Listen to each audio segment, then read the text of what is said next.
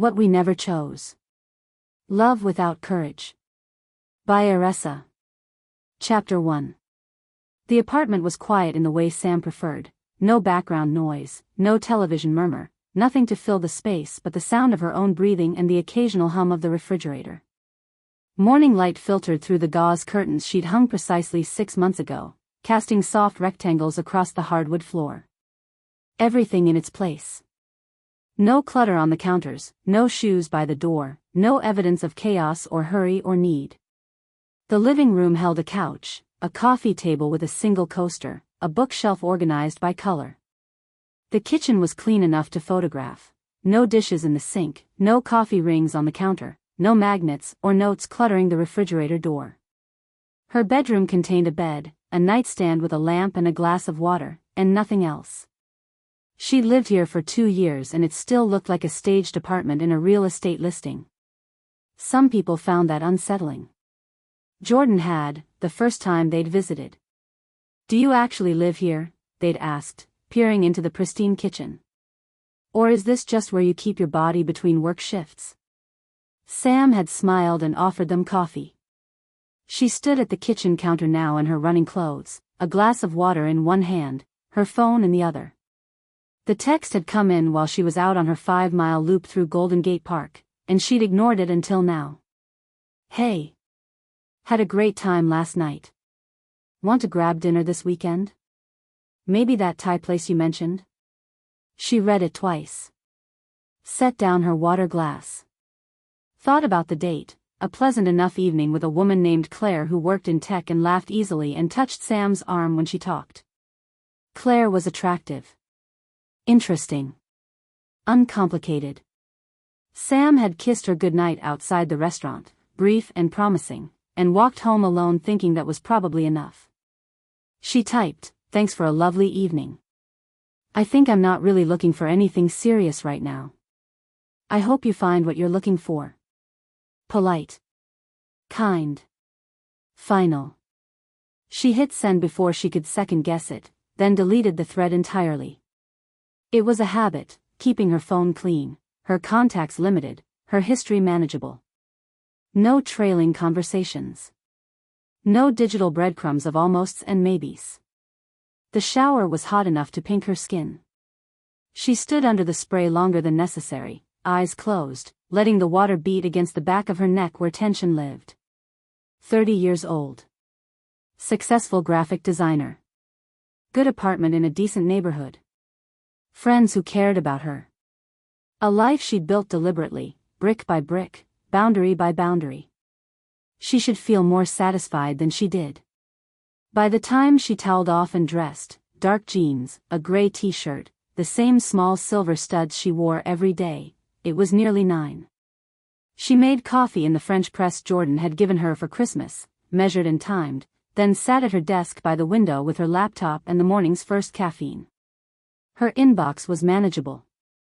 3 client emails, a newsletter she'd forgotten to unsubscribe from, a reminder about an upcoming dentist appointment. She answered the client emails first, her responses efficient and clear. This was the part of freelancing she was good at, setting expectations, meeting deadlines, delivering exactly what was promised without drama or delay. The coffee roaster wanted to see the final logo variations by end of week. The startup founder had questions about color theory that Sam answered in 2 concise paragraphs. The third client, a small press in Berkeley, just wanted to thank her for the book cover design that had apparently exceeded expectations. Sam read that one twice, allowed herself a small smile, then filed it in a folder labeled Positive Feedback that she looked at approximately never. She opened her design software and pulled up the coffee roaster project. 3 logo concepts, each with multiple color variations. She'd been working on this for 2 weeks, refining and adjusting until each element felt intentional. The client wanted something that felt artisanal but approachable, sophisticated but warm. Sam had delivered exactly that, a clean, minimalist mark that suggested both craft and comfort without trying too hard. She studied the designs with the same critical distance she applied to everything. Good work. Professional. The kind of thing that would look right on packaging, on a website, on the side of a delivery van. Nothing revolutionary, but that wasn't what they'd asked for. They'd asked for competent, and she'd given them excellent. Sam saved her files, backed them up to the cloud, and was halfway through archiving her sent messages when her thumb hovered over the new message icon. It happened sometimes. Muscle memory from years ago, before she'd trained herself out of it. The urge to open a blank text, type a name that hadn't appeared in her contacts for over a decade, and say, "What? Thinking about you. Wondering if you ever think about me. Did you mean it when you said?" Sam's thumb moved to the messaging app. Hovered there. She could still see the contact, if she went looking for it. Buried in her phone somewhere, probably still the same number after all these years. She'd never deleted it, just stopped using it. Stopped checking it. Stopped hoping for a message that would explain everything or apologize for nothing or simply say "I remember you too." 12 years was a long time to carry a question. Sam closed the messaging app. Opened her email instead. The subject line made her pause. PDX Design Summit, Speaker Confirmation. She'd submitted a proposal months ago, mostly on a whim, not expecting to hear back. The conference was small but well regarded, focused on independent designers and creative professionals in the Pacific Northwest. A panel discussion on maintaining artistic integrity in commercial work. She'd written the proposal in a single sitting, sent it off, and promptly forgotten about it. Dear Ms. Reyes, we're thrilled to confirm your participation in this year's PDX Design Summit as a panelist for Creative Independence in a Corporate World. The conference will take place October 15th to 17th at the Sentinel Hotel in downtown Portland. Portland. She stared at the screen, a small knot forming somewhere behind her ribs. It had been years since she'd been to Portland. Not since college, maybe. A weekend trip with friends, forgettable and pleasant. Nothing significant. There was no reason the city should make her feel anything. Except there was one reason, and Sam pushed it away before it could fully form. Geography was just geography. Portland was just another city on the West Coast, 3 hours north by plane. The fact that someone she used to know had lived there briefly during college meant nothing. That person could be anywhere now. Probably wasn't even in Portland anymore. Probably didn't think about Sam at all. Sam scrolled through the rest of the email: logistics, schedule, travel stipend, hotel accommodations provided. The conference was in 2 weeks. She'd need to book a flight, prepare her talking points, maybe get a haircut. All manageable. All normal business travel tasks.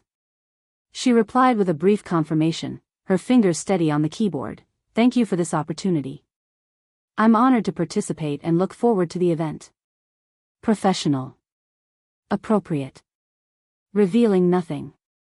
Then she opened a new tab and booked the cheapest direct flight from San Francisco Airport to PDX.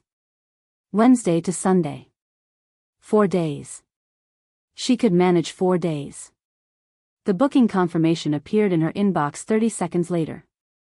She saved it to her travel folder, added the dates to her calendar, and closed her laptop with a soft click that felt oddly final. The rest of her morning unfolded in the familiar rhythm she'd perfected over the last few years. Work for 2 hours, this week, a branding refresh for a boutique coffee roaster in Oakland. The owner wanted something that felt both modern and nostalgic, which was basically every coffee shop's brand identity, but Sam had found an angle. Clean lines, warm colors, a logo that suggested craft without being precious about it. She adjusted the kerning on the wordmark, tweaked the color palette, saved 3 different versions. Emailed them to the client with a brief explanation of her reasoning. Then she stood, stretched, and made herself a late breakfast. Scrambled eggs cooked in butter. Toast from the good sourdough she bought weekly at the farmer's market. Half an avocado, which she ate directly from the skin with a spoon, standing at the counter. Jordan called this Sam's depression breakfast, but it wasn't depression. It was just efficiency. Protein, carbs, fat. Fuel. She ate standing up, looking out the window at the building across the street. Someone had hung laundry on their balcony. A cat sat in another window, washing its face. Normal life, unfolding in ordinary ways. Sam rinsed her plate and went back to work. By mid-afternoon, she'd finished 2 more rounds of revisions and sent off another batch of files. She responded to texts from Jordan about meeting for coffee tomorrow. Approved an invoice. Updated her calendar with the Portland dates, which now sat there like a small blinking cursor in the middle of October. At some point between answering emails and starting a new project, Sam found herself Googling the PDX Design Summit. The website was professionally designed, clean, minimal, lots of white space. The kind of design that made her both professionally appreciative and vaguely envious. She clicked through the speaker lineup, recognizing a few names from conferences she'd attended virtually during the pandemic. The keynote speaker was someone whose TED Talk she'd watched twice, a woman who'd built an independent design studio from nothing and now employed 30 people. Inspiring in that slightly exhausting way that successful people always were. Sam clicked over to the panel lineup. Her session was on Friday afternoon. Creative Independence in a Corporate World, How to Maintain Your Vision While Paying Your Bills. The other panelists were an art director from Nike, a freelance illustrator who'd worked with the New York Times, and a brand strategist whose name Sam didn't recognize. She should probably prepare talking points. Maybe look up the other panelists, see what their work looked like, figure out what angle she could bring that wouldn't just echo what everyone else said. She opened a new document and typed, Portland Conference Notes. Then she stared at the blank page for 30 seconds and closed the document. She'd prepare later. Closer to the date. When the trip felt more real and less like something that might not actually happen. At some point, she found herself standing in front of her closet, mentally packing for Portland even though the trip was still 2 weeks away. She pulled out her good blazer, the one that made her look professional without trying too hard. 2 pairs of jeans. A few simple tops. Her leather jacket, worn soft at the elbows. Everything in her closet was deliberate. She'd purged the unnecessary items years ago, the clothes that didn't fit quite right, the things she kept, just in case, the pieces that carried too much memory. What remained was essential. Interchangeable. A wardrobe that could take her anywhere and say nothing specific about who she was. That was the point, she supposed. She didn't own much. It was intentional, moving every few years had taught her the value of traveling light. When she'd left for college, she'd packed 2 suitcases and never looked back. When she'd moved to San Francisco 5 years ago, everything she owned fit in a rented van she drove herself. No help needed. No emotional goodbyes over furniture or kitchen items. Relationships, too, had taught her the same lesson. Easier to leave when there wasn't much to carry. That thought arrived unbidden, clinical and uncomfortable. Sam registered it, set it aside, and hung everything back up. Sam hung everything back up and closed the closet door. By evening, she'd finished the coffee roaster project and sent off the final files. She heated up leftover Thai food, poured herself a glass of wine, and sat on her couch with her laptop to research the conference. The other panelists were people she'd heard of, respected from a distance. The keynote speaker was someone whose TED Talk she'd watched twice. It was a good opportunity. She should be excited. She was excited. Mostly. Her phone buzzed. Jordan, confirming tomorrow's coffee date. Sam replied with a thumbs up, then set the phone face down on the coffee table and stared at the dark screen of her television, which she almost never turned on. The apartment was so quiet. She stood, rinsed her wine glass, and went to the bathroom to brush her teeth. The mirror above the sink showed her exactly what she expected, a woman who looked put together, competent, fine. Dark eyes that didn't give much away. Hair still damp from her morning shower, pulled back in a low ponytail. No makeup, because she rarely wore it. No jewelry except the studs. She studied her reflection the way she might study a design mock-up, looking for flaws or inconsistencies. There was nothing wrong with her life. She had work she was good at, enough money to live comfortably, a handful of friends she trusted. She ran every morning and ate vegetables and kept her apartment clean and didn't need anyone to make her feel whole. She'd learned that lesson the hard way. 12 years ago, she'd been a different person. Softer, maybe. More willing to wait for someone to choose her. More willing to believe that love was supposed to hurt like that, was supposed to feel like hoping and hiding and holding your breath. She knew better now. Sam leaned closer to the mirror, both hands braced on the edge of the sink. 30 years old. 12 years since high school. A lifetime, really. She'd built this life carefully, one choice at a time, and it was good. Controlled. Safe.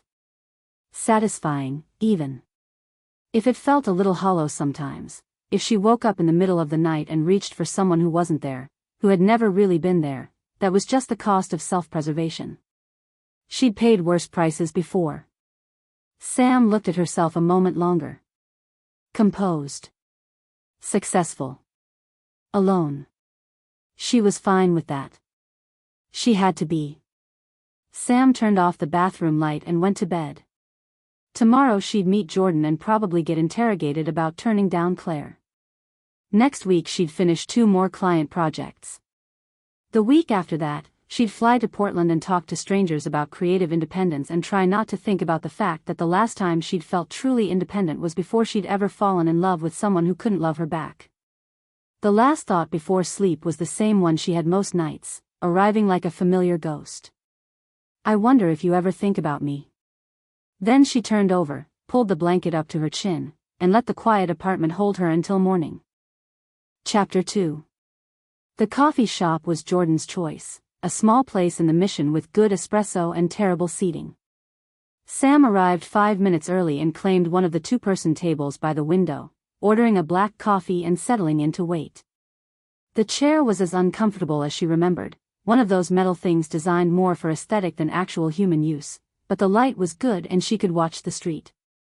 Jordan appeared exactly on time, which meant they'd been waiting outside until 10 o'clock hit. Punctuality as a form of control.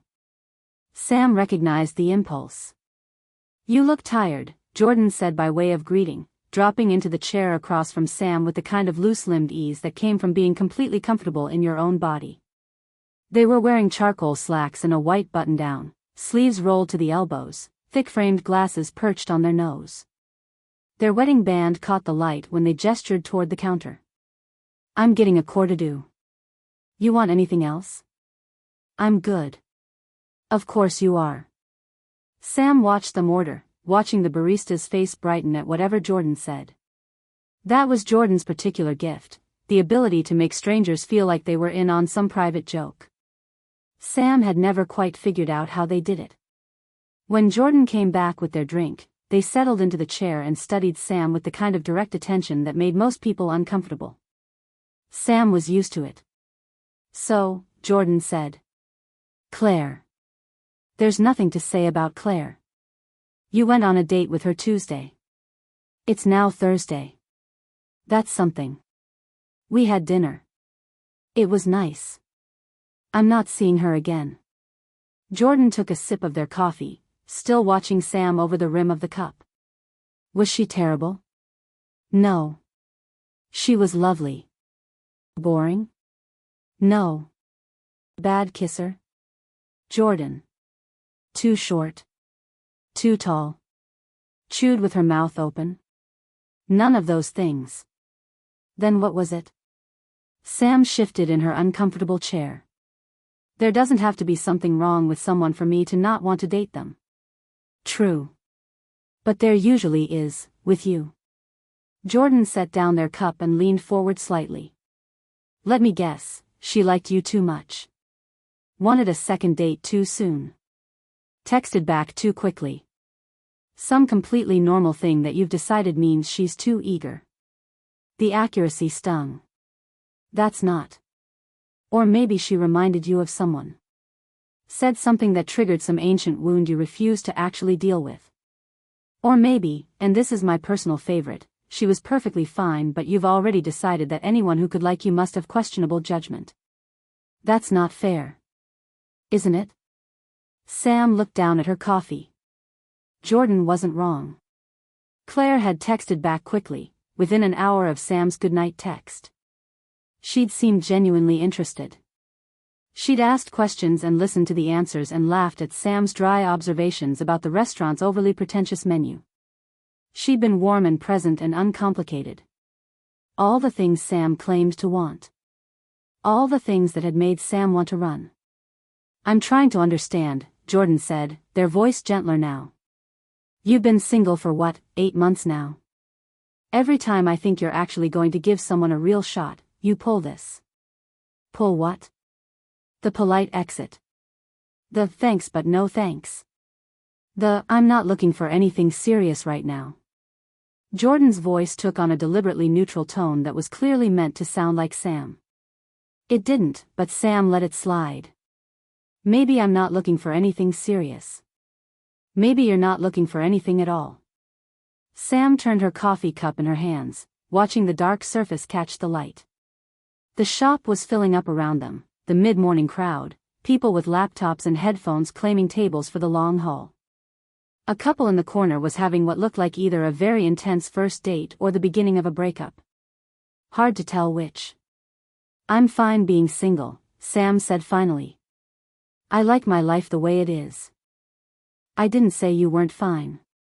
I said you're not looking. Is there a difference?" Jordan leaned back, arms crossed. "You tell me." This was Jordan's method: ask questions, wait for Sam to talk herself into the corner they'd been heading toward all along. Sam recognized the trap. She walked into it anyway. "I'm not interested in someone who can't decide if they want me," Sam said. The words came out more sharply than she'd intended. Love without choice isn't love. It's just avoidance. The silence that followed felt heavy. Jordan didn't move, didn't break eye contact, just let the words sit there between them. Then, quietly, "You know you're describing yourself, right?" Sam felt something tighten in her chest. "That's not. Claire wanted to see you again. She chose you. You're the one who decided it wasn't enough. I barely know her. That's usually how second dates work. You get to know people. I'm not avoiding anything. I'm just," Sam stopped. Started again. "I'm not going to waste someone's time when I know it's not going anywhere." "How do you know that?" "I just do." Jordan made a soft sound that might have been a laugh or a sigh. "Sam. You're my best friend. I love you. But you've been using the same excuse for 12 years and I'm getting tired of pretending I don't see it. I don't know what you're talking about." "Yes, you do." Sam looked out the window. A bus was pulling up to the stop across the street, people filing on with the blank faces of morning commuters. She could see her reflection in the glass, ghost-like and transparent, and Jordan's behind her, solid and present. "I moved on," Sam said.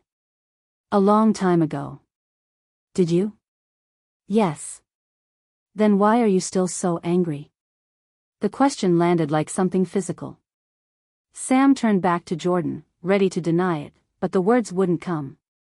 Because Jordan was right, and they both knew it. "I'm not angry," Sam said, but even she could hear how weak it sounded. Jordan's expression softened. "You're allowed to be angry. What happened to you was shitty. But at some point you have to decide, do you want to be right about love being impossible, or do you want to actually try? That's not fair. Isn't it?" Sam picked up her coffee and drank, even though it had gone lukewarm. She needed something to do with her hands, some small action that felt like control. The couple in the corner was definitely breaking up now. The woman was crying. The man looked like he wanted to be anywhere else. "Can we talk about something else?" Sam asked. Jordan watched her for another moment, then nodded. "Sure. How's work?" "Fine. Busy. I'm finishing up the coffee roaster rebrand." "The one with the impossible client?" "They're not impossible. Just specific." "That's generous." "It's accurate." They fell into easier conversation then. Jordan's current project, an affordable housing development that was being delayed by permitting issues. Chris's new obsession with sourdough bread, which meant their apartment now smelled perpetually of fermentation. The bike Jordan was rebuilding in their living room, much to Chris's dismay. Sam relaxed slightly, grateful for the shift away from her personal life. This was safer territory. Jordan's world was stable, comprehensible. They'd met Chris in grad school, dated for 3 years, gotten married in a small ceremony in Golden Gate Park. No drama. No uncertainty. Just two people who chose each other and kept choosing each other, day after day. Sam was happy for them. She was. "Oh," Jordan said, pulling out their phone. "Speaking of Chris, they wanted me to ask if you're free for dinner next month. We're thinking of doing a thing for their birthday. Just let me know when. I'll be there. How's your calendar looking? You traveling much?" "Actually, yeah. I have a conference in Portland in a couple weeks." Jordan's eyebrows went up. "Portland? Design Summit thing. I'm on a panel." "That's great." Jordan's tone was carefully neutral. Too carefully. "When did that come up?" "I got the confirmation yesterday. I submitted the proposal months ago and forgot about it." "Huh." Sam knew that tone. "What?" "Nothing. Jordan. It's probably nothing." "What's probably nothing?" Jordan set down their phone and leaned forward slightly, lowering their voice even though no one around them was paying attention. "I heard something through the grapevine. About someone from your past maybe being in Portland for some work thing." Sam's heart did something complicated. She kept her face neutral. "Who?" "I don't know for sure. Casey mentioned it. You remember Casey from college? We ran into them at a gallery opening last month. They're friends with someone who works at some marketing firm, and apparently this person was talking about a big conference they were planning to attend in Portland, and Casey said it sounded like it might be the same one you'd mentioned submitting to." "That's pretty vague." "I know. Could be anyone. Could be no one. Could be Casey got the whole thing wrong." Also true. But Sam's hands had gone cold. She wrapped them around her coffee cup, seeking warmth that wasn't there anymore. "Casey didn't say a name?" Sam asked, hating how careful her voice sounded. "No. Just that they thought maybe someone from your college years might be there. But Casey's memory is terrible, so." Jordan shrugged. "It's probably nothing. I wouldn't have mentioned it except you brought up Portland and I thought, better you know than be surprised." "I'm not going to be surprised. Because it's probably nothing." "Right. And even if someone I knew in college is there, so what? I knew lots of people in college." "Absolutely." Sam met Jordan's eyes. "You're doing the thing where you agree with me but don't actually believe what I'm saying. I'm doing the thing where I'm being a good friend and letting you pretend this doesn't bother you." "It doesn't bother me." "Okay. I'm serious. I believe you." "Jordan." "Sam." Jordan's voice was gentle now, almost sad. "If you see her, you see her. If you don't, you don't. But either way, you're going to be fine. You know that, right?" Sam wanted to say yes. Wanted to mean it. Instead she said, "I don't even know if it's her. It's probably not. Casey probably got the whole thing confused. Probably. And even if it is, we're adults. We can be in the same city without it being a thing." "Absolutely. I've moved on. I don't need closure or answers or whatever you think I need. I'm past all that." Jordan didn't respond immediately. They just looked at Sam with something that might have been pity or understanding or both. Then they finished their coffee and set the cup down with a soft click. "You know what I think?" Jordan said. "I'm sure you're about to tell me. I think you're right. I think you have moved on. I think you've built a really good life for yourself, great career, nice apartment, people who care about you. I think you're genuinely happy, most of the time. But I also think there's a part of you that's still 17 years old, standing in a hallway, waiting for someone to choose you. And until you stop waiting, you're not really free. Sam felt something crack open inside her chest. She looked away, blinking against the sudden pressure behind her eyes. I'm not waiting for anything, she said quietly. Then why haven't you deleted her number? Sam's breath caught. How did you? Because I know you. You delete everything. You keep your life so clean and organized and minimal. But you've had the same phone number for 10 years, which means you've transferred that contact across at least 3 phones. Why? Sam didn't answer. Couldn't. Jordan reached across the table and covered Sam's hand with theirs. The touch was warm, grounding. I'm not trying to hurt you, Jordan said. I'm trying to help you see what you already know. You can't move on while you're still holding on. And you can't hold on while pretending you've let go. I know. Sam's voice came out rough. She cleared her throat. I know. So what are you going to do? About what? About Portland. About the maybe person who might be there. About all of it. Sam pulled her hand back gently and wrapped both arms around herself. The coffee shop felt too bright suddenly, too loud, too full of strangers living their normal Thursday mornings while Sam sat here coming apart at the seams. I'm going to go to Portland, she said finally. I'm going to be on my panel. I'm going to be professional. And if I see someone I used to know, I'll be polite. That's it. That's all it needs to be. And if it's not nothing? If it is her? Sam made herself meet Jordan's eyes. Then I'll handle it. Like an adult. Because that's what we both are now, adults who made choices a long time ago and have to live with them. Jordan nodded slowly. Okay. But you know you can call me, right? Anytime. If you need to talk or vent or just hear another person's voice. I know. I'm serious. Even if it's 3 in the morning and you're spiraling. Call me. I will. Sam managed a small smile. Thank you. For caring. For pushing. For all of it. That's what best friends do. Yeah. They sat for a while longer, the conversation drifting to safer topics, a movie Jordan wanted to see, a restaurant that had just opened in Sam's neighborhood, plans for the upcoming holidays. Normal things. Easy things. But underneath it all, Sam felt the weight of what Jordan had said. About waiting. About holding on while pretending to let go. About the phone number she'd never deleted. When they finally said goodbye outside the coffee shop, Jordan pulled Sam into a brief hug. Be careful, they said quietly. With your heart. You only get one.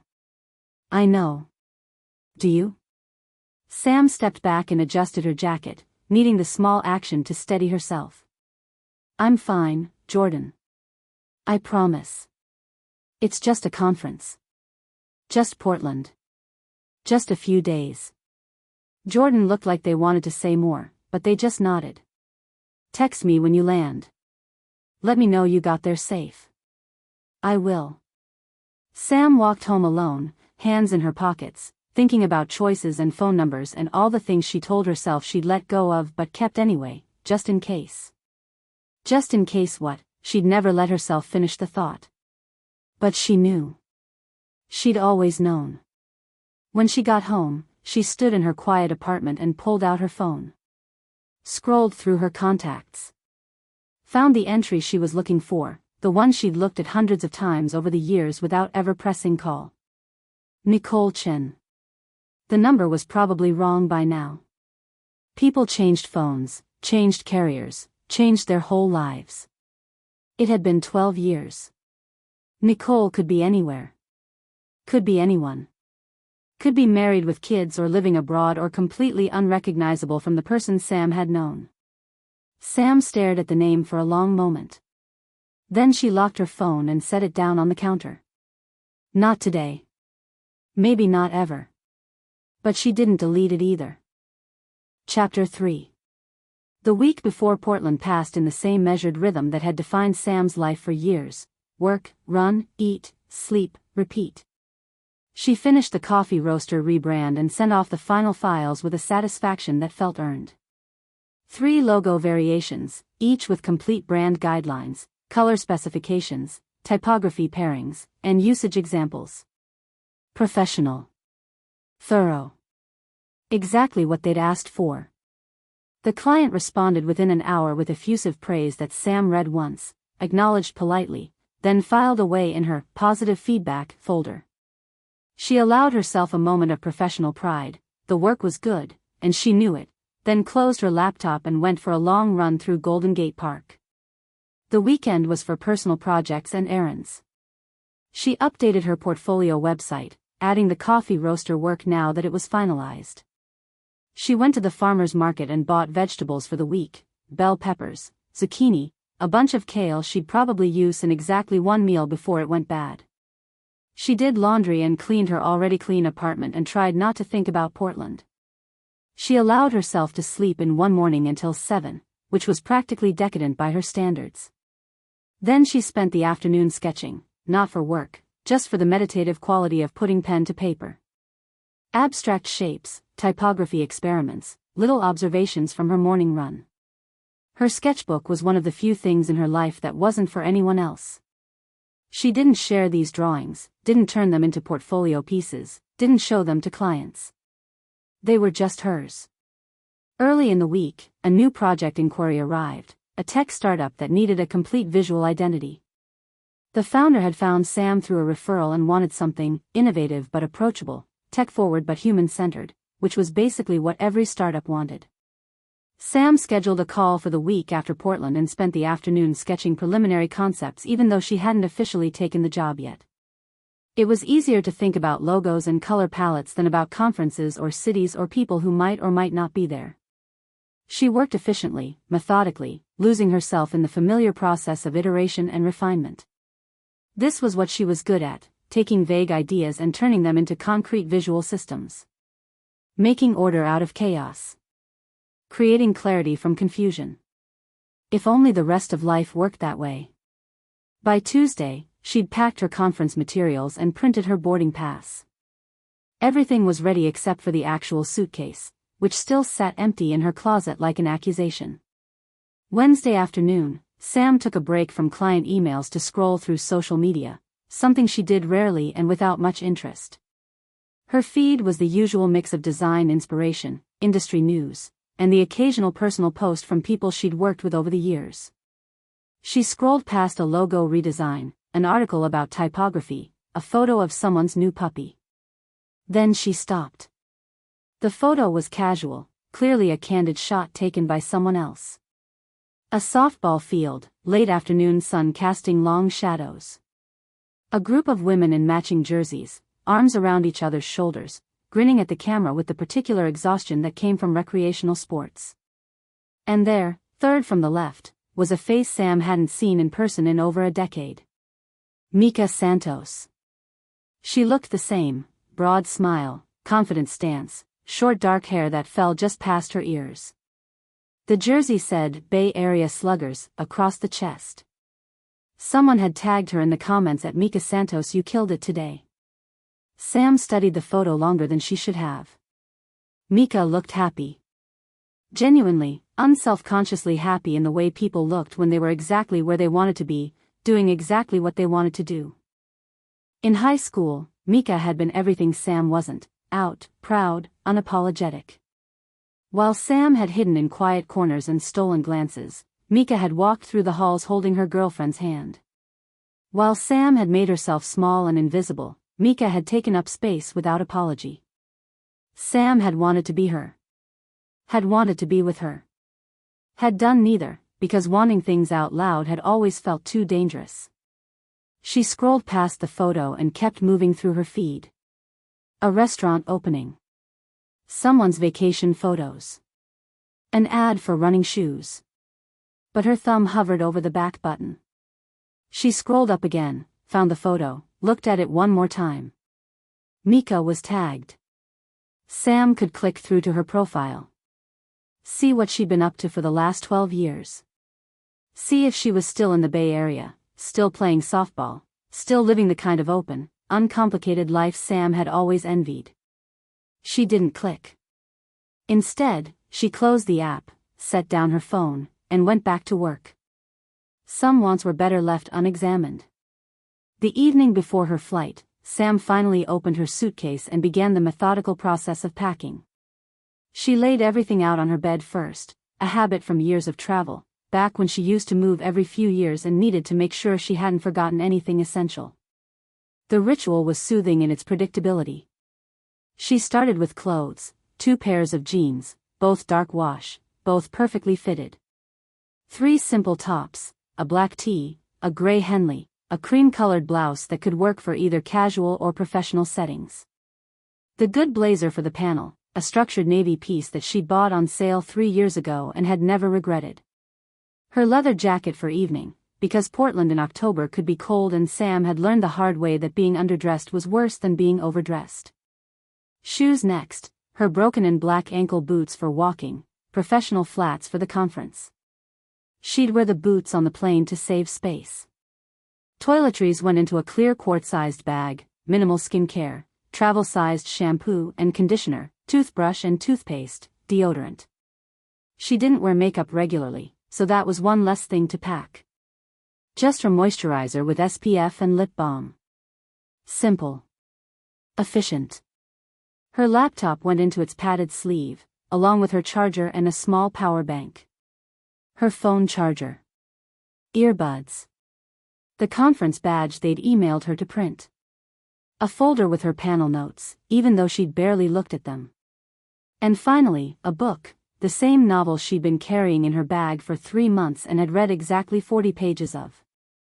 She'd probably not read it in Portland either, but packing a book made her feel like the kind of person who had time for leisure reading. Who could relax on planes. Who didn't spend every moment either working or thinking about work. Everything fit neatly into her carry-on with room to spare. She'd learned to travel light, to need very little, to move through the world without leaving much trace. The suitcase looked sparse, almost empty despite containing everything she'd need for 4 days. Jordan had once joked that Sam packed like someone always ready to disappear. Sam hadn't laughed. She zipped up the suitcase and set it by the door, ready for morning. Checked her phone, no new messages. Checked her email, nothing urgent. Checked the weather in Portland, rain likely, of course. She added an umbrella to the outside pocket of her suitcase. There. Everything was ready. Nothing left to do but wait. Her phone rang while she was zipping up the suitcase. Mom. Sam answered on the 3rd ring, already bracing herself. Hi, Mom. Anak, you're still awake. Good. Her mother's voice was warm, familiar, carrying the faint accent that never quite disappeared even after 40 years in the States. I was worried you'd be sleeping already. It's only 8 o'clock. You work so hard, I never know when you sleep. Sam carried the phone to the kitchen and poured herself a glass of water. I sleep normal hours, Mom. Do you? Jordan tells me you work weekends. Jordan needs to mind their own business. Jordan worries about you. I worry about you. A pause. Are you eating enough? You sound tired. I'm fine. I eat. I sleep. I'm perfectly healthy. That particular sound, half skeptical, half resigned, was one of Carmen Reyes's signature moves. Sam had been hearing it her whole life. And how is work? Good. Busy. I just finished a big project. The coffee one? Yeah. That's wonderful, Anak. You work so hard. Another pause, this one loaded with the particular weight of a question being prepared. Are you seeing anyone? There it was. No, Mom. Still? Still. You know, Mrs. Calderon's daughter just got engaged. Such a beautiful girl, and so successful. A lawyer. That's great for her. She met her fiancé at church. Maybe you should come to Mass with me sometime. You never know who you might meet. Sam closed her eyes and counted to 3. Mom, I'm not going to meet someone at your church. Why not? There are nice people there. Young people. I'm sure there are. So you'll come? This Sunday? I can't. I'm traveling for work. Oh. Interest sharpened in her mother's voice. Where? Portland. I'm speaking at a conference. Speaking? Anak, that's wonderful. Why didn't you tell me? I just did. When do you leave? Tomorrow afternoon. Tomorrow. And you're just telling me now? It's not a big deal. Just a panel discussion. I'll be back Sunday. Still, I would have liked to know. I could have made you something to take on the plane. You know airplane food is terrible. I'll buy something at the airport. It's not the same. A sigh, then a softening. But I'm proud of you. Speaking at a conference. My smart daughter. The affection in her mother's voice made Sam's chest tight. Thanks, Mom. You'll call me when you get there? Let me know you arrived safely. I will. And you'll be careful? Portland is a big city. I'll be careful. And you'll eat properly? Not just coffee and those energy bars you like. Mom. I know. You're an adult. You can take care of yourself. Another pause. But you're still my baby, so I get to worry. Sam smiled despite herself. I know. They talked for a few more minutes. Sam's aunt's upcoming birthday party, the new grocery store that had opened near her mom's house, the neighbor's dog that wouldn't stop barking. Normal things. Safe things. The comfortable rhythm of a relationship that had learned to navigate around the things they didn't talk about. Her mother knew Sam was gay. Had known since college, when Sam had finally worked up the courage to say it out loud. Carmen had cried, then hugged her, then said she loved her no matter what, which was both true and not quite enough. She loved Sam. She wanted Sam to be happy. She just didn't quite understand what that happiness might look like, and Sam had learned not to push. It was easier this way, love without full understanding, acceptance without complete comfort. Sam had built her whole life around that particular compromise. I should let you get some sleep, her mother said eventually. You have an early flight? Early enough. Okay. Be safe, Anak. Call me when you land. I will. Love you. Love you too. So much. After they hung up, Sam stood in her quiet kitchen for a long moment, phone in hand, feeling the particular loneliness that came after conversations with her mother. The sense of being loved and not quite seen. Known and not quite understood. She rinsed her water glass, checked that her suitcase was by the door, set her alarm for 5 a.m., and went to bed early. The morning arrived gray and unremarkable. Sam woke before her alarm at 4:47 a.m., already fully alert in that way that happened when her body knew today was different from other days. She lay in bed for 3 minutes, allowing herself that small luxury, then got up and went through her routine on autopilot. Coffee, stronger than usual. Shower, quick and efficient. She dressed in her travel uniform, dark jeans, the gray Henley, the leather jacket. Comfortable but put together. Anonymous in the way airport clothes should be. She double-checked her suitcase one more time, laptop, yes, phone charger, yes, conference materials, yes, book she wouldn't read, yes, then hauled it to the door. Her apartment looked the same as always, clean, minimal, waiting for her return. She'd left nothing out, nothing undone. When she came back Sunday evening, it would be like she'd never left. The rideshare arrived at 5:30 exactly. The driver was blessedly quiet, just nodded at Sam's greeting and pulled into morning traffic. Sam watched San Francisco slide past the window, dark streets, early risers walking dogs, the city still half asleep. By the time they reached SFO, the sky was beginning to lighten, that particular pre-dawn gray that promised nothing about the day ahead.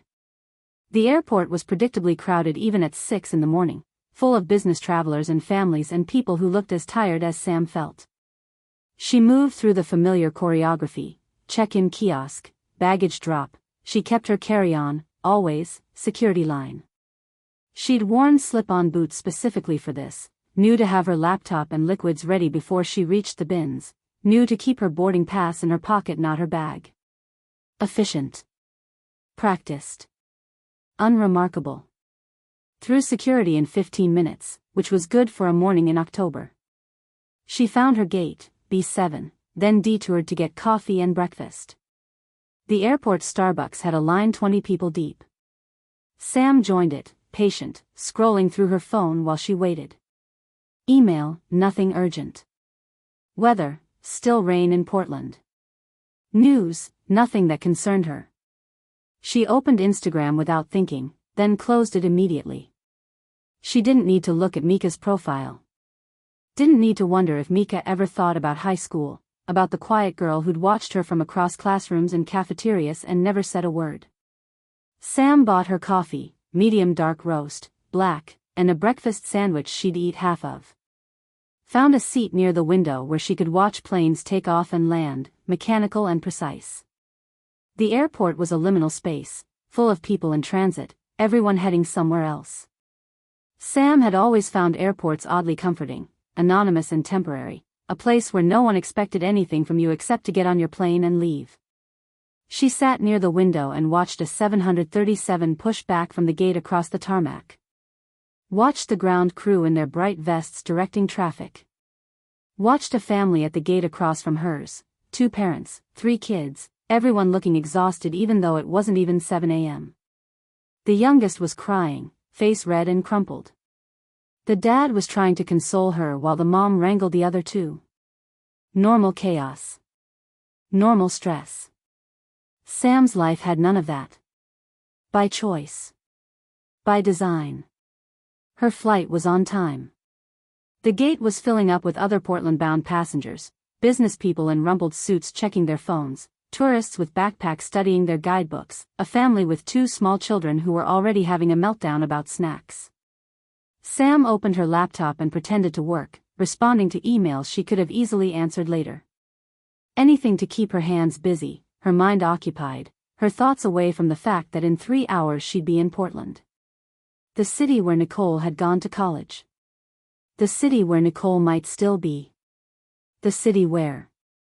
Now boarding Group A for Flight 1247 to Portland, the gate agent announced. Sam closed her laptop. Group B was next, which was her. She stood, shouldered her bag, and joined the slowly forming line. 1 foot in front of the other. That was all traveling required. That was all anything required, really. The plane was a narrow-body jet, mostly full. Sam had a window seat, her preference, always. She could look out instead of at the people around her. Could pretend to sleep without anyone trying to make conversation. She stowed her bag in the overhead bin, settled into her seat, and buckled her seatbelt. The middle seat stayed empty, a small mercy. The aisle seat was taken by a man in a business suit who immediately put in earbuds and closed his eyes. Perfect. Sam watched the ground crew load the last bags into the cargo hold. The mechanical precision of it, the choreographed efficiency. Everyone knowing their role, doing their job, making sure everything fit exactly where it was supposed to.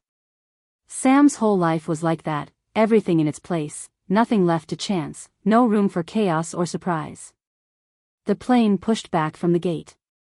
The flight attendants went through their safety demonstration: exits here, flotation devices there, oxygen masks will drop from above.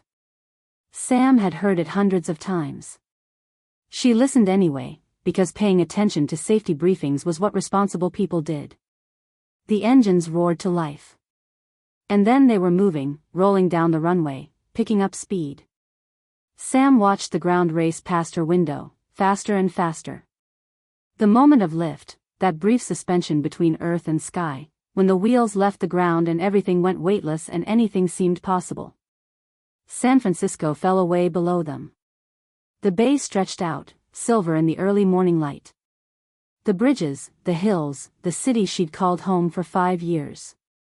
All of it getting smaller, more distant, more abstract. Sam closed her eyes and let the plane carry her away from her carefully controlled life and toward whatever waited in Portland. 3 days. Just 3 days. She could manage 3 days. She'd survived worse. Chapter 4. The plane touched down at PDX at 9:47 a.m., 7 minutes ahead of schedule.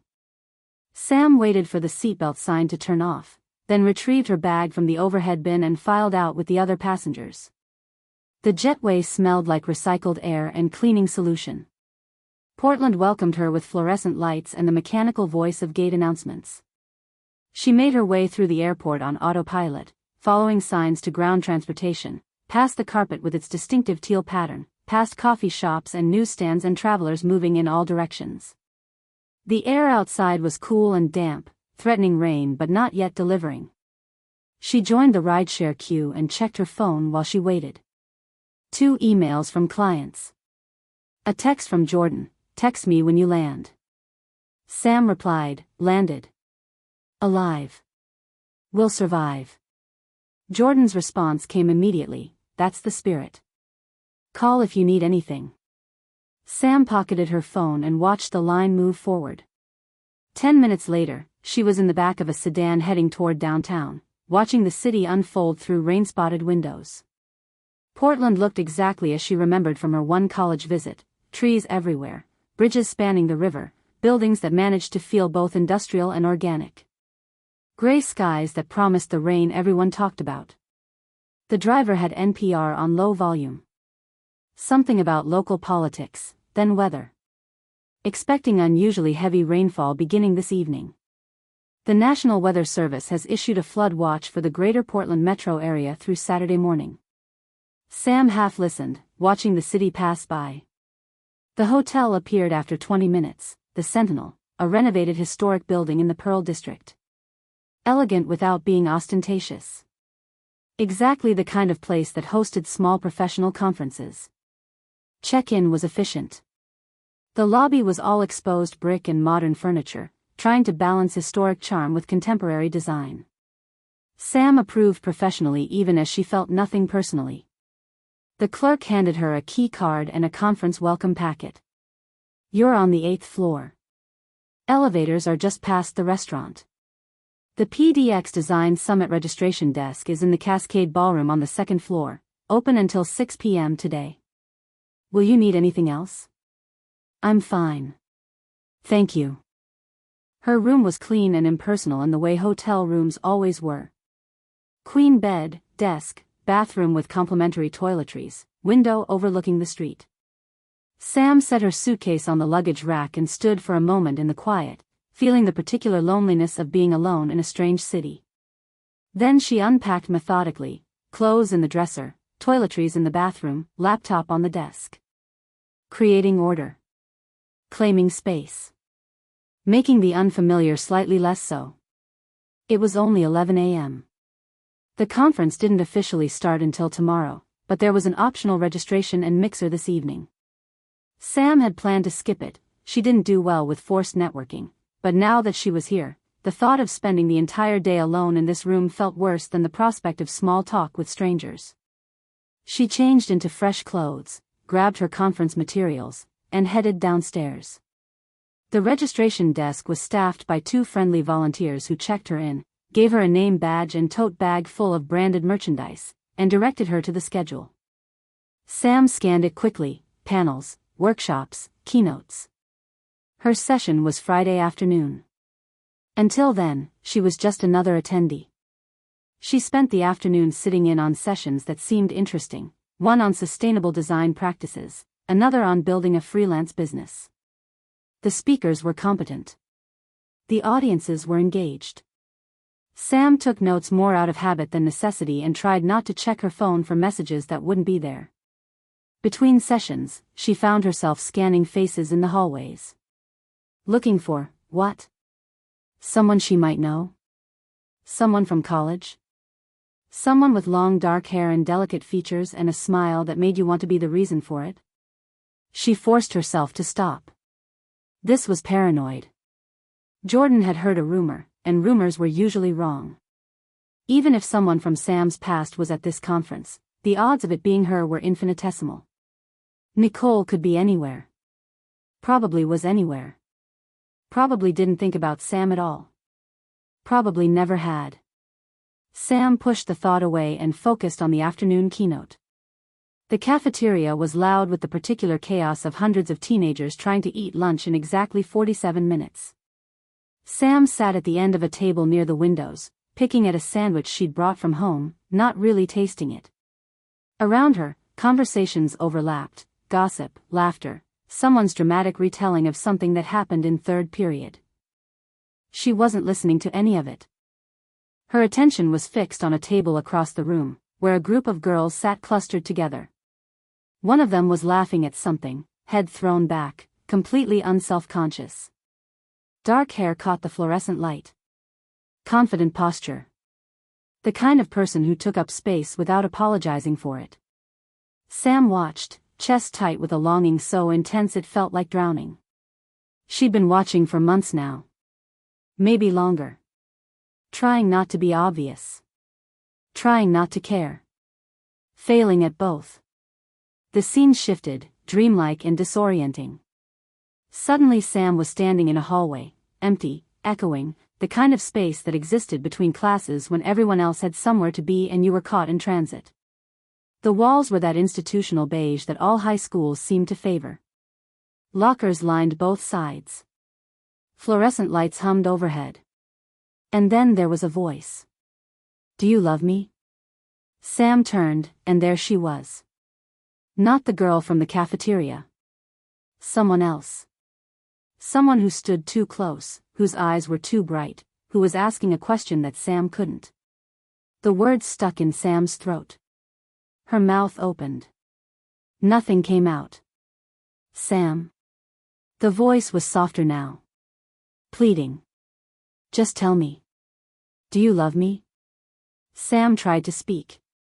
Tried to say yes, tried to say of course, tried to say I've loved you since the first time you smiled at me, but her body wouldn't cooperate. She stood frozen, paralyzed, while seconds stretched into eternity. The hallway was too bright. The walls were closing in. The voice kept asking, kept waiting, kept hoping for an answer that wouldn't come. And then Sam jolted back to the present, heart racing, disoriented. She was in the hotel conference room, sitting in a chair that was too hard, surrounded by strangers listening to someone talk about design trends. The keynote was still happening. No one was looking at her. No one had noticed. She pressed a hand to her chest, feeling her heart hammering beneath her palm. Just a memory. Just the past leaking into the present like it always did when she wasn't careful. She checked her phone, 5:34 p.m. The keynote would end in 10 minutes, then there was the mixer. She could skip it. Go back to her room. Order room service and pretend this day hadn't happened. But that would mean being alone with her thoughts, and that suddenly seemed worse than forced networking. The keynote ended. Sam joined the crowd moving toward the hotel bar where the mixer was being held. The space filled quickly, conference attendees balancing wine glasses and small plates, conversations starting and stopping, the particular energy of professional strangers trying to make connections. Sam got a glass of white wine she didn't really want and found a spot near the windows where she could observe without having to actively participate. A few people tried to start conversations. Where was she from? What did she do? Had she been to Portland before? Sam answered politely, asked appropriate follow-up questions, and extracted herself as soon as it was socially acceptable. This was fine. She was fine. Just a few more minutes, then she could legitimately leave without seeming antisocial. Her phone buzzed. She glanced at the screen, a news alert. Severe weather warning, flash flood watch upgraded to warning for Portland metro area. Heavy rainfall expected through Saturday. Avoid unnecessary travel. Sam looked toward the windows. The rain had started while she'd been inside, and it was coming down harder now than she'd seen in San Francisco in years. Not a drizzle or even a steady rain, a downpour, the kind that overwhelmed storm drains and turned streets into rivers. She realized, with a flicker of unease, that this hadn't started tonight. The system had been building all day, maybe longer, and she'd arrived just in time to be caught in the middle of it. Another buzz. Another alert. Update: National Weather Service warns of potential flash flooding. 3 to 5 inches of rain expected in next 24 hours. Around the room, other people were checking their phones too, conversations shifting toward the weather. Someone mentioned that this wasn't normal for October.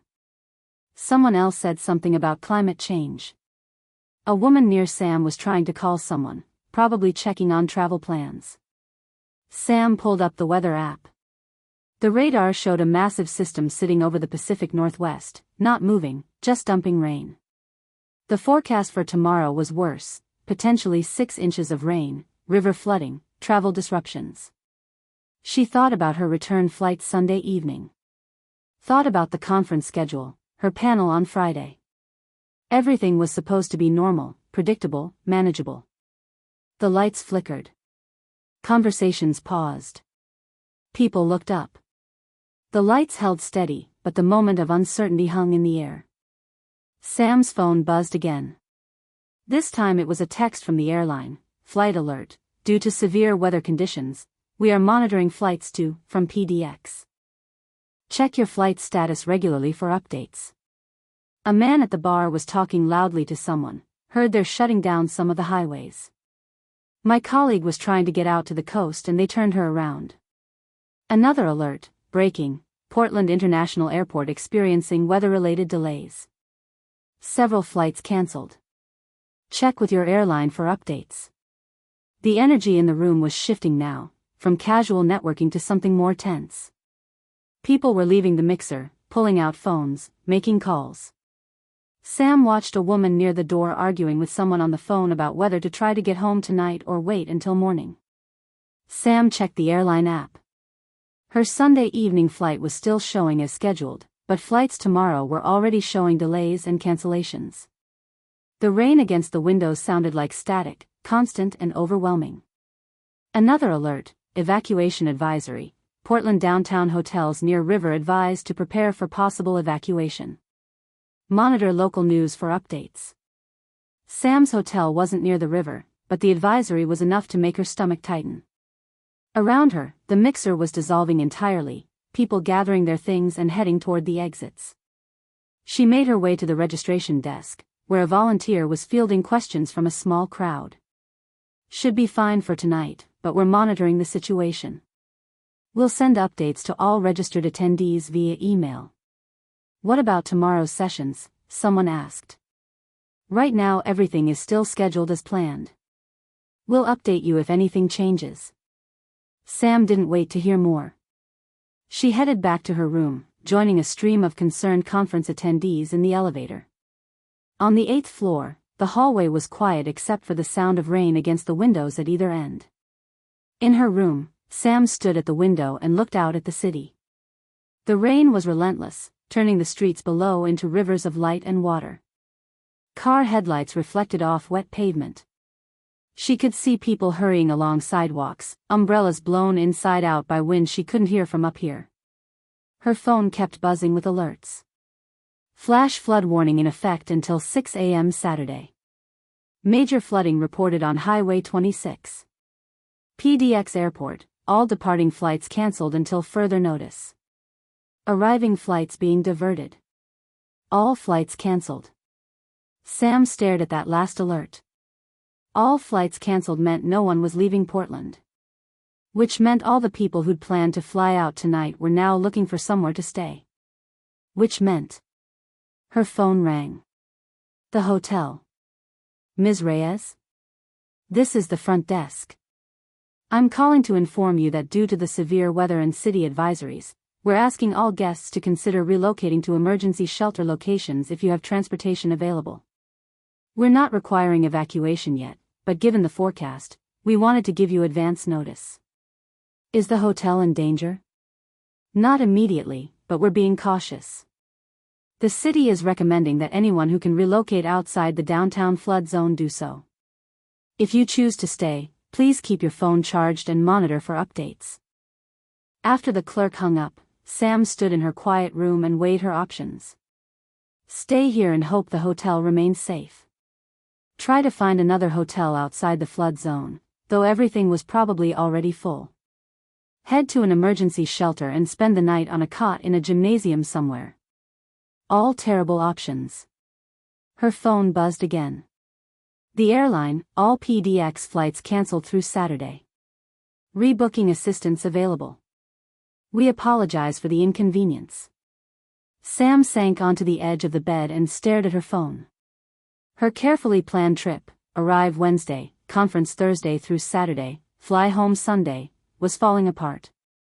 The storm was supposed to be manageable. Just some rain. Portland always had rain. This wasn't manageable.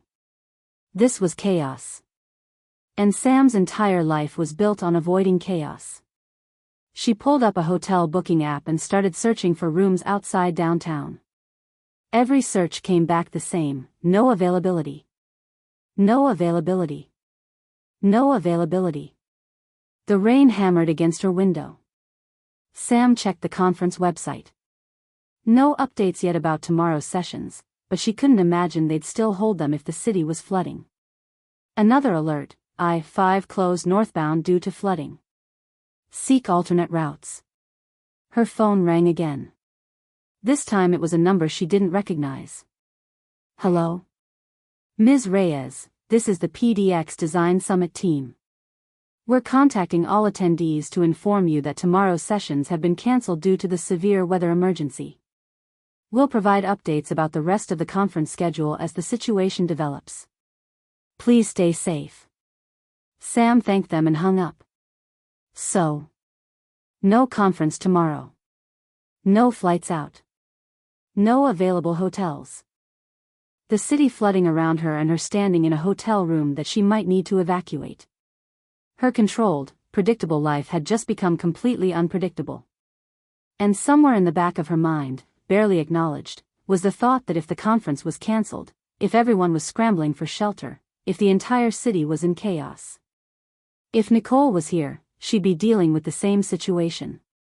Which meant nothing. Which meant everything. Which meant Sam needed to stop thinking about ghosts and start figuring out how to survive the next 48 hours. She looked at her phone one more time. The weather radar showed red across the entire region. The rain showed no signs of stopping. Sam took a breath, squared her shoulders, and started making a plan. She'd survived worse than a storm. She'd survive this too. Chapter 5. Sam stared at her phone, watching the hotel booking app refresh with the same results: no availability. No availability. No availability. She'd been at it for 20 minutes, trying every hotel chain she could think of, expanding her search radius in 5-mile increments. Nothing within 10 miles of downtown. Nothing within 20. At 30 miles out, she found a few listings, but when she tried to book them, they showed as full the moment she clicked through. Everyone with cancelled flights was doing the same thing she was, scrambling for shelter while the storm turned the city into a disaster zone. Her phone buzzed with another alert: emergency, all downtown Portland hotels advised to prepare for potential evacuation. If you have alternative shelter available, relocate immediately. Sam made a decision. She couldn't stay here. The Sentinel might be safe, but might wasn't good enough. She needed certainty, control, a plan that didn't involve waiting to see if the river would overflow its banks. She grabbed her suitcase and headed down to the lobby. The scene was chaos, dozens of guests crowded around the front desk, voices overlapping, everyone asking the same questions. Where could they go? Were there shuttles to evacuation centers? What about their belongings? The desk staff looked overwhelmed, professional composure cracking under the pressure of too many people with too many urgent needs. Sam bypassed the line and found a quiet corner to call the hotel directly. After 6 rings, someone picked up. Sentinel Hotel front desk, please hold. Wait, Sam said quickly. I just need to know, are you helping guests find alternative accommodation? Ma'am, we're doing our best, but every hotel in the metro area is completely booked. We're directing guests to emergency shelters if. What about outside the metro area? Farther out? A pause. The sound of typing. Let me check something. What's your name? Sam Reyes. Room 847. More typing. Then, okay, Ms. Reyes. I have one option. There's a small hotel about 40 miles east, up in the hills. The Cascade Inn.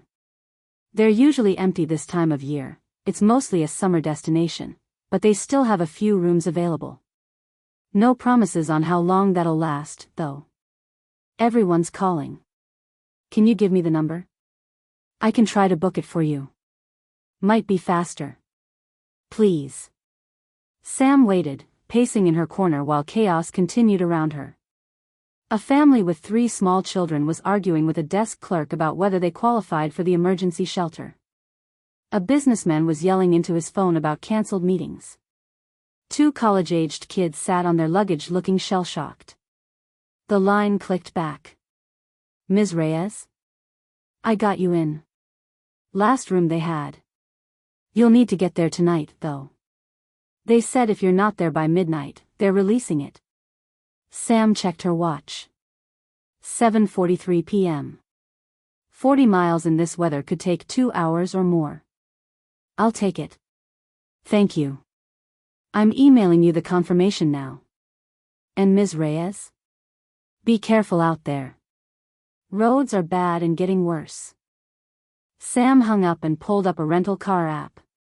Most companies were showing no availability, but she finally found one with a single car left, a compact sedan at a pickup location 3 blocks away. She booked it immediately, grabbed her suitcase, and headed for the exit. The rain hit her the moment she stepped outside, cold, driving, relentless. Within seconds, she was soaked despite her jacket. She pulled her suitcase behind her, its wheels splashing through water that was already ankle-deep on the sidewalk. 3 blocks felt like 3 miles. The wind tried to rip her umbrella from her hands. She gave up and let the rain hit her directly, squinting against the deluge. Cars crawled past, headlights cutting through the darkness, spray arcing from their tires. The rental place was a small storefront wedged between a closed coffee shop and a pharmacy. Sam pushed through the door, dripping water onto the linoleum, and approached the counter where a tired-looking young man barely glanced up from his computer. Pickup for Reyes. He typed something, then slid a tablet across the counter. Sign here. Cars in the lot around back. Space 7. You're lucky, that's the last one we had. I know. Sam signed, took the keys, and made her way to the lot. The car was exactly as advertised, a small, sensible sedan that looked distinctly unprepared for what she was about to put it through. She threw her suitcase in the trunk, climbed into the driver's seat, and sat for a moment in the relative quiet, water streaming down the windshield in sheets. Her phone buzzed. Jordan, please tell me you're somewhere safe. Sam replied, leaving downtown. Heading to a hotel outside the city. I'm fine. Jordan, text me when you get there. Sam, I will. Don't worry. She pulled up the GPS 43 miles. Estimated time, 1 hour, 52 minutes under normal conditions. These were not normal conditions. Sam started the car, turned on the headlights and windshield wipers, and pulled out of the lot. The city was a nightmare to navigate. Traffic lights were out in some intersections, causing gridlock. Other streets were completely flooded, impassable, forcing detours. Sam's GPS kept recalculating, trying to find routes that weren't underwater or blocked by abandoned vehicles. She passed a car that had stalled in standing water, hazard lights blinking uselessly. The driver was still inside, talking on their phone, looking panicked. Sam kept going. She couldn't help. Could barely help herself. It took 30 minutes just to get out of downtown. Once she was past the flooded city arteries, traffic thinned quickly, most people had turned back. Once she hit the highway heading east, traffic thinned, but the conditions got worse. The rain was so heavy that even at full speed, the wipers could barely keep the windshield clear. Sam leaned forward, gripping the steering wheel, straining to see the road ahead. The white lines were barely visible. She followed the taillights of the car in front of her, trusting that they knew where they were going, knowing that trust was probably misplaced. Water pooled in the right lane, deep enough that cars hydroplaned when they hit it.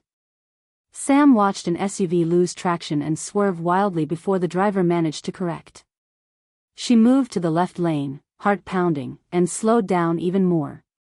Other cars crawled along, hazard lights flashing. Everyone was going too slow or too fast, either terrified of the conditions or determined to get wherever they were going before things got worse. Sam saw a truck pass her going at least 70, spray from its tires obscuring her vision for several terrifying seconds. She drove with mechanical precision, maintaining safe distance, staying in her lane, focusing on the taillights ahead of her. 1 mile at a time. One decision at a time. Don't think about what might happen. Just drive. Her phone's GPS announced exits and turns in its calm, automated voice, completely unbothered by the apocalyptic weather. In 1 mile, take exit 23 towards Silver Lake Road. Sam took the exit, leaving the highway for a 2-lane road that wound up into the hills. The development here was sparse, a gas station with its lights off, a shuttered roadside diner that looked like it had been closed for years, dark houses set back from the road with no lights in the windows. Everyone who could had probably evacuated already. The rain somehow seemed worse without the ambient light of the city. The darkness was absolute, broken only by her headlights cutting through the downpour. Continue for 12 miles, then turn right onto Mountain View Drive. 12 miles of winding mountain road in zero visibility. Sam's hands ached from gripping the steering wheel. Her shoulders were tense enough to hurt. She realized she'd been holding her breath and forced herself to exhale, then inhale, then exhale again. Breathe. Just breathe. The road climbed steadily, hairpin turns appearing with almost no warning. Sam took them carefully, knowing that one mistake here, one patch of standing water, one moment of overcorrection, could send her over the edge.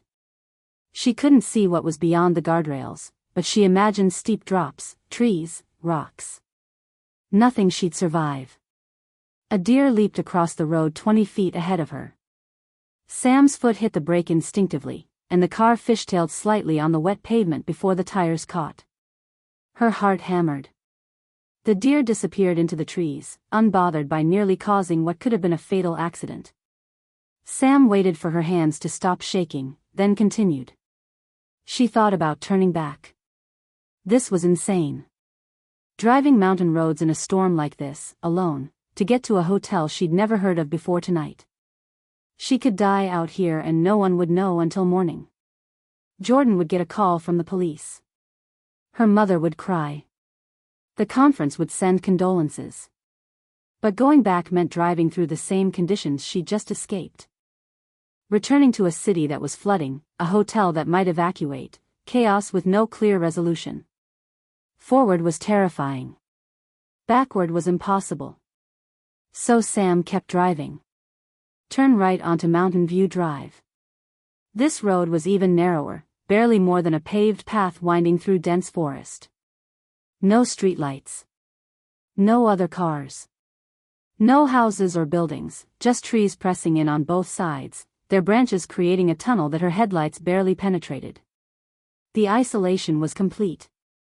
If something happened now, if the car broke down, if she got stuck, if the road washed out, she'd be on her own. No cell service up here, probably. No one to help. Sam's control, the thing she'd spent 12 years building, felt like it was slipping. The storm was bigger than her. The road was more dangerous than she'd anticipated. The whole situation was spiraling beyond her ability to manage it. She hated this feeling. This helplessness.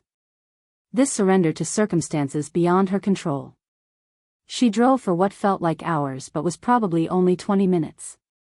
Then, finally, a sign emerged from the darkness, Cascade Inn, vacancy. The hotel appeared almost suddenly, a large, old building that looked like it had been grand once. Victorian architecture, multiple stories, a wide porch wrapping around the front. It sat alone on a small clearing, surrounded by tall evergreens that swayed in the wind. Sam pulled into the small parking lot. There were only 3 other cars. Everyone else had probably been smart enough not to drive through a storm to get here. She turned off the engine and sat in the sudden relative quiet, listening to rain hammer the roof of the car. Through the windshield, she could see warm light glowing from the hotel's windows. It looked like something from another era, isolated, elegant, slightly eerie in the storm. Sam grabbed her suitcase from the trunk and ran for the entrance. The lobby was small but well-maintained, all dark wood and vintage furniture. A fire burned in a stone fireplace at one end, crackling softly, filling the space with warmth and the faint scent of wood smoke. The warmth after the cold rain felt almost shocking. Sam stood dripping on the doormat, probably creating a puddle, too exhausted to care. A woman emerged from a door behind the front desk. She was in her 50s, Latina, with salt and pepper hair pulled into a neat bun and a name tag that read, Elena Torres, manager. Her face creased into a warm smile when she saw Sam, the kind of smile that made you feel like you'd just arrived at your grandmother's house. "Oh, honey, you look like you swam here. Come in, come in." Elena gestured her forward, concern evident in her eyes. "You must be Ms. Reyes? The front desk downtown called about you." "Yes. Sam. Thank you for holding the room." Sam's voice came out rougher than she'd intended, strained from the stress of the drive. Of course, of course. Let me get you some towels, you're soaked through." Elena disappeared into a back room and returned with 2 fluffy white towels. "Here, dry off a bit. Can I get you some tea? Coffee? You look like you could use something warm." "I'm okay. Sam accepted the towels gratefully, pressing one against her face. "I just want to get to the room. It's been a long night." "I can imagine." Elena's expression turned apologetic, and Sam felt her stomach drop even before the woman spoke.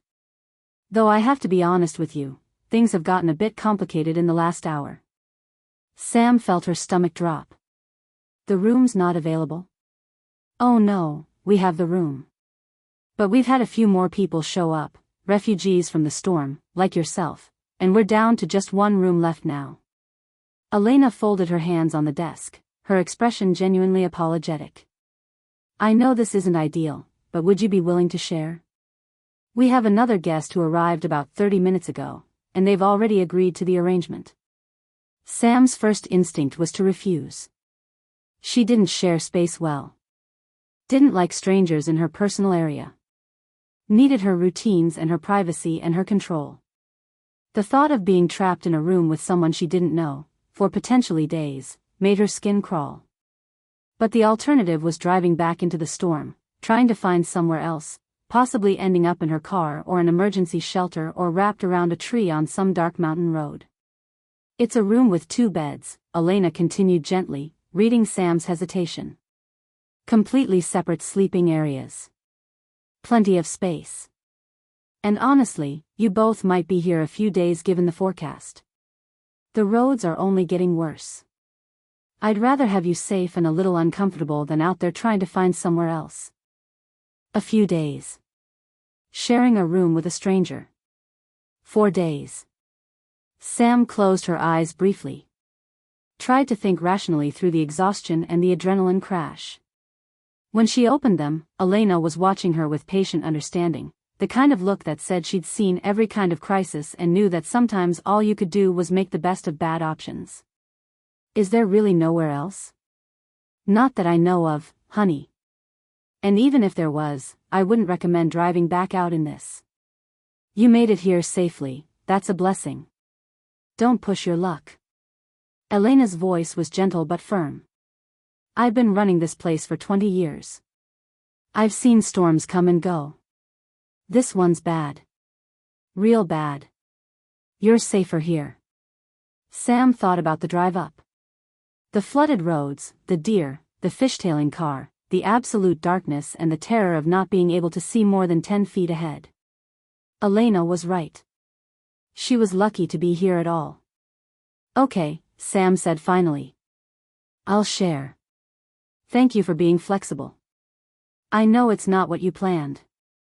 Elena pulled out a registration form and a pen, her movements practiced and efficient. Just need you to fill this out, and I'll get you the key. Sam filled out the form mechanically, name, address, payment information. Her hands were still shaking slightly from the drive. The pen felt strange in her grip, like she'd forgotten how to hold it properly. Elena processed the payment and produced a physical key on a wooden fob, the old-fashioned kind that hotels didn't use anymore. You're in room 12, second floor, end of the hall on the right. There's a small kitchenette in the room, and we've stocked it with some basics since we're so isolated. Coffee, tea, a few snacks. Breakfast starts at 7 in the dining room, that's through the door past the fireplace, but given the circumstances, I'm happy to bring something up if you'd rather not come down. Thank you. The other guest is already upstairs. I didn't catch their name in all the chaos, but they seemed nice enough. Quiet, like you. Elena smiled knowingly. Sometimes these things work out better than you'd think. Stranger things have happened. Sam nodded, not trusting herself to respond. She just wanted to get to the room, get dry, maybe sleep for 12 hours and wake up to find the storm had passed and this whole nightmare was over. She pulled her suitcase toward the stairs, water still dripping from her jacket, leaving a trail across Elena's clean floor. Sam. Elena called after her. Sam turned. You'll be okay, Elena said, and something in her voice made it sound less like reassurance and more like knowledge. Like she could see something Sam couldn't. I promise. We've weathered worse storms than this.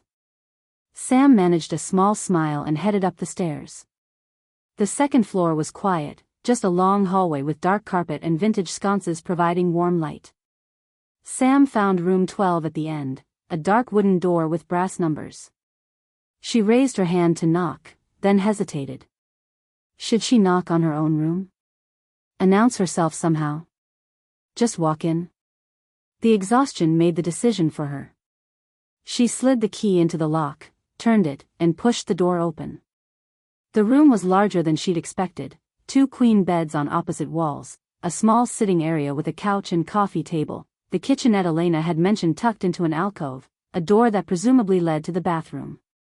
Warm light from bedside lamps cast soft shadows. Someone had left the window curtains open, and through the glass Sam could see nothing but darkness and rain. And standing by that window, looking out at the storm with her back to the door, was a figure Sam would have recognized anywhere. Petite frame. Long dark hair falling past her shoulders, the ends slightly damp like she'd been caught in the rain too. A soft gray sweater, casual but somehow elegant. A specific way of standing, one hip slightly cocked, weight shifted to the left, the same stance Sam had watched 1,000 times from across classrooms and cafeterias and hallways. The figure turned at the sound of the door opening. Their eyes met. And 12 years collapsed in an instant.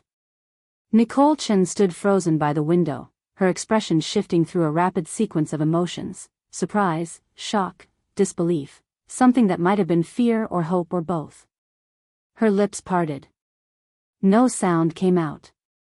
Her hand, which had been resting against the window frame, dropped to her side. Sam's suitcase slipped from her hand and hit the floor with a dull thud that seemed impossibly loud. Neither of them moved. The door swung slowly shut behind Sam with a soft click, and that small sound seemed to break whatever spell had held them both frozen. Nicole found her voice first, barely more than a whisper, Sam? Like she couldn't quite believe what she was seeing. Like Sam might be a hallucination brought on by the storm and the stress and the isolation. Sam couldn't speak. Couldn't move. Could barely breathe. Her lungs felt tight, her chest constricted, everything in her body screaming at her to run, to leave, to get out before this became real. But there was nowhere to go. The storm raged outside. The roads were impassable. This room, this building, this impossible situation, it was all there was. This couldn't be happening. The storm, the hotel, the shared room, it was too much coincidence, too impossibly specific, like the universe had reached down and decided to upend everything Sam had carefully built over the last 12 years. "Sam," Nicole said again, stronger now, taking a step forward. I didn't know you'd be." "Neither did I," Sam managed, and her voice sounded strange in her own ears. Distant. Detached. Like someone else was speaking. They stared at each other across the room. The space between them felt both infinite and non-existent, 12 years and 12 feet, everything Sam had tried to move past now standing right in front of her in a gray sweater and dark jeans, looking just as shocked as Sam felt. Nicole looked different. Older, obviously, they were both 30 now, not 18. The softness of her features had sharpened slightly. There were faint lines around her eyes that hadn't been there before. Her hair was longer, darker, professionally styled. She looked successful. Put together. Like she'd built a good life for herself. But she was still recognizable. Still the person Sam had spent over a decade trying to forget. Still the person Sam had never quite stopped carrying. Sam's brain tried to process this, tried to find some way to make it make sense. Portland was a city of 600,000 people. The conference had hundreds of attendees. The storm had displaced thousands. What were the odds that out of all those people, out of all the hotels and shelters and emergency accommodations, they would end up here? In this room? Together? Astronomical. Impossible. And yet. Nicole's hands fluttered nervously, a gesture Sam remembered, the one that meant Nicole was trying to find words and failing. "I'm at the conference. The design summit. Or I was supposed to be. I work in marketing now, and my company is one of the sponsors," and when the storm hit, she stopped, shook her head. "But you know all that. You're probably here for the same reason." "I was on a panel," Sam heard herself say. Friday afternoon. Creative independence in a corporate world. "I saw that in the program." Nicole's voice was soft, almost tentative. "I thought about going. Before everything got cancelled." The silence that followed felt heavy with all the things neither of them was saying. Sam became aware of several things at once. She was dripping water on the floor, creating a puddle that was slowly spreading across the hardwood. Her heart was pounding so hard it hurt, a physical pain in her chest. She was still gripping her jacket even though she was inside now, her knuckles white from the pressure. And there was absolutely no way out of this room that didn't require walking past Nicole. No way to leave without making this worse. No escape route that wouldn't involve going back out into the storm. They were trapped here. Together. For days, Elena had said. Possibly days. "I can sleep on the couch," Nicole said suddenly, gesturing to the small sofa in the sitting area. "If that makes this easier." "I know this is," she stopped, searching for words. "I know this is weird." Weird. That was one way to describe it. Another way would be devastating. Another would be impossible. Another would be the universe's cruelest joke. "We can figure it out," Sam said, even though she had no idea how. Even though everything in her wanted to run. Even though her carefully controlled life had just been upended by the last person on Earth she ever wanted to see again. The person she'd never quite stopped thinking about. The wound Sam had carried for 12 years was now standing right in front of her, wearing a soft gray sweater and looking just as lost as Sam felt. And somewhere in the back of Sam's mind, underneath the panic and the disbelief and the sudden vertigo of having her past collide with her present, was a single, devastating thought. This changes everything.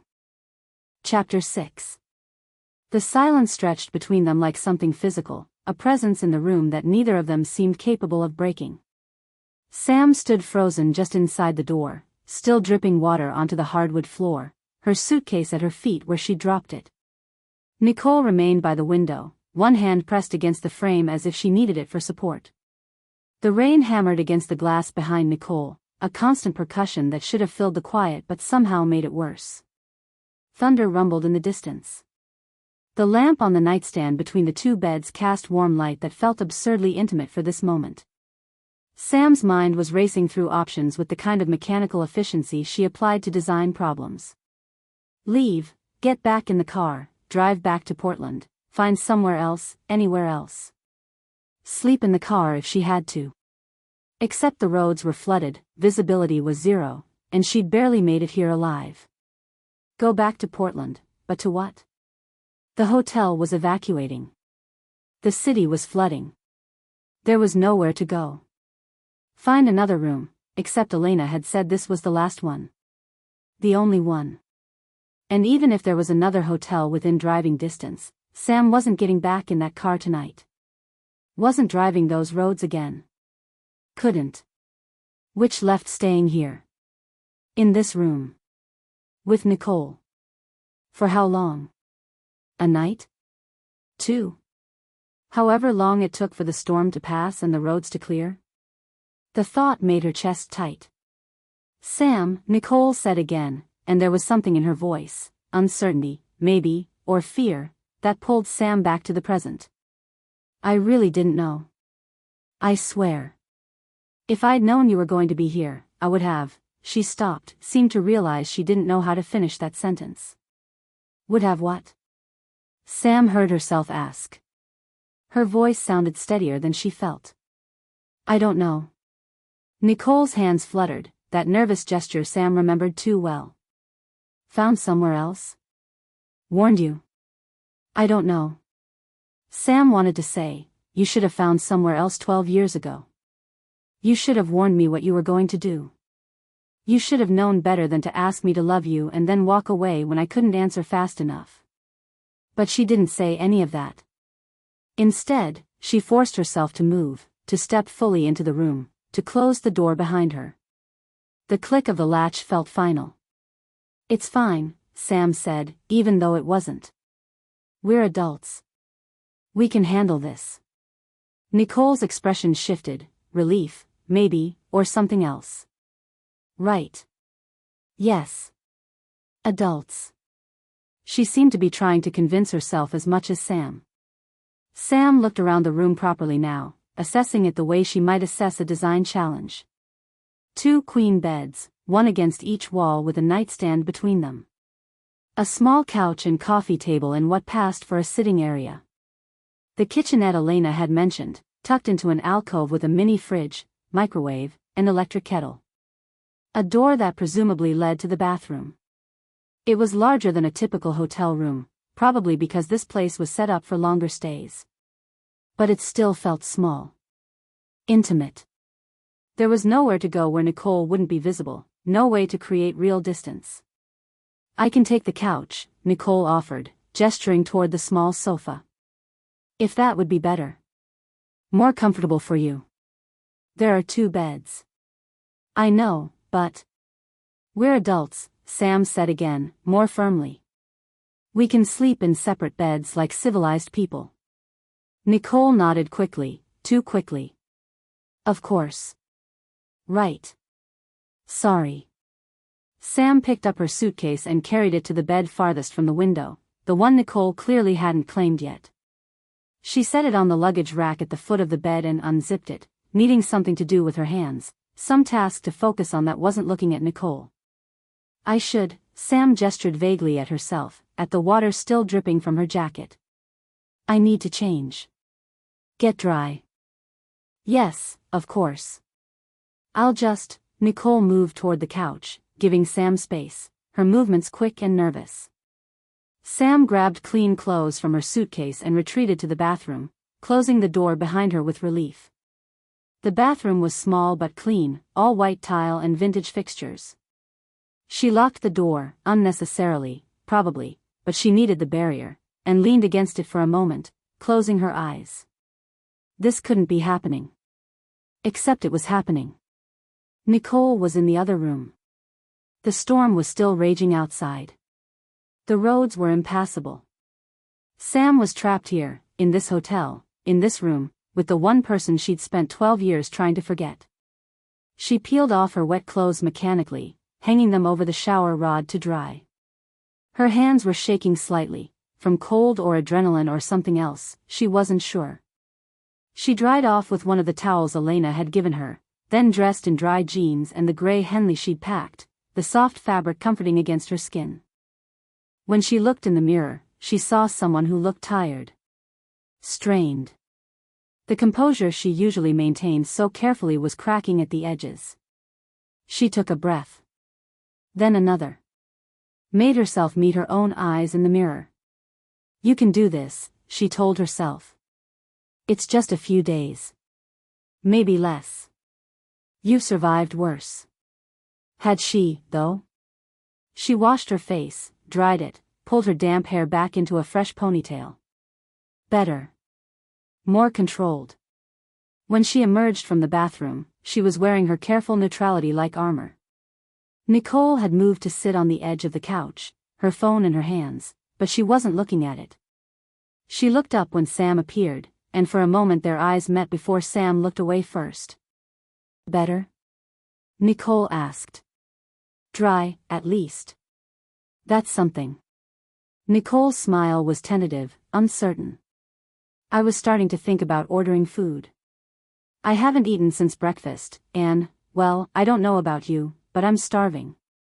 Sam's stomach chose that moment to remind her that she hadn't eaten since the sad airport breakfast sandwich 12 hours ago. Food would be good. I asked Elena about room service when I checked in. She said there's a limited menu, nothing fancy, but she can bring up sandwiches, soup, that kind of thing. Nicole was talking faster now, filling the silence with words. Or there's the kitchenette if you want to make something yourself, but I'm not sure what they've stocked it with, and honestly I'm too tired to cook anything, not that I'm much of a cook anyway. Room service is fine, Sam interrupted gently, cutting off the nervous rambling. Nicole stopped, seeming to realize she'd been spiraling. Right. Sorry. I'll call down. While Nicole ordered food, 2 sandwiches, a bowl of soup, some kind of dessert Sam didn't catch, Sam busied herself with unpacking. She pulled out her toiletries and took them to the bathroom, arranging them on the counter in a neat line. Her laptop went on the desk by the window. Her clothes stayed in the suitcase. She didn't want to claim drawer space, didn't want to settle in too much. This was temporary. A few days at most. A knock on the door made them both turn. Sam was closer, so she answered it. Elena stood in the hallway with a tray of towels and what looked like extra blankets. Her warm smile hadn't diminished despite what must have been a chaotic evening. I wanted to bring these up personally, Elena said, and to let you both know, the roads are officially closed now. Highway Patrol just announced it. No one's getting in or out until the storm passes and they can assess the damage. Sam felt something settle in her chest, not relief, exactly, but acceptance. The choice had been made for her. There was no leaving now even if she wanted to. How long? Nicole asked from behind Sam. Elena's expression turned sympathetic. Weather service is saying at least 48 hours of heavy rain. After that, they'll need to clear debris, check for washouts, make sure the roads are safe. Could be 3 days. Maybe 4. 4 days. Sam had planned to be home by Sunday. It was Wednesday night. 4 days meant Sunday at the earliest. 4 days in this room with Nicole. We'll manage, Sam heard herself say. Elena set the towels and blankets on the small table by the door. I'll be bringing breakfast up at 8 unless you tell me otherwise. Dinner will be ready around 6 tomorrow evening. If you need anything before then, just call down to the desk. We're in this together, okay? After Elena left, the silence returned, heavier now with the weight of what they'd just learned. 3 or 4 days. Not 1 night. Not even 2 days. Well, Nicole said with a laugh that didn't quite land. I guess we're roommates for a while. Looks like it. The food arrived 20 minutes later, Elena again, this time with a tray holding 2 turkey sandwiches, a bowl of tomato soup, bottled water, and 2 slices of chocolate cake. She set it on the coffee table with that same warm smile. Eat while it's hot. And try to get some rest. Tomorrow might be a long day. Sam and Nicole ate on opposite ends of the couch, a careful distance between them.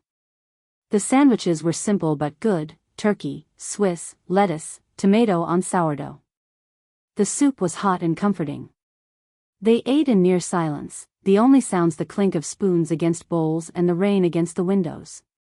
Sam was hyper-aware of everything: Nicole's proximity, the way she ate, the small noises she made. It was too familiar and too strange all at once. She remembered eating lunch next to Nicole in high school, Nicole stealing fries from her tray, the casual intimacy of it. This was nothing like that. This was two strangers pretending they'd never known each other at all. "So," Nicole said eventually, setting down her empty soup bowl. "Design conference? Panel discussion? You? Sponsor?" "My company does marketing for tech startups, and one of them was exhibiting." Nicole picked at the crust of her sandwich. "I wasn't going to come, actually. My boss convinced me it would be good networking." "How's that working out for you?" Nicole's laugh was more genuine this time. "Not great, I have to say." Sam felt her lips twitch despite herself. "Yeah. What about you? Do you like speaking at these things?" "It's fine. Part of the job." "What job is that? What do you do now?" Sam hesitated. This was how it started: the small talk, the catching up, the slow dissolution of the walls she'd built. But refusing to answer would be childish. They were stuck here. They might as well be civil. "Graphic design. Freelance, mostly. Branding, logo work, that kind of thing." "That makes sense. You were always good at that." Nicole's voice went soft. "I remember your sketchbook in high school. You were always drawing something." Sam didn't want to remember high school. Didn't want to think about Nicole leaning over her shoulder in study hall, commenting on whatever Sam was sketching, her proximity making it impossible to concentrate. "What about you?" Sam asked, deflecting. "How long have you been in marketing?" 6 years now. I was in sales before that, but it wasn't a good fit. Too aggressive, you know. Marketing feels more creative. Less cutthroat." They talked in careful circles: work, cities they'd lived in, the conference they'd both been supposed to attend. Surface-level information, the kind you'd exchange with a stranger on a plane. Sam noticed what Nicole didn't mention: relationships, family, anything personal. She did the same. When they'd finished eating, Nicole gathered the dishes and set them outside the door for Elena to collect later. Then she stood in the middle of the room, hands in her pockets, looking uncertain. "I should probably let you have the bathroom first," Nicole said. "I can wait. I'm fine. You go ahead." Nicole disappeared into the bathroom with her own bag of toiletries. Sam heard the water running, the sounds of someone going through their evening routine. It was such a normal sound, so domestic, and it felt wrong in this context. Wrong that Nicole was here, in this room, washing her face and brushing her teeth like this was a normal situation. When Nicole emerged, she was wearing pajamas, soft cotton pants and an oversized t-shirt. Her face was clean of the minimal makeup she'd been wearing, her hair loose around her shoulders. She looked younger like this, vulnerable, more like the girl Sam had known than the polished woman Sam had found by the window. Sam looked away. "All yours," Nicole said softly. Sam took her turn in the bathroom, taking longer than necessary because the alternative was going back out there. She brushed her teeth, washed her face, changed into her own pajamas, an old college t-shirt and running shorts. When she couldn't justify staying any longer, she opened the door. Nicole had already claimed her bed, the one by the window, and was sitting up against the pillows with her phone. She looked up when Sam emerged, offered a small smile that Sam didn't return, then went back to her screen. Sam got into her own bed, pulling the covers up and settling against the pillows. The bed was comfortable, the sheets clean and soft. Under normal circumstances, she would have appreciated the quality. Now she just felt trapped. She pulled out her own phone and opened her messages. Jordan had sent 3 texts. "Are you okay? Seriously, text me back. Sam. Sam typed, "I'm fine. Made it to a hotel outside the city. Roads are closed. Might be here a few days." Jordan's response was immediate, "Which hotel?" Sam hesitated, then typed, "The Cascade Inn. It's about 40 miles east of Portland. Are you alone?" Sam looked across the room at Nicole, who was still absorbed in her phone, the light from the screen casting shadows across her face. "No," Sam typed. Then, because Jordan would ask anyway, "I have a roommate." Jordan's response took longer this time. Sam could imagine them processing that, trying to decide whether to push for details. Finally, "Are you okay?" "Yes," Sam typed. "Just tired. Going to sleep. I'll call tomorrow." She didn't wait for Jordan's response before locking her phone and setting it on the nightstand. She turned off her lamp, plunging her side of the room into darkness. Across the room, Nicole's light was still on. "Are you okay with the light?" Nicole asked quietly. "I can turn it off if you want to sleep." "I'm fine." "Okay." Sam lay in the dark, eyes open, staring at the ceiling. She could hear Nicole shifting in her bed, the rustle of sheets, the soft sound of her breathing. It was too intimate, this awareness of another person's presence. Sam had lived alone for years, had gotten used to the solitude, the absence of another person's rhythms. Now, with Nicole just 15 feet away, Sam was hyper-aware of every small sound. The turn of a page, Nicole must be reading. A soft sigh. The creak of the bed frame when Nicole adjusted her position. Sam closed her eyes and tried to sleep. Her mind wouldn't cooperate, spinning through the impossibility of the situation, the sheer cosmic joke of it all. Of all the hotels. Of all the rooms. Of all the people she could have been trapped with. She thought about leaving anyway. Just getting in the car and driving, consequences be damned. But that was irrational, dangerous, the kind of thing someone did in a movie right before the car went off a cliff. She thought about asking for a different room, but Elena had said this was the only one. And even if there was another, how would she explain it? What would she say? "I can't room with this person because 12 years ago she broke my heart and I've never quite recovered?" Pathetic. Sam had built a whole life on being self-sufficient, on not needing anyone, on proving she could survive anything alone. She'd moved across the country. She'd started a successful business. She'd dated and broken up and dated again without letting anyone get too close. She could survive this. "Sam?" Nicole's voice was soft in the darkness. "Are you awake?" Sam considered pretending to be asleep. Instead, she said, "Yeah. I just wanted to say, I know this is weird. I know you probably didn't want to see me again. And I'm sorry. For this. For all of it." The apology settled in the air between them, incomplete and insufficient. "Sorry for what, exactly?" "For being here? For high school? For asking Sam if she loved her and then walking away before Sam could answer?" "It's not your fault," Sam said, because it was true. Nicole hadn't conjured the storm. Hadn't orchestrated this reunion. They were both just casualties of bad luck and worse timing. "I know, but still. This has to be uncomfortable for you." Uncomfortable. That was one word for it. "We'll manage," Sam said. "It's just a few days." "Right. Just a few days." Another silence. Then, "Good night, Sam." "Good night." Nicole's light clicked off.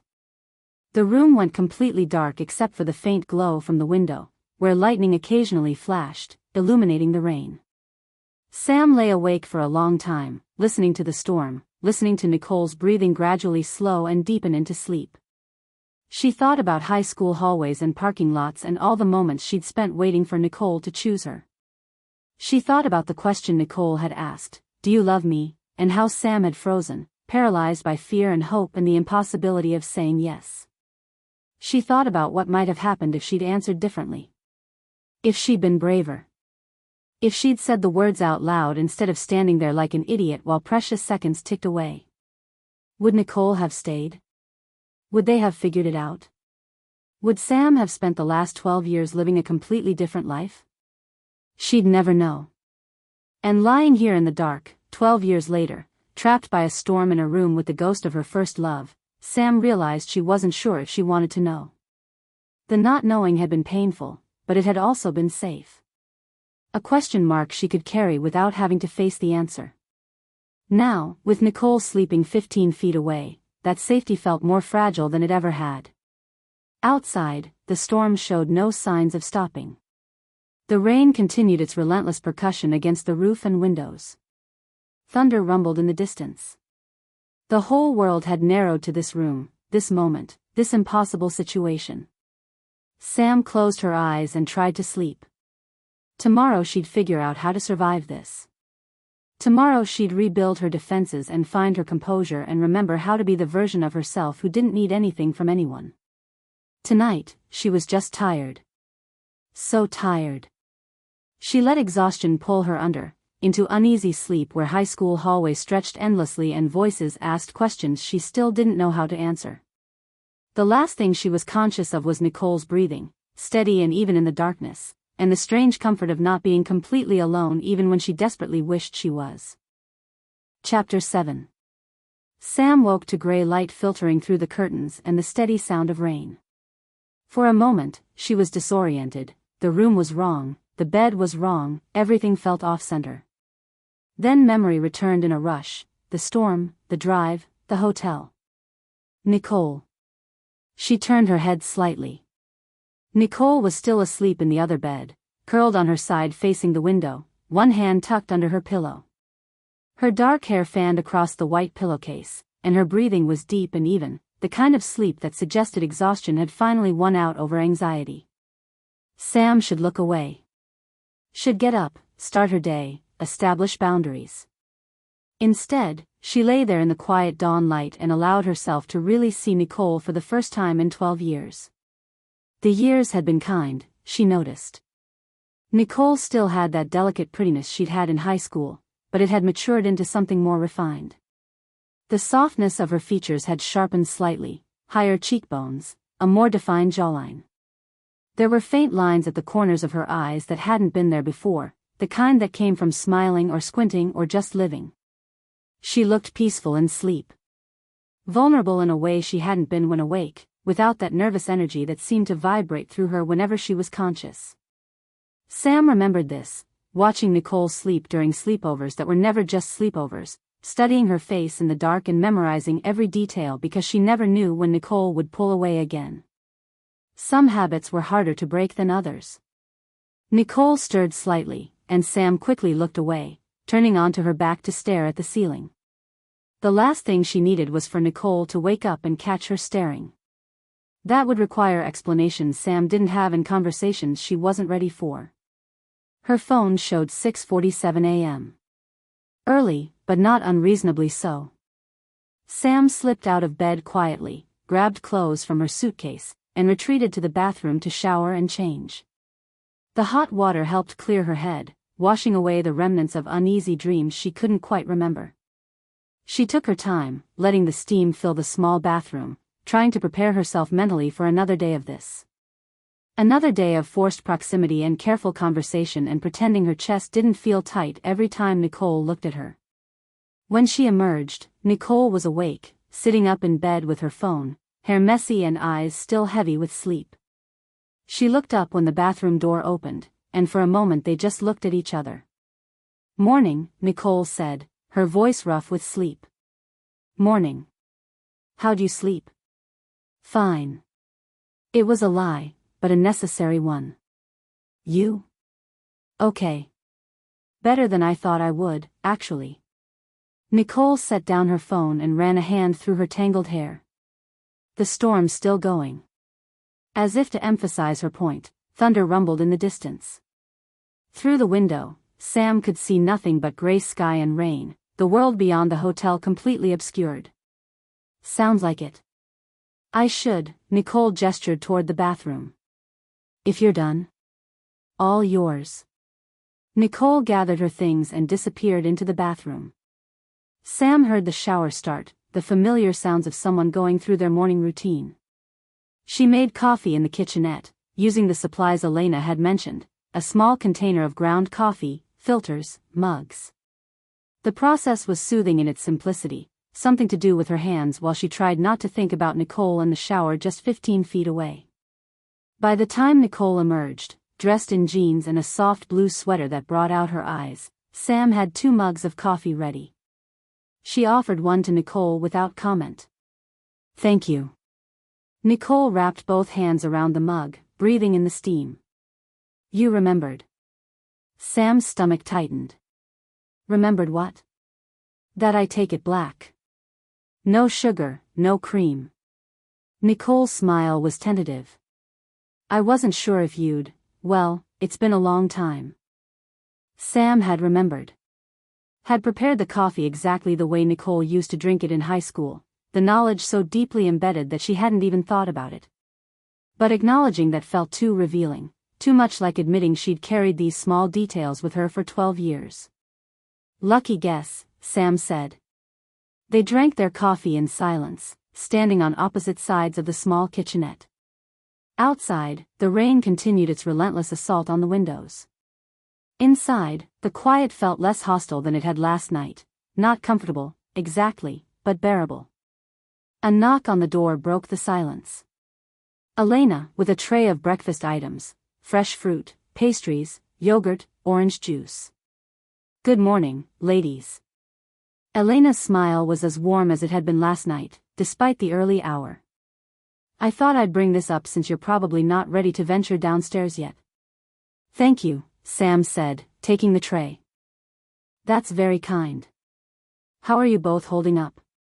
Elena's eyes moved between them with the kind of perceptiveness that made Sam feel exposed. "We're fine," Nicole said quickly.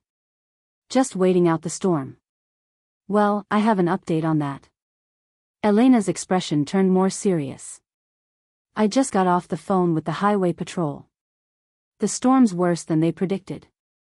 They're saying it could be 4 or 5 days before the main roads are clear enough for safe travel. The river's already flooded parts of Highway 26, and they're expecting more overflow today." 5 days. Sam felt the number settle in her chest like a weight. 5 days, Nicole echoed, sounding as stunned as Sam felt. "I know it's not what you want to hear. But you're safe here, and I'll make sure you have everything you need." Elena's voice was gentle but firm. "The storm will pass. It always does. In the meantime, we make the best of it." After Elena left, Sam and Nicole stood in the middle of the room with the breakfast tray between them, both processing this new timeline. 5 days, Nicole said again, quieter this time. "Could be less. Could be more." Sam set down her coffee mug with more force than necessary. "We'll manage. It's just time. It doesn't have to mean anything." Nicole looked at her for a long moment, something unreadable in her expression. "Right. Of course." They ate breakfast in the hotel's small dining room, a decision Sam made partly to get out of the room and partly because being in public space felt safer than the intimacy of their shared quarters. The dining room was nearly empty, just them and an elderly couple at a corner table who looked like they'd been here long before the storm started. The room had tall windows that looked out onto the rain-soaked forest, and a fireplace where a fire crackled quietly. It should have been peaceful. Instead, Sam felt exposed, hyper-aware of Nicole sitting across from her at the small table, of the way people might look at them and make assumptions about who they were to each other. "So," Nicole said, spreading jam on a piece of toast with careful precision. "San Francisco. How long have you been there?" 5 years. "Do you like it?" "It's fine. Good for work. Lots of startups need branding." "And before that?" "New York for 3 years. Chicago before that. I moved around a lot after college." Nicole nodded, processing this. Running from something or running toward something? The question was too perceptive, too close to things Sam didn't want to examine. Just seeing different places. That makes sense. You always wanted to travel. I remember you had that list of cities you wanted to visit. Sam had forgotten about that list. Had forgotten that Nicole knew about it, that she'd shared those dreams with someone who'd ultimately proven they weren't worth staying for. People change, Sam said. Want different things. Do they? Nicole's voice was soft, almost wistful. Or do they just get better at pretending? Sam looked up sharply, but Nicole wasn't meeting her eyes, was focused intently on her toast like it required her full attention. They ate in silence for a while. Then Nicole tried again. What about relationships? Are you seeing anyone? The question felt loaded, dangerous. Sam considered lying, considered saying yes just to create distance. Instead, she said, no. You? No. Not for a while now. Nicole's laugh was self-deprecating. I'm apparently very good at picking people who can't commit. Or who can, just not to me. Sam heard the echo of high school in that statement, Nicole choosing Marcus, choosing safety, choosing everyone except Sam. The irony wasn't lost on her. That must be frustrating, Sam said, keeping her voice neutral. It is. Nicole finally looked up, met Sam's eyes. I keep thinking I'll figure it out. That I'll meet someone and it'll just click, you know? The way it's supposed to. But it never quite does. Sam thought about Claire, about all the Claires she'd dated over the years, perfectly nice women who wanted her, who were available and uncomplicated and safe. She thought about how she'd turned them all away, one after another, never quite able to explain why they weren't enough. Yeah, Sam said quietly. I know what you mean.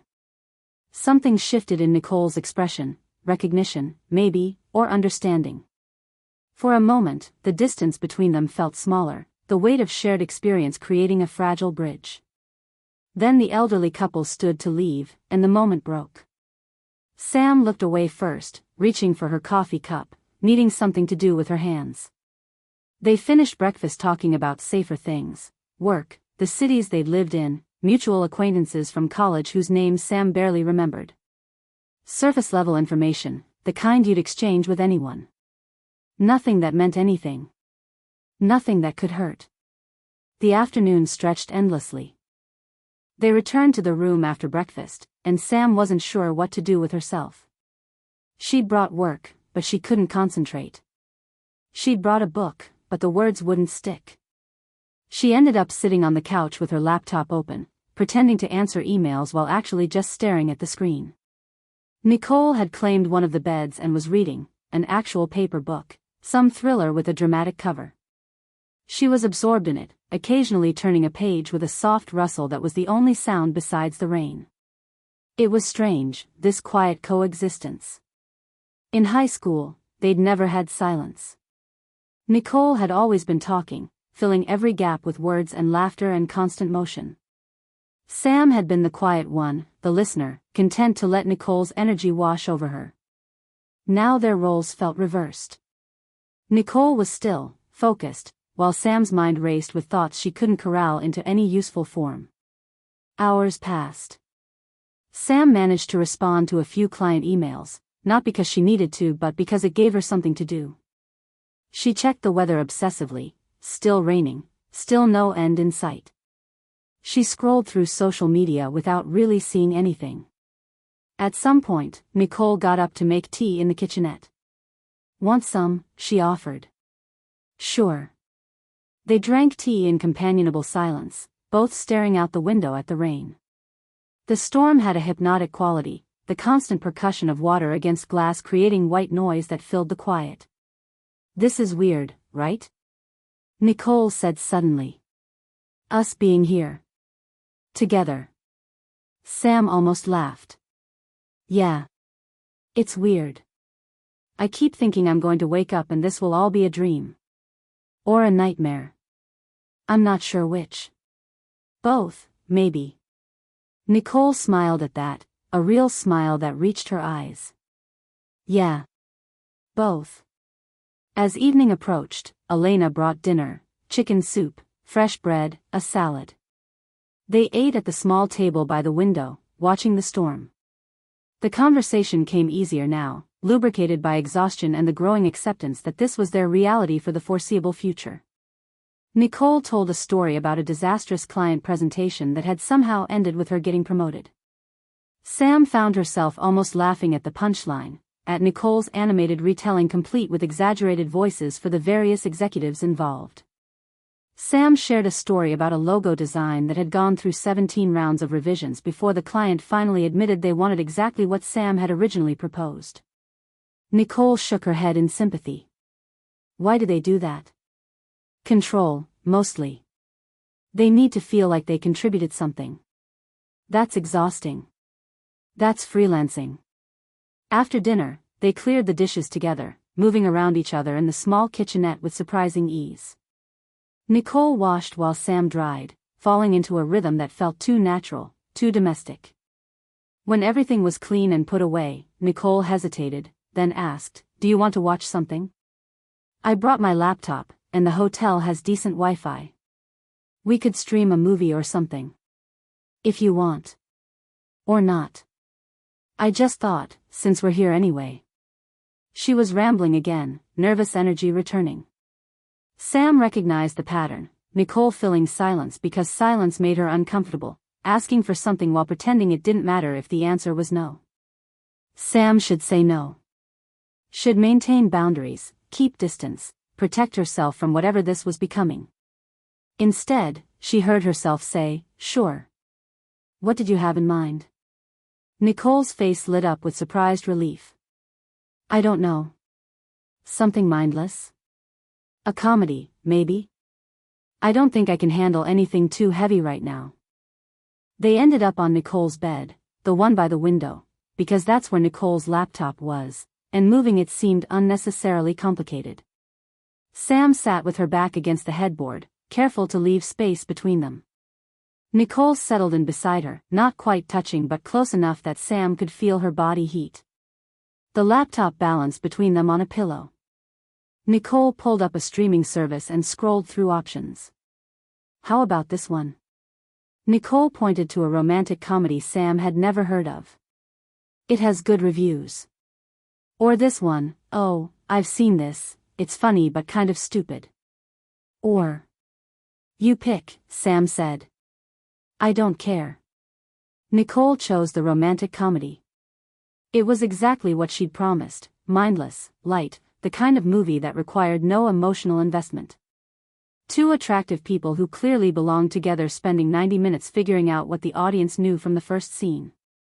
Sam tried to focus on the screen, but she was hyper-aware of Nicole beside her. The small adjustments she made to get comfortable. The way she pulled her legs up and tucked them to the side. The soft laugh she made at the movie's attempts at humor. About halfway through, Nicole laughed at something, a genuinely funny moment where the male lead accidentally destroyed a wedding cake. It was a real laugh, not forced or polite, the kind that bubbled up unexpectedly. Her whole face transformed with it, the tension she'd been carrying all day temporarily forgotten. Sam found herself smiling despite everything. Despite the situation, despite her defenses, despite 12 years of telling herself she didn't care about Nicole's laugh anymore. Nicole must have felt Sam's gaze because she turned, still smiling, and their eyes met. For a second, it was like high school again. That connection, that pull, the feeling of being seen and known in a way that was both terrifying and thrilling. Nicole's eyes were bright with laughter, her smile genuine and unguarded, and for that brief moment, Sam could almost forget why she'd built walls in the first place.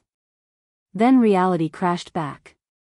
Sam looked away first, her smile fading, returning her attention to the laptop screen where the characters were having some manufactured misunderstanding that would be resolved in the third act. Nicole did the same, but something had shifted. The air between them felt different now, charged with possibility and danger and the weight of everything they weren't saying.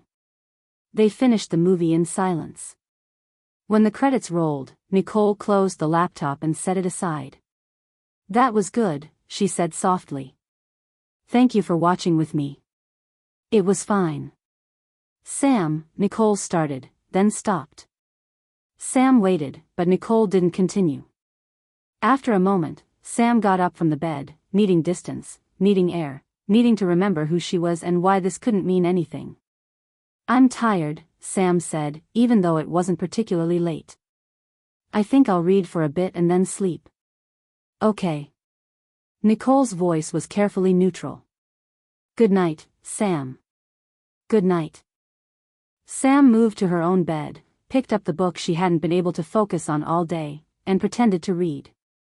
But the words blurred together, and all she could think about was the moment their eyes had met, the connection that had sparked between them like muscle memory, like 12 years hadn't passed at all. This was dangerous. This suspended reality, this hotel where normal rules didn't seem to apply, this forced proximity that was breaking down defenses she'd spent years building. Sam had agreed to coexist with Nicole. Had accepted that they were stuck here together for days. Had thought she could handle it with the same controlled composure she applied to everything else in her life. But lying there in the semi-darkness, listening to Nicole move around the room getting ready for bed, Sam realized she might have been wrong. This wasn't just coexistence.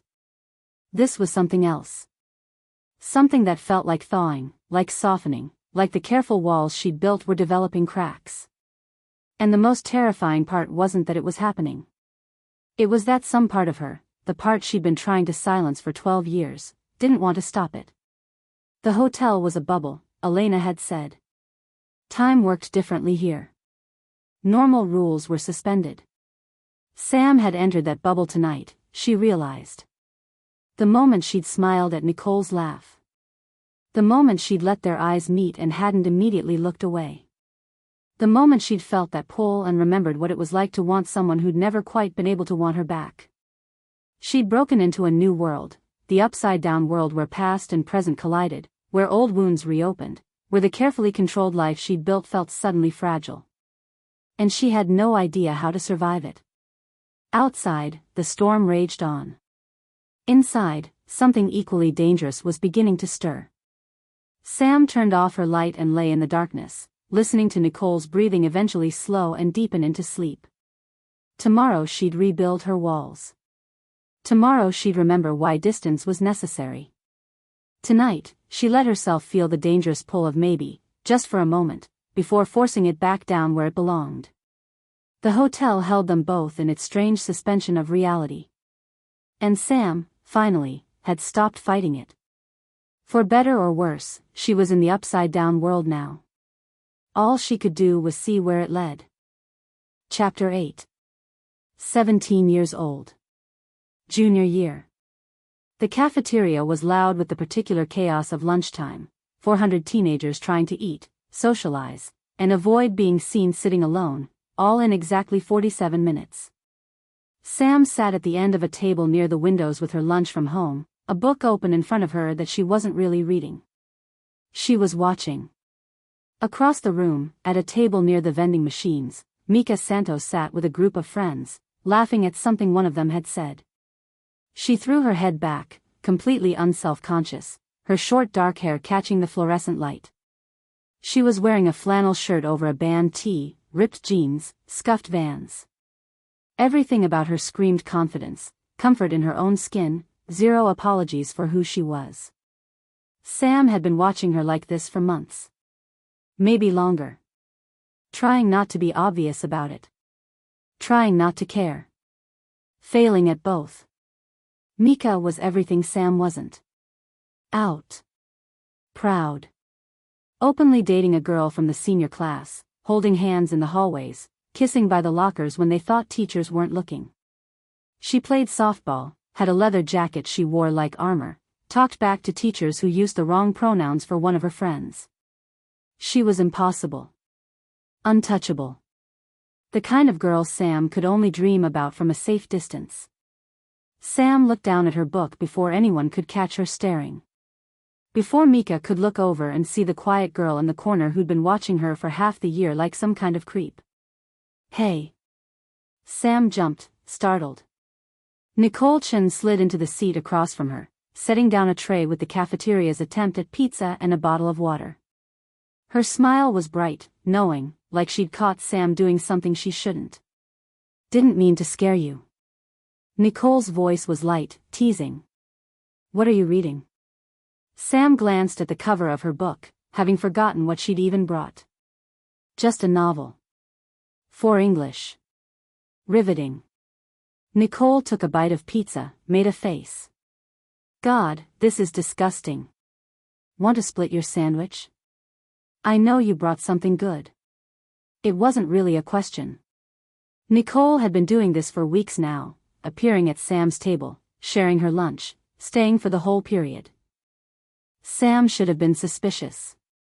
Should have wondered why someone like Nicole Chen, popular, beautiful, dating Marcus Hayes from the basketball team, would choose to sit with quiet, invisible Sam Reyes.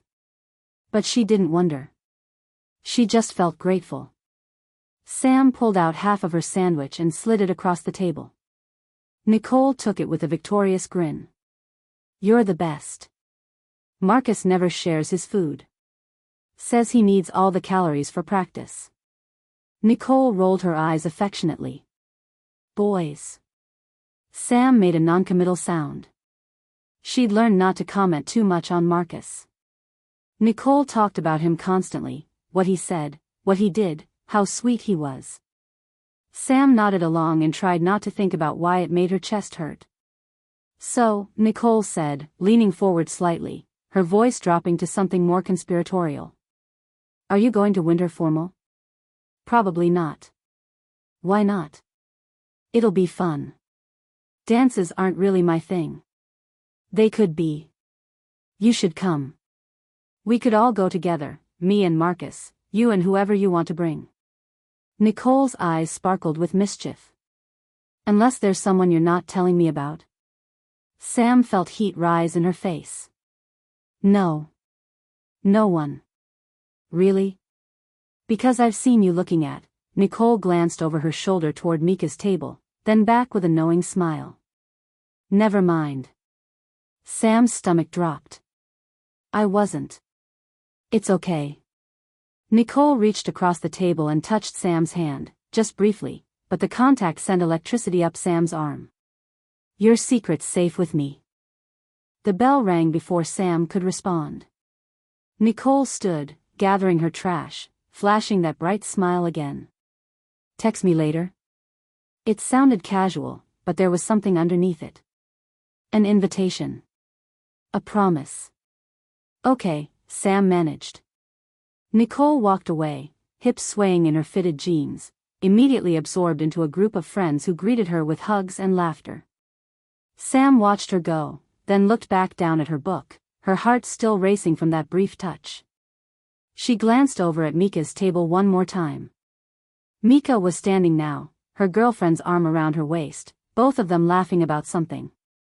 Open. Visible. Everything Sam wanted to be but couldn't quite figure out how. When Sam looked away, she caught Nicole watching her from across the cafeteria. Their eyes met. Nicole smiled, small, private, just for Sam. Then she turned back to her friends, leaving Sam with that smile echoing in her chest. The thing about Nicole was that she existed in two separate worlds. In the daylight, in the hallways, the cafeteria, the parking lot, she was Marcus Hayes' girlfriend. She wore his Letterman jacket. She sat with him at lunch when she wasn't sitting with Sam. She kissed him by his locker between classes, her hand on his chest, his arm around her waist. Everyone knew they were together. They'd been dating since freshman year. They were practically royalty. But after school, when the sun went down and everyone went home, Nicole became someone else. Sam's phone would buzz with a text, "You up?" It was always late. Always after 11. Sam would be doing homework or reading or trying to sleep, and her phone would light up with Nicole's name. Yeah, Sam would reply, even though she should say no, should set boundaries, should protect herself. The texts would start innocent enough. How was your day? Did you finish the calc homework? I'm so bored. Then they'd shift. I wish you were here. I can't stop thinking about you. You get me in a way no one else does. Sometimes Nicole would call. Her voice would be soft, intimate, the kind of voice you used for secrets. She'd talk about her day, her parents' expectations, how exhausting it was to be perfect all the time. Sam would listen, lying in bed in the dark, phone pressed to her ear, feeling chosen in a way she'd never felt before. "You're the only person I can be real with," Nicole said one night. "Everyone else wants me to be something. But with you, I can just be me." Sam wanted to ask, "Then why do you hide me?" But she didn't. She was too afraid of the answer. It was a Thursday afternoon in late February when Nicole texted during last period, "Skip study hall. Meet me in the parking lot." Sam shouldn't have gone. She had a test to study for and homework to finish and a dozen reasons to stay in school. But Nicole had asked, and Sam had never been good at saying no to Nicole. She found Nicole leaning against her car, a silver Honda Civic her parents had bought her for her 16th birthday. Nicole was alone, which was unusual. Usually Marcus was nearby, or a cluster of friends, or someone else claiming her attention. "Hey," Nicole said, pushing off from the car. "Get in." "Where are we going?" "Does it matter?" It didn't. Sam got in. Nicole drove them to a spot on the edge of town, a lookout point that teenagers used for exactly this kind of thing. It was isolated, trees on 3 sides, a view of the valley on the 4th, no houses nearby. The parking area was empty at 3 o'clock on a Thursday. Nicole turned off the engine and they sat in silence for a moment, the only sound the ticking of the cooling engine and the distant rustle of wind through trees. "I needed to get away," Nicole said finally. "From everything. Everyone. Rough day?" "Every day is rough." Nicole turned in her seat to face Sam. "Do you ever feel like you're living someone else's life? Like the person everyone sees isn't really you?" Sam knew exactly what she meant. "Yeah. It's exhausting. Pretending all the time." Nicole's voice was soft, vulnerable in a way it never was at school. "Sometimes I think about just stopping. Telling everyone the truth about who I am. What I want." Sam's heart started beating faster. "What do you want?" Nicole looked at her, and there was something in her eyes, something raw and uncertain and terrifying. "I don't know. That's the problem. I know what I'm supposed to want. What would make everyone happy. But what I actually want." She trailed off, her hand moving from the steering wheel to rest on the center console. Then, slowly, deliberately, she reached over and put her hand on Sam's thigh. The touch was electric. Sam froze, every nerve ending suddenly alive and screaming. Nicole's hand was warm through the denim of Sam's jeans, her fingers gentle but intentional. "Nicole. Tell me to stop," Nicole said quietly. "If you don't want this, tell me to stop." Sam couldn't speak. Couldn't move. Could barely breathe. Nicole leaned closer, her eyes dropping to Sam's mouth. She smelled like vanilla and something floral, her shampoo or perfume. Her hand moved slightly higher on Sam's thigh. "Sam," she whispered. Sam's brain was screaming at her to say something, do something, make a decision. But her body was paralyzed by want and fear and the absolute certainty that if they crossed this line, there would be no going back. Nicole's face was inches from hers now. Sam could feel her breath. Could see the uncertainty in her eyes, fear and desire warring with each other. Then Nicole's phone buzzed. The spell broke. Nicole pulled back, checking her phone, her expression shifting from vulnerable to guarded in an instant. "Marcus," she said, her voice flat. "He's waiting for me at practice." She pulled her hand away from Sam's thigh. The loss of contact felt like something tearing. "I should go," Nicole said. She turned the key, the engine roaring to life. "We should go." She drove Sam back to school in silence. When they pulled into the parking lot, Marcus was there waiting, leaning against his truck with his phone in his hand. He looked up when Nicole's car approached, his face breaking into an easy smile. Nicole parked a few spaces away. She turned to Sam, something desperate in her eyes. "Don't tell anyone about this. Please." Sam nodded, throat tight. I mean it, Sam. No one can know. I won't tell. Nicole's expression softened slightly. Thank you. You're important to me. You know that, right? Before Sam could respond, Marcus was approaching the car, his smile visible through the windshield. Nicole's whole demeanor changed, shoulders back, smile bright, walls up. I'll text you later, she said quickly, then got out of the car. Sam watched through the windshield as Nicole went to Marcus, as he pulled her into a hug, as she smiled up at him and said something that made him laugh. She watched as Nicole kissed him, her hand on his chest, his arm around her waist. Public. Visible. Safe. Marcus looked happy. Nicole looked perfect. And Sam sat in the passenger seat of Nicole's car, her thighs still warm from where Nicole's hand had been, feeling like she was watching her own heart break in slow motion. Nicole had almost kissed her. Had wanted to kiss her. Sam was sure of it. But she'd pulled away. Chosen Marcus. Chosen safety. Chosen the life that made sense over the thing that felt real. Sam got out of the car on shaking legs. She walked to her own car on the other side of the parking lot, got in, and sat there for a long time, trying to understand what had just happened. Her phone buzzed. Nicole, I'm sorry. You okay? Sam stared at the message for a full minute before responding, I'm fine. Nicole, I didn't mean to make things weird. Sam, it's not weird. Nicole, good. Because I can't lose you. You mean too much to me. Sam typed and deleted several responses. Finally settled on, you won't lose me. It was a promise and a surrender all at once. Because even knowing she was second choice, even watching Nicole choose Marcus again and again, even understanding that whatever they had would always be secret and hidden and not quite enough, Sam couldn't walk away. She loved Nicole. Had loved her for months, maybe longer.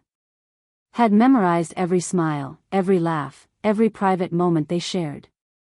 Had built a whole imaginary future in her head where Nicole was brave enough to choose her. She knew it was pathetic. Knew she deserved better. Knew that settling for secret texts and almost kisses and being someone's hidden thing was destroying her slowly. But she stayed anyway. Because being Nicole's secret was better than not being Nicole's anything. Because hope was a dangerous, persistent thing. Because 17-year-old Sam Reyes didn't yet know that loving someone who couldn't love you back wasn't romantic, it was just devastating. She sat in her car in the school parking lot, watching Nicole and Marcus walk away together, his arm around her shoulders, her laugh carrying across the asphalt. And she made the decision that would define the next year of her life. She would wait. She would be patient. She would be whatever Nicole needed her to be. And maybe, someday, Nicole would be brave enough to choose her. Sam jolted awake, gasping. The hotel room materialized around her, dark except for the faint glow from the window, the rain still falling outside, the sound of someone breathing across the room. Nicole. Asleep in the other bed. Sam's heart was racing, her body flooded with adrenaline from the memory dream. It had felt so real, the cafeteria, the parking lot, Nicole's hand on her thigh. 17 again, trapped in that cycle of hope and heartbreak. She pressed her hands to her face, trying to calm her breathing. It was just a dream. Just the past. It was 12 years ago. She'd survived it. She'd moved on. Except she was here, in a hotel room with Nicole, and apparently her subconscious had decided to remind her exactly why she'd built walls so high in the first place. Across the room, Nicole shifted in her sleep, turning over with a soft sigh. Sam lay there in the dark, wide awake now, the past and present bleeding together until she couldn't quite tell them apart. 17-year-old Sam had made a choice to stay. To be patient. To wait for Nicole to be brave enough to choose her. 30-year-old Sam knew how that story ended. But lying here in the suspended reality of the hotel, listening to Nicole sleep, feeling the pull of old patterns and familiar wants, Sam wasn't sure she'd learned as much from the past as she'd thought. The rain continued its relentless percussion against the windows. Sam closed her eyes and tried not to think about hands on thighs, almost kisses, and all the ways she'd let herself be chosen second. But the memories were awake now, surfacing after years of careful burial. And there was nowhere to run from them. Not in this room. Not in this storm. Not with the ghost of her first love sleeping 15 feet away. The past wasn't past. It was right here, breathing in the dark. And Sam had no idea how to survive it a second time. Chapter 9. Sam woke to the smell of coffee. For a disorienting moment, she thought she was home, her apartment in San Francisco, her morning routine, everything exactly as it should be. Then she opened her eyes and saw the unfamiliar ceiling, heard the rain still falling outside, and remembered. The hotel. The storm. Nicole. She turned her head. Nicole's bed was empty, already made with military precision. The bathroom door was open, light off. From somewhere in the room came the soft sounds of movement, the clink of a spoon against ceramic, the quiet hum of the electric kettle winding down. Sam sat up slowly. Nicole was in the kitchenette, still in her pajamas, those soft cotton pants and oversized t-shirt from last night, making coffee. She turned when she heard Sam move, and her smile was tentative but genuine. "Morning," Nicole said. "I hope I didn't wake you." "I tried to be quiet." "You didn't." Sam's voice was rough with sleep. She cleared her throat. "What time is it?" "Almost 8.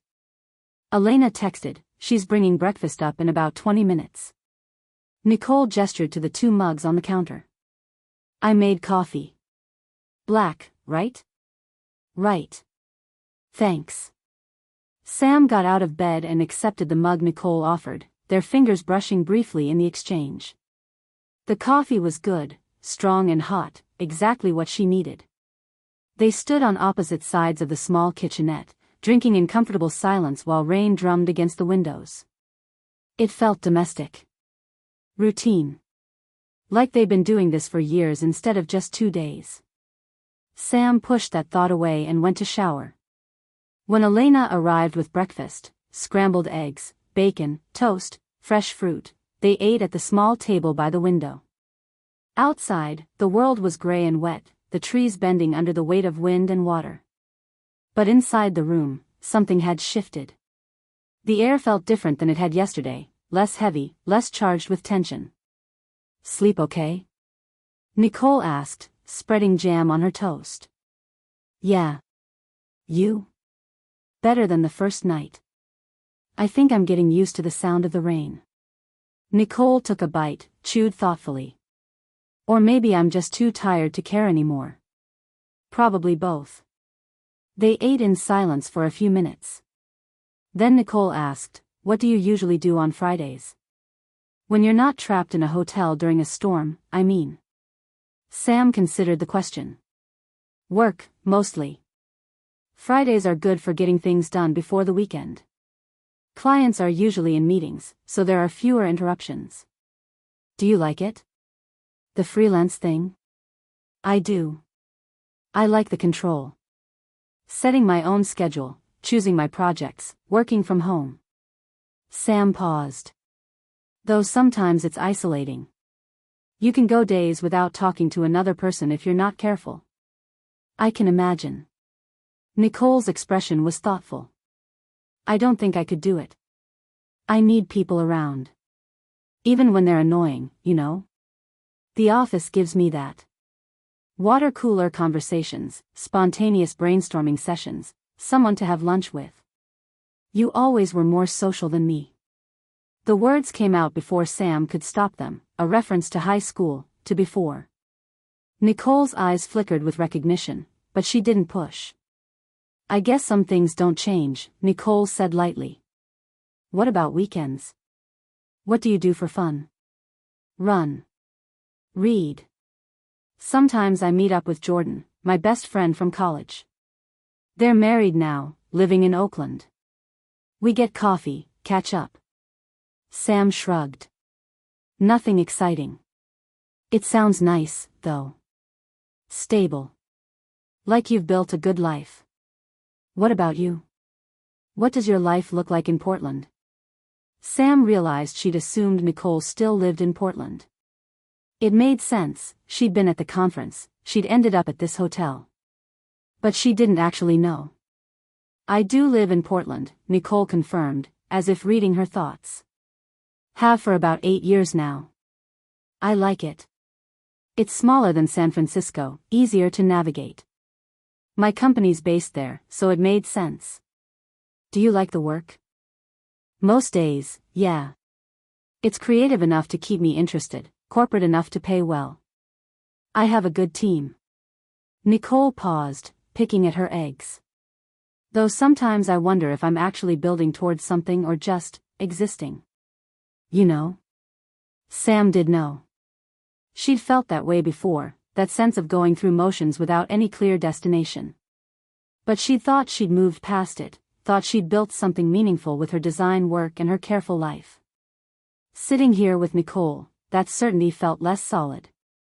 After breakfast, they cleaned up together, a routine that was becoming familiar. Nicole washed while Sam dried, moving around each other in the small space with practiced ease. When everything was put away, they stood in the middle of the room, both suddenly aware they had an entire day to fill. We could explore, Nicole suggested. The hotel, I mean. We've basically just stayed in this room and the dining room. There has to be more to see. Sam almost said no. Almost retreated to her laptop, to the safety of work and solitude. But the alternative was spending the day alone together in this room, and that felt more dangerous somehow. Okay, she heard herself say. Let's explore. They dressed in comfortable clothes, jeans and sweaters, Sam's leather jacket, Nicole's cardigan. The hallway outside their room was quiet, empty, just dark carpet and warm lighting from the vintage sconces. They could hear rain against the windows at either end of the hall, but otherwise the hotel felt suspended in time, as if they were the only people left in the world. Downstairs, the lobby was empty except for Elena behind the desk. She looked up when they appeared, her face brightening. Good morning, ladies. How are you holding up? We're fine, Nicole said. We thought we'd explore a bit. Is that okay? Of course. The whole place is yours, really. We only have 3 other guests right now, and they're mostly keeping to their rooms. Elena came around the desk, gesturing. There's the library through that door, lots of books, comfortable chairs, another fireplace. The lounge is past the dining room, there's a bar, though I'm not officially serving given the circumstances. But help yourself if you want something. And the conservatory is at the end of the east wing, though it's not much to look at in this weather. Thank you, Sam said. Of course. And let me know if you need anything. I'm here all day. The library was the first door on the left, and when Nicole pushed it open, Sam felt something in her chest loosen. The room was beautiful, 2 stories of bookshelves, a rolling ladder, leather armchairs positioned near tall windows, and a stone fireplace with a fire already crackling. It smelled like old paper and wood smoke. Wow, Nicole breathed. They wandered the room separately at first, running fingers along spines, pulling out books at random. Sam found a collection of poetry she'd read in college, a biography of Georgia O'Keeffe, several mystery novels with cracked spines that suggested multiple readings. The shelves were organized more by feeling than any logical system, literature mixed with history, art books next to science fiction. Nicole had found a chair near the fire and was flipping through what looked like a coffee table book on architecture. Sam watched her for a moment, the way the firelight caught in her hair, the small smile on her face as she studied a photograph. Sam looked away before Nicole could catch her staring. She selected a book, the poetry collection, and claimed a chair on the opposite side of the fireplace. They sat in comfortable silence, reading, the only sounds the crack and pop of the fire and the rain against the windows. It felt peaceful. Safe. Like they were existing in a pocket outside of time where normal rules didn't apply. Can I ask you something? Nicole said after a while. Sam looked up from her book. Okay. Why design? What made you choose it? It was a reasonable question, professional enough to be safe. I've always liked making order out of chaos. Taking messy ideas and turning them into something clear and functional. Design is that, basically. Problem solving that happens to look good. That makes sense. Nicole set down her book, giving Sam her full attention. Do you have a favorite project? Something you're really proud of? Sam thought about it. There was a nonprofit a few years ago. They worked with LGBTQ youth, providing resources and support. I did their full rebrand pro bono, logo, website, all their materials. It felt good to use my skills for something that mattered. Nicole's expression softened. That's really beautiful, Sam. The use of her name, said like that, gentle and warm, made something twist in Sam's chest. She looked back down at her book, needing to break the moment. They stayed in the library for another hour, sometimes reading, sometimes talking about inconsequential things, books they'd liked, places they'd traveled, the strange isolation of the storm. The conversation flowed easier than Sam expected, punctuated by comfortable silences that didn't feel forced. When they finally left, they wandered down to the lounge. It was smaller than the library, more intimate, with dark wood paneling and velvet furniture that had seen better days. The bar was well-stocked but unstaffed, bottles lined up on glass shelves that caught the dim light. Elena said to help ourselves, Nicole reminded her, moving behind the bar with the confidence of someone who'd worked retail or food service at some point. What's your poison? It's barely noon. It's also a storm and we're trapped in a hotel. Normal rules don't apply. Nicole grinned, and it transformed her face, made her look younger, lighter. Come on. Live a little. Wine, then. If there's any. Nicole found a bottle of white wine in the small fridge behind the bar, examined the label, deemed it acceptable. She poured 2 glasses and came around to hand one to Sam. To unexpected reunions, Nicole said, raising her glass. Sam hesitated, then clinked her glass against Nicole's. To surviving them. They sat on the velvet couch, angled toward each other with space between them. The wine was crisp and cold, slightly sweet. Sam took a sip and felt it warm her chest. This place is strange, isn't it? Nicole said, looking around the lounge. It's beautiful but also kind of eerie. Like something from a movie. A horror movie or a romance? Maybe both. Nicole's smile was knowing. Sometimes those are the same thing. Sam didn't know how to respond to that, so she didn't. Instead, she asked, how did you end up in marketing? I thought you were pre-law in college. Nicole's expression flickered, surprised that Sam remembered, maybe, or discomfort with the reference to college. I was. For about a year. Then I realized I hated it. Switched to communications, which was basically admitting I didn't know what I wanted to do. Marketing was kind of an accident. I needed a job after graduation, applied everywhere, and this company took a chance on me. Do you regret it? Not doing law? No. I would have been miserable. I'm not confrontational enough for that world. Nicole paused, studying her wine. I'm not brave enough for a lot of things, it turns out. The admission hung in the air between them, weighted with meaning neither of them acknowledged. Sam felt the conversation tilting toward dangerous territory, toward the past, toward high school, toward all the things they'd been carefully avoiding.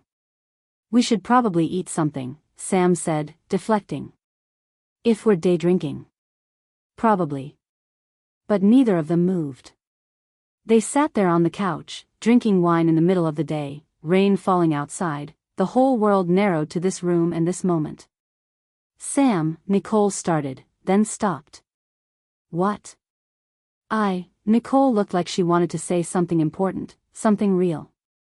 Then she shook her head. Never mind. It's nothing. But it wasn't nothing. Sam could see it in her eyes, in the tension in her shoulders. Nicole wanted to talk about it, about high school, about them, about everything they'd left unsaid for 12 years. Sam wasn't ready. Might never be ready. Tell me about your team at work, Sam said, changing the subject deliberately. You said they were good? Nicole let her do it. Let the moment pass, the question unasked. She launched into a story about her boss's terrible jokes and a coworker who was having an affair with someone from accounting and how the whole office knew but pretended they didn't. Sam listened and laughed at the right moments and tried not to think about what Nicole had almost said. They spent the afternoon like that, wandering the hotel, talking about safe things, finding pockets of comfort in the strange suspended reality of the storm. They found the conservatory Elena had mentioned, a glass room full of plants that seemed to thrive despite the gray light and constant rain. They sat on a bench surrounded by greenery and drank the rest of the wine from the bottle Nicole had brought with them. By the time they made it back to their room, Sam felt pleasantly buzzed, her edges softened by alcohol and the strange intimacy of the day. Nicole was laughing at something Sam had said, some dry observation about the hotel's decor, and the sound filled the room with warmth. Sam caught herself smiling at Nicole's laugh, at the way her whole face lit up, and had to look away before the moment became something more than it was. Elena brought dinner at 6, pasta with marinara sauce, salad, garlic bread, and another bottle of wine because apparently she'd noticed they'd helped themselves to the first one. They ate at the table by the window, the conversation flowing easier now, lubricated by wine and exhaustion and the growing acceptance that this was their reality for the foreseeable future. Can I ask you something personal? Nicole said when they'd finished eating. Sam tensed. Depends on what it is. Have you been happy? These last 12 years. In San Francisco and New York and wherever else you've been. Have you been happy? It was a loaded question, impossible to answer honestly without revealing too much. Sam considered lying, saying yes without qualification. But the wine had loosened something in her, made her edges less sharp. Sometimes, she said finally. I've been content. Satisfied with my work. Comfortable in my life. But happy? She paused. I'm not sure I know what that would feel like anymore. Nicole looked at her with something that might have been understanding or sadness or both. Yeah. Me too. They sat in silence for a moment, that admission settling between them like something fragile and true. Then Nicole stood, gathered their dishes, set them outside the door. When she came back, she picked up the wine bottle, still half full, and gestured toward the couch. Want to finish this? Sam knew she should say no. Knew that more wine would lead to more honesty, would wear down defenses she needed to keep intact. But she also knew that sitting in this room sober, hyper-aware of Nicole's presence and the weight of everything unsaid, would be its own kind of torture. Okay, she said. They settled on the couch, the same positions they'd taken in the lounge earlier, angled toward each other, space between them, the bottle and their glasses on the coffee table. Outside, the storm continued its assault, but inside felt warm and safe and dangerously comfortable. Nicole poured more wine for both of them. I've been thinking about high school, she said quietly. Sam's stomach tightened. Nicole. I know. I know we haven't talked about it. But we're here, and Nicole looked down at her wine. I wanted to say I'm sorry. For how things ended. For how I handled everything. Sam didn't want this conversation. Didn't want Nicole's apology, didn't want to examine old wounds, didn't want to feel anything about the past except the safe distance she'd carefully maintained. It was a long time ago, Sam said, keeping her voice neutral. We were kids. We were. But that doesn't mean it didn't matter. Nicole met her eyes. It mattered to me. You mattered to me. Past tense. Sam. I don't want to do this. Sam set down her wine glass with deliberate care. I don't want to talk about high school or dig up the past or pretend we can have some kind of closure conversation that makes everything okay. It's not okay. It wasn't okay then. But it's done, and I've moved on, and I'd like to keep it that way. Nicole looked stung, but she nodded. Okay. I understand. The air between them felt different now, charged again with tension, the comfortable ease of the day disrupted by Nicole's attempt to crack open the past. Sam picked up her wine and drank, even though she'd already had too much. Even though her defenses were crumbling and she needed them intact. They sat in silence for a while. Then Nicole spoke again, softer this time. Can I tell you something? Not about high school. About now. I guess. I'm glad you're here.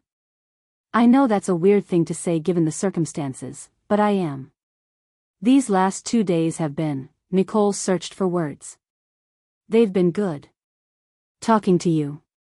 Spending time with you. It feels like I can breathe for the first time in a long time. Sam didn't know what to say to that. Didn't know how to respond to Nicole's honesty without revealing her own. You always made me feel that way, Nicole continued. Even in high school. Like I could be myself without performing. Like I didn't have to be perfect. But you still chose perfect, Sam said quietly. Every time. Nicole flinched. I know. Then what's different now? I don't know. Maybe nothing. Maybe everything. Nicole set down her wine. I just wanted you to know. That this means something to me. That you still mean something to me. Sam felt something crack in her chest. She stood abruptly, needing space, needing air, needing to get away from Nicole's eyes and her honesty and the dangerous warmth spreading through Sam's body that had nothing to do with the wine. I need some water, Sam said, moving to the kitchenette even though she didn't really want water. She filled a glass from the tap, drank it standing up, staring out the small window at the rain. Behind her, she could hear Nicole shifting on the couch, the clink of glass as she poured herself more wine. A memory surfaced, unbidden, sitting in the cafeteria at lunch, Nicole's hand finding Sam's under the table where no one could see. The thrill of that secret touch. The shame of it too. The constant awareness that they could only be real when no one was watching. Sam gripped the edge of the sink, the memory so vivid she could almost feel Nicole's hand in hers. Sam. Nicole's voice was soft behind her. Are you okay? I'm fine. You don't seem fine. Sam turned. Nicole was standing now too, concern evident on her face. They were across the small room from each other, but it felt like no distance at all. I keep thinking about us, Nicole said. About what we were. What we could have been. Don't. Why not? We're both here. We're both single. We obviously still, she stopped, seeming to realize she was pushing too far. Still what? Sam heard herself ask. Feel something. Don't you? You have to feel it too. Sam did feel it. Had been feeling it since the moment she'd walked into this room and found Nicole standing by the window. The pull, the want, the dangerous familiarity of it all. But feeling something didn't mean acting on it. Didn't mean forgetting the past or believing Nicole could be different this time. It doesn't matter what I feel, Sam said. This isn't real. It's just a storm in a hotel and two people stuck together with too much history. When we leave here, we'll go back to our separate lives and none of this will have meant anything. How can you say that? Because it's true. Nicole crossed the room in 3 steps. Suddenly she was right there, close enough that Sam could smell her perfume, could see the flecks of gold in her dark eyes. It's not true, Nicole said. And you know it. Sam's heart was racing. She should step back, should create distance, should end this before it became something she couldn't take back. But she didn't move. They stood there, inches apart, the air between them electric with possibility and danger and 12 years of unfinished business. Then Nicole's phone rang, shrill and jarring in the quiet room. Nicole jerked back, startled. She pulled her phone from her pocket, looked at the screen, hesitated. I should, she started. Take it, Sam said, her voice rougher than she intended. Nicole answered. Hey, Mom. No, I'm fine. I'm safe. Just stuck at a hotel until the storm passes. Sam moved away, giving Nicole privacy, her heart still hammering in her chest. She sat on her bed and tried to slow her breathing, tried to regain the composure she'd almost lost. That was too close. Nicole had been too close, and Sam had almost. She didn't let herself finish the thought. Nicole's call lasted maybe 5 minutes. When she hung up, she stood in the middle of the room looking uncertain, all the intensity from moments ago deflated by the interruption. "I'm tired," Sam said before Nicole could speak. "I think I'm going to call it a night." "Sam, about what I said." "It's fine. We're both just tired and a little drunk. It's been a long few days." "Right." Nicole's disappointment was visible, but she didn't push. "Yeah. Okay." They got ready for bed in awkward silence, the comfortable ease from earlier completely shattered. Sam brushed her teeth, washed her face, changed into her pajamas, all while carefully avoiding looking at Nicole or thinking about how close they'd been standing, how easy it would have been to close that distance. When they were both in their respective beds, lights off, Sam lay in the dark and listened to Nicole's breathing. "Sam?" Nicole's voice was small in the darkness. "Yeah? I meant what I said. About being glad you're here." Sam didn't respond. Didn't know how to. Eventually, Nicole's breathing evened out into sleep.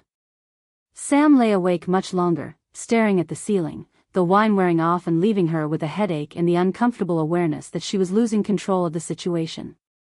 Day 2 at the hotel. 3 or 4 more days to go. Sam closed her eyes and tried not to count the hours until she could leave. Tried not to think about what might happen if Nicole pushed again. Tried not to acknowledge the terrifying truth that part of her wanted Nicole to push. That part of her, despite everything, still wanted to be chosen.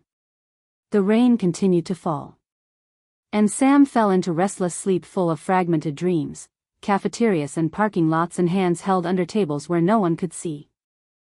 Chapter 10. Sam woke to gray morning light and the now familiar sound of Nicole moving quietly around the kitchenette. The smell of coffee hung in the air.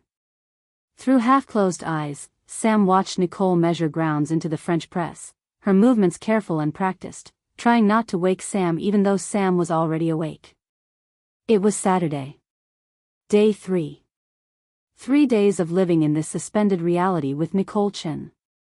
3 days of navigating conversation and silence, proximity and distance, the constant awareness of the person sleeping 15 feet away. 3 days that felt simultaneously like forever and no time at all. Sam sat up, and Nicole turned at the sound, a soft smile already on her face. "Morning," Nicole said, her voice still rough with sleep. "Coffee's almost ready." "Thanks." Sam got out of bed and went through the routine that was becoming automatic: bathroom, splash water on her face, change out of pajamas into jeans and a t-shirt. When she emerged, Nicole had poured 2 mugs of coffee and was standing by the window watching the rain. "It's supposed to let up today," Nicole said without turning around. Elena texted. "Not stop completely, but maybe slow down enough that they can start assessing the roads." Sam's stomach did something complicated at that news. Relief, maybe. Or disappointment. Or both. "That's good," she said, accepting the mug Nicole offered. "Yeah." They stood side by side at the window, drinking coffee, watching water stream down the glass. Outside, the world was still gray and wet, but there was something different about it, a lightness to the sky that suggested the worst might be over. "What do you want to do today?" Nicole asked. Sam almost laughed. What did she want to do? Leave. Stay. Run. Get closer. Opposite things, contradictory impulses, none of which she could articulate. "I don't know," she said instead. "What do you want to do?" "We could stay here. Read, watch something, just be lazy." Nicole glanced at Sam. "I know we've been exploring, but honestly, I'm kind of exhausted. From everything. I wouldn't mind just existing for a day." "Okay. We can do that." Elena brought breakfast at 8, French toast, bacon, fresh berries. They ate at the small table, and the conversation flowed easier than it had even yesterday. Nicole told a story about her college roommate who joined a cult-like yoga studio and tried to recruit everyone she knew. Sam found herself laughing, really laughing, at Nicole's impression of the roommate's overly serene voice. "It's not a cult, it's a wellness community," Nicole intoned, eyes wide and serious. "We just all happen to wear white and give our paychecks to our spiritual leader." "What happened to her?" "She's a tax attorney now. Married with 2 kids. Completely normal." Nicole grinned. "Though she still does yoga. The gateway drug." "Exactly." After breakfast, they settled into their respective spaces, Sam on the couch with her laptop, Nicole on her bed with a book. The silence was comfortable, punctuated by the soft sounds of pages turning and keys clicking and the ever-present rain. Around mid-morning, Nicole spoke without looking up from her book. "Do you remember Mr. Patterson?" Sam's fingers paused on the keyboard. "Mr. Patterson. Chemistry teacher. Terrible jokes. Always wore bow ties." "The bow tie guy?" Sam said carefully. "Yes." Nicole laughed, setting down her book. "God, he was the worst. Remember when he tried to do that demonstration with the Bunsen burner and set off the fire alarm? Everyone had to evacuate. It was freezing outside. And he just kept apologizing, still wearing his ridiculous safety goggles." Nicole's eyes were bright with the memory. "What about Mrs. Chen?" "No relation, obviously. The English teacher who made us read Wuthering Heights and then spent 3 weeks explaining why Heathcliff was problematic." Sam felt something crack open in her chest. "High school." They were talking about high school. Carefully, just surface memories, nothing dangerous. But it was there now, the past, no longer carefully avoided. "I liked her," Sam said. "She was tough but fair. You would like her. You were always good at English." Nicole shifted on the bed, getting more comfortable, warming to the topic. "What about that art teacher? The one who let you use the studio during lunch?" "Ms. Rodriguez." Sam had almost forgotten about her. The art room had been her sanctuary junior and senior year, a place to hide when the cafeteria felt too loud or Nicole was with Marcus or everything felt like too much. "She was nice," Sam said neutrally. "She loved your work. I remember seeing that self-portrait you did, the one with all the geometric shapes. It was really good." Sam remembered that piece. Remembered showing it to Nicole in secret, in the art room after school, Nicole's fingers brushing hers as she took the canvas to examine it more closely. She pushed the memory away. "It was fine," Sam said. "Just a class project." Nicole was quiet for a moment. "Then, do you remember when we—" She stopped. Sam's whole body went tense. "When we what?" Sam heard herself ask, even though she wanted to stop this conversation before it went anywhere dangerous. Nicole looked at her, something complicated in her expression. "Nothing." "Never mind." But it wasn't nothing. Sam could see it in the way Nicole's hands fidgeted with the corner of her book, in the careful neutrality of her voice. Nicole had been about to say something about them, about their past, about the thing they'd been dancing around for 3 days. "We should probably make lunch," Sam said abruptly, closing her laptop. "Elena said she wouldn't be bringing anything up today. The road to town is supposedly passable now, so she's doing an emergency supply run." Nicole blinked at the subject change but didn't push. "Right. Yeah. What do we have?"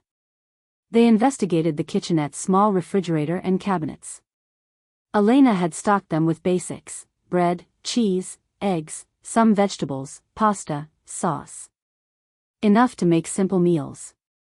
"Grilled cheese?" Nicole suggested. "Works for me." They made sandwiches together in the tiny space, moving around each other with the practiced ease of people who'd been sharing quarters for days. Nicole buttered bread while Sam sliced cheese. They worked in companionable silence, and Sam tried not to think about how domestic it felt, how natural. When the sandwiches were ready, they ate standing up at the counter, close enough that their elbows occasionally brushed. Sam was hyper-aware of every point of contact, every small movement. The attraction that had been simmering since she'd first seen Nicole by the window was still there, just beneath the surface, waiting for any excuse to break through. She finished her sandwich and moved away, needing distance. The afternoon passed slowly. Sam tried to work, responding to client emails, sketching concepts for the new project, but her concentration was shot. Across the room, Nicole had abandoned her book and was scrolling through her phone, occasionally sighing in a way that suggested she was equally unable to focus. Around 4, Nicole got up and stretched. I need to move. I'm going stir-crazy. There's not really anywhere to go. I know, but, Nicole looked around the room like a caged animal. Maybe we could go to the library again? Or the conservatory? Just somewhere that's not here? They ended up in the library, settling into the same chairs they'd claimed yesterday. The fire was burning low, and Sam added another log while Nicole browsed the shelves. Find anything good? Sam asked when Nicole returned with 3 books. Maybe. I grabbed a few options. Nicole settled into her chair, tucking her legs under her. This is nice. The fire, the rain, the books. It's very Jane Austen. Except we're not in the 1800s. Obviously. But the vibe is similar. 2 women, a country house, a storm. Nicole trailed off, seemed to realize what she was implying. Anyway. It's nice. Sam opened her poetry book, the same one from yesterday, and tried to read. But her attention kept drifting to Nicole, to the way firelight caught in her hair, to the small furrow between her eyebrows when she was concentrating. At some point, Nicole looked up and caught Sam watching her. Their eyes met. Neither looked away immediately. It was Nicole who broke the moment, glancing back down at her book with a small smile that suggested she knew exactly what Sam had been doing. Sam felt heat rise in her face and focused very deliberately on her own book, not absorbing a single word. They stayed in the library until dinner time, the silence between them charged with something neither acknowledged. When they finally returned to their room, the sun was setting, or would have been, if there had been any sun to see. Instead, the gray light just gradually deepened to darkness. I'm going to make pasta, Nicole announced. Actual cooking, not just grilled cheese. Want to help? They worked together in the kitchenette, chopping vegetables for the sauce, boiling water for pasta, moving around each other in the limited space. Nicole's hair kept falling in her face, and she'd push it back with the back of her hand, leaving a smudge of tomato sauce on her cheek. You have, Sam gestured to her own cheek. What? Here. Without thinking, Sam reached out and wiped the sauce away with her thumb. The moment she made contact, she realized her mistake. Nicole went very still under Sam's touch, her eyes widening slightly. Sam's thumb was still on Nicole's cheek, her hand hovering near Nicole's face. They were standing very close. Too close. Close enough that Sam could see the flecks of gold in Nicole's dark eyes, could smell her shampoo, the same vanilla scent from high school. Nicole's gaze dropped to Sam's mouth. Sam's breath caught. This was it. The moment. The thing they'd been building toward for 3 days. All Nicole had to do was lean forward. All Sam had to do was not pull back. Sam dropped her hand and stepped away. Sauce, she said, her voice not quite steady. It's going to burn.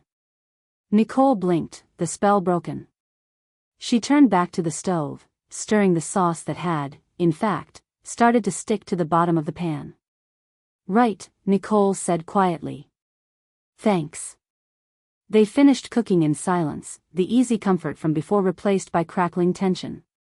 When the pasta was ready, they ate at the table, both of them very carefully not making eye contact, not touching, maintaining a distance that felt both necessary and painful. After dinner, they cleaned up quickly, efficiently, still not talking.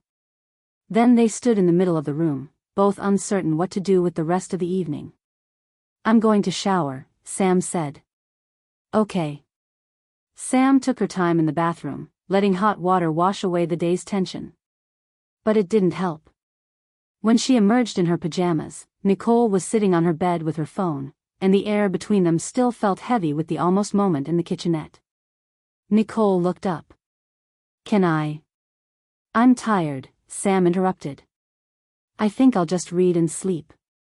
Nicole's face fell slightly, but she nodded. "Okay. Me too." They got into their respective beds. Sam turned off her lamp and lay in the darkness, listening to Nicole move around the room getting ready for bed. Every sound felt amplified, the rustle of fabric, the soft pad of footsteps, the click of Nicole's lamp going off. In the darkness, Nicole spoke. "Sam?" "Yeah? I'm sorry. Earlier. I didn't mean to make things weird." "You didn't. We're fine." "Are we?" Sam didn't answer. Didn't know how to. After a long silence, Nicole spoke again. "Can I ask you something?" "Depends what it is." "Do you ever think about it? Us. What we were. What we could have been." Sam's chest felt tight. "Nicole. I know you don't want to talk about it. But I can't stop thinking about it. Being here with you, it's like," Nicole's voice was soft in the darkness, vulnerable. "It's like I'm 17 again, and you're right there, and I want to." "Don't." Sam's voice came out sharper than she intended. "Don't do this." "Why not?" "Because it doesn't matter. Whatever you want to say, whatever you're feeling, it doesn't matter. We're not 17. We're not those people anymore. This is just proximity and nostalgia and a storm. When we leave here, we'll go back to our separate lives and forget any of this happened." "I don't want to forget." "Well, I do." The lie tasted bitter in Sam's mouth, but she forced it out anyway. Because the alternative, admitting that she'd never forgotten, that she'd carried Nicole with her for 12 years, that being here was reopening wounds she'd never quite healed, was too dangerous. Nicole was quiet for a long time. Then, so softly Sam almost didn't hear it, "I know you're lying." Sam didn't respond. Didn't know what to say that wouldn't make things worse. She lay in the darkness, listening to Nicole's breathing, feeling the weight of everything unsaid pressing down on her chest. The worst part was that Nicole was right. Sam was lying. About forgetting. About not caring. About this not mattering. Every moment they spent together was carving deeper into old scar tissue, reopening the wound, making it fresh and raw all over again. Sam could feel her carefully constructed defenses crumbling, could feel herself being pulled back into Nicole's orbit despite knowing exactly how it would end. Because that was the pattern, wasn't it? Nicole would pull Sam close, make her feel chosen, make her feel special.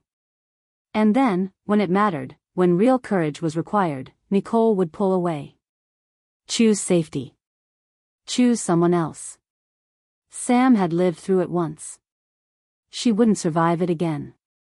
So she did the only thing she knew how to do, she built her walls higher, locked her heart down tighter, and pretended she didn't feel anything at all. Even if it was killing her. Even if every cell in her body wanted to cross that 15-foot gap and climb into Nicole's bed and say yes. "I think about it, I've never stopped thinking about it. You broke my heart and I've spent 12 years trying to put it back together." She didn't say any of that. She just lay in the darkness, eyes open, staring at the ceiling, while the rain fell and Nicole's breathing eventually evened into sleep. Sam didn't sleep for hours. She thought about hands brushing in the kitchenette. About Nicole's face so close to hers. About the moment she'd stepped away, the coward's choice, the safe choice. The choice 17-year-old her would have recognized immediately. Sam had spent 12 years telling herself she was different now. Stronger. Less willing to accept crumbs from someone who couldn't give her the whole meal. But lying here in the dark, wanting someone she knew would hurt her, unable to walk away even though she should. Maybe she hadn't changed as much as she thought. Maybe some patterns were too deep to break. The rain continued to fall, softer now than it had been. And Sam lay awake in the darkness, guarding her heart against someone who'd already broken it once and could easily do it again. If she let her. Which she wouldn't. Which she absolutely, definitely, certainly wouldn't. No matter how much she wanted to. Chapter 11. Sam woke Sunday morning feeling hollowed out, like she'd spent the night crying even though she hadn't. The emotional exhaustion from lying awake for hours had settled into her bones, making every movement feel heavy and slow. Across the room, Nicole's bed was empty, already made. Sam could hear the shower running. She lay there for a moment, staring at the ceiling, trying to summon the energy to face another day of this. The careful distance. The constant awareness. The effort it took to keep her walls intact when every interaction with Nicole threatened to dismantle them. The shower turned off.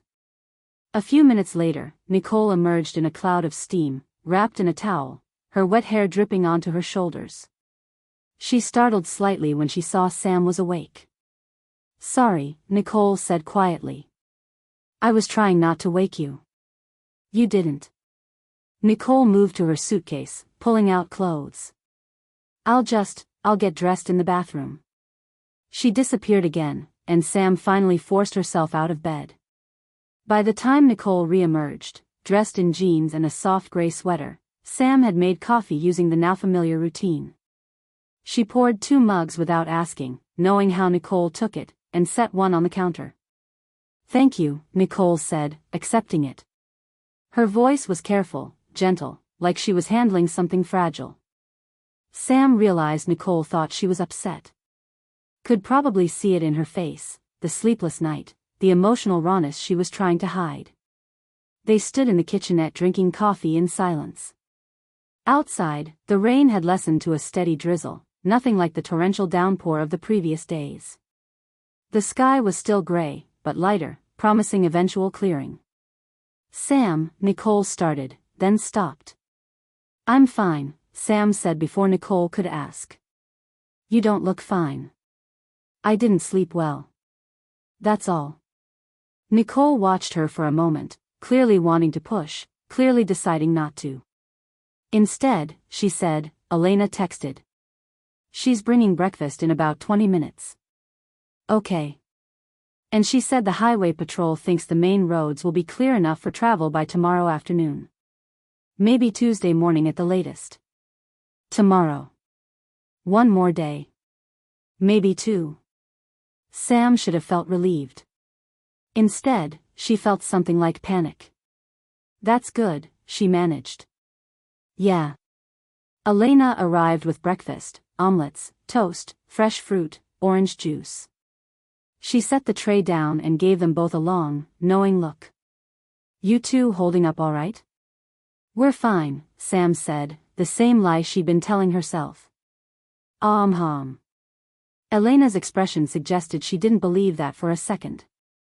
"Well, the storm's breaking up. You'll be able to get home soon." After Elena left, they ate in near silence. Sam could feel Nicole watching her, could sense the questions Nicole wasn't asking, the concern radiating from across the small table. "Do you want to talk about it?" Nicole finally asked. "Whatever's going on?" "There's nothing going on." "Sam. I'm just tired, Nicole. I'm tired of being trapped here. I'm tired of this room. I'm tired of," she stopped before she said "you." Before she said something she couldn't take back. Nicole set down her fork. "I know this has been hard. Being here together. All the history. But I feel like something's changed. Like you're pulling away again." "I never stopped pulling away." "That's not true. These last few days, we've been," Nicole searched for words. "We've been good together. Haven't we? I thought we were finally." "Finally what?" "Becoming friends? Pretending high school didn't happen? Acting like everything's fine?" "No. I just thought," Nicole's voice was soft, almost vulnerable. "I thought maybe we could talk about it. About us. About what happened. I told you I don't want to do that." "I know. But maybe you need to. Sam stood abruptly, her chair scraping against the floor. Don't tell me what I need. Sam, please. Just listen. I can't do this right now.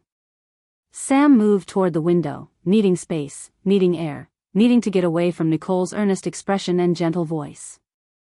I need to get out of this room. Then let's go. Sam turned. What? Let's get out of the room. Go for a walk. Nicole stood too, her jaw set with determination. We'll both go crazy if we stay cooped up in here all day. It's still raining. It's barely drizzling. We'll survive. Sam wanted to refuse. Wanted to stay in the room alone, put her headphones in, pretend Nicole didn't exist for a few hours. But she also desperately needed to move, to breathe air that wasn't saturated with tension and unspoken words. Fine, she said. Let's go. They dressed in layers, jackets over sweaters, Sam's leather jacket that she'd worn on the drive up, Nicole's raincoat. Nicole found an umbrella in the closet, one of those large golf umbrellas that could cover two people if they stood close. The hotel was quiet when they descended the stairs. Elena was behind the desk and waved as they passed, her expression knowing in a way that made Sam's skin prickle with self-consciousness. Outside, the air was cool and damp, heavy with the smell of rain and earth and evergreen.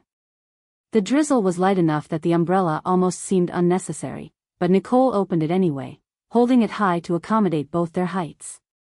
They walked in silence down the gravel path that led away from the hotel, into the forest.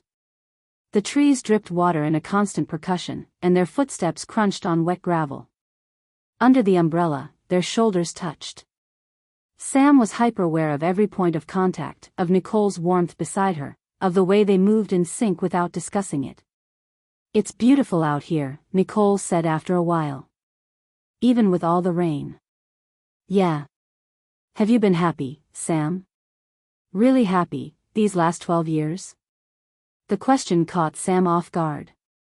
They'd talked around this before, surface-level conversations about their lives and work in cities they'd lived in. But Nicole was asking something deeper now, something real. I told you, Sam said. I've been content. That's not the same thing. It's close enough. Is it? Sam didn't answer. They walked in silence for several more minutes, the umbrella bobbing slightly with their steps, rain pattering against the nylon. Then Nicole stopped walking. Sam took a few more steps before she realized, then turned back. Nicole was standing in the middle of the path, umbrella still raised, her expression serious. What? Sam asked. We can't keep pretending we don't have a past. Sam's stomach tightened. Nicole. No. I know you don't want to talk about it, but we have to. We're leaving soon, tomorrow, maybe the day after, and then we'll probably never see each other again. And I can't, Nicole's voice caught. I can't let that happen without saying what I need to say. What do you want me to say? The words came out sharper than Sam intended. That I forgive you? That it's all water under the bridge? That we can be friends and laugh about old times? I want you to tell me you felt it too. Nicole's eyes were bright, intense. That it wasn't just me. That what we had, what we were, meant something to you. Sam felt something crack in her chest. Of course I felt it. Past tense. She heard it the moment the words left her mouth. So did Nicole. Felt, Nicole repeated quietly. Past tense. What did you expect? It was 12 years ago. We were kids. Were we? Because standing here with you, right now, I feel exactly the same way I felt at 17. Terrified and desperate and wanting something I know I don't deserve. Sam's breath caught. Nicole. Tell me you don't feel it. Nicole stepped closer, the umbrella tilting slightly with the movement. Rain dripped off the edge, landing on Sam's shoulder. Tell me this week hasn't meant anything. Tell me you're not. She stopped, swallowed hard. Tell me I'm alone in this. Sam couldn't. The lie wouldn't form. Because she did feel it. Had been feeling it since the moment she'd walked into that hotel room and found Nicole standing by the window. Every conversation, every shared meal, every moment of comfortable silence had been building this, and Sam had been fighting it the entire time. But feeling something didn't mean acting on it. Didn't mean forgetting that Nicole had chosen safety over her again and again. Didn't mean Sam could trust her not to do the same thing now. It doesn't matter what I feel, Sam said finally. Nothing's changed. Everything's changed. I've changed. Have you? Nicole flinched. Yes. I'm not the same person I was in high school. Aren't you? You're still choosing the safe thing. The easy thing. When was the last time you took a real risk? When was the last time you were brave? I'm being brave right now. Standing here, telling you how I feel, knowing you might, Nicole's voice broke slightly. Knowing you might reject me. That's the scariest thing I've ever done. Sam wanted to be moved by that. Wanted to believe it. But 12 years of carrying Nicole's choice made it hard to see this as courage. Let's go back, Sam said, turning away. Sam, please. I'm wet. I'm cold. I want to go back. She started walking, not waiting to see if Nicole would follow. After a moment, she heard footsteps behind her, the umbrella being collapsed with a soft snap. Rain hit Sam's shoulders, soaked into her hair, but she kept walking. They made it back to the hotel in tense silence. Elena looked up as they entered, took one look at their faces, and wisely said nothing. In their room, Sam shrugged out of her wet jacket and hung it over the bathroom door to dry. Her sweater was damp at the shoulders and collar. Her hair was dripping. She should shower, change into dry clothes, put distance between herself and Nicole. Instead, she stood in the middle of the room, watching Nicole do the same thing, peel off wet layers, hang them up, her movements careful and controlled. They were both soaked. Both breathing a little too hard. Both electric with tension that had been building for days and had nowhere left to go. Nicole turned, and their eyes met. I'm sorry, Nicole said quietly. For pushing. For all of it. I just. Stop apologizing. I can't. Because I'm not sorry.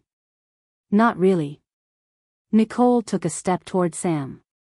I'm glad you're here. I'm glad we had this time. Even if you hate me for it, even if you never want to see me again after this, I'm glad. Sam should step back.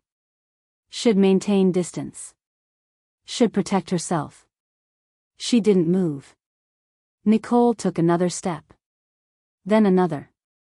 Until she was standing right in front of Sam, close enough to touch, close enough that Sam could see the water droplets caught in her eyelashes. Tell me to stop, Nicole whispered. Sam's heart was hammering. Her whole body felt like a live wire, every nerve ending aware of Nicole's proximity, Nicole's eyes, Nicole's lips. Tell me to stop, Nicole said again, softer this time. Her hand came up, hovered near Sam's face, not quite touching. Tell me you don't want this. Sam opened her mouth. The words should be automatic. Stop, I don't want this, we can't do this. Simple. Clear. Safe. But the words wouldn't come. Because she did want this. Had wanted it for 12 years. Had spent every moment of the last 4 days trying not to want it and failing completely. Nicole's hand made contact, fingers brushing Sam's jaw, feather-light and questioning. Sam's breath hitched.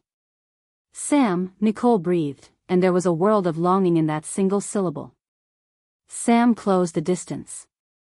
Their lips met soft and tentative at first, testing, questioning. Nicole made a small sound in the back of her throat, surprise or relief or both, and her hands came up to cup Sam's face. 12 years collapsed in an instant. Sam remembered this, the taste of Nicole's lips, the way she tilted her head, the small sound she made when kissed. It was familiar and foreign all at once, muscle memory warring with the strangeness of doing this now, as adults, in a hotel room instead of a parked car. Nicole's hands slid into Sam's wet hair, pulling her closer. Sam's hands found Nicole's waist, felt the warmth of her body through the damp sweater.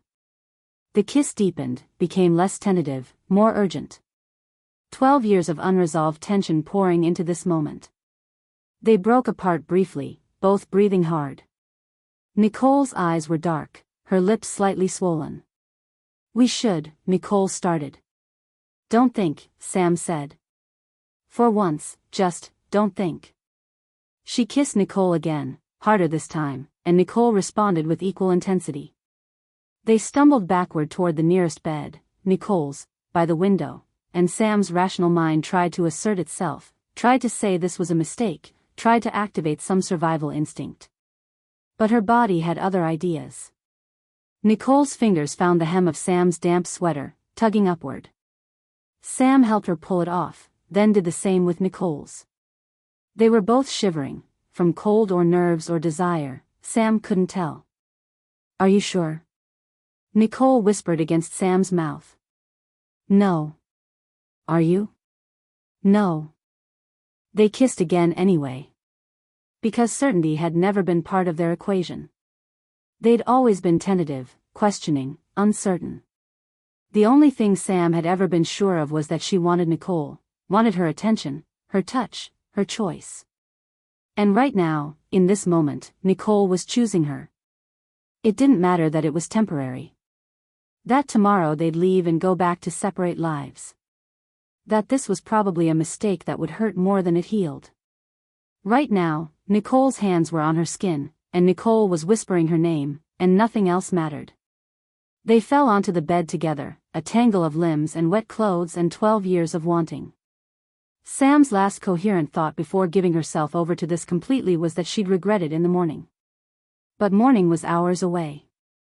And Nicole was here, now, real and warm and wanting her back. For the first time in 12 years, Sam stopped fighting. She let herself fall. And if it destroyed her? Well, she'd survived being destroyed before. Outside, the rain had stopped. Inside, Sam kissed Nicole like it was the first time and the last time and every time in between. And let tomorrow worry about itself. Chapter 12. They moved together with the strange combination of familiarity and newness, muscle memory from stolen moments in high school colliding with the reality of adult bodies, adult desire, 12 years of accumulated longing finally finding release. Somewhere in the rational part of Sam's brain, the part that usually controlled everything, that kept her safe and distant and protected, a voice was screaming that this was a mistake. That she'd regret it. That Nicole would hurt her again. Sam ignored it. Because Nicole's hands were on her skin, and nothing else mattered. Nicole's mouth found her collarbone, the curve of her shoulder, that sensitive spot just below her ear that made Sam's breath catch, and of course Nicole remembered that, remembered everything, had apparently carried the same map of Sam's body in her memory for 12 years. Sam pulled Nicole closer, needing to eliminate any space between them, needing to feel Nicole's weight and warmth and reality. This was happening. After 12 years of wondering and wanting and telling herself she'd moved on, Nicole was here, solid and present and making those small desperate sounds against Sam's throat. "Sam," Nicole whispered, and there was a world of emotion in that single syllable, want and fear and something that sounded like relief, like she'd been holding her breath for 12 years and could finally exhale. Sam answered by kissing her, deep and hungry, pouring 12 years of unspoken words into it. "I wanted you. I've always wanted you. You broke me and I still want you and I hate that I want you." Nicole's hands slid down Sam's sides, mapping the landscape of her body like she was memorizing it, committing every detail to memory. Her touch was both hesitant and certain, uncertain of permission but sure of desire. When her fingers found the edge of Sam's bra, she paused, looked up with a question in her eyes. Sam answered by reaching back and unhooking it herself, letting it fall away. Nicole's breath hitched. "You're so beautiful," Nicole said, her voice rough with emotion. "I forgot." "No, I didn't forget. I remembered. But you're..." Sam kissed her again to stop the words, because words were dangerous, words could ruin this. She pulled Nicole down on top of her, needing the pressure, the weight, the physical proof that this was real. They fit together differently than they had at 17. Their bodies had changed, softer in some places, more defined in others. Sam had muscle now from years of running, Nicole had curves that hadn't been there before. But underneath the changes, the fundamental chemistry was the same. The way Nicole's legs slipped between Sam's thighs felt like coming home. The way Sam's hands knew exactly where to touch to make Nicole gasp felt like muscle memory waking up after a long sleep. Nicole's mouth traced a path down Sam's neck, across her collarbone, lower. Sam's hands fisted in the sheets, her back arching involuntarily. She'd forgotten this, how completely Nicole could undo her with just her mouth, her hands, her focused attention. No, she hadn't forgotten. She'd tried to forget and failed for 12 years. "Tell me what you want," Nicole murmured against Sam's skin. "I want you to have chosen me. I want the last 12 years to not have happened. I want to trust you. I want this to be enough." "Don't talk," Sam said instead. "Just, don't talk." Nicole lifted her head, met Sam's eyes. For a moment, Sam thought Nicole would push, would demand words, would try to turn this into something with promises attached. But Nicole just nodded and kissed her again, and Sam was grateful for that small mercy. They moved together with increasing urgency, the tenderness giving way to something more desperate. Sam pulled at Nicole's remaining clothes until there was nothing between them but skin and heat and the 12 years they couldn't erase. She explored Nicole's body with hands and mouth, learning the new landscape while her memory supplied echoes of the old. This freckle was new. This scar on Nicole's hip, when had that happened? This soft sound Nicole made when Sam's teeth grazed her neck, that was the same, exactly the same. Nicole's hands weren't tentative anymore. She touched Sam with purpose, with the confidence of someone who knew exactly what she was doing, and Sam had to close her eyes against the intensity of it. She'd forgotten, no, she'd tried to forget, how completely Nicole could dismantle her defenses with just her touch.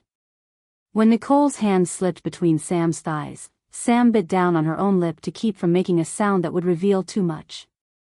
But Nicole felt the tension in her body, the way Sam's hips lifted involuntarily. "Look at me," Nicole whispered. Sam opened her eyes. Nicole was watching her with an intensity that was almost frightening, like she was trying to memorize this moment, like she knew it might be the only one they'd get. "I've thought about this," Nicole said softly, her hand moving with agonizing slowness. "So many times. Wondered if you thought about it too." Sam couldn't speak. Could barely breathe. Nicole's touch was deliberate, controlled, designed to drive Sam out of her mind. And it was working. "Did you?" Nicole asked, her voice barely above a whisper. "Did you think about me? Every day for 12 years. But Sam couldn't say it. Couldn't give Nicole that power. So she pulled Nicole down into a kiss instead, answering with her body what she couldn't say with words. They moved together with a rhythm that felt inevitable, like they'd been building to this moment for 12 years and had finally stopped fighting it. Sam's hands gripped Nicole's hips, guiding her closer, needing more pressure, more friction, more of everything. Nicole's breath was hot against her neck, her movements becoming less controlled, more desperate. Sam felt the tension coiling tighter in her core, felt herself approaching the edge. Part of her wanted to resist it, wanted to maintain some semblance of control. But Nicole's hand was exactly where she needed it, moving with perfect pressure and rhythm, and Sam's body overruled her mind's protests. When the release came, it crashed through her with an intensity that stole her breath. Her back arched, her fingers dug into Nicole's skin, and for a brief, devastating moment, she let herself feel everything she'd been trying not to feel, the want, the grief, the anger, the desperate hope that this could be different. Nicole held her through it, murmuring soft words Sam couldn't quite make out, her touch gentling as Sam's body slowly relaxed. For a long moment, Sam just lay there, breathing hard, trying to remember how to think. Nicole's weight was warm and solid on top of her, grounding. Real. Then Sam became aware that Nicole was trembling slightly, her breathing uneven, her body tense with unsatisfied need. Nicole's hand slid down Sam's stomach, seeking, but Sam caught her wrist. No, Sam said softly. Nicole's eyes widened. But I want to. I know what you want. Sam shifted, rolling them over so Nicole was beneath her. But right now, this is about what I want. Something flickered in Nicole's expression, surprise, arousal, a hint of apprehension. Sam had never been like this before. In high school, she'd always been the passive one, letting Nicole lead, grateful for whatever Nicole was willing to give. Not anymore. Sam kissed her, slow and deep and controlling, and felt Nicole melt into it. Then Sam pulled back, just enough to look at Nicole properly. Her eyes were dark, her lips slightly swollen from kissing, her chest rising and falling with quick breaths. You're so beautiful like this, Sam murmured. Have I told you that? Sam. Desperate. Wanting something you can't quite have. Sam traced a finger along Nicole's collarbone, down between her breasts, watching Nicole's breath hitch. Sound familiar? Nicole's eyes widened with understanding. Sam, please, Shoo. Sam's finger continued its path lower, circling Nicole's navel, then tracing the line of her hip. Anywhere except where Nicole needed her. I want to take my time. We have all night, don't we? Please. Nicole's voice was already breaking, already desperate, and Sam had barely touched her. Sam took her time, mapping Nicole's body with deliberate slowness. Her mouth found Nicole's neck, that spot just below her ear that made Nicole shudder. Sam lingered there, teeth grazing skin, while her hands explored the curve of Nicole's waist, the softness of her inner thighs, everywhere except where Nicole was trying to guide her. Sam, please, I need. Tell me what you need. Sam's mouth moved to Nicole's collarbone, then lower.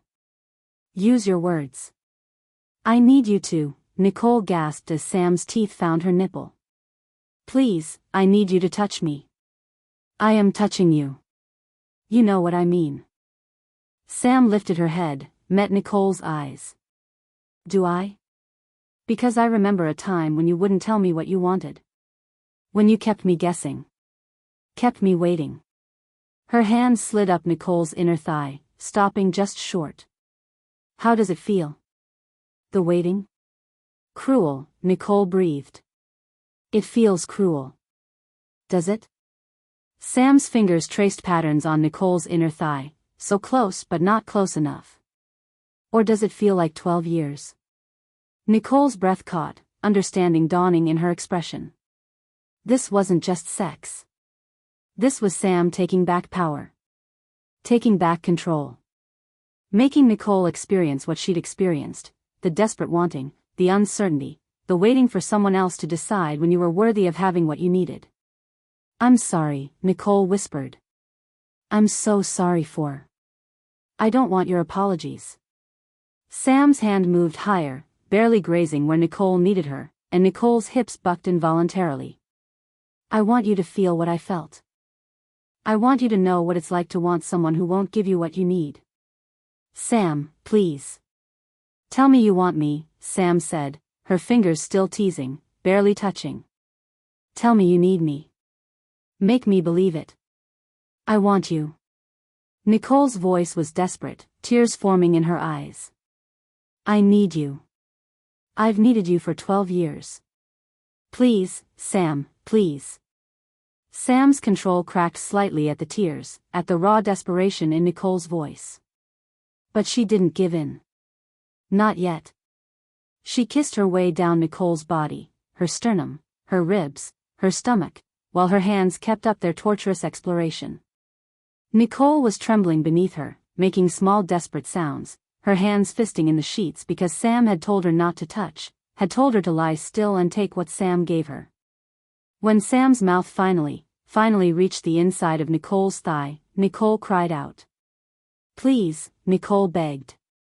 Please, I can't, I need. What do you need? Sam asked against her skin, her breath hot and deliberate. You.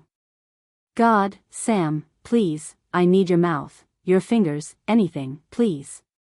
Sam rewarded her with a single, slow stroke of her tongue, and Nicole's entire body convulsed. More, Nicole gasped. Please, more. But Sam pulled back, returning to that maddening almost touching, keeping Nicole right on the edge without giving her relief.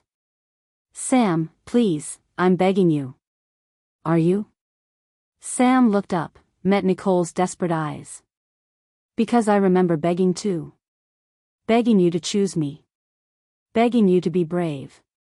Did you listen? No. Tears were streaming down Nicole's face now. No, and I'm sorry, I'm so sorry, please. Tell me what you want, Sam said again. Tell me exactly what you want. I want you inside me. I want your mouth on me. I want, Nicole's voice broke completely. I want you to make me come. Please. I'm begging you. Please, Sam, please. The broken desperation in Nicole's voice, the tears, the complete surrender, it was everything Sam had thought she wanted. Nicole reduced to this, begging, desperate, experiencing the powerlessness Sam had felt at 17. But instead of satisfaction, Sam felt something crack in her chest.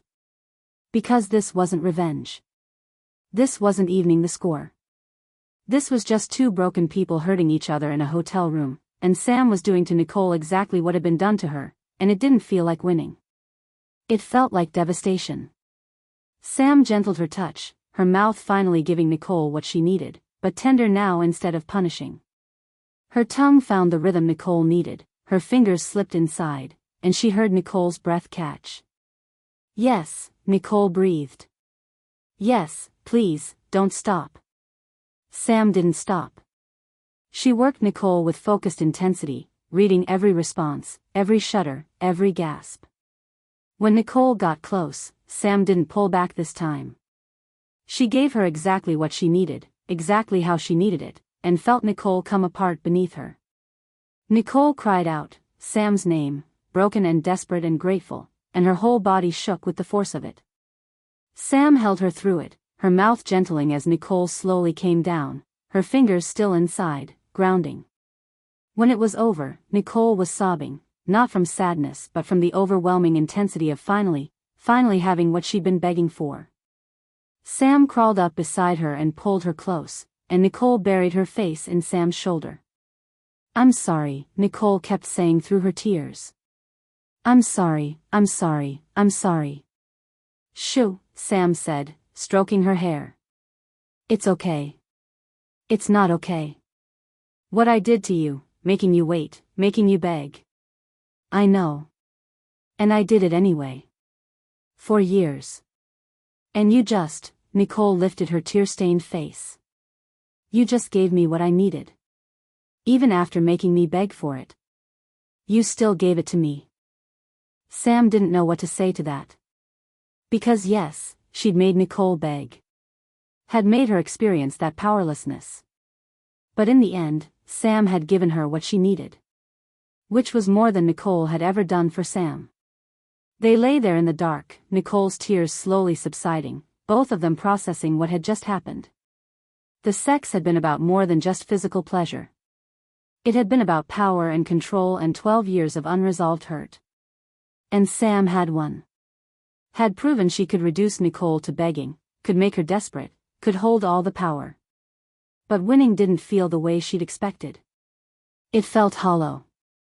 Nicole's breathing eventually evened out, her body relaxing against Sam's. They made love again after that, slower, gentler, with Sam allowing Nicole to touch her this time, allowing the power to shift and flow between them instead of holding it hostage. This time when Nicole touched her, Sam let herself respond without thinking, without calculating, without using it as a weapon. And when they finished, they lay facing each other in the dim light, close enough that their breath mingled. Hi, Nicole said softly, her voice still rough from crying and begging. Hi. That was, Nicole searched for words. Everything. Too much. Not enough. I don't even know. Sam just nodded, not trusting her voice. Nicole reached out, her fingers tracing the line of Sam's jaw. I deserve that. The waiting. The begging. All of it. Maybe. Not maybe. I did. Nicole's eyes were clear now, direct. I made you feel like that for years. And you just showed me what it was like. What I put you through. Sam didn't deny it. Couldn't. Thank you, Nicole said quietly. Sam blinked. For what? For giving me what I needed. Eventually. Even after I made you beg for it. Nicole's smile was sad. You're better than me. You always were. Sam felt those words lodge somewhere in her chest, uncomfortable and true. She pulled Nicole close, not ready to examine what any of this meant, and Nicole settled against her shoulder. They fell asleep like that, the air between them heavy with everything spoken and unspoken. The power dynamic shifted but not settled, both of them aware that something fundamental had changed but neither quite ready to name what.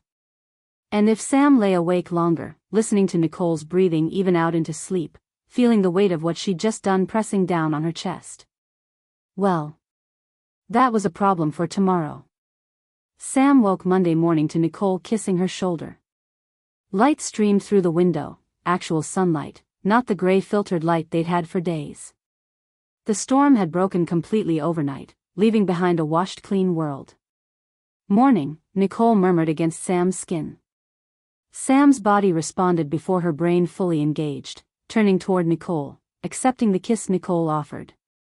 They moved together again, slower this time, less desperate, with the lazy confidence of people who'd already learned each other's bodies.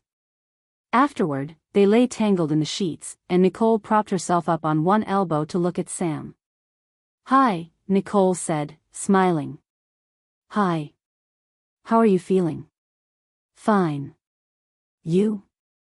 Really good. Nicole's smile widened. Like, really, really good. She leaned down to kiss Sam again, and Sam let her, but something felt off. Nicole was too bright, too happy, too certain that this meant something it probably didn't. I should shower, Sam said, gently extricating herself. Want company? Sam paused. I'll be quick. Disappointment flickered across Nicole's face, but she covered it quickly. Okay. I'll make coffee. In the shower, Sam let hot water wash over her and tried to sort through the tangle of emotions. The sex had been good. Nicole was clearly invested. Sam should be happy. Should feel something other than this strange numbness, this sense of going through motions. But all she felt was the familiar weight of uncertainty. Of not knowing what this meant or where it was going or whether Nicole was brave enough to want Sam outside this bubble. When Sam emerged, dressed in clean clothes, Nicole had made coffee and was sitting on her bed, the bed they'd both slept in last night, looking nervous. Sam, can we talk? Sam accepted the coffee mug, sitting on the opposite bed. About what? About this.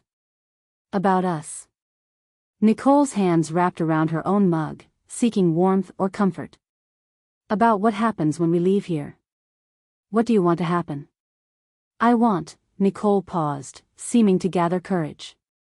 I want to try. Really try. I know we live in different cities, but it's not that far. We could visit each other. Figure it out. I don't want this to end when we walk out that door. Sam studied her.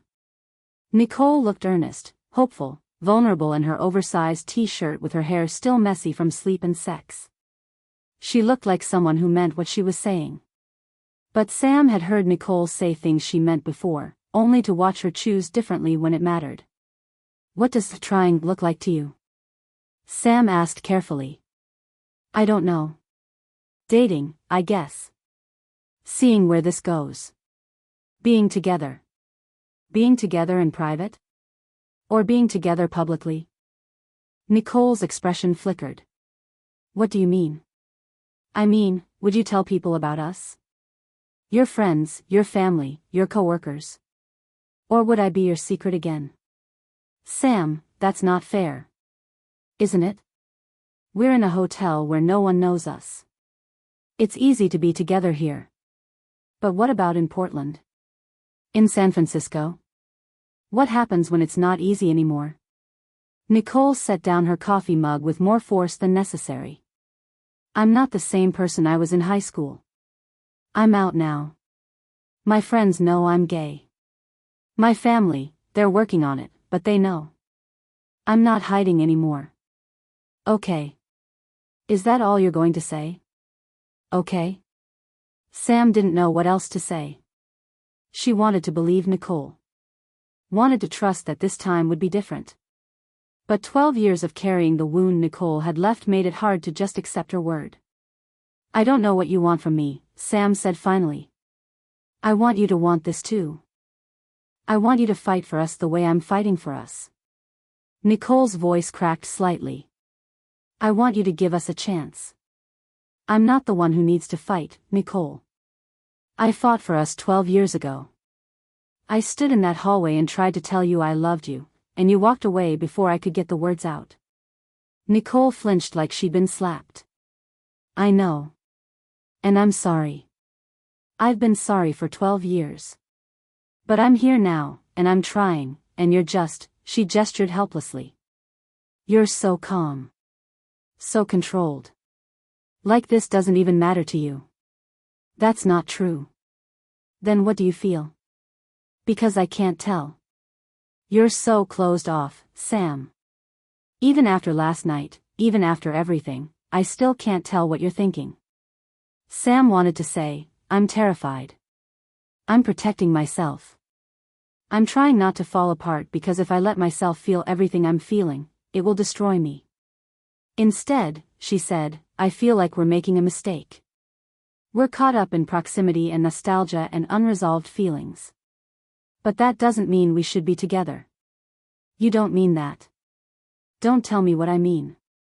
Then tell me yourself. Tell me last night meant nothing. Tell me you don't feel anything. Tell me, Nicole's voice broke completely. Tell me I'm alone in this. Sam looked at her, at the tears threatening to spill, at the desperate hope still clinging to her expression, and felt something twist in her chest. I can't tell you that, Sam said quietly. But I also can't tell you this is going to work. Nicole stood abruptly, pacing to the window. Her shoulders were tight with tension, her hands clenched at her sides. I'm putting myself out there, Nicole said, her voice strained. I'm being vulnerable and honest and asking for what I want. And you're holding back. Keeping me at arm's length. Why? Because I learned from you. The words hung in the air between them, sharp and damning. Nicole turned, her expression crumpling. That's not fair. Isn't it? You taught me that wanting someone isn't enough. That being vulnerable just gets you hurt. That the safest thing is to keep people at a distance. Sam stood too, needing to move. You're doing exactly what I did in high school, reaching for something you can't quite have. And I'm doing what you did, being present but not available. The roles have just reversed. So what? This is revenge? You're paying me back for high school? No. It's not revenge. It's just, Sam struggled for words. It's the only way I know how to protect myself. From what? From you. From this. From believing it means something when I know how it ends. Nicole crossed the room in 3 steps, standing directly in front of Sam. How does it end? You choose safety. You always choose safety. I'm choosing you right now. In a hotel room. In private. When it doesn't cost you anything. Sam's voice was gentle but firm. What happens when it does cost you something? What happens when it's hard? I don't know. But I want to find out. Don't you? Sam looked at Nicole, really looked at her. At the hope and fear and desperate certainty in her eyes. At the way she was leaning forward, like she wanted to close the distance but was afraid Sam would step away. And Sam realized, this was it. This was Nicole experiencing what Sam had felt at 17. The wanting without reassurance. The reaching without being reached for. The terrifying uncertainty of loving someone who wouldn't say it back. The power had completely inverted. Nicole was seeking reassurance, and Sam wasn't giving it. Nicole was vulnerable, and Sam was controlled. Nicole was the one asking, "Do you love me?" in all the ways except using those exact words. And Sam was doing what Nicole had done, being kind, being present, but not giving the one thing Nicole desperately needed. The answer.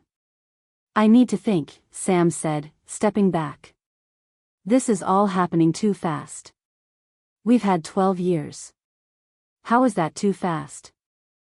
"Because 4 days ago we hadn't seen each other in over a decade. 4 days ago I didn't even know you'd be here. And now you want me to, what? Commit to a long-distance relationship? Move to Portland? What exactly are you asking for?" "I don't know." Nicole's voice was small, defeated. "I just know I don't want to lose you again." "You can't lose something you never had." Nicole flinched. "Is that really what you think? That you never had me?"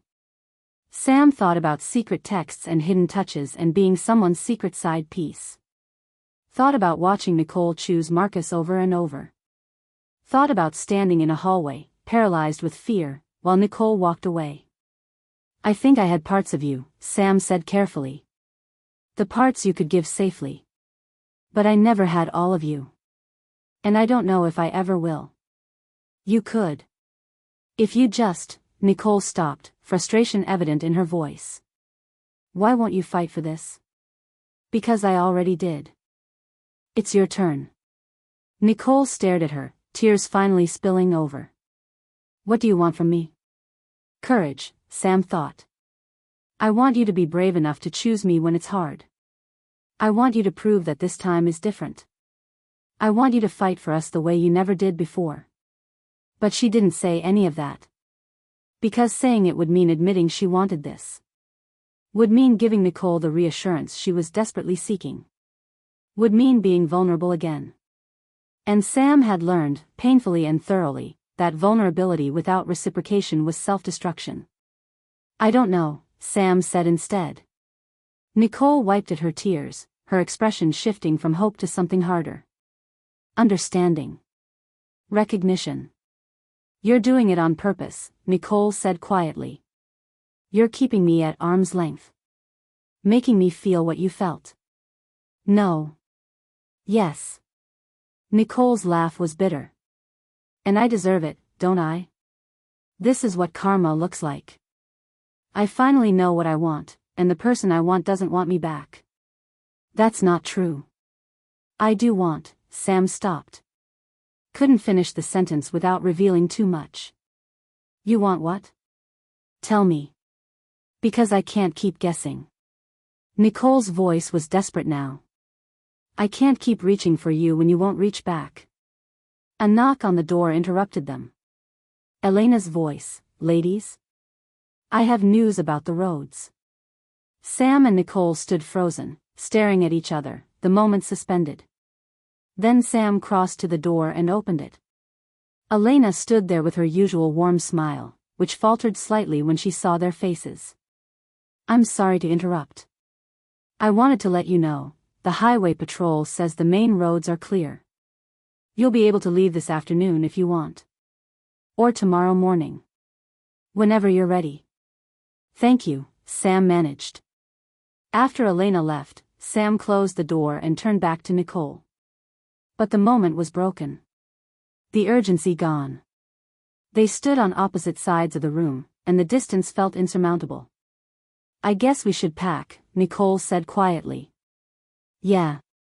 They moved around each other in careful silence, gathering belongings, folding clothes, erasing the evidence of 4 days of forced proximity.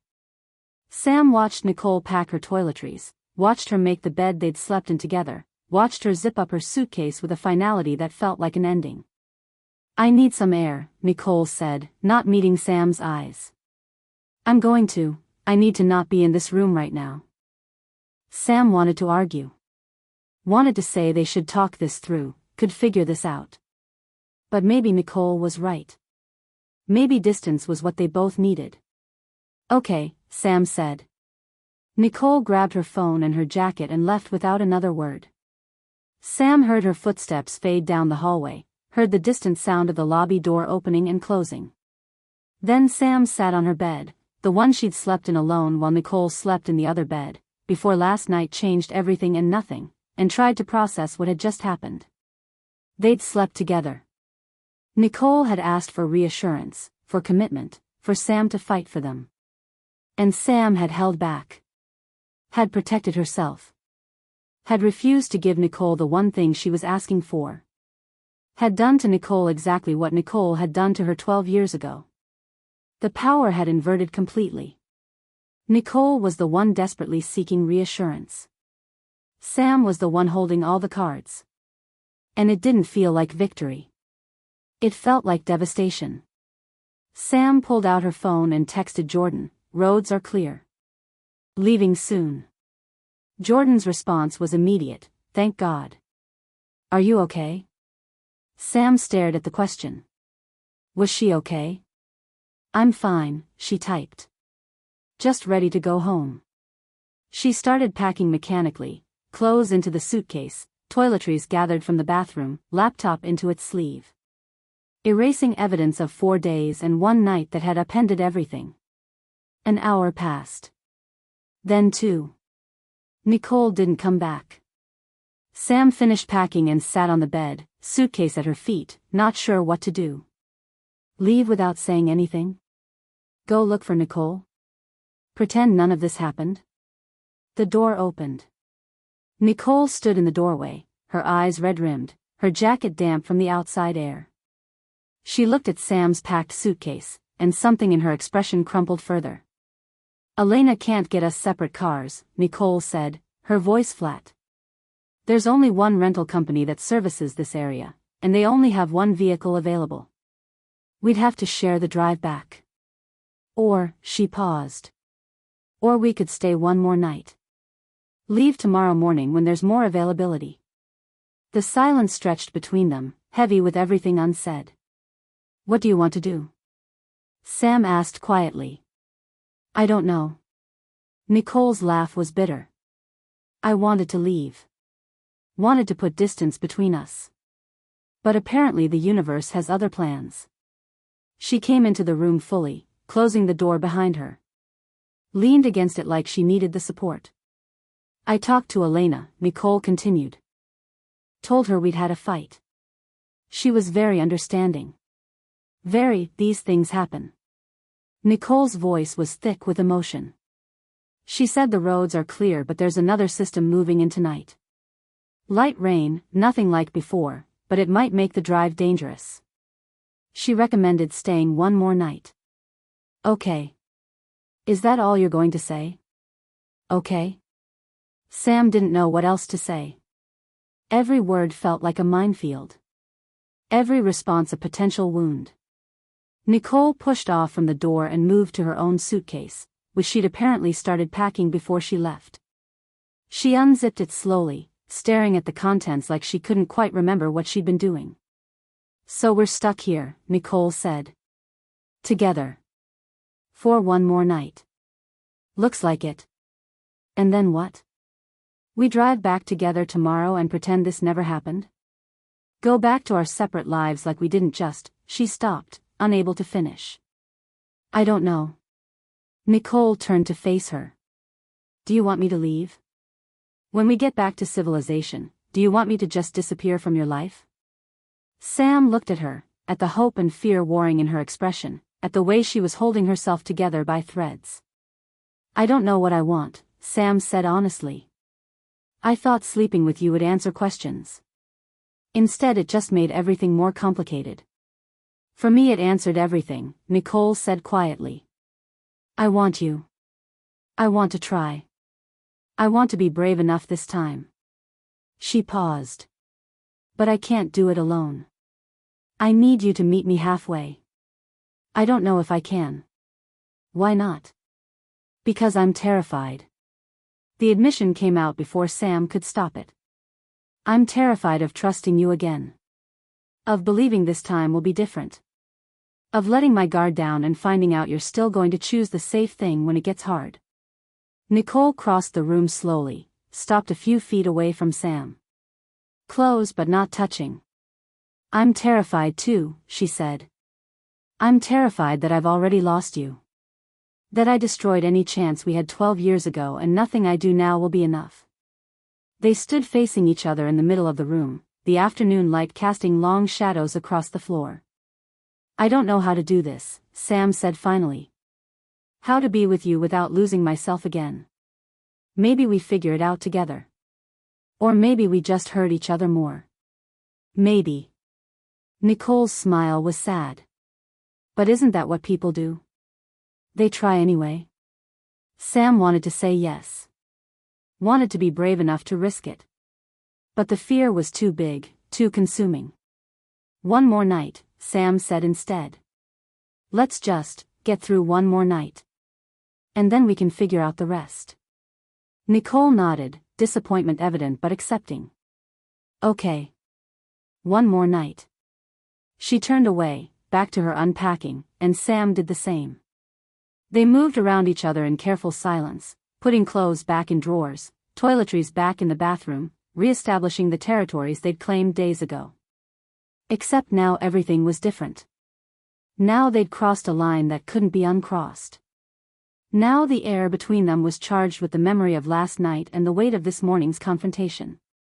Now they were stuck together for one more night, and neither of them knew how to be in the same room without wanting to either flee or close the distance. Sam looked out the window at the clearing sky. The storm had passed, leaving behind this strange, tense calm. One more night. She could survive one more night. Even if it destroyed what was left of her carefully constructed walls.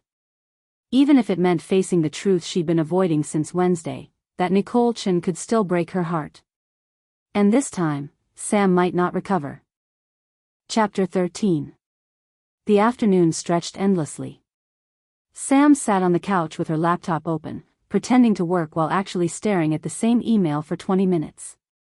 Across the room, Nicole had claimed her bed, the one they'd slept in together last night, though neither of them had acknowledged that, and was reading, or pretending to read, turning pages at irregular intervals that suggested she wasn't absorbing anything either. The silence was different now. Not the comfortable quiet they'd found over the previous days, but something heavier, more fraught. Every small sound felt amplified, the turn of a page, the click of laptop keys, Nicole's occasional sigh. Sam was hyper-aware of Nicole's presence in a way that made her skin feel too tight. She could feel Nicole watching her sometimes, could sense the questions Nicole wasn't asking, the reassurance Nicole was desperately seeking and not getting. Around 3, Elena knocked with afternoon tea, a service she apparently provided that they'd somehow never mentioned before. She set the tray on the coffee table with her usual warm smile, but her eyes moved between them with that perceptive understanding that made Sam feel exposed. Everything all right, ladies? Elena asked gently. Fine, Sam said automatically. Just fine, Nicole echoed, her voice carefully neutral. Elena's expression suggested she didn't believe either of them, but she just nodded. Well, dinner will be ready around 6 if you want to come down to the dining room. Or I can bring it up, if you prefer. Down is fine, Sam said. At the same moment Nicole said, up, please. They looked at each other. Sam saw something desperate in Nicole's expression, a plea to not have to perform normalcy in public, to not have to sit across from each other at a table and pretend everything was fine. Up, please, Sam conceded quietly.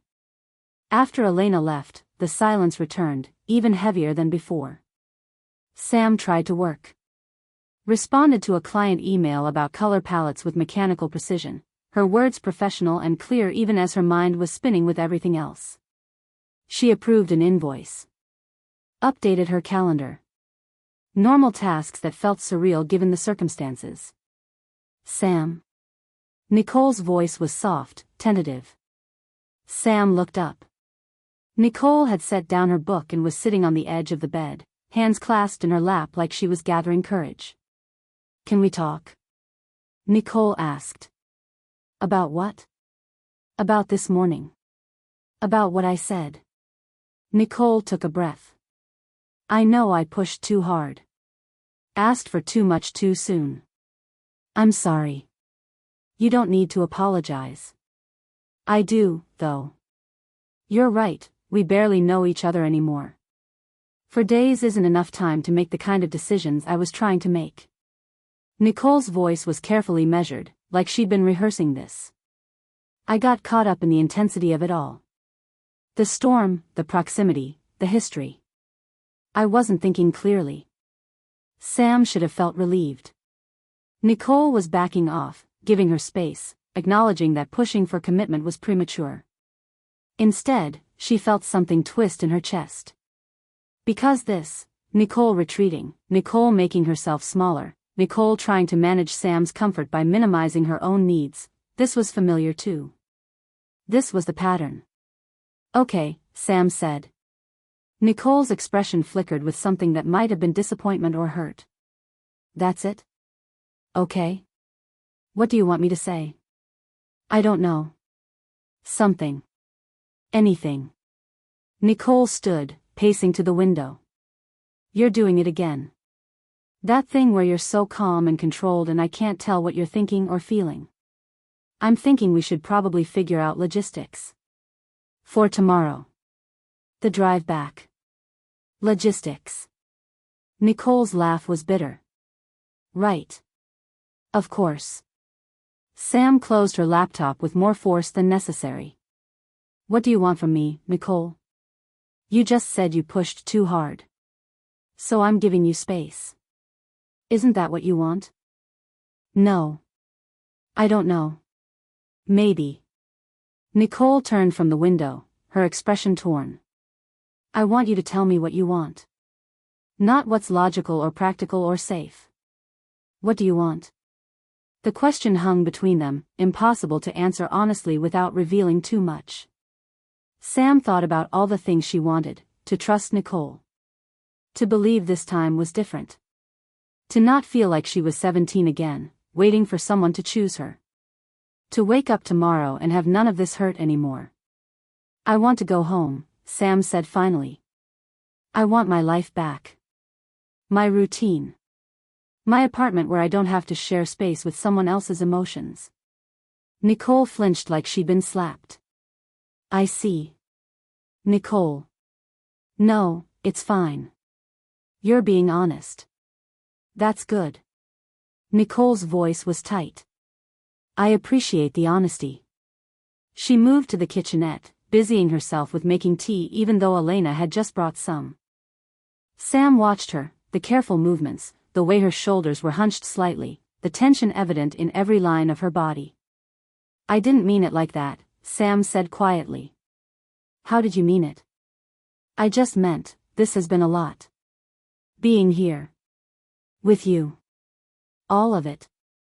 And I need time to process. Time to process, Nicole repeated.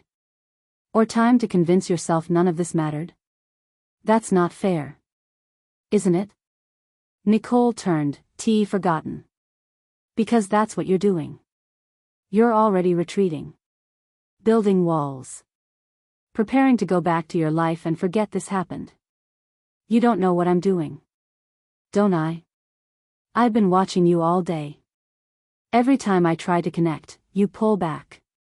Every time I reach out, you step away.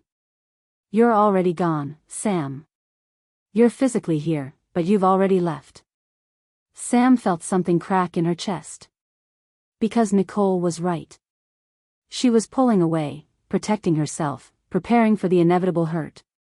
I'm trying to protect myself, Sam admitted. From what? From you. From this. From believing it means something when you're going to choose the safe thing the moment it gets hard. How do you know I will? Because you always have. The words landed between them like stones. Nicole went very still, her face pale. That was 12 years ago, she said quietly. Was it? Or is it right now? Sam stood, needing to move. This morning you wanted to try. You wanted commitment. You wanted reassurance that this meant something.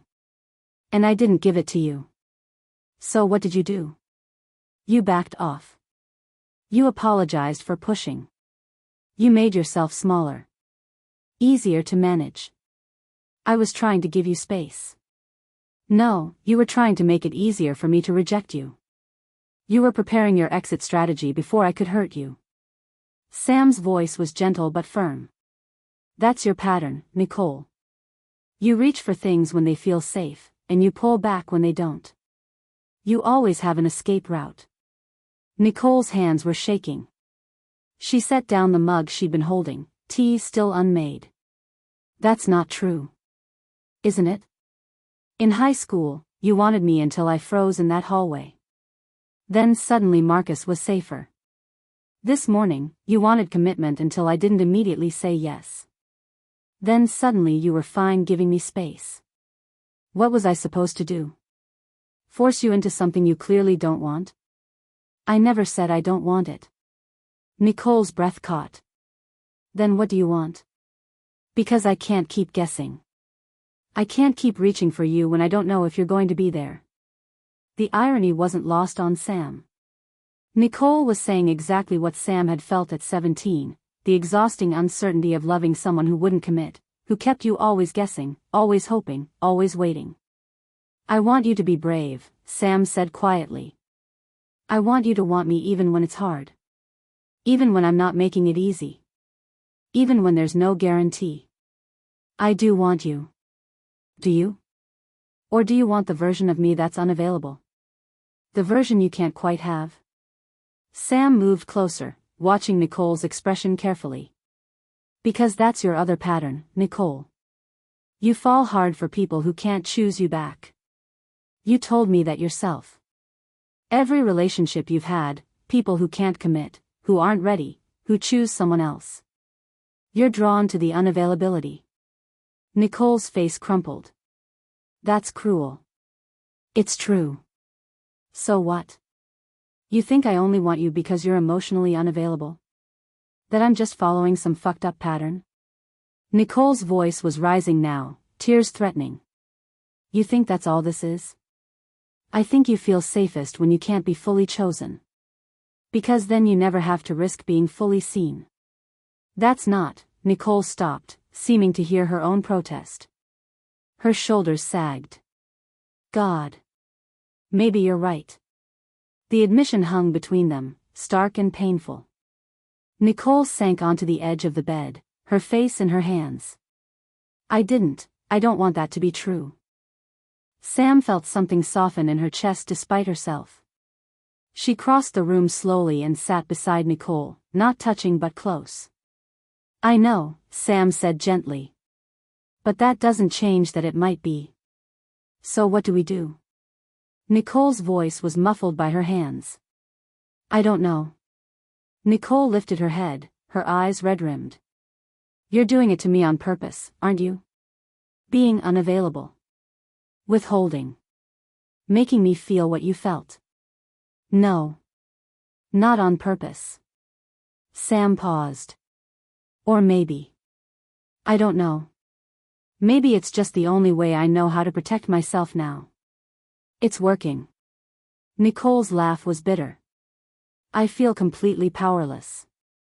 Completely at your mercy. And I hate it. I hate not knowing what you're thinking. Not knowing if you want me.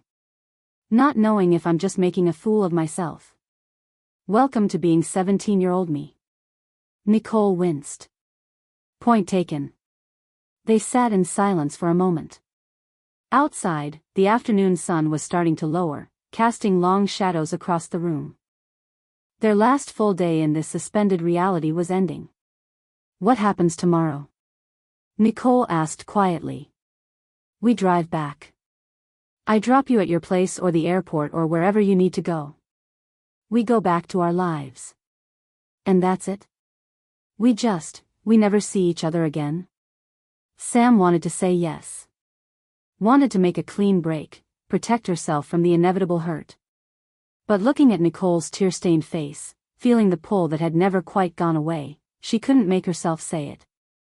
I don't know, Sam said instead. I need time. Space. To figure out what I actually feel versus what's just proximity and history and unresolved trauma. How much time? I don't know that either. So I'm just supposed to wait? Again? Nicole's voice cracked. I'm supposed to just go back to my life and hope you decide I'm worth the risk? I'm not asking you to wait. I'm asking you to let me think. That's the same thing. Maybe it was. Sam didn't know anymore. Everything felt tangled, past and present, want and fear, the familiar patterns they were both trapped in. I slept with you last night, Nicole said quietly. I let you. She stopped, took a breath. You made me beg. You made me desperate. You showed me what it felt like to want something I couldn't have. And it worked. I get it now. I understand what I put you through.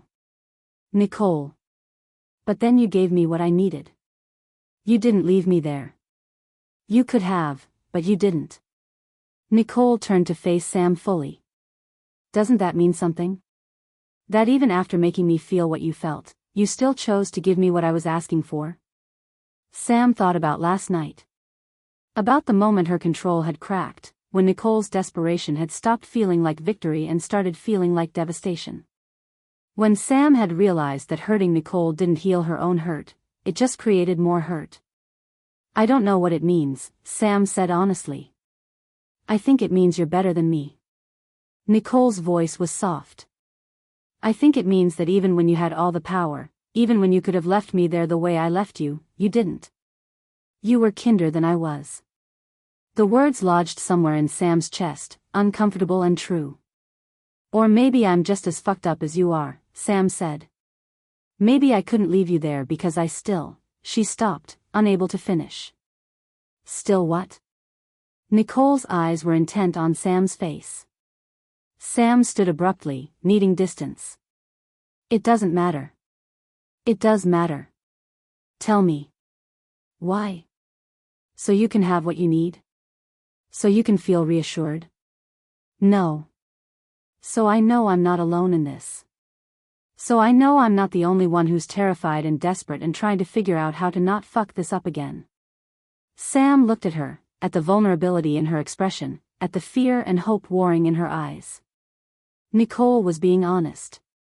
More honest than she'd been in high school. More honest, maybe, than Sam was being now. I don't want to hurt you, Sam said finally. But I don't know how to trust you either. And I can't figure out which is stronger, the want or the fear. So we're both stuck. Yeah. Nicole nodded slowly, seeming to accept this. Okay. Then we exist in the stuck place for a while. We don't make decisions. We don't force anything. We just see what happens. How does that work when we're about to go back to different cities? I don't know. Maybe we text. Maybe we talk. Maybe we don't. Nicole's voice was careful. Maybe we just see if we miss each other. If we think about each other. If we want to reach out. And if we don't? Then we don't. Then this was, Nicole gestured around the room. A chapter that closed. A thing that happened. Something we survived. Sam thought about going back to San Francisco. To her apartment, her routine, her carefully controlled life. Thought about whether Nicole would text her. Whether Sam would text back. Whether the pull she felt now would survive outside this bubble. Okay, Sam said. We can try that. Try what, exactly? Not deciding. Not forcing it. Just seeing what happens when we're not trapped in a hotel together. Nicole's smile was sad but genuine. It's not much of a plan. It's better than nothing. Is it? Sam didn't know. But it was all she had to offer. All she was capable of committing to right now. A knock on the door saved them from having to continue. Elena with dinner, chicken, roasted vegetables, fresh bread. She set it on the table with a knowing look that suggested she'd heard at least some of their conversation through the door. Take care of yourselves, Elena said gently, in a tone that encompassed more than just eating dinner. After she left, they ate in silence. The food was good, but Sam barely tasted it. She was thinking about tomorrow. About the drive back, just the two of them in a car for 3 hours. About saying goodbye. About whether they'd actually text each other or if this was just a kind lie they were both telling to make the ending easier. "Can I ask you something?" Nicole said when they'd finished eating. "Okay. Last night. When you made me, when you were," Nicole's face flushed. "Did it feel good? Making me beg? Did it feel like revenge?" Sam thought about it honestly. At first, maybe. For a moment. But then it just felt sad. Sad? Yeah. Because I realized that hurting you didn't fix anything. It didn't make me feel better. It just made us both hurt. Sam paused. "I think that's the difference between 17-year-old me and 30-year-old me. 17-year-old me would have thought revenge felt good. 30-year-old me knows better." "I'm sorry," Nicole said quietly. "For making you hurt like that. For making you wait. For all of it. I know you are. Does it help? The apology?" Sam considered. "A little. It doesn't change what happened, but it helps." They cleaned up dinner together, the movements familiar now. When everything was put away, they stood in the middle of the room, both aware that this was their last night, both unsure how to spend it. "Do you want to watch something?" Nicole offered tentatively. "Or we could just read. Or talk. Or not talk." Sam thought about the previous nights. The movie they'd watched together on Nicole's bed, that moment when their eyes had met and something had shifted. The conversations that had started to crack open old wounds. The silence that had sometimes felt comfortable and sometimes felt unbearable. "I think I just want to sleep," Sam said. "It's been a long day." Disappointment flickered across Nicole's face, but she nodded. "Okay. Yeah. Sleep sounds good." They got ready for bed separately, Nicole in the bathroom first, then Sam. When Sam emerged, Nicole was already in her bed, the one by the window. Sam climbed into her own bed, the one she'd slept in alone every night except last night. The distance between them felt vast. "Sam?" Nicole's voice came from the darkness. "Yeah? Thank you. For talking today. For being honest even when it hurt." "You're welcome. And I meant what I said. About seeing what happens. About not forcing it. I know. Good night, Sam." "Good night." Sam lay in the darkness, listening to Nicole's breathing gradually even out into sleep. She thought about tomorrow, the drive, the goodbye, the return to normal life. She thought about whether she'd text Nicole, whether she wanted to, whether it would help or hurt to stay in contact. She thought about last night, Nicole's body against hers, the desperation and the tenderness, the way it had felt both familiar and new. She thought about the power she'd held and then relinquished, the way Nicole had looked at her with tears and gratitude. She thought about high school, the parking lot, the hallway, the moment she'd frozen and Nicole had walked away. She thought about 12 years of carrying that moment, of building her life around never being that vulnerable again. And she realized, she was still that person. Still frozen. Still waiting for someone else to be brave first before she could risk being brave herself.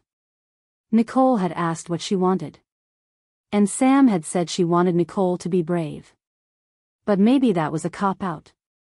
Maybe the real question was, could Sam be brave? Could she risk being hurt again? Could she trust someone who'd already proven they might not choose her? She didn't know. And lying there in the dark, the answer felt further away than ever. Across the room, Nicole shifted in her sleep, murmuring something Sam couldn't make out. Tomorrow they'd leave. Tomorrow the bubble would burst. Tomorrow they'd find out if anything they'd built here could survive in the real world. Sam closed her eyes and tried to sleep, knowing that tomorrow was coming whether she was ready for it or not. And knowing that the question she'd carried for 12 years, did Nicole ever really love her, was morphing into a new question.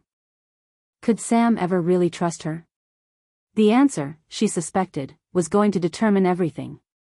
Outside, the night was clear and still. The storm had passed. But the devastation it left behind was still being calculated. One more night. One more morning.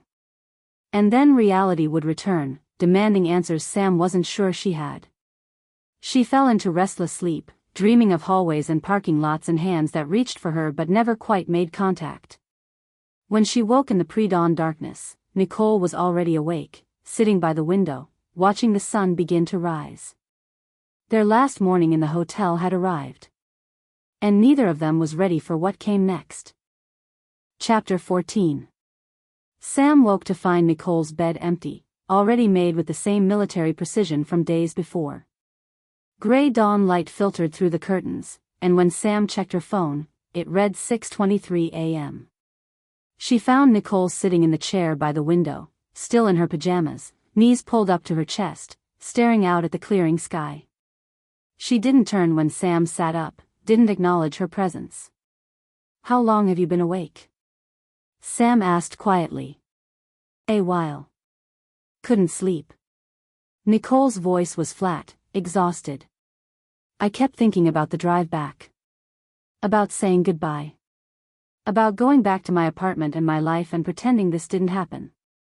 Sam didn't know what to say to that. She got up, went to the bathroom, splashed cold water on her face. When she emerged, Nicole still hadn't moved. "I'm going to shower," Sam said.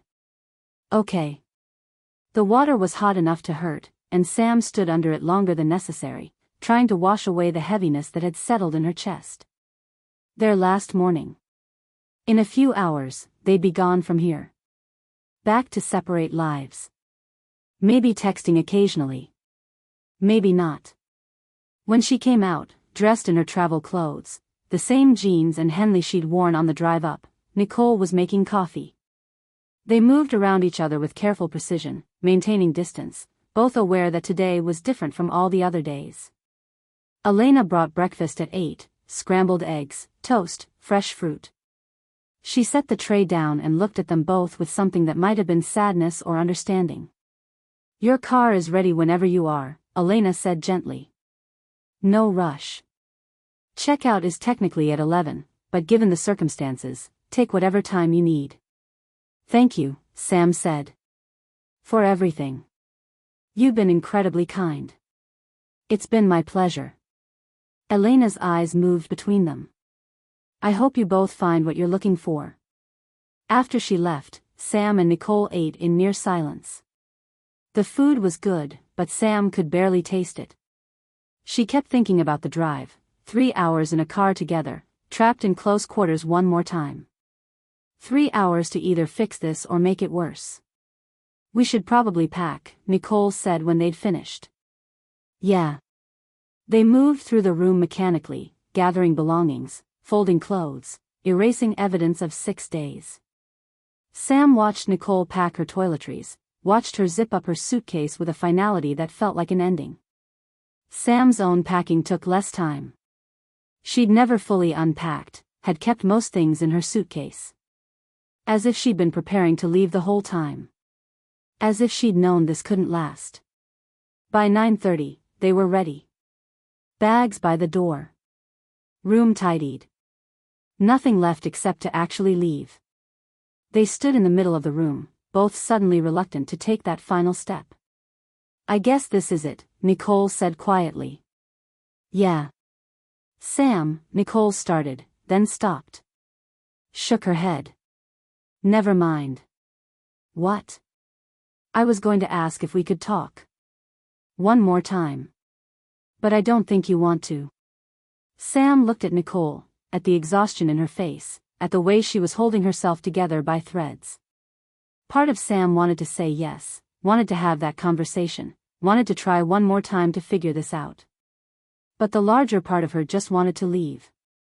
To get in the car, drive away, go back to her life where things made sense and didn't hurt this much. "We should go," Sam said.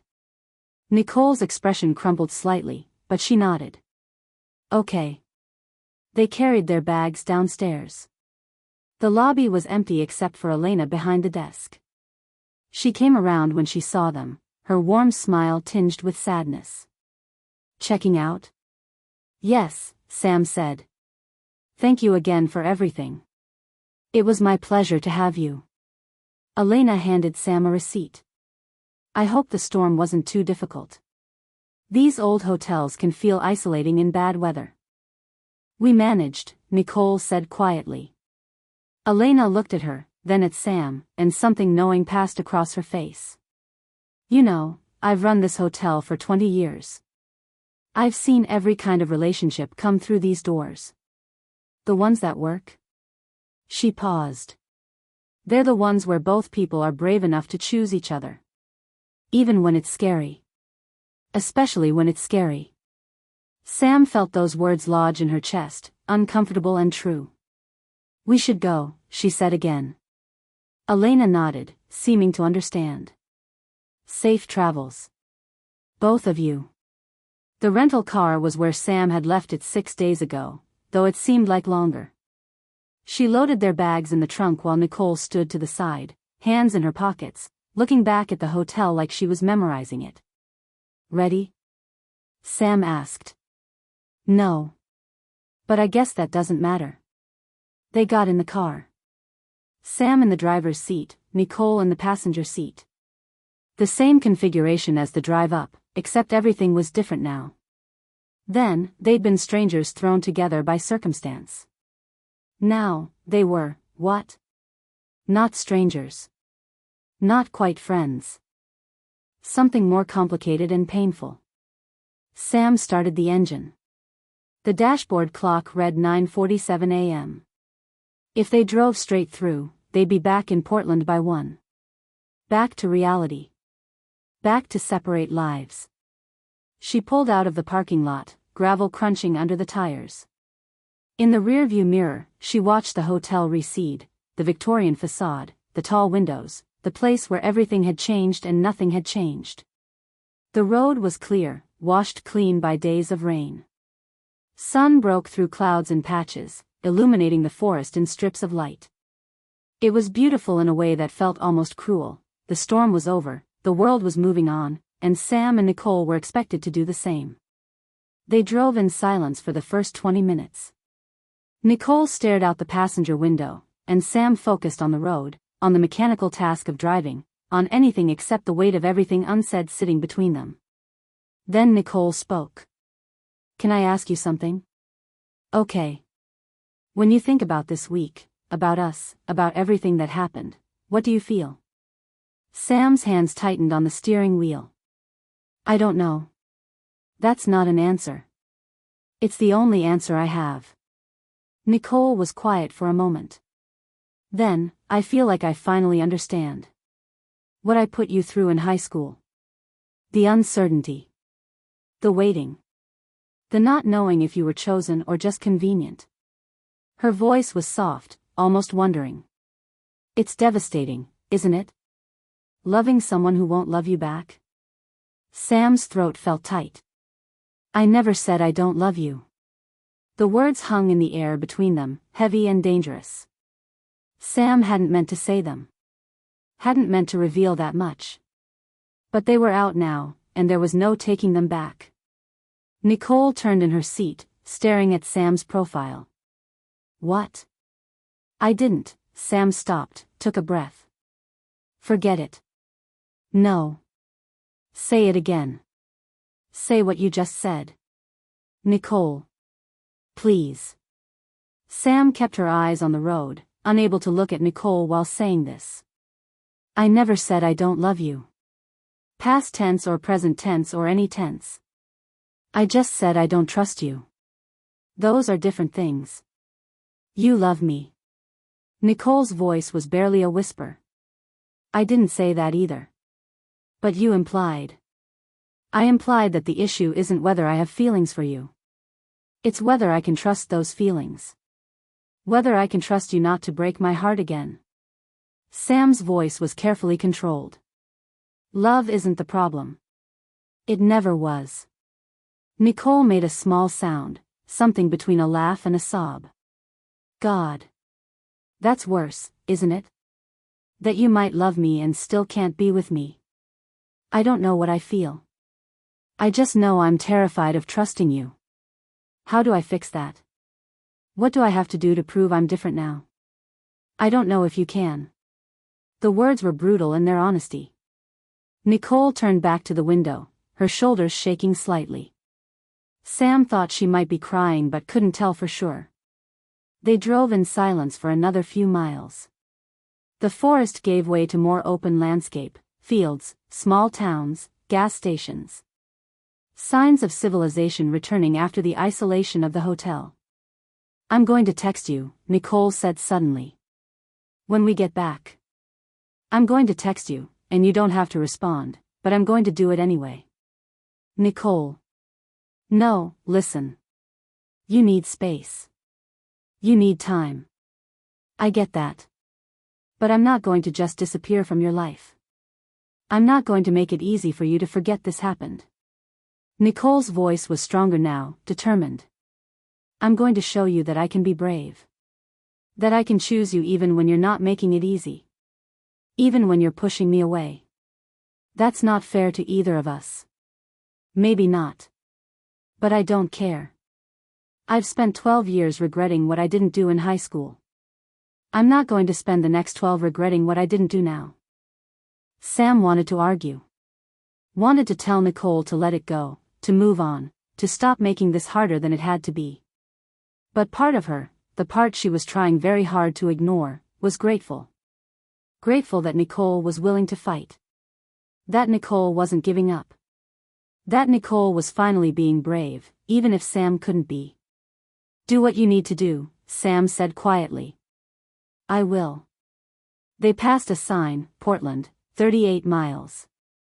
An hour left. Maybe less. Then this would be over. Can I tell you something? Nicole asked. Okay. Last night. When I couldn't sleep. I kept thinking about high school.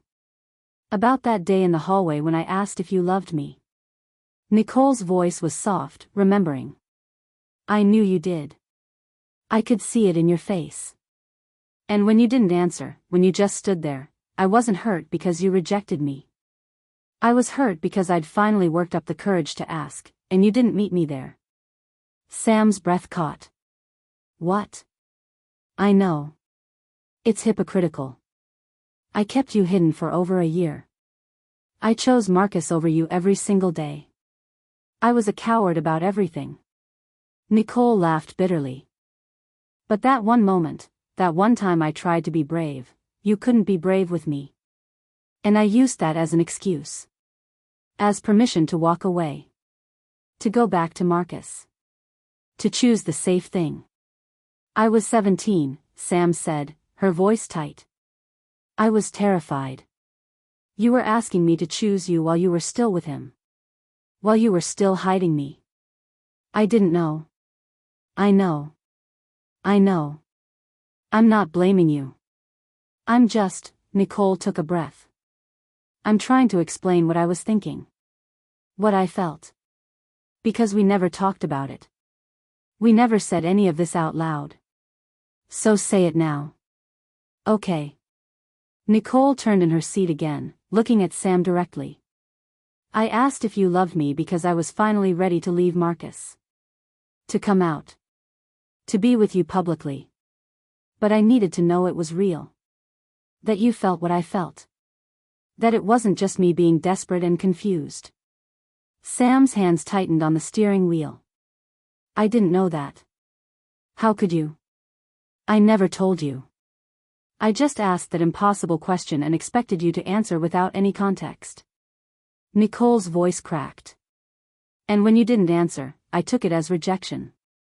I thought you didn't love me. Or that you did but not enough. So I went back to what was safe.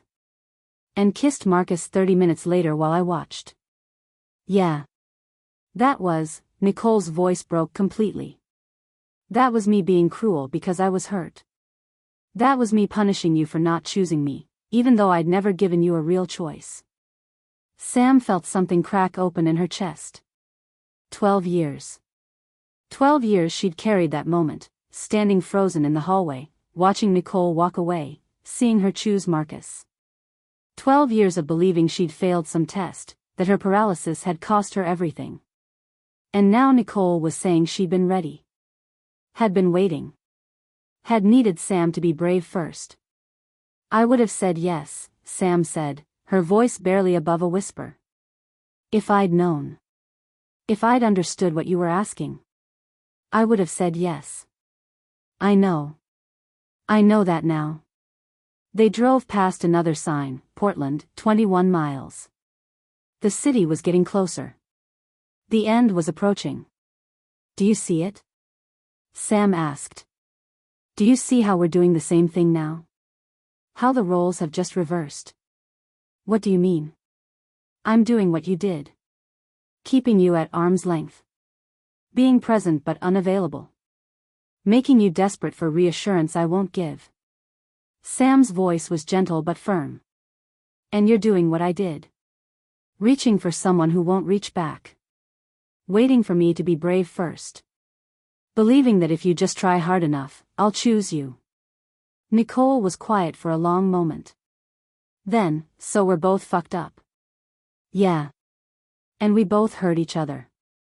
Then and now. Yeah. So what do we do about it? Sam didn't have an answer. They drove in silence, the city getting closer with every mile. Civilization returning. The bubble finally, completely bursting. Portland appeared on the horizon, buildings, bridges, the river cutting through the center. They'd left this city 6 days ago as strangers. They were returning as, what? Not strangers. Not exactly lovers. Something complicated and unresolved. Where do you want me to drop you? Sam asked as they entered the city limits. Nicole gave her an address in Northwest Portland. It's my apartment. But if that's weird, you can just drop me anywhere. Your apartment is fine. They navigated through Portland traffic, surprisingly light for a Tuesday afternoon. The rain had cleared, leaving behind clean streets and blue sky. The city looked normal, untouched by the storm that had trapped them together. Sam followed the GPS directions to Nicole's neighborhood, a tree-lined street with older buildings, cafes on corners, the kind of neighborhood that suggested young professionals and dog walkers and Saturday farmers markets. The kind of neighborhood where Nicole would live. She pulled up in front of a 4-story building with a brick facade. This it? Yeah. Nicole made no move to get out. Sam. Don't. Don't what? Don't make this harder than it has to be. How could it possibly be harder? Nicole's laugh was bitter. We've spent 6 days together. We slept together. We said things we can't take back. And now we're just, what? Saying goodbye? Pretending we'll text each other but knowing we probably won't? I said I need time. How much time? I don't know. Days? Weeks? Years? Nicole's voice was rising now, frustration breaking through. Give me something, Sam. Some kind of timeline. Some kind of hope. I can't. Why not? Because I don't know. Sam's control finally cracked, her voice louder than she intended. I don't know how long it takes to trust someone who broke your heart. I don't know how to forgive someone who kept you hidden. I don't know how to be brave enough to risk it again. I just know I can't give you a timeline or a promise or any kind of reassurance right now. Nicole stared at her, tears streaming down her face. Okay. Okay. Okay. I'll wait. However long it takes. I'll wait. Nicole wiped at her tears. Because I love you. I've loved you since high school, and I love you now, and I'll keep loving you even if you never love me back. That's my choice. And you can't stop me from making it. Sam felt something twist in her chest, something that might have been hope or fear or both. Nicole was finally being brave. Finally choosing. Finally fighting for them. And Sam still couldn't meet her there. I need to go, Sam said quietly. Nicole nodded, reaching for the door handle. But before she got out, she turned back. One more thing, Nicole said. That question I asked you 12 years ago. Do you love me? She paused. I'm not asking again. I'm not going to put you in that position. But I want you to know, when you figure out the answer, whenever that is, I'll be ready to hear it. Whether it's yes or no. Whether it's now or next year or never. I'll be ready. She got out of the car before Sam could respond. Opened the trunk, grabbed her suitcase, closed it with a soft thud. Then she leaned down to the passenger window. Thank you. For the drive. For everything. For being honest even when it hurt. Nicole. Don't. You said not to make it harder. So I won't. Nicole's smile was sad but genuine. Text me when you're ready. Or don't. But know that I'll be thinking about you. And hoping. She straightened, pulling her suitcase behind her, and walked toward her building without looking back. Sam watched her go, watched her punch in the entry code, watched the door close behind her, watched her disappear from view. Then Sam sat in the rental car outside Nicole's building and tried to remember how to breathe. Her phone buzzed. Jordan, did you make it back? Sam typed, just dropped Nicole off. Heading home now. Jordan, how are you? Sam stared at the question. How was she? Devastated. Relieved. Terrified. Heartbroken. Confused. All of the above and none of the above. I don't know, she typed. Can I call you later? Jordan, anytime. I'm here. Sam set down her phone and started the car. The GPS calculated the route to the airport. She needed to return the rental. Then she'd get an Uber to the airport, catch her flight back to San Francisco, and return to her normal life. Her controlled life. Her safe life. Her life without Nicole Chen. She pulled away from the curb, and in the rearview mirror, she could see Nicole's building receding. Could imagine Nicole inside, climbing stairs, unlocking her door, entering her apartment that Sam would never see. The city passed by, streets Sam didn't know, neighborhoods she'd never visit, a whole life that Nicole had built here that Sam wasn't part of. 3 hours later, Sam was on a plane heading south. 6 hours after that, she was in her apartment in San Francisco, standing in the middle of her living room, surrounded by the familiar minimalism she'd carefully curated. Everything was exactly as she'd left it. Clean counters. Organized bookshelf. No clutter. No evidence of chaos or need or vulnerability. It should have felt like relief. Like coming home. Like returning to safety. Instead, it felt like a tomb. Sam set down her suitcase and looked around at her perfect, controlled life. And realized with devastating clarity that she'd built all of this, the minimalism, the solitude, the careful boundaries, as protection against exactly what had just happened. She'd built a life where no one could hurt her. But she'd also built a life where no one could reach her. Her phone buzzed. For a wild moment, Sam thought it might be Nicole. But it was just Jordan, home safe? Yeah, Sam typed. Talk tomorrow? Absolutely. Get some rest. Sam set down her phone and stood in her silent apartment, and the quiet that used to feel peaceful now just felt empty. She thought about Nicole and her apartment across 300 miles. Thought about whether Nicole was unpacking, or crying, or sitting in her own quiet space processing everything that had happened. Thought about whether Nicole would actually text her, or if that had just been something brave said in the heat of the moment. Thought about whether Sam even wanted her to. The answer, terrifyingly, was yes. Sam wanted Nicole to text her. Wanted Nicole to fight for this. Wanted Nicole to be brave enough for both of them while Sam figured out how to be brave too. But wanting something didn't make it safe. Didn't guarantee it would work. Didn't erase 12 years of hurt or 6 days of complicated history or the very real fear that this would end exactly the way it had before. Sam went through her nighttime routine mechanically, shower, teeth, pajamas. She climbed into her bed, not a hotel bed, not a bed she was sharing with someone, and lay in the darkness of her own apartment. And missed the sound of someone else breathing across the room. It was pathetic. It was dangerous. It was exactly what she'd been trying to avoid. But lying there alone, Sam had to admit the devastating truth. 6 days with Nicole had undone 12 years of careful construction. And Sam had no idea how to rebuild her walls now that she knew what was on the other side of them. Her phone sat on the nightstand, dark and silent. Sam stared at it, willing it to buzz, willing Nicole to be brave enough to text first, even though Sam had asked for space. It didn't buzz. And Sam fell asleep alone in her perfect apartment, in her controlled life, in the safety she'd built and no longer wanted. Wondering if maybe Elena had been right. That the relationships that worked were the ones where both people were brave enough to choose each other. Even when it was scary. Especially when it was scary. But how did you learn to be brave when fear had kept you alive for 12 years?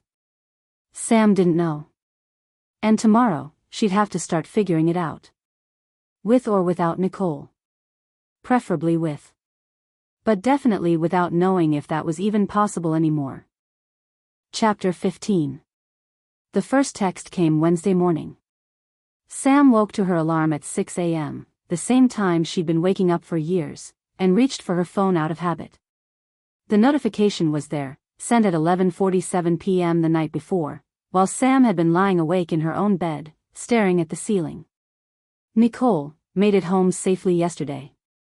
Thank you again for the drive. I hope your flight was okay. Sam stared at the message. Polite. Careful. The kind of text you'd send to an acquaintance, not someone you'd slept with 3 days ago. Not someone you'd confessed your love to in a car. She could respond. Something equally polite. Glad you made it home. Flight was fine. Or she could not respond at all. That's what she'd told Nicole she needed: space, time, no pressure. Sam set down her phone and went for her run. 5 miles through Golden Gate Park, the same route she'd run for years. The morning was cool and gray, typical San Francisco weather, and Sam pushed herself harder than usual, trying to outrun the thoughts that had kept her awake most of the night. By the time she got home, showered, and made coffee, it was nearly 8. Her phone showed another message, sent at 7:23 a.m. Nicole, I know you said you needed space. I'm trying to respect that. But I also said I was going to text you, so here I am. You don't have to respond. I just want you to know I'm thinking about you. Sam's finger hovered over the screen. She could type something. Acknowledge the message. Thank Nicole for understanding. Instead, she opened her laptop and checked her work email. The coffee roaster from 2 weeks ago had a new project, needed a brochure design. Sam responded professionally, set up a call for Thursday, added it to her calendar. Normal work tasks. Normal life. Her phone buzzed again at 10:34 a.m. Nicole, okay, one more, and then I'll stop for today. I just wanted to say, whatever happens, I'm glad we had that week. I'm glad the storm trapped us together. I know it was complicated and painful, but I'm still glad. I got to know you again. The real you. Not the version I'd built up in my head over 12 years. And you're even more amazing than I remembered. Sam read the message 3 times. Each time, she felt something twist in her chest, something that might have been warmth or pain or both. She typed, thank you. Then she deleted it. Typed, I'm glad too. Deleted that as well. Finally settled on, I need more time. She stared at those 4 words. Sent them before she could overthink it. The response came almost immediately. Nicole, I know. Take all the time you need. I'm not going anywhere. Sam set down her phone and tried to work. She had the coffee roaster project, a logo refresh for a startup, an ongoing branding consultation. Normal work. Familiar tasks. Things she could control. But her mind kept drifting back to the hotel. To Nicole by the window. To the way Nicole's face had looked when Sam had said she couldn't give her a timeline. To the devastation in Nicole's eyes when she'd gotten out of the car. Her phone rang at noon. Jordan. Hey, Sam answered. Don't hey me. You said you'd call yesterday and you didn't. I'm officially worried. I'm fine. That's what you always say when you're not fine. Jordan's voice was gentle but firm. What happened? You texted that you dropped Nicole off and then nothing. Did you talk? Did you fight? Did you? We talked. A lot. About everything. And I don't know. I came home. She's there. We're figuring it out. Sam. I really am fine, Jordan. I just need to process. There was a long pause. Then, she got to you, didn't she? Sam closed her eyes. Yeah. Do you want to talk about it? Not yet. Maybe in a few days. Okay. But I'm here when you're ready. And Sam? Jordan paused. Whatever you decide, whatever you feel, it's valid. You don't owe her anything. You don't have to give her another chance just because she's asking for one. I know. Do you? Sam thought about Nicole's texts. About the promise to be brave. About the declaration of love in the car. About 12 years of wondering and 6 days of intensity and the desperate hope in Nicole's eyes that maybe, this time, things could be different. I don't know, Sam admitted. After Jordan hung up, Sam sat at her desk and stared at her laptop without seeing it. She thought about opening Nicole's texts again, rereading them, maybe responding with something more substantial than 4 words. Instead, she closed her messages app and went back to work. Thursday brought more texts. Nicole, 9:12 a.m. Good morning. I hope you slept well. Nicole, 2:37 p.m. I went to this new coffee shop near my apartment. They have oat milk lattes that taste like cookies. Made me think of you, you always ordered oat milk at the hotel. Nicole, 7:43 p.m. I keep thinking about the library. Do you remember? The fire, the books, how quiet it was. I felt safe there. With you. I haven't felt safe like that in a long time. Sam read each message as it came in. Didn't respond to any of them. Told herself she was taking the time she needed, respecting her own boundaries, protecting herself. But it felt less like protection and more like cruelty. Friday morning, Sam woke up to find no new messages. She checked her phone twice to make sure it was working, that notifications were on, that she hadn't somehow missed something. Nothing. She should have felt relieved. Nicole was respecting her space. Giving her the time she'd asked for. Instead, Sam felt something like panic. She went for her run, distracted enough that she nearly ran into another jogger at the turnaround point. Showered. Made coffee. Checked her phone again. Still nothing. At 10 a.m., her phone finally buzzed. Sam grabbed it too quickly. But it wasn't Nicole. It was her mom. Mom, haven't heard from you since you got back from your trip. How was Portland? Did you meet anyone interesting? Sam almost laughed. If her mom only knew. Sam, conference was good. Storm complicated things. Home now. Mom, you should come for dinner this weekend. I made lumpia. Sam, maybe. I'll let you know. She set down her phone and tried to work. But concentration was impossible. She kept checking her messages, kept waiting for Nicole's name to appear. It didn't. By noon, Sam couldn't take it anymore.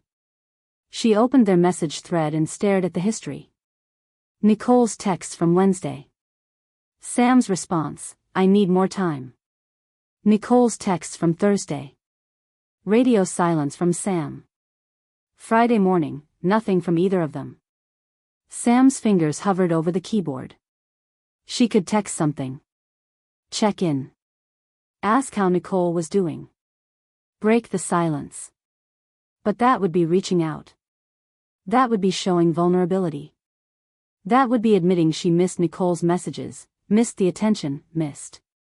Her phone rang. Unknown number. Hello? Ms. Reyes?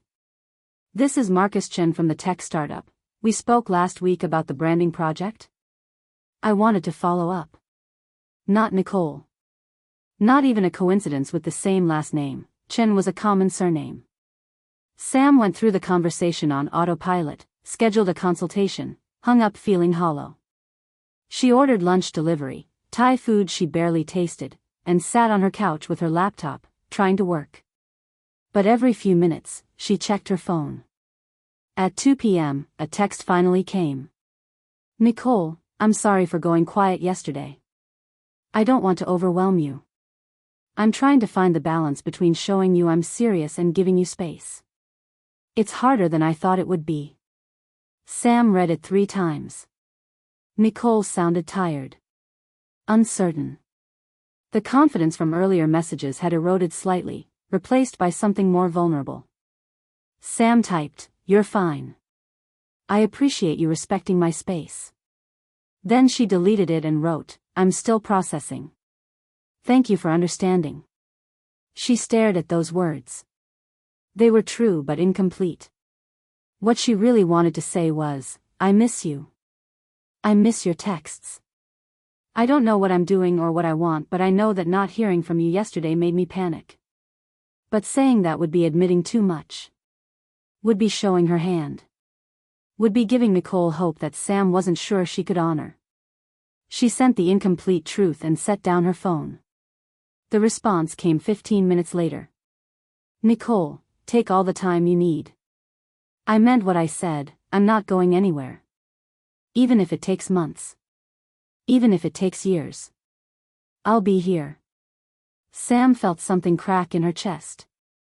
Because that was exactly what Nicole had never done before. Had never been willing to wait. Had never chosen patience over safety. And now she was offering to wait indefinitely. While Sam hid in her apartment and pretended she didn't feel anything. Friday evening, Jordan called again. I'm coming over, they announced without preamble. You don't have to. Too late. I'm already on my way. I'm bringing Thai food and beer and I'm not leaving until you actually talk to me. Jordan. See you in 20 minutes. They hung up before Sam could argue. When Jordan arrived, they took one look at Sam and shook their head. You look terrible. Thanks. I mean it. You look like you haven't slept in days. Jordan set down bags of takeout on the counter. When was the last time you ate something that wasn't delivered? I eat. That's not what I asked. Sam didn't have a good answer. Jordan started unpacking food, pad thai, spring rolls, curry that smelled amazing and made Sam realize she was actually hungry. They ate at Sam's small dining table, and Jordan didn't push conversation, just let Sam exist in silence while they both worked through the food. Finally, when the containers were mostly empty, Jordan spoke. Tell me what happened. All of it. So Sam did. She told Jordan about the hotel, about the 6 days of forced proximity, about how they'd started talking and then couldn't stop. She told them about sleeping together, not the details, but the fact of it. About the morning after. About the drive back. About Nicole's confession and Sam's inability to meet her there. Jordan listened without interrupting, their expression shifting from concern to thoughtful to something that looked like understanding. So she's texting you, Jordan said when Sam finished. Yeah. And you're barely responding. I told her I needed space. Space, yes. But are you taking space? Or are you just hiding? Sam didn't answer. Sam, Jordan leaned forward. I'm going to say something, and you're not going to like it. Great. You're doing to her exactly what she did to you. And I know that's the point. I know you're protecting yourself. But at some point, protection becomes punishment. And I think you've crossed that line. That's not fair. Isn't it? She's being brave. She's putting herself out there. She's texting you even though you're barely responding. She's waiting with no timeline and no guarantees. And you're, what? Proving you can survive without her? Proving she can't hurt you again? I'm trying to figure out what I feel. No, you're trying to not feel anything. There's a difference. Jordan's voice was gentle but firm. And I get it. I do. She hurt you. She broke your heart. You spent 12 years building walls to make sure no one could do that again. But those walls are keeping everyone out. Including the one person who's actually trying to climb them. Sam felt tears prick at her eyes. I don't know how to trust her. I know. And I don't know if I want to. Because what if she's just doing this because I'm unavailable? What if the moment I say yes, the moment I let her in, she loses interest? What if she doesn't? Sam looked at Jordan, at the understanding in their eyes, at the friendship that had survived 12 years and countless life changes. What do I do? Sam asked quietly. I think you know what you want to do. You're just scared to do it. What if I text her back and it doesn't work out? What if I let myself hope and she breaks my heart again? Then you'll survive. Like you did before. Jordan reached across the table and took Sam's hand. But what if it does work out? What if she really is different this time? What if you let yourself be happy? Sam thought about the hotel. About Nicole's face when Sam had touched her cheek in the kitchenette. About the way Nicole had looked at her after they'd slept together, like Sam was something precious and terrifying and desired. About the way Nicole had said I love you in the car, with no guarantee Sam would say it back. I'm terrified, Sam admitted. I know. But maybe that's okay. Maybe being terrified means it matters. After Jordan left, Sam sat on her couch with her phone in her hand. She opened her message thread with Nicole and read through the entire history, from Wednesday morning's polite check-in through Friday's promise to wait however long it took. Nicole was fighting for them. Was being brave. Was choosing Sam even when Sam wasn't making it easy. All the things Sam had wanted 12 years ago. All the things she'd told herself Nicole would never do. And Sam was still holding back. Still protecting herself. Still letting fear make her decisions. She thought about what Jordan had said. About protection becoming punishment. About the difference between taking space and hiding. She thought about Elena's words at the hotel, the ones that work. They're the ones where both people are brave enough to choose each other. Nicole was being brave. Sam was not. She typed, "Can we talk?" Not right now. But soon. When I'm ready. She sent it before she could overthink it. The response came within seconds. Nicole, whenever you're ready. I'll be here. Thank you for not shutting me out completely. Sam stared at that message, at the gratitude in it, at the relief evident even through text. Nicole had been waiting for any sign that Sam wasn't completely closed off. That there was still hope. And Sam had just given her that sign. For better or worse. Sam set down her phone and went to bed. It was only 9 p.m., but she was exhausted, emotionally drained from 3 days of processing and avoiding and pretending she wasn't affected. She lay in the dark and thought about the hotel. About Nicole sleeping 15 feet away. About the strange comfort of not being completely alone. And realized with devastating clarity that she'd gotten used to Nicole's presence. That 6 days had been enough to rewire something fundamental. That coming home to silence felt wrong now. Her phone buzzed. One more message. Nicole, good night, Sam. I hope you sleep well. I hope you dream of good things. I hope you know that whatever you decide, I'll understand. Even if you decide you can't do this. I'll understand. Sam's throat felt tight. Because that was the thing about Nicole now, she was giving Sam every exit. Every opportunity to walk away. Every permission to choose safety over risk. The exact opposite of what she'd done in high school. Sam typed, "Good night, Nicole." Then added, "I'm not shutting you out. I'm just scared." She sent it before she could second-guess the honesty. The response was immediate. "Nicole, me too. We can be scared together." Sam smiled despite herself. Set down her phone. Closed her eyes. And for the first time in 3 days, she slept through the night. In the morning, she'd wake up and still not know what she wanted. Still be terrified of trusting Nicole. Still be unsure if this could work. But she'd also wake up to a good morning text from Nicole. And she'd respond to it. Baby steps. Terrifying, vulnerable, baby steps. Towards something that might heal them both. Or break them completely. Sam would find out which soon enough. But for tonight, she let herself rest. And that was enough. Chapter 16. Saturday morning, Sam woke to sunlight streaming through her window and a text sent at 7:02 a.m. "Nicole, good morning. I hope you slept well. Thank you for last night. For being honest. For not completely shutting me out. It means more than you know."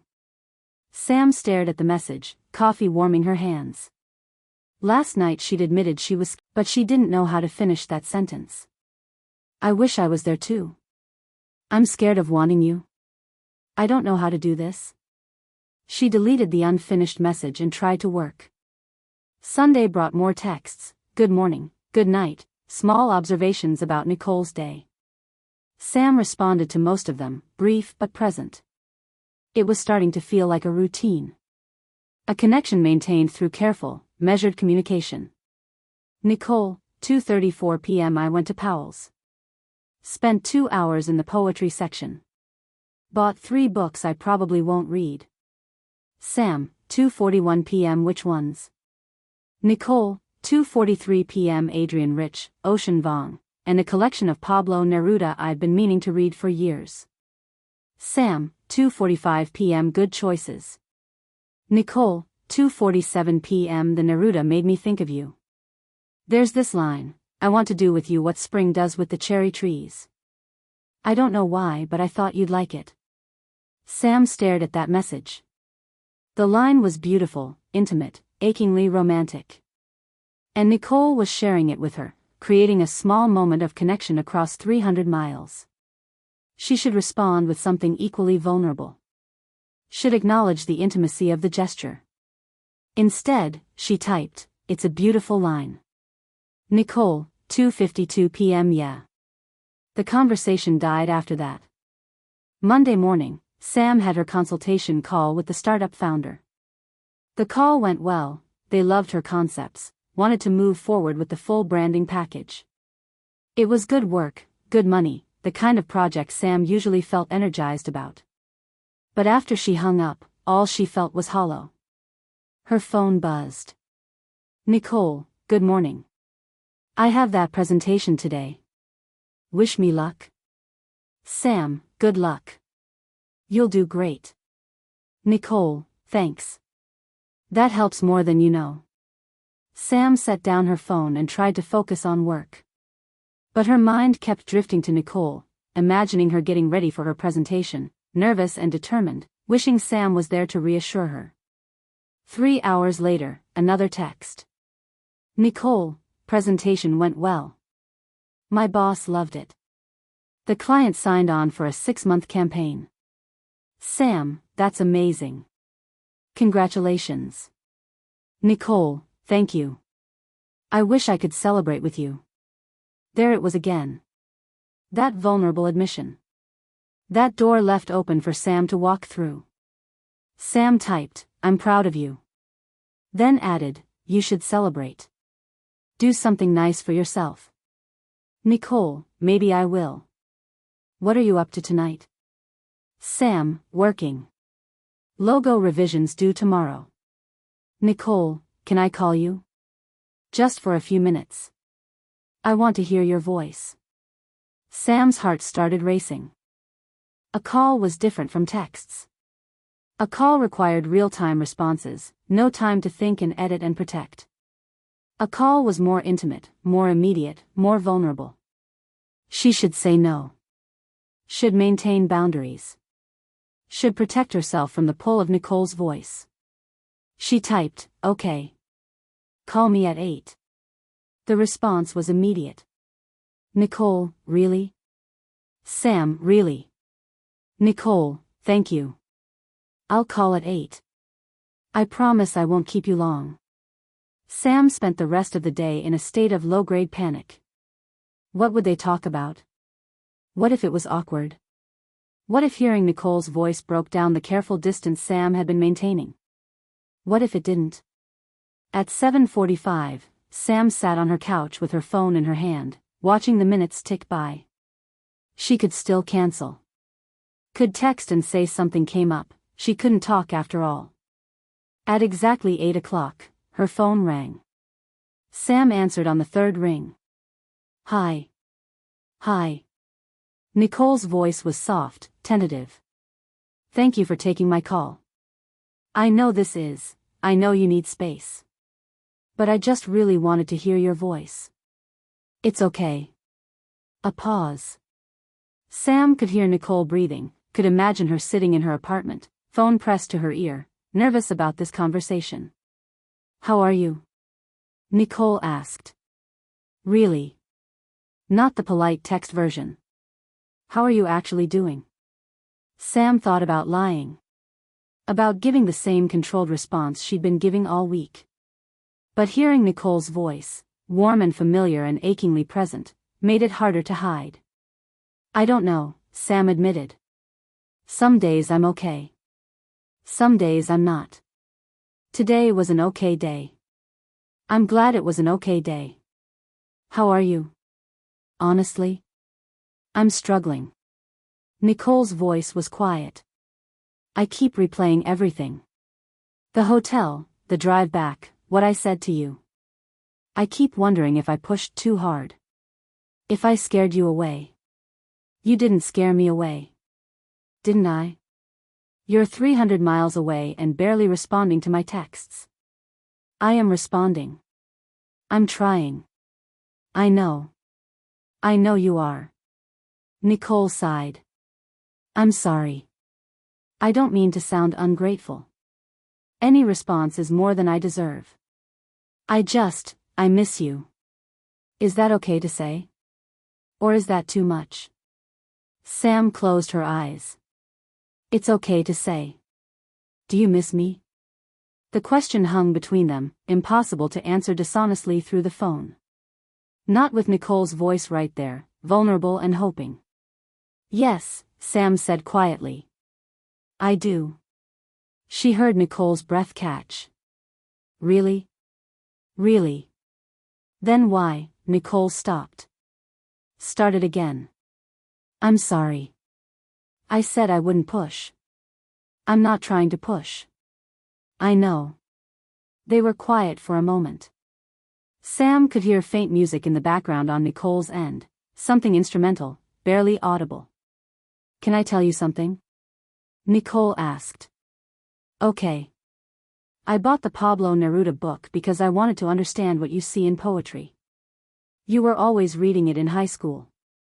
In the art room, at lunch. I never understood the appeal. But now I'm trying to." Nicole paused. "I'm reading it and thinking about you. Trying to see what you see." Sam felt something crack in her chest. "Nicole. I'm not telling you this to make you feel guilty or to manipulate you into talking to me more. I'm telling you because it's true. Because I want you to know that I'm thinking about you. That I'm trying to understand you. That I'm not just sitting here waiting, I'm actually doing the work." "What work?" "The work of being brave. The work of choosing you even when you're not choosing me back. The work of being the person you deserved 12 years ago." Nicole's voice cracked slightly. "I know it might not be enough. I know you might never trust me. But I need you to know I'm trying." Sam didn't know what to say. Everything Nicole was saying was exactly what Sam had wanted to hear 12 years ago. Every word was the proof Sam had needed then that she mattered, that she was worth fighting for. And now that she was hearing it, all Sam felt was terror. "I should let you go," Nicole said when Sam didn't respond. "I promised I wouldn't keep you long. Thank you for taking my call." "Nicole, wait." "Yeah?" Sam wanted to say something real. Something vulnerable. Something that matched Nicole's honesty. But the words stuck in her throat. "Thank you for calling. It was good to hear your voice. It was good to hear yours too." Nicole paused. "Can we do this again? Talk on the phone? Or is this too much?" "We can do it again." "When?" Sam thought about her week. About the projects due, the calls scheduled, the routine she'd built. "Friday? Same time? Friday at 8. I'll call you." "Okay. Good night, Sam." "Good night." After Nicole hung up, Sam sat on her couch holding her phone, feeling the ghost of Nicole's voice still lingering in her ear. The call had lasted maybe 10 minutes, but it had undone something in Sam's carefully maintained distance. Hearing Nicole's voice had made her real again. Not just texts on a screen, but an actual person. A person who was struggling. A person who was trying. A person who was being brave while Sam hid behind carefully worded responses and maintained boundaries. Jordan was right. Protection had become punishment. But Sam didn't know how to stop punishing. Didn't know how to lower her walls without feeling like she was setting herself up for devastation. Her phone buzzed. "Nicole, thank you again for talking to me. It meant everything. Sleep well." Sam typed, "You too." Then she added, "I'm glad you called." And felt the small vulnerability of that admission settle in her chest like something warm and terrifying. Tuesday and Wednesday passed in a blur of work and texts. Nicole didn't ask for another call, seemed to understand that once a week was Sam's limit. But the messages continued, good mornings and good nights, small observations, occasional poetry lines that Nicole thought Sam would like. Sam responded more now. Not enthusiastically, but consistently. Letting Nicole know she was reading them, that they mattered, that Sam was still present even if she was barely there. "Nicole, Tuesday 3:17 p.m. There's this couple at the coffee shop. They're sitting at separate tables working on their laptops but they keep looking at each other and smiling. It's adorable and also making me ache." Sam, Tuesday 3:23 p.m. Why ache? Nicole, Tuesday 3:25 p.m. Because I want that with you. The comfortable working in the same space. The smiles across the room. The casual intimacy of knowing someone's there even when you're not talking. Sam, Tuesday 3:31 p.m. That sounds nice. Nicole, Tuesday 3:34 p.m. It does, doesn't it? Maybe someday. Sam stared at that message. Maybe someday. Not a demand. Not pressure. Just hope. She typed, maybe. Thursday morning brought a different kind of message. "Nicole, can I ask you something? And you can say no. You can ignore this completely. But I need to ask." Sam, okay. Nicole, when you think about us, about the possibility of us, what scares you most? Sam set down her coffee. That was a dangerous question. An honest answer would reveal too much, would give Nicole weapons to use against her defenses. But Nicole had been honest with her all week. Had been vulnerable and open and brave. Sam owed her at least some truth. "Sam, I'm scared you're only fighting for me because I'm unavailable.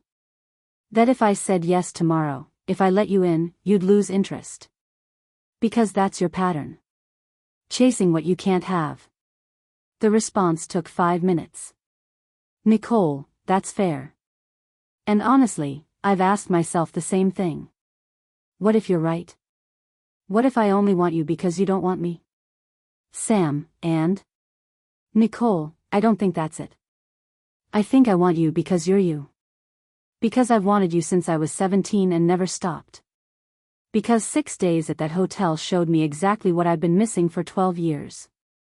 Nicole, but I can't prove that to you. I can only show you over time. And I understand if you're not willing to take that risk. Sam read those messages 3 times. Nicole was right, she couldn't prove it. Time was the only test. And Sam had to decide if she was willing to wait and see. Sam, I don't know if I can take that risk. Nicole, I know. And that's okay.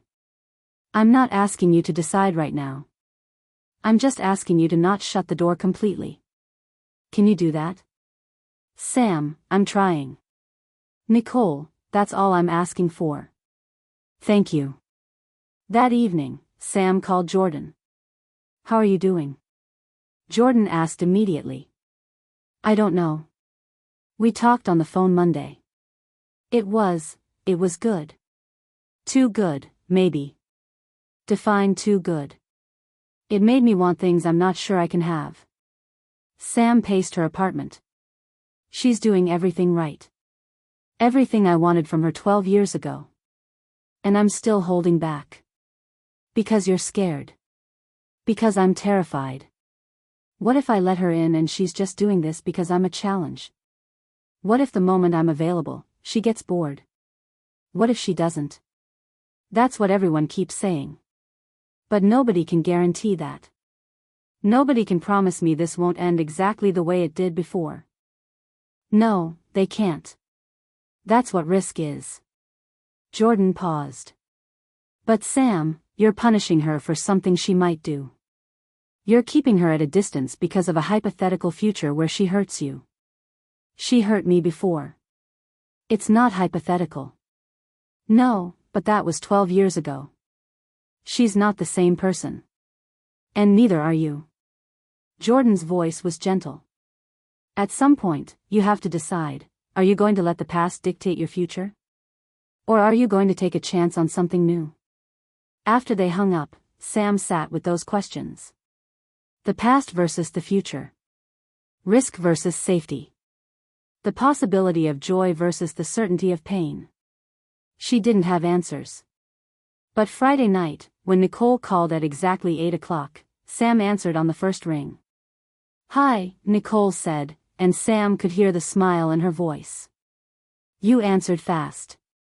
I was waiting. Were you? Yeah. There was a pause, surprised, pleased. That's really nice to hear. They talked for 20 minutes this time. About Nicole's week, about Sam's projects, about small observations and favorite books and whether it was possible to judge someone by their coffee order. Nicole said yes, Sam said no. It was easy in a way that terrified Sam. Easy to fall into conversation with Nicole. Easy to laugh at her jokes. Easy to forget, for brief moments, why this was supposed to be dangerous. Can I ask you something? Nicole said when they were winding down. Sure. When do you think you'll know? When you'll have an answer about us? Sam's chest tightened. I don't know. Days? Weeks? Months? I don't know, Nicole. I'm trying to figure it out. Okay. I'm sorry. I don't mean to push. Nicole paused. It's just hard. Not knowing. Wondering every day if this is the day you'll decide it's not worth it. I haven't decided that. But you might. I might, Sam admitted. I don't know what I'm going to decide. I don't know if I can do this. Can't or won't. I don't know the difference anymore. Nicole was quiet for a long moment. Then, so softly Sam almost didn't hear it, I'm losing you, aren't I? Even though I'm doing everything right, I'm still losing you. Sam felt something crack completely. Because Nicole was right. She was doing everything right, being patient, being vulnerable, respecting Sam's boundaries while still fighting for them. And Sam was still holding back. Still protecting herself.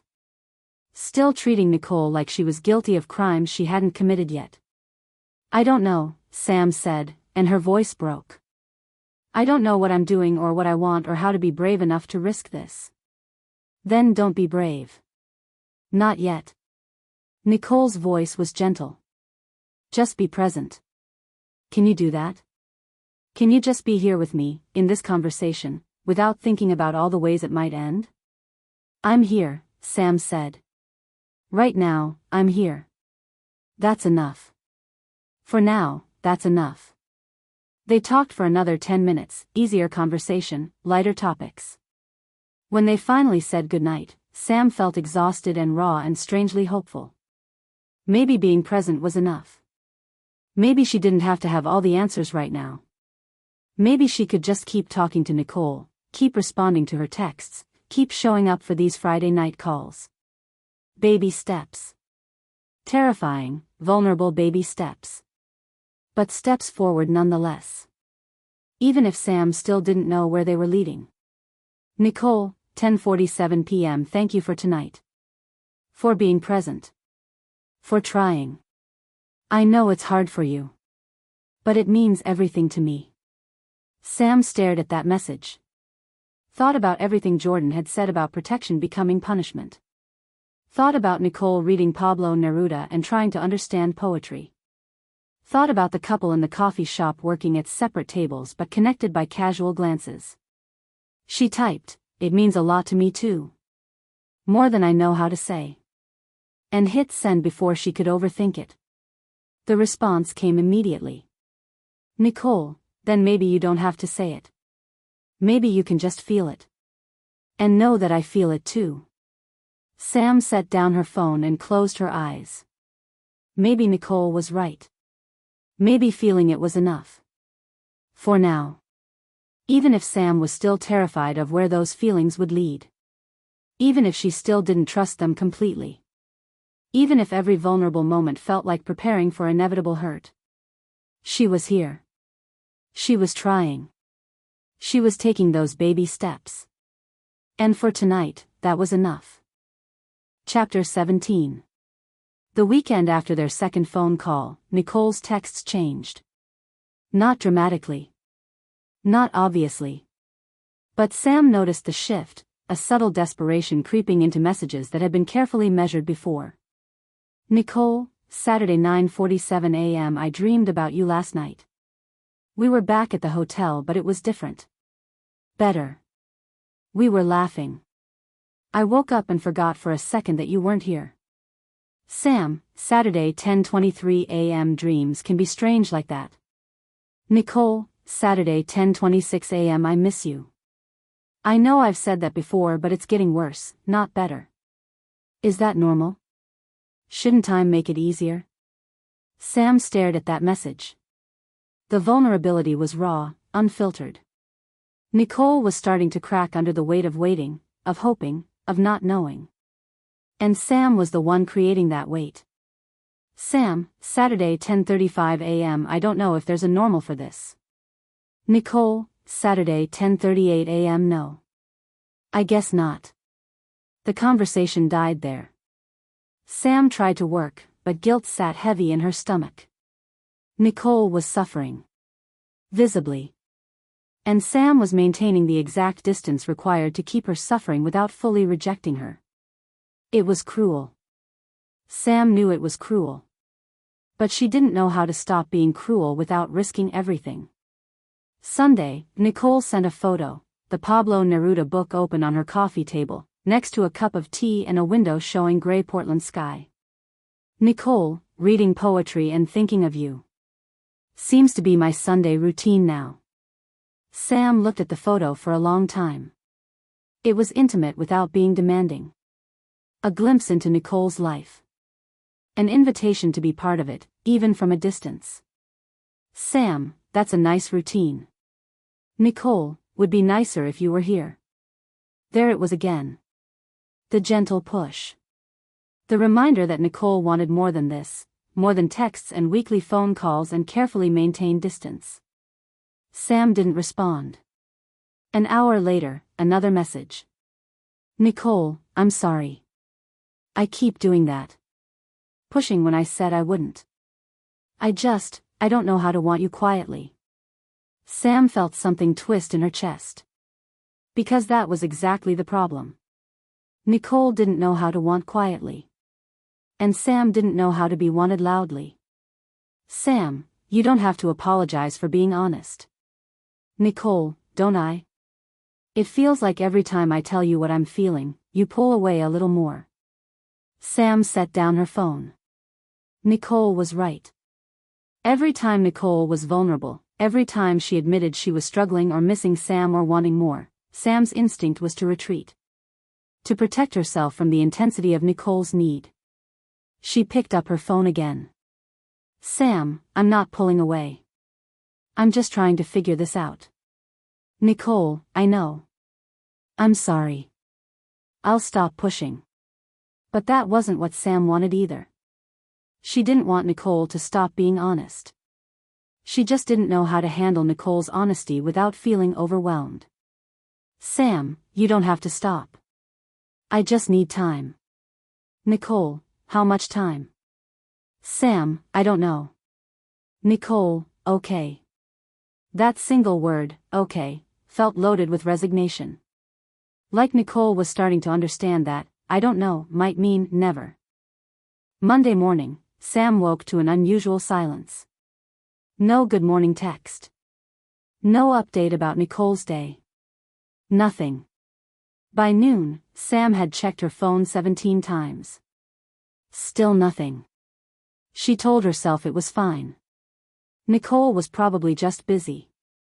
Or maybe she was finally taking a step back, giving Sam the space she'd asked for. But it didn't feel fine. It felt wrong. At 2 p.m., Sam broke first. Sam, hope you're having a good day. The response came 20 minutes later. Nicole, thank you. You too. That was it. No elaboration. No observation about her morning or question about Sam's work. Just polite acknowledgement. Sam stared at those 3 words. This was what she'd wanted, wasn't it? Space. Distance. Nicole not constantly reaching out. So why did it feel like abandonment? She set down her phone and tried to work. But concentration was impossible. She kept checking her messages, kept waiting for Nicole to say something more. Nothing came. By evening, Sam was pacing her apartment. She called Jordan. She's not texting me, Sam said without preamble. Okay.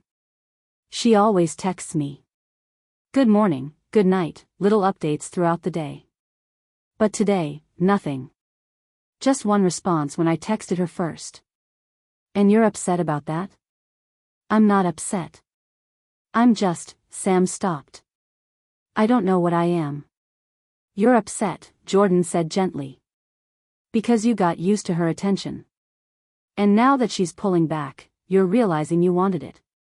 That's not. Sam. Listen to yourself. You spent 2 weeks barely responding to her. You've been keeping her at arm's length, giving her nothing. And the moment she stops pursuing you, you panic. Sam sank onto her couch. Oh God. Yeah. I'm doing it, aren't I?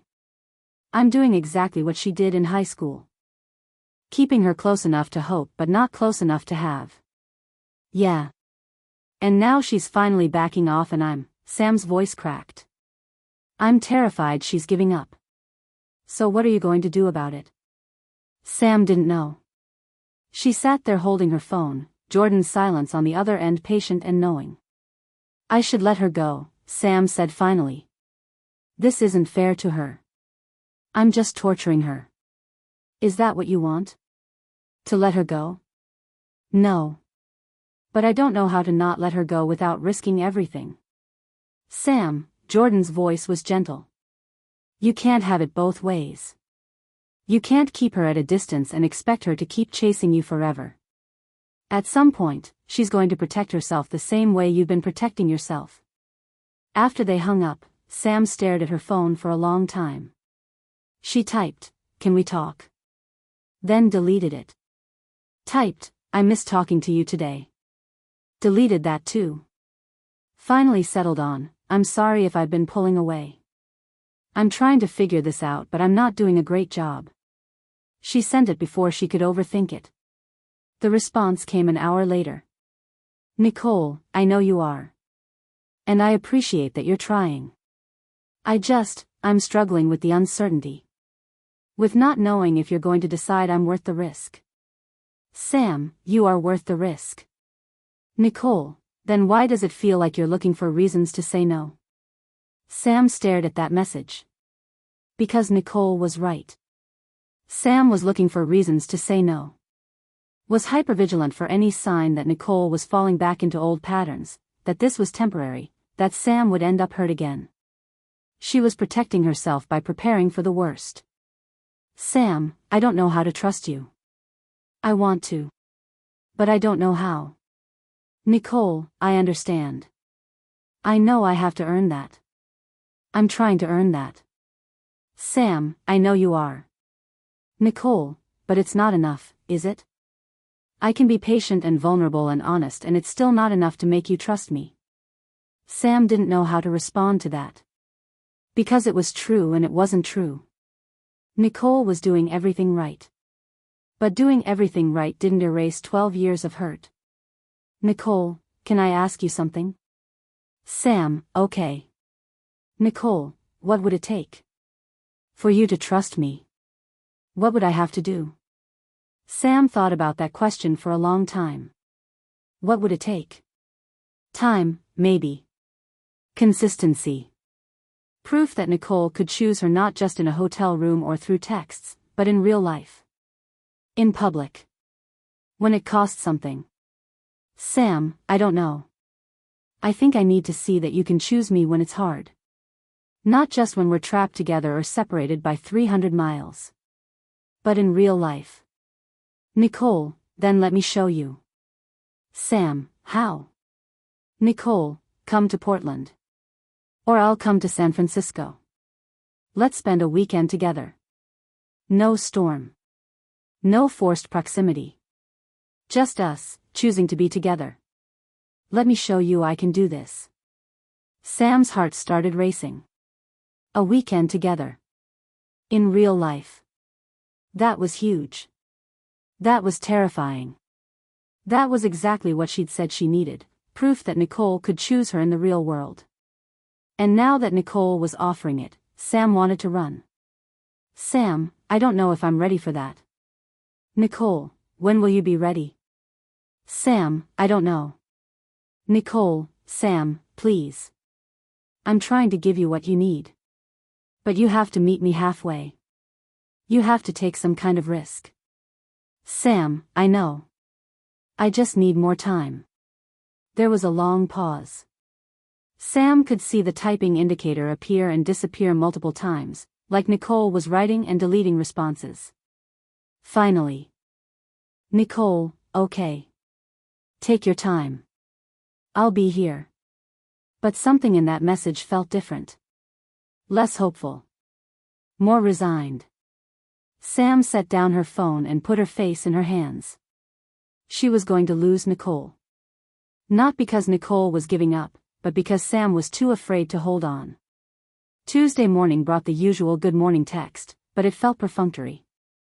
Wednesday's messages were sparse, Nicole responding when Sam reached out but not initiating much herself. By Thursday, Sam was the one checking her phone constantly. Was the one feeling anxious when messages didn't come. Was the one desperate for reassurance that Nicole was still there, still waiting, still hoping. The power dynamic had fully inverted. And Sam finally understood, viscerally, painfully, what she'd put Nicole through. Thursday evening, Nicole called. Not their usual Friday schedule. An unexpected call that Sam answered immediately. Hi, Sam said. Hi. Nicole's voice was tired. I'm sorry to call off schedule. I need to say something and I can't wait until tomorrow. Okay. I can't do this anymore. Nicole's voice was soft but firm. Not like this. Not with you keeping me at arm's length while I throw myself at you over and over. Sam's chest went tight. Nicole. Please let me finish. Nicole took a breath. I meant what I said. About waiting. About being patient. About proving I'm different. But I can't be the only one fighting for this. I can't keep reaching out while you barely reach back. I am reaching back. You're responding to my texts. You're taking my calls. But you're not choosing me, Sam. You're just allowing me to choose you. And that's not enough. That's not a relationship. That's me begging for scraps while you decide if I'm worth the risk. Sam felt tears prick at her eyes. I'm trying. I know you are. And I know you're scared. I know I hurt you and that makes trusting me impossible. But Sam, Nicole's voice broke. I'm scared too. I'm terrified. I'm putting myself out there every single day, being vulnerable and honest and patient. And you're still holding back. Still protecting yourself. Still treating me like I'm guilty of something I haven't done yet. Because you did it before, Sam said, her voice rough. You chose safety before. You walked away before. Why should I believe you won't do it again? Because I'm not walking away now. Even though you're making it so hard. Even though you're doing to me exactly what I did to you. I'm still here. I'm still fighting for us. For how long? Sam asked. How long until you get tired of me not being available? How long until the chase stops being exciting? Is that really what you think? Nicole's voice was pained. That I'm just chasing you because you're unavailable? It's your pattern. It was my pattern. Past tense. Nicole's voice rose slightly. I'm trying to break that pattern. I'm trying to be different. But you won't let me prove it because you've already decided I'm going to fail. Sam was crying now, silent tears streaming down her face. I don't know how to stop being afraid. Then be afraid with me. Let me be scared too. Let's both be terrified together instead of you being terrified alone while I wait for you to decide I'm worth it. You are worth it, Sam said through tears. That's not the question. Then what is the question? The question is whether I'm brave enough to trust you. And I don't know if I am. Nicole was quiet for a long moment. Sam could hear her breathing, could hear the tremor in it that suggested Nicole was crying too. Okay, Nicole said finally. Then I guess we have our answer. Nicole, wait. No. I've been waiting. For 2 weeks I've been waiting. And I'm starting to realize that no matter how long I wait, you're always going to be too scared to say yes. Nicole's voice was gentle but devastated. I love you. I'm in love with you. I've been in love with you since I was 17 years old. But I can't keep loving you while you refuse to let yourself love me back. I never said I don't love you, Sam said desperately. You've never said you do, either. The silence that followed was crushing. I'm not giving up, Nicole said quietly. But I can't keep doing this. I can't keep being the only one trying. So I'm going to stop texting you every day. I'm going to stop reaching out. I'm going to give you the space you keep saying you need. Real space. Not this half-distance where I'm constantly present but you're constantly unavailable. Nicole, please. When you're ready, if you're ever ready, you know where to find me. But I can't keep chasing someone who doesn't want to be caught. I do want, Sam's voice broke completely. I do want to be caught. Then let me catch you. Come to Portland. Or invite me to San Francisco. Take the risk. Choose me. Nicole paused. But if you can't do that, then let me go. For real this time. Because this in-between is killing me. Sam wanted to say yes. Wanted to say come to San Francisco, wanted to say I'll come to Portland, wanted to be brave enough to take the risk. But the fear was too big. Too consuming. I can't, Sam whispered. I'm sorry. I can't. She heard Nicole's breath hitch. Okay. Then I guess this is goodbye. Nicole. I'm going to hang up now. Not because I don't love you. But because I have to start protecting myself too. Nicole's voice was thick with tears. Goodbye, Sam. I hope you find what you're looking for. I hope you find someone you're brave enough to choose. Wait, Sam said desperately. But the line was already dead. Sam sat on her couch in her silent apartment, phone in her hand, tears streaming down her face. She'd done it. She'd pushed Nicole away. Had made her so desperate, so exhausted from fighting alone, that Nicole had finally protected herself the only way she knew how. By leaving. Just like Sam had been terrified she would do. Except this time, Sam had been the one who'd driven her away. Her phone stayed silent. No text saying Nicole didn't mean it. No call saying she wanted to try again. Nothing. Sam had gotten exactly what she'd been secretly preparing for, an ending. Proof that Nicole would eventually give up. Confirmation that loving her was too hard, that Sam was too broken, that the risk was too great. She'd been right to be afraid. And being right felt like dying. Sam lay down on her couch and cried harder than she'd cried in years. For Nicole. For herself. For 17-year-old Sam who'd watched Nicole walk away and 30-year-old Sam who'd just made her do it again.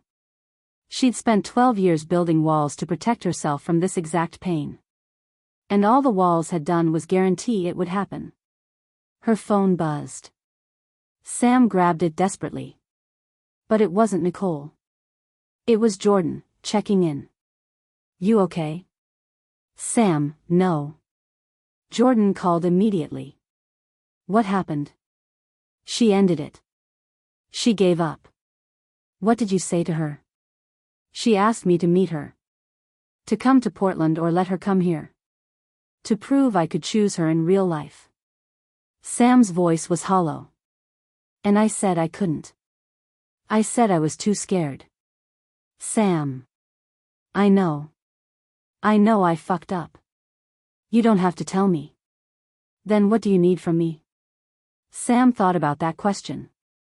What did she need? Comfort? Reassurance? Permission to feel sorry for herself?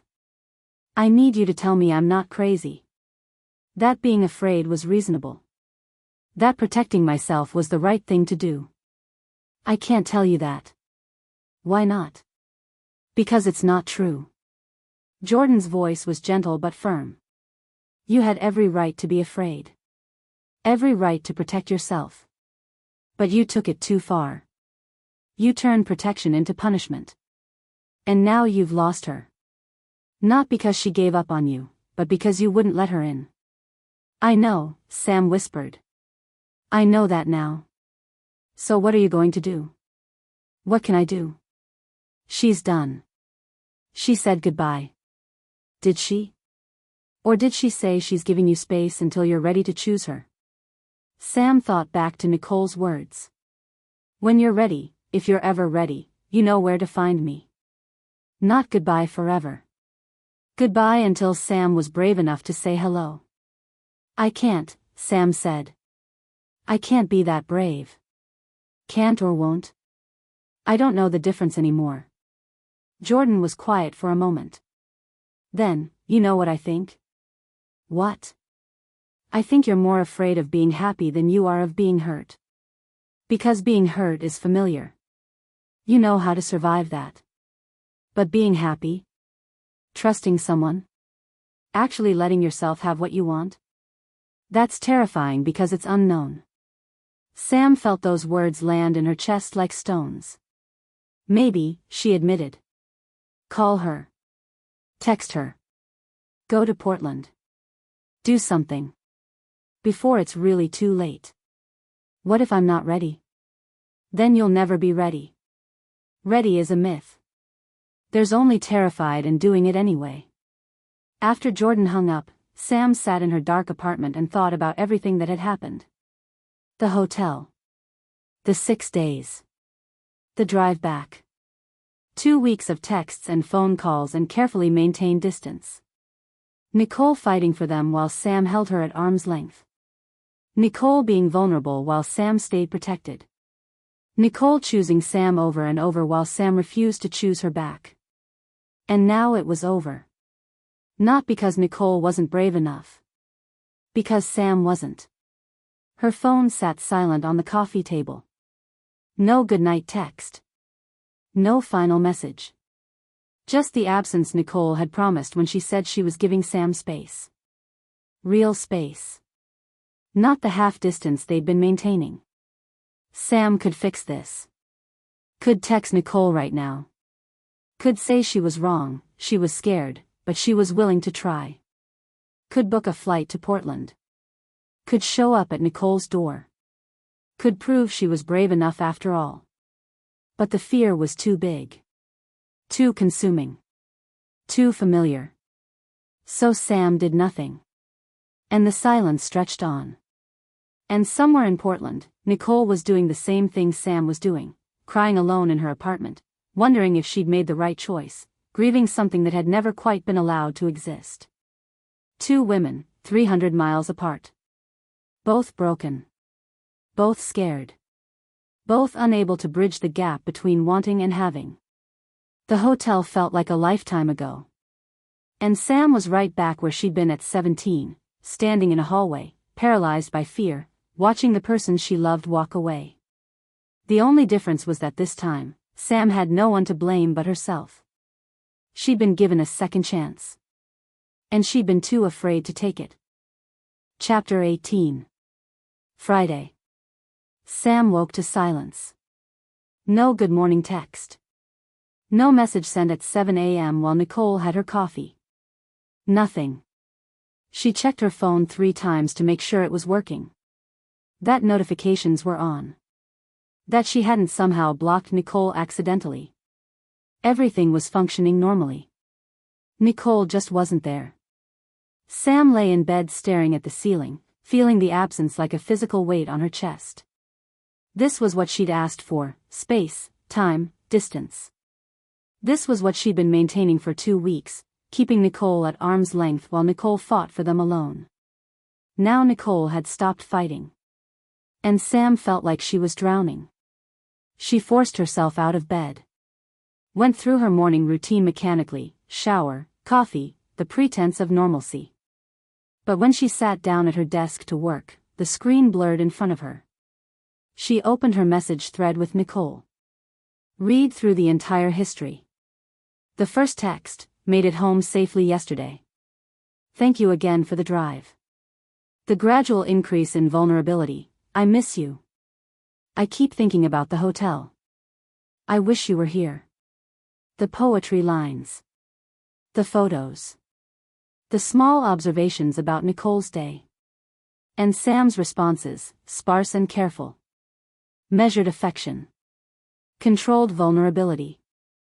Just enough to keep Nicole hoping without actually committing to anything. Sam scrolled to the end. Their last exchange before the phone call. Nicole, can I ask you something? Sam, okay. Nicole, what would it take? For you to trust me. What would I have to do? And Sam had said she needed to see Nicole choose her in real life. Needed proof. Nicole had offered exactly that: come to Portland, or I'll come to San Francisco, let me show you. And Sam had said no. Had said she was too scared. Had driven Nicole to finally protect herself the only way she knew how.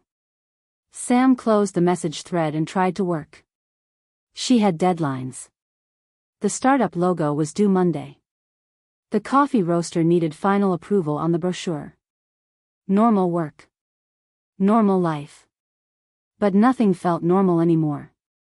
By noon, Sam had accomplished nothing. Just sat at her desk, staring at her screen, checking her phone compulsively for messages that weren't coming. She thought about texting Nicole. About saying she was sorry. About asking for another chance. But what would she say? I'm sorry I couldn't be brave enough. I'm sorry I kept you at a distance while you threw yourself at me. I'm sorry I did to you exactly what you did to me 12 years ago. Would Nicole even respond? When you're ready, if you're ever ready, you know where to find me, Nicole had said. But Sam wasn't ready. Still wasn't ready. Still terrified of trusting, of risking, of letting herself have what she wanted. Her phone rang. Jordan. Hey, Sam answered, her voice flat. You sound terrible. I am terrible. What happened? You didn't respond to my texts last night. Sam hadn't even seen Jordan's texts. She pulled her phone away from her ear to check, 3 messages asking if she was okay, if she'd talked to Nicole, if she needed company. Sorry. I didn't, I wasn't looking at my phone. Sam, what happened? She ended it. Really ended it. She's not texting anymore. She said she's giving me space until I'm ready to choose her. Sam's voice cracked. But I'm not ready. I'm still not ready. Okay. I'm coming over. You don't have to.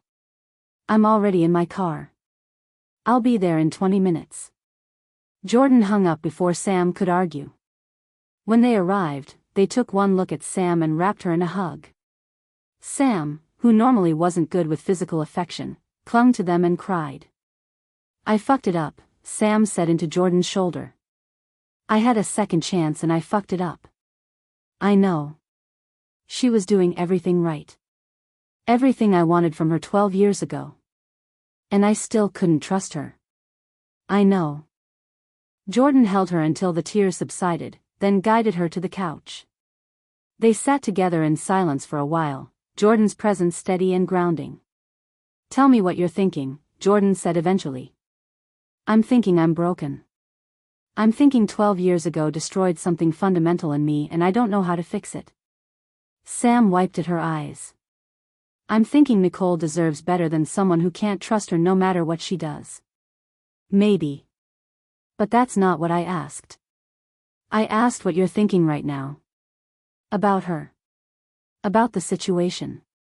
Sam thought about that. What was she thinking? I'm thinking I miss her. I'm thinking these last 3 weeks have been exhausting and painful, but also, they've been something. Connection. Hope. The possibility of something good. Sam paused. And now it's gone and I feel more alone than I've felt in years. More alone than before the hotel? Yeah. Why? Because before the hotel, I didn't know what I was missing. I'd convinced myself I was fine alone. That I didn't need anyone. Sam looked at Jordan. But now I know. I know what it feels like to talk to her every day. To hear her voice. To have someone fighting for me, wanting me, choosing me. And now that it's gone. You realize you wanted it too. Yeah. So why didn't you say yes when she asked you to meet her? Sam thought about that question.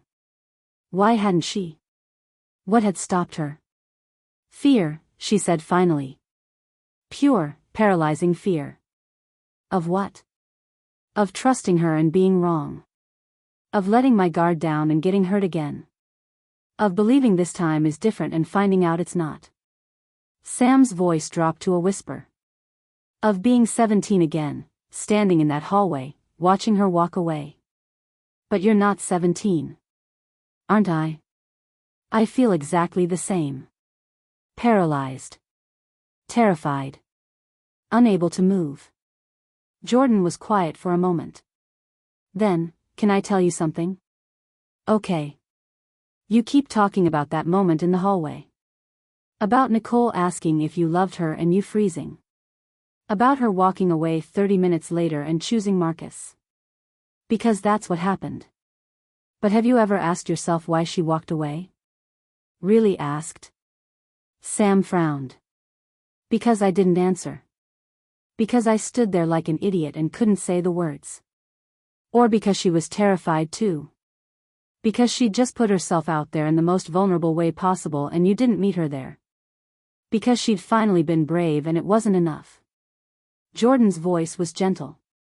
I'm not saying you were wrong to freeze. You were 17 and terrified. But Sam, she was 17 and terrified too. And when you didn't answer, she felt rejected. So she went back to what was safe. Sam felt something crack open in her chest. She'd spent 12 years seeing that moment from her own perspective, her paralysis, her failure, her inability to be brave. She'd never really considered Nicole's perspective. That Nicole had been brave. That asking "do you love me" had been the terrifying leap Nicole had been building toward. That Sam's silence had felt like rejection. "She told me," Sam said slowly. "On the drive back. She said she'd been ready to leave Marcus. To come out. To be with me publicly. But she needed to know it was real first. And you didn't answer." "I couldn't. I was frozen." "So she assumed you didn't love her. Or not enough." Jordan leaned forward. "Sam, you've been carrying this for 12 years as proof that Nicole couldn't choose you. But what if she saw it as proof that you couldn't choose her?" Sam felt dizzy. Could that be true? Had Nicole spent 12 years carrying the same wounds Sam had, believing she wasn't enough, wasn't worth choosing, wasn't loved the way she'd loved?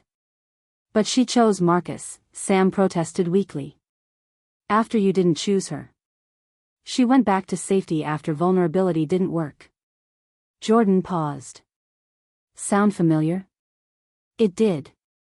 It sounded exactly like what Sam had been doing for 3 weeks, pulling back after Nicole's vulnerability, choosing safety over risk, protecting herself from potential hurt. "Oh God," Sam whispered. "I did the same thing she did. Yeah. I repeated the exact pattern that broke us 12 years ago. Yeah." Sam put her face in her hands. "I don't know how to stop doing this." "Yes, you do. You just have to decide if you want to badly enough." "What if I can't? What if I'm too broken?" "You're not broken. You're scared." Jordan's voice was firm. "There's a difference. Broken can't be fixed. Scared can be worked through." "I don't know how." "Yes, you do. You reach out. You take the risk. You choose her even though it's terrifying. You do the thing you couldn't do at 17. Jordan paused. "Or you let her go. Really let her go. Stop torturing both of you with this maybe someday possibility and accept that you're not brave enough to have her." Sam felt those words land like blows. Let her go. Really let her go. Could she do that? Could she just walk away? Accept that she wasn't capable of this? Go back to her controlled, solitary life and pretend these 3 weeks hadn't happened? "I don't want to let her go," Sam admitted. "Then don't." "But I don't know if I can trust her." "So ask her." Jordan's voice was matter-of-fact. "Ask her the question you've been carrying for 12 years. Get your answer. Then decide." Sam looked up. "What question?" "The one you've never actually asked her. What did she mean when she said she loved you back then? Was it real? Why did she choose Marcus? All the things you've been wondering about but never got to know." Sam thought about that. The questions she'd carried for 12 years. Did you ever really love me? She'd assumed the answer was no. Or not enough. Or only when it was convenient. But what if she was wrong? What if Nicole's answer was different from what Sam had spent 12 years believing? And then what? Sam asked. "Say I ask her and she tells me. Say I get my closure. Then what?" "Then you decide. With actual information instead of assumptions. With the truth instead of the story you've been telling yourself." Jordan squeezed Sam's hand. "But you have to actually ask. You can't just sit here wondering anymore. That's what you did 12 years ago, you stood there wondering instead of acting. Don't do that again." After Jordan left, Sam sat on her couch and thought about everything they'd said. Ask the question. Get the truth. Then decide. It sounded simple. But the idea of reaching out to Nicole after yesterday's call, after Nicole had said goodbye, after Nicole had finally protected herself, it felt impossible. What would Sam even say? "Hi, I know you told me to leave you alone, but I need to ask you something about high school." But Jordan was right. Sam couldn't keep living with the question. Couldn't keep building her life around assumptions and fears and a narrative she'd constructed from incomplete information. She needed to know the truth. Not because it would fix things. Not because it would make trusting Nicole easier. But because carrying the question for 12 more years would destroy her. Sam opened her laptop and tried to work. She needed to finish the startup logo. Needed to send final files to the coffee roaster. Needed to do something productive. But all she could think about was that moment in the hallway 12 years ago. Nicole's face when she'd asked, "Do you love me?" The hope in her eyes. The fear. Sam frozen, unable to speak, the word yes trapped in her throat. Nicole's expression closing off. Okay. That's okay. And then walking away. Sam had played that moment in her head thousands of times over 12 years. Had dissected it, analyzed it, used it as evidence that Nicole didn't really want her, that Nicole was just testing her, that Nicole would have found some other reason to choose Marcus. But what if that was wrong? What if Nicole had been brave and Sam had failed to meet her there? What if they'd both been terrified 17-year-olds who'd broken each other without meaning to? Sam's phone sat on the coffee table, dark and silent. She could text Nicole. Could ask to talk. Could say she needed closure, needed answers, needed to understand what had really happened between them. But Nicole had said she needed space. Had said she couldn't keep being the only one fighting. Would reaching out now just be more of Sam taking without giving? More of Sam asking Nicole to be vulnerable while Sam stayed protected? Sam picked up her phone. Typed, "I need to ask you something. Not about now. About 12 years ago. Can we talk?" She stared at those words. They felt both too much and not enough. Too demanding after Nicole had asked for space. Not clear enough about what Sam actually wanted. She deleted the message. Typed, "I know you said you need space. I'm trying to respect that. But I need to understand something. About high school. About what happened. Can I call you?" That was better. More respectful of Nicole's boundaries. Clearer about the intent. But sending it still felt terrifying. What if Nicole said no? What if she'd already moved on? What if she saw Sam's message and felt exhausted by Sam's inability to just make a decision? Sam's finger hovered over the send button. She thought about Jordan's words, "You stood there wondering instead of acting. Don't do that again." She thought about the outline she'd been mentally making, the questions she wanted to ask Nicole, the things she needed to understand. She thought about spending another 12 years wondering. Carrying this weight. Never knowing the truth. And she hit send before she could talk herself out of it. The message showed as delivered. Then read. Sam watched the screen, her heart pounding. She could see the typing indicator appear. Then disappear. Then appear again. Finally, a response. "Nicole, when?" Sam's hands were shaking. "Sam, now? Or whenever works for you." "Nicole, give me 10 minutes. I'll call you."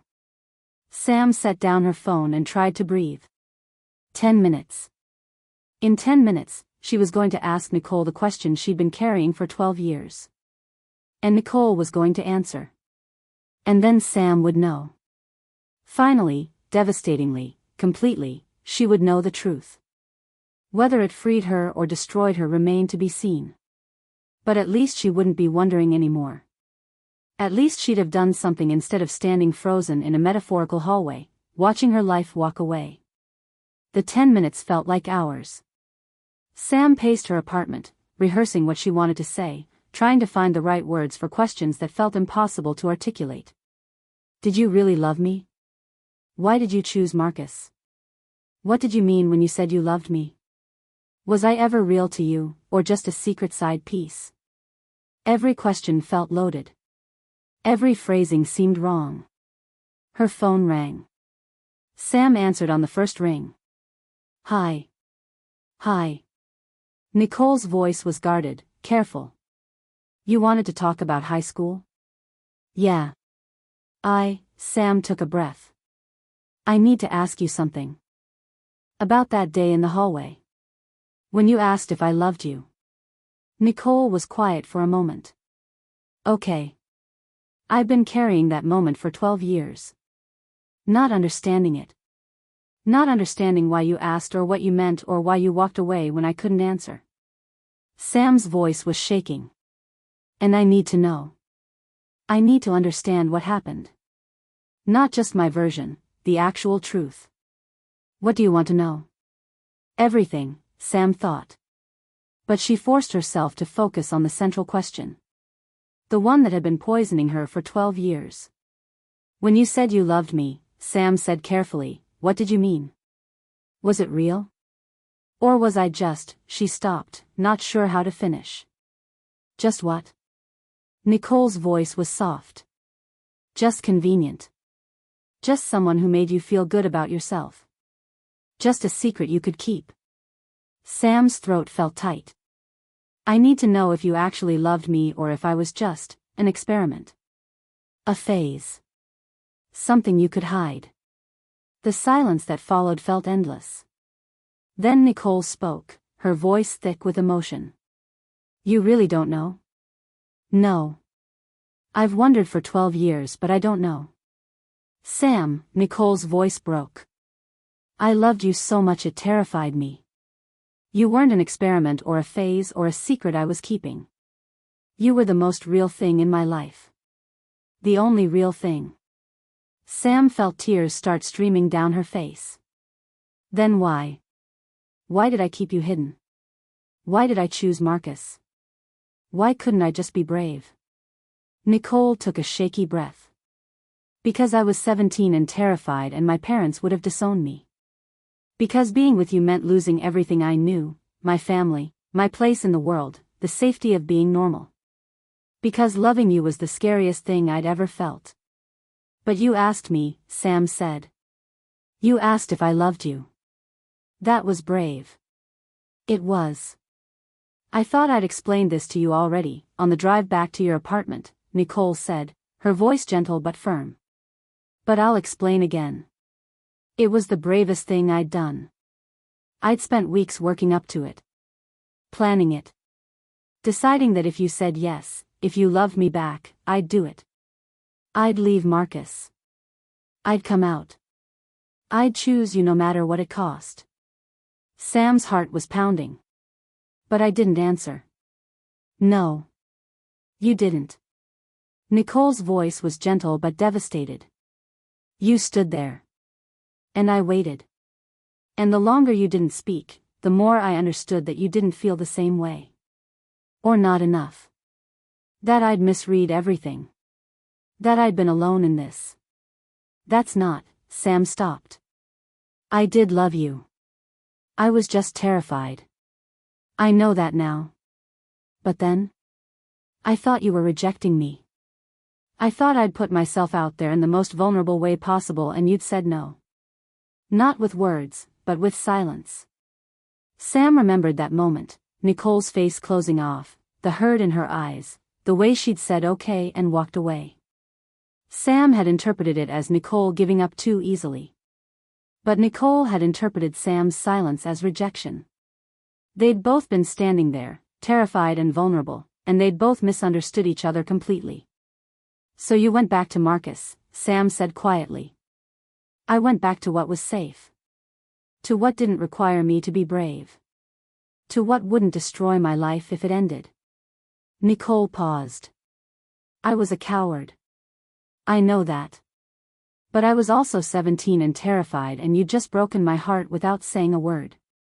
Sam felt something fundamental shift in her understanding. For 12 years, she'd carried the story that Nicole had chosen Marcus because Sam wasn't enough. That Nicole had tested her and Sam had failed. But the truth was more complicated. Nicole had been brave. Sam had been paralyzed. And they'd both walked away broken. I tried to find you, Sam said. 20 minutes later. I found the courage. I came looking for you to tell you yes, I loved you, of course I loved you. But you were. With Marcus. Kissing him where you could see. Nicole's voice was thick with tears. I know. I saw you watching. Why didn't you? Come after you? Tell you I'd made a mistake. Nicole laughed bitterly. Because you just rejected me. At least that's what I thought. And I was hurt and angry and trying to prove to myself that I didn't need you. That I could go back to normal. Could you? No. God, no. I was miserable. I broke up with Marcus 2 weeks later. But by then you weren't talking to me anymore. And I was too much of a coward to try again. They were both crying now. Sam could hear it in Nicole's voice, could feel her own tears streaming down her face. We were so stupid, Sam said. We were kids. We didn't know how to talk to each other. How to be vulnerable. How to say what we actually meant. Nicole paused. I'm sorry. For all of it. For keeping you hidden. For not being brave enough. For breaking your heart. I'm sorry too. For not answering. For letting you think I didn't love you. For carrying this for 12 years without ever just asking you what happened. They sat in silence for a moment, both processing everything that had been said. Then Nicole asked, does this help? Knowing? Sam thought about that. Did it help? She finally had the truth. Nicole had loved her. Really loved her. Had been ready to choose her but thought Sam had rejected her first. The wound she'd been carrying wasn't actually what she'd thought it was. It wasn't that Nicole couldn't choose her. It was that they'd both been too scared to choose each other at the same time. Yeah, Sam said quietly. It helps. Good. I'm glad. Nicole's voice was soft. Is that all you needed? Or is there more? Sam realized with sudden clarity what she actually wanted to ask. Not about high school. About now. Why are you doing this? Sam asked. Why are you fighting for us when I keep pushing you away? Why not just give up and find someone easier? Because I love you. Nicole's answer was immediate. Because I've loved you since I was 17 and I never stopped. Because I lost you once through cowardice and I'm not doing it again. Even though I'm making it impossible? Even though. Nicole paused. But Sam, I can't keep being the only one fighting. I meant what I said yesterday. I need you to meet me halfway. I need you to take some kind of risk. I know. So what are you going to do? Sam thought about that question. What was she going to do? She finally had the truth. Finally understood what had really happened 12 years ago. The wound she'd been carrying was based on a misunderstanding. They'd both been brave and terrified and they'd both failed each other. But knowing that didn't automatically make trusting easier. I don't know, Sam admitted. I'm still scared. Of what? Of this being temporary. Of you only wanting me because I'm unavailable. Of building something with you and watching it fall apart. Those are all possibilities, Nicole said gently. But they're also just fears. They might not happen. But they might. They might. That's what risk is. Nicole paused. But Sam, you're so focused on what might go wrong that you're not letting yourself see what might go right. What if it works? What if we're actually good together? What if we build something real and healthy and lasting? What if we don't? Then we don't. Then we tried and it didn't work out. But at least we tried. Nicole's voice was soft but firm. The alternative is spending the rest of your life wondering. And I don't want that for you. I don't want you carrying this for another 12 years. Sam closed her eyes. Nicole was right. She could keep living in fear, keep protecting herself, keep preparing for inevitable hurt. Or she could take the risk. Could choose to believe that this time might be different. Could be brave enough to find out. I need to think, Sam said. About everything. About what I want. About whether I can do this. Okay. But thank you. For answering. For being honest. For loving me. Then and now. Always, Nicole said softly. I'll always love you. Whether or not you choose me. They hung up, and Sam sat on her couch feeling like something fundamental had shifted. She had the truth now. The full truth. Not the story she'd been telling herself, but what had actually happened. And she had a choice to make. Walk away. Let Nicole go. Accept that she wasn't brave enough. Or take the risk. Say yes. Choose Nicole even though it terrified her. Sam didn't know which she'd choose. But for the first time in 12 years, she felt like she could breathe. The question had been answered. Now she just had to decide what to do with the answer. Outside, the sun was setting. Friday was ending. Tomorrow would bring a new day, new possibilities, new chances to be brave. Sam closed her eyes and let herself imagine it, saying yes to Nicole. Going to Portland. Taking the risk. It still terrified her. But it also felt possible in a way it hadn't before. She wasn't ready yet. But maybe, she was getting there. One terrifying step at a time. Chapter 19. Sam woke at 5:47 a.m., 3 minutes before her alarm. She lay in bed, staring at the ceiling in the pre-dawn gray, and the first thought that surfaced wasn't I need coffee or what's my schedule today or any of the usual morning calculations. It was, I need to see her. Not a question. Not a maybe. A fact, clear and undeniable as her own heartbeat. Sam reached for her phone on the nightstand. Opened her airline app. Searched flights from San Francisco Airport to PDX. 6:45 a.m. departure. Gets in at 8:17 a.m. Her finger hovered over the book button. This was insane. She hadn't showered. Hadn't packed. Hadn't even told Nicole she was coming. For all Sam knew, Nicole might not want to see her. Might tell her to leave. Might have already started moving on after yesterday's devastating phone call. But Sam thought about Jordan's words. You stood there wondering instead of acting. Don't do that again. She thought about 12 years of wondering. 12 years of protecting herself. 12 years of being too scared to risk anything. She thought about Nicole's voice on the phone last night. I'd leave Marcus. I'd come out. I'd choose you no matter what it cost. Nicole had been ready to be brave at 17. And Sam had frozen. Sam was 30 now. And she was done freezing. She clicked book. The confirmation appeared instantly. One-way ticket. $347. Boarding in 59 minutes. Sam threw off her covers and moved. Shower, 2 minutes, just enough to rinse off sleep. Clothes, the same jeans and Henley from yesterday, pulled from the chair where she dropped them. Bag, she grabbed her weekender from the closet and threw in underwear, a change of clothes, toiletries, phone charger. The whole process took less than 10 minutes. She was halfway to the door when she stopped. Called Jordan. They answered on the third ring, voice thick with sleep. Sam. What's wrong? It's not even 6. I'm going to Portland. Silence. Then, say that again. I'm going to Portland. To see Nicole. My flight leaves in 45 minutes. More silence. Sam could practically hear Jordan waking up, processing.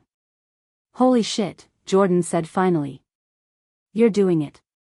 You're actually doing it. I'm terrified. Good. That means it matters. Jordan's voice was warm, proud. What changed? Everything. Nothing. I don't know. Sam locked her apartment door behind her, started down the stairs. I woke up and I knew. I can't spend another 12 years wondering. I can't keep choosing safety over the possibility of something real. What are you going to say to her? I have no idea. Jordan laughed. Even better. Sam, I'm really proud of you. This is brave. Or incredibly stupid. Brave and stupid aren't mutually exclusive. Jordan paused. Call me later. Let me know how it goes. Yeah. I will. And Sam? Whatever happens, you're doing the right thing. Even if it's scary. Even if it hurts. You're choosing instead of waiting, and that's everything. Sam felt tears prick her eyes. Thanks, Jordan. Go get her. Sam hung up and got in her car. The drive to the airport was a blur, early morning traffic, still mostly empty highways, the city slowly waking up around her. She parked in long-term parking, grabbed her bag, and practically ran to security. TSA pre-check. Gate B7. She made it with 20 minutes to spare. Sam sat at the gate, leg bouncing, unable to sit still. Her phone buzzed. Jordan, you've got this. Be brave. Be honest. And remember, you deserve to be chosen too. Sam typed back, what if she says no? Jordan, then at least you'll know. And you won't spend the next 12 years wondering. The gate agent called for boarding. Sam stood, hands shaking slightly as she scanned her boarding pass. Window seat, 12A.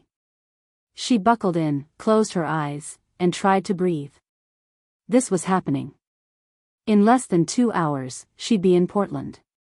She'd show up at Nicole's apartment. She still had the address from when she dropped her off. She'd knock on the door. And then what? Sam didn't have a speech prepared. Didn't have a plan. She just had the certainty that had woken her up at 5:47 a.m. I need to see her. The plane took off.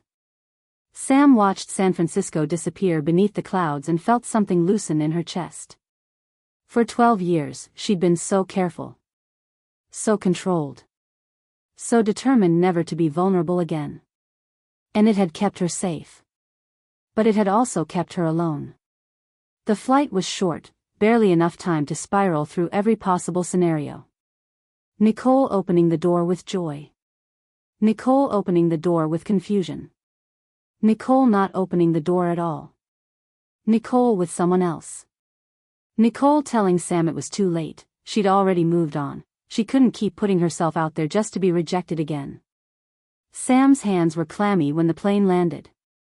She grabbed her bag from the overhead bin and joined the stream of passengers deplaning. Portland International Airport. 8:23 a.m. She was 4 minutes ahead of schedule. Sam stood in the terminal and pulled out her phone.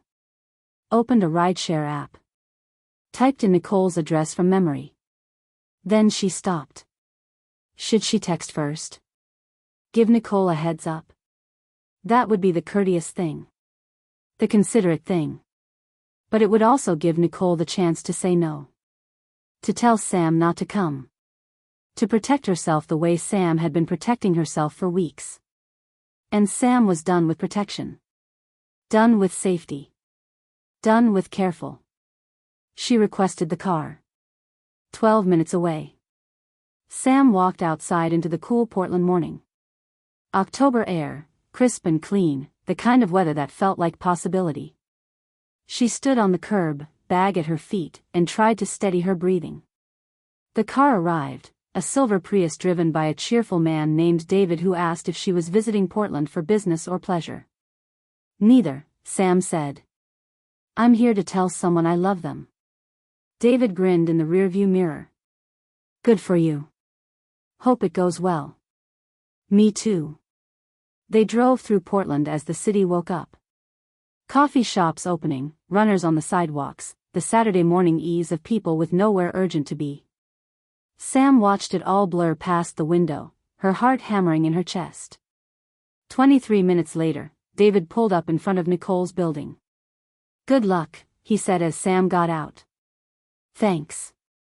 She stood on the sidewalk, staring up at the brick facade.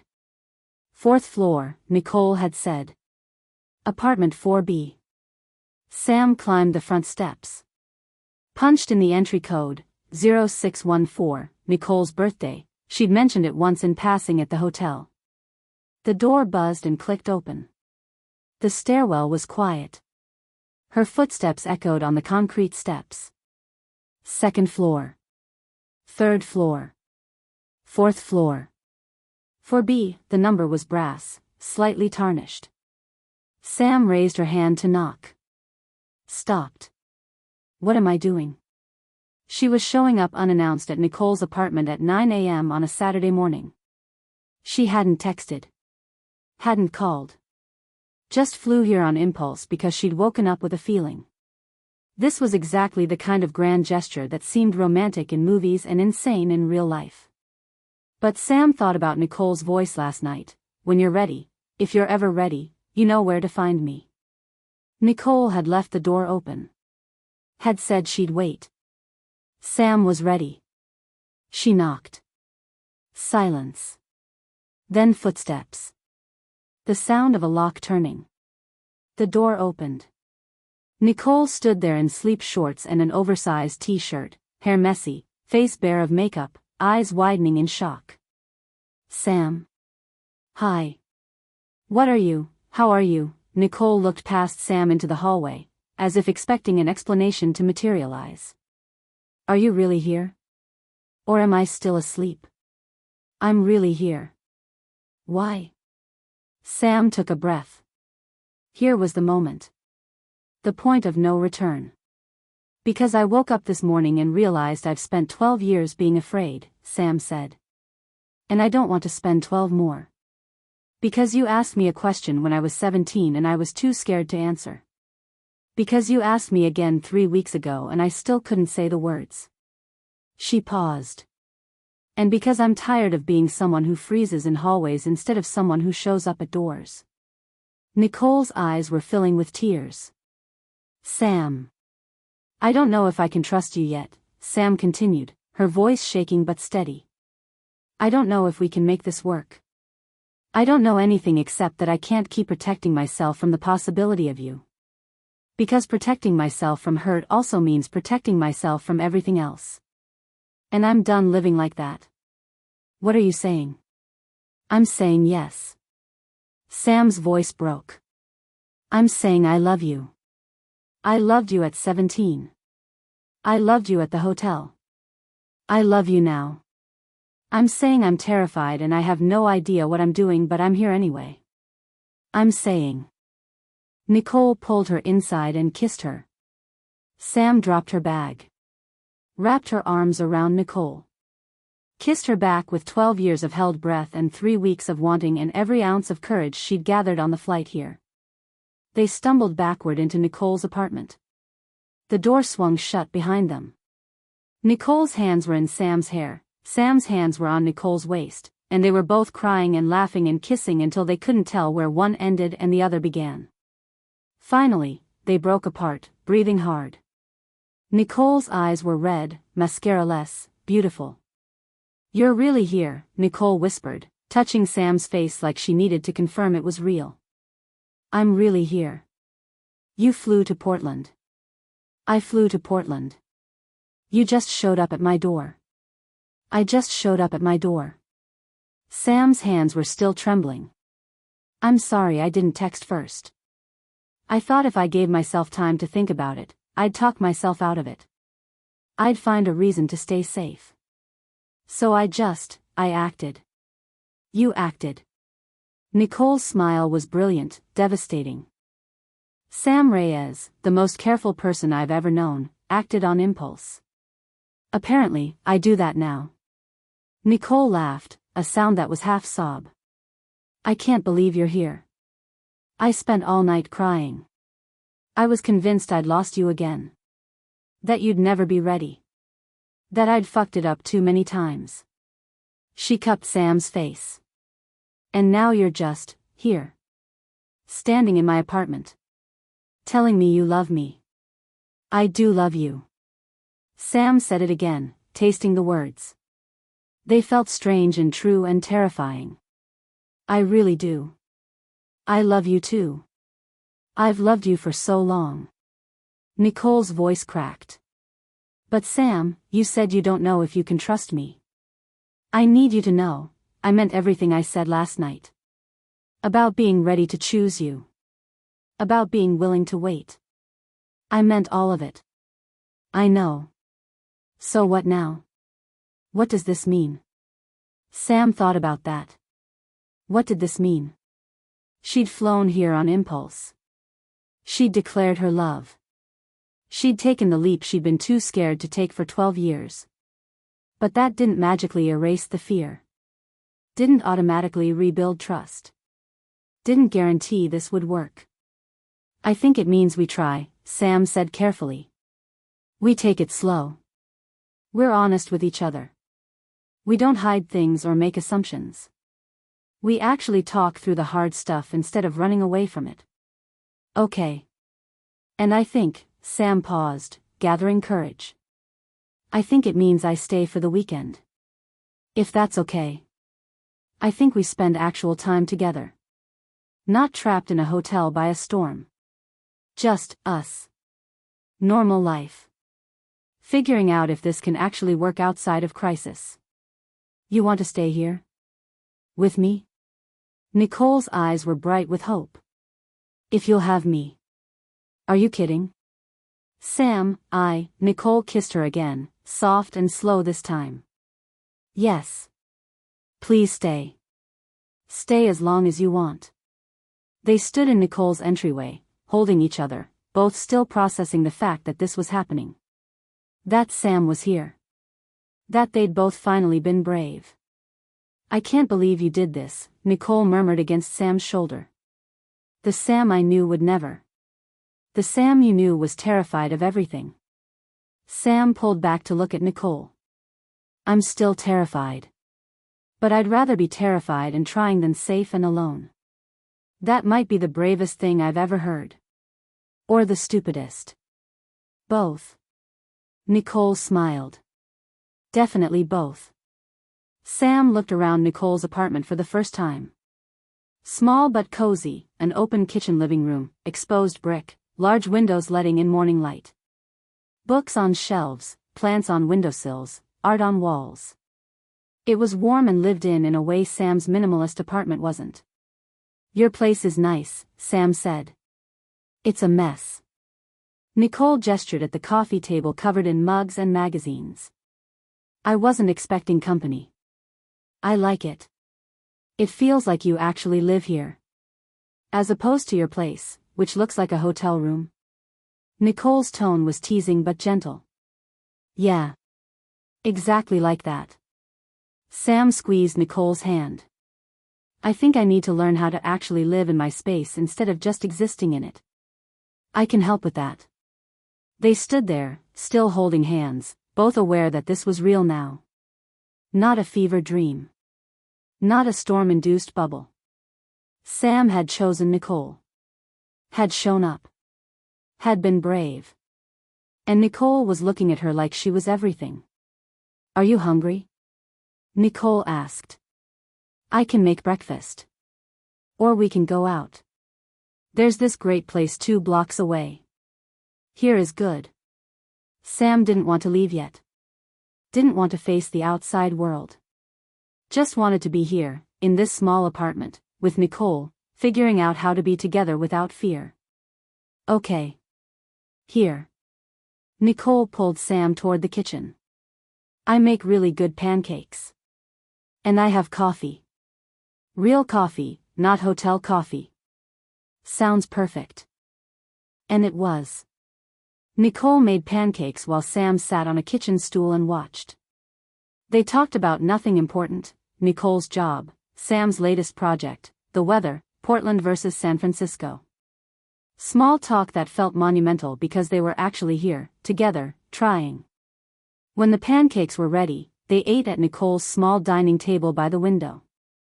Sam looked across at Nicole, messy hair, no makeup, wearing pajamas, eating pancakes with enthusiasm, and felt something settle in her chest. This was what she wanted. Not grand gestures or dramatic declarations. Just this, breakfast with someone she loved, in an apartment that felt like home, building something real. What are you thinking? Nicole asked, catching Sam's expression. I'm thinking I'm glad I came. Me too. Nicole reached across the table for Sam's hand. Sam, I need you to know, I'm going to do everything I can to be worthy of this. Of you showing up.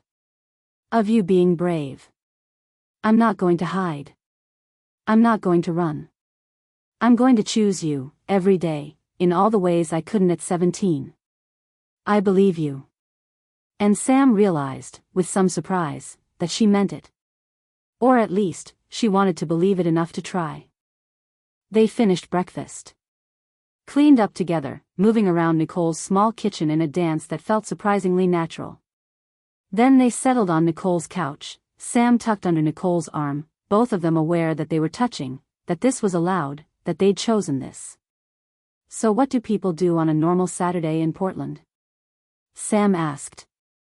Well, usually I'd go to the farmer's market. Get coffee. Maybe hit up Powell's Books. Nicole paused. What do you want to do? Honestly? I kind of just want to stay here. With you. Talk. Figure things out.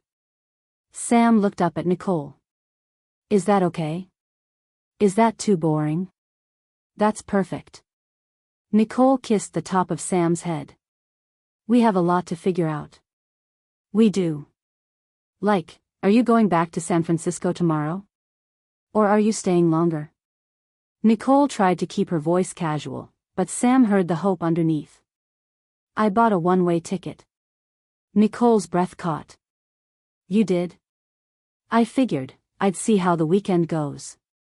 If it's good, maybe I stay longer. If it's not, Sam shrugged. Then I book a flight home. No pressure or anything. Exactly. They sat in comfortable silence for a moment. Then Nicole said quietly, Sam, I need to ask you something. And I need you to be honest. Okay. Are you sure about this? About me? About us? Nicole's voice was vulnerable. Because I've spent the last 3 weeks falling for you all over again. And if you're not actually ready, if this is just a moment of bravery that you're going to regret, I need to know now.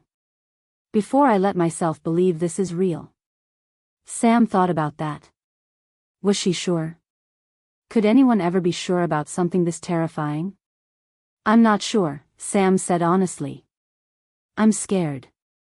I don't know if I can fully trust you yet. I don't know if we can make this work. She paused.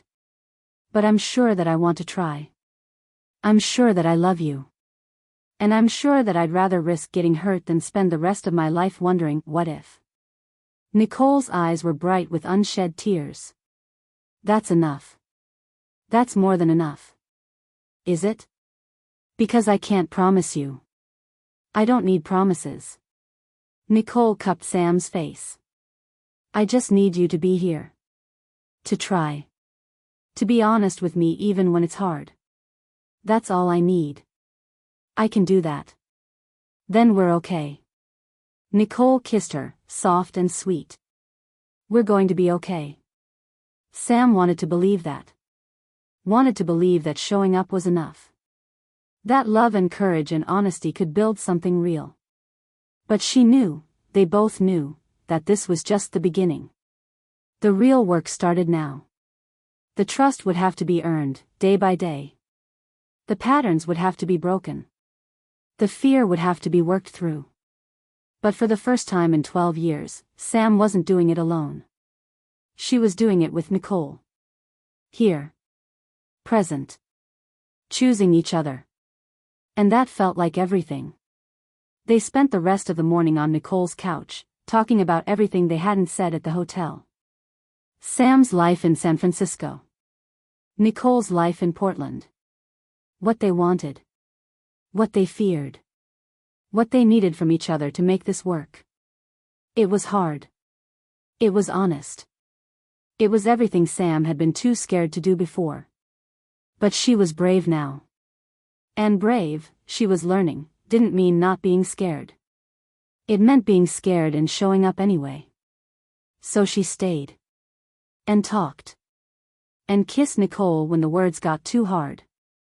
And let herself be held when the fear got too loud. And slowly, carefully, they started building something new. Something that looked like trust. Like partnership. Like the possibility of a future. It wasn't perfect. It wasn't easy. But it was real. And that was enough. Chapter 20. By early afternoon, they'd exhausted the heavy conversations and settled into something lighter. Sam sat on Nicole's couch, watching her move around the apartment, watering plants, straightening pillows, the nervous energy of someone who couldn't quite believe this was real. So, Nicole said, turning from the window. What do you want to do? We could stay in. Or, there's this bookstore I love. Powell's. It takes up an entire city block. I go there when I need to think. Sam stood, stretching. Let's go. I want to see your Portland. Nicole's face lit up. Yeah? Yeah. Show me where you get coffee. Where you walk. All of it. Sam pulled on her jacket. I want to know your life here. They walked out into the cool October afternoon, and Nicole immediately reached for Sam's hand. No hesitation. Just reached for it, laced their fingers together, and kept walking. Sam looked down at their joined hands, then at Nicole. What? Nicole asked. Nothing. Just, you're holding my hand. In public. Is that okay?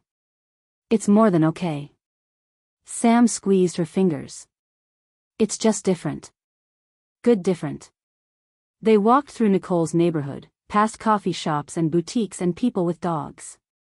A couple passed them, two women with a toddler in a stroller, and Nicole didn't drop Sam's hand. Didn't tense up.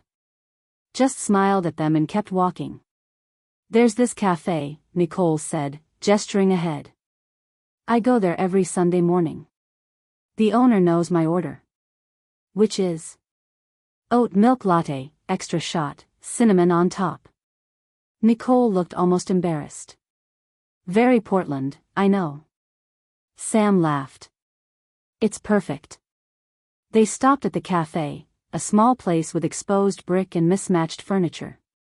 The woman behind the counter looked up when they entered and broke into a smile. Nicole. On a Saturday afternoon? You usually come on Sunday mornings. Nicole blushed. I know. But I have a good reason. She pulled Sam forward slightly. This is Sam. Sam's my girlfriend. The word landed between them, warm and certain. Sam felt something flutter in her chest. The barista grinned. Well, it's about time. You talk about her enough. I do not, Nicole stopped. Do I? Every time you're in here. Sam said this, Sam thinks that. I was starting to wonder if you were ever going to actually introduce us. She extended a hand to Sam. I'm Jenna. Nice to finally meet the famous Sam. Sam shook her hand, glancing at Nicole, who was now fully red. Famous? Ignore her, Nicole muttered. She's exaggerating. I'm really not. Jenna was already making Nicole's usual order. What can I get you, Sam? Just a regular coffee. Black. Brave choice. Most people who come in with Nicole order something complicated. They got their drinks and found a table by the window. Sam watched Nicole wrap her hands around her latte, the afternoon light making her hair gleam. You talk about me, Sam said. Apparently, I do. To your barista. She's very easy to talk to. And you've been on my mind. 4 weeks. Nicole took a sip of her latte. Okay, for 12 years. But especially for the last few weeks. Sam felt warmth spread through her chest. Good to know I'm not the only one who's been obsessing. Oh, I've been obsessing. Nicole's smile was soft. I kept wondering if you'd actually text back. If you meant it when you said you'd come back up. If I was just hoping for something that wasn't real. It's real. Sam reached across the table for Nicole's hand. I'm here. This is happening. Nicole's eyes filled with tears. I know. I keep expecting to wake up. To find out I imagined the whole thing. You didn't. I booked a flight at 6 in the morning and showed up at your door like a crazy person. That definitely happened. Nicole laughed, wiping at her eyes. That was the best thing anyone's ever done for me. They finished their coffee and walked to Powell's Books. Nicole hadn't been exaggerating. The bookstore was enormous, taking up an entire city block, multiple floors of books organized by color-coded rooms. This place is insane, Sam said, staring up at the building. I know. I could spend hours here. Nicole pulled her toward the entrance. Come on. I want to show you my favorite sections. They wandered through the orange room, fiction, the gold room, science fiction, the rose room, new arrivals. Nicole knew exactly where everything was, navigating with the confidence of someone who'd spent countless Saturdays here. In the poetry section, Nicole pulled out a slim volume. This one made me think of you. At the hotel. After that conversation where you quoted Mary Oliver. Sam took the book, Maggie Smith, Keep Moving. She flipped through it, finding lines underlined in pencil. Someone had read this before, left their marks. I haven't read this one, Sam admitted. It's about survival. About rebuilding after everything falls apart. Nicole's voice was quiet. About choosing to keep going even when it would be easier to stay broken. Sam looked up at her. Is that what you've been doing? Rebuilding? Trying to. For a long time, I thought I was fine. But I wasn't. I was just existing. Going through the motions. Nicole paused. The hotel broke something open. Or maybe it just made me finally face what was already broken. Sam set the book down, pulled Nicole closer. You're not broken. I was. Maybe I still am, a little. Nicole leaned into her. But I'm working on it. For you. For us. They bought the book, Sam insisted on paying, and left the bookstore hand in hand. The afternoon had turned golden, that particular October light that made everything feel significant. Where to now? Sam asked. There's a park a few blocks away. We could walk. Or is that too boring? I don't want to waste your weekend just walking around. Nicole. Sam stopped, turned to face her. I flew here to be with you. I don't care what we do. I just want to be here. Nicole kissed her, right there on the sidewalk, people walking past them. When she pulled back, her eyes were bright. I love you. I love you too. They walked to the park, a small green space with old trees and a fountain. Found a bench and sat close together, Sam's arm around Nicole's shoulders.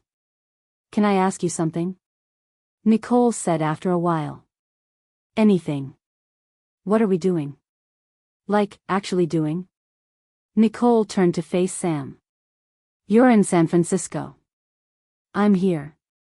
You have your whole life there, your apartment, your clients, your friends. I can't ask you to just give all that up. You're not asking. I'm offering. But how would it even work? You can't fly up here every weekend. That's not sustainable. Sam had been thinking about this all morning. I don't know yet. But we'll figure it out. That's not a plan. No, it's not. Sam squeezed Nicole's shoulder. But it's a start. Maybe I fly up once or twice a month. Maybe you come down to SF sometimes. Maybe we FaceTime every night and text constantly and make it work until we figure out something more permanent. Something more permanent, Nicole repeated. Like what? Like, I don't know. One of us moves. Eventually. When we're ready. Sam looked at Nicole. Is that too fast? Too much? It's terrifying. Nicole smiled. But in a good way. In a "this is actually happening" way. They sat in comfortable silence, watching people walk past with dogs and children and Saturday afternoon ease. Sam thought about her apartment in San Francisco, the minimalist space she'd carefully curated, the life she'd built around solitude. It didn't feel like home anymore. Not the way this felt, sitting on a park bench in Portland with Nicole's head on her shoulder. "I should probably go back tomorrow," Sam said reluctantly. "I have a client call Monday afternoon. And I need to process all this. Figure out logistics." "I know. I figured." Nicole sat up. "But you're here tonight." "I'm here tonight." "And you'll come back?" "As soon as I can. Next weekend if I can make it work." Nicole's smile was brilliant, relieved. "Okay. That's good. We can do that." They walked back to Nicole's apartment as the sun started to set, painting the sky in shades of pink and orange. Nicole pointed out landmarks: the coffee shop where she'd had her first date in Portland, disastrous; the bar where she'd gone after bad days at work, needed it less now; the grocery store where she bought too much produce and let half of it go bad. "I'm not very good at cooking for one," Nicole admitted. "I always buy ingredients for these ambitious meals and then just don't make them. I'm not great at it either." Sam thought about her own half-empty refrigerator, the takeout containers, the meals eaten standing at her kitchen counter. Maybe we're both better at cooking for two. Back at Nicole's apartment, they made dinner together, pasta with vegetables and a sauce Nicole threw together from memory. They moved around the small kitchen with surprising ease, Nicole chopping vegetables while Sam boiled water, their movements coordinated without planning. "This is nice," Nicole said, adding garlic to the pan. "Having someone to cook with." "It is." Sam set the table, 2 plates, 2 glasses of wine Nicole had opened. "I didn't realize how much I missed this. Just being domestic with someone." They ate dinner by the window as the city darkened around them. Talked about work, Nicole's job at an environmental nonprofit, the politics, the projects she cared about. Sam's freelance design work, the clients she loved and the ones who drove her crazy. "Do you think you could work remotely from anywhere?" Nicole asked carefully. "Like, theoretically? I already do work remotely. Most of my clients don't even know where I am." "So you could," Nicole stopped. "Sorry. I'm getting ahead of myself. You're asking if I could work from Portland." "Maybe. Eventually. If," Nicole set down her fork. "I'm not trying to rush you. I just want to know if it's even possible. If I should let myself hope for that." Sam thought about it honestly. "Yeah. I could work from Portland. Most of my income is digital anyway. As long as I have Wi-Fi and my laptop, I can work from anywhere." "Really? Really?" Sam reached across the table for Nicole's hand. "The question is whether I want to move to Portland. And whether you want me to." "I want you to," Nicole said immediately. "But not if you're not ready. Not if you're just doing it because I want you to. I'm not saying I'm ready to pack up and move tomorrow. But," Sam paused, trying to articulate what she was feeling. "I think I could be happy here. With you. Building something real."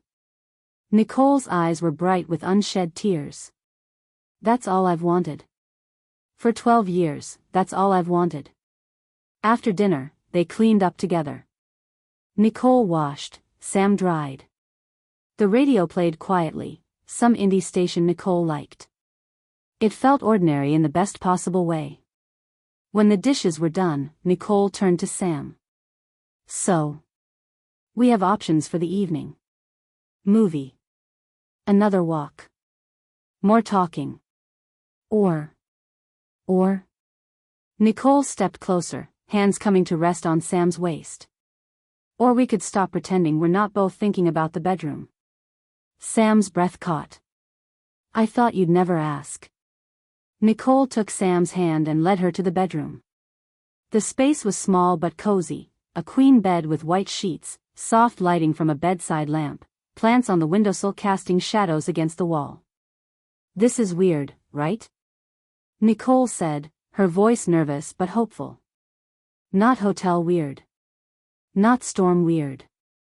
Just us. Choosing this. It's different." Sam pulled Nicole close, hands settling on her hips. "But good different." They kissed, and Sam felt Nicole's body melt into hers. At the hotel, every touch had been weighted with 12 years of history, with fear and anger and desperate need. This was different. This was choice.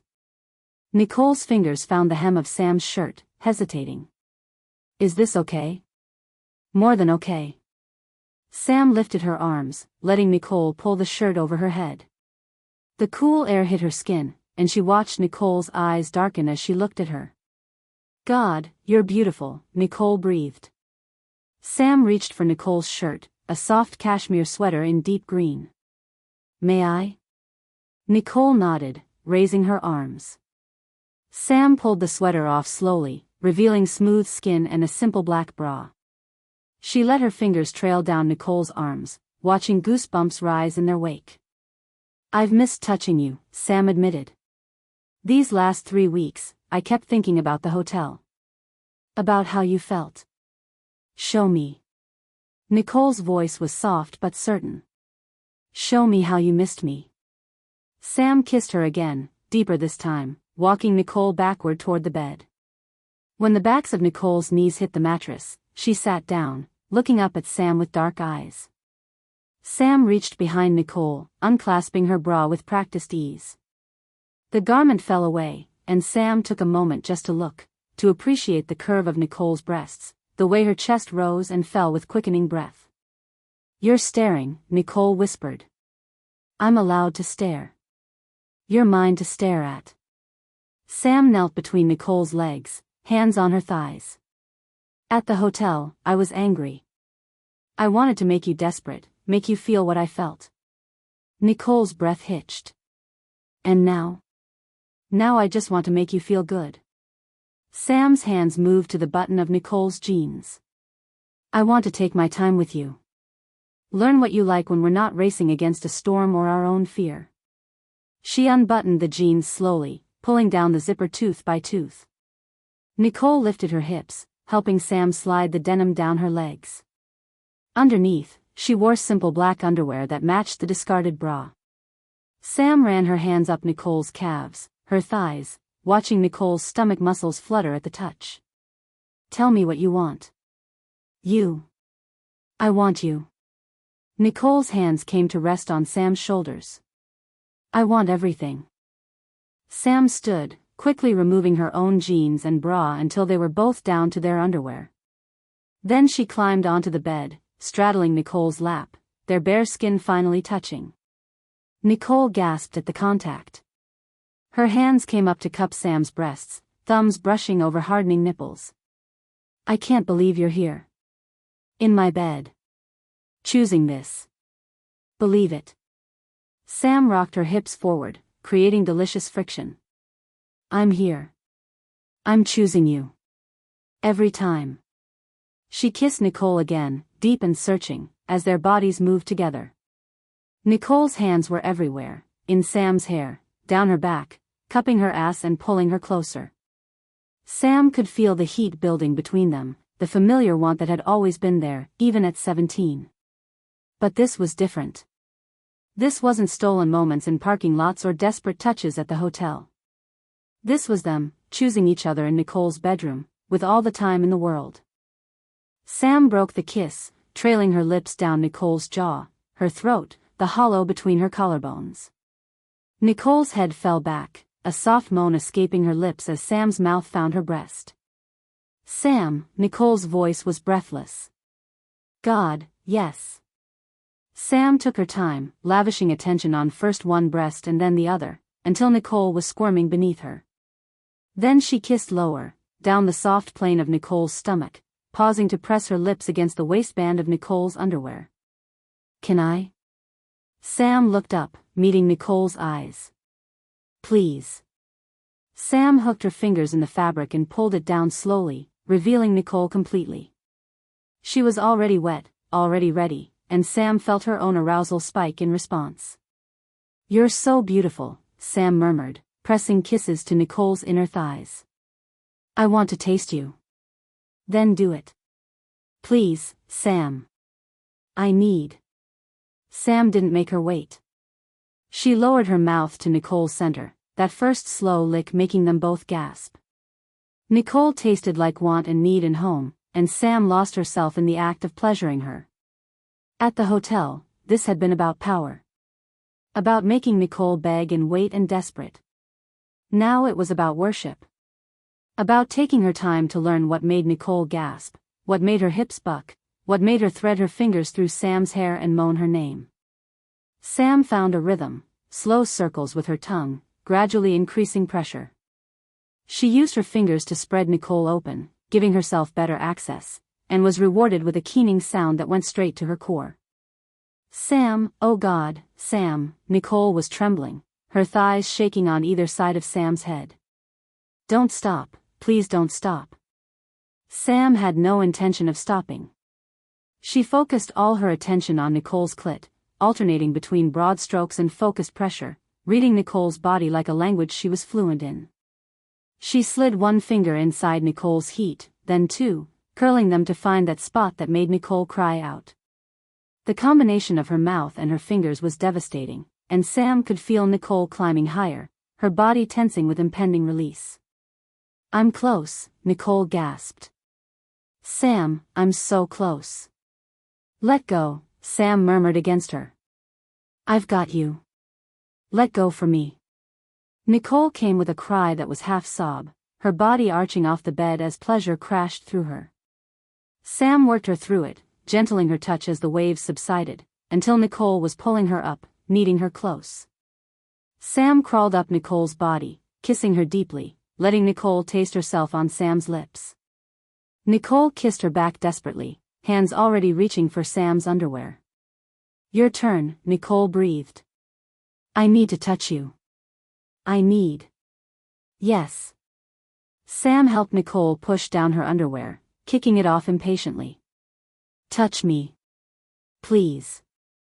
Nicole rolled them over so Sam was on her back, looking up at her. In the soft lamplight, Nicole looked almost ethereal, hair messy, lips swollen, eyes dark with renewed desire.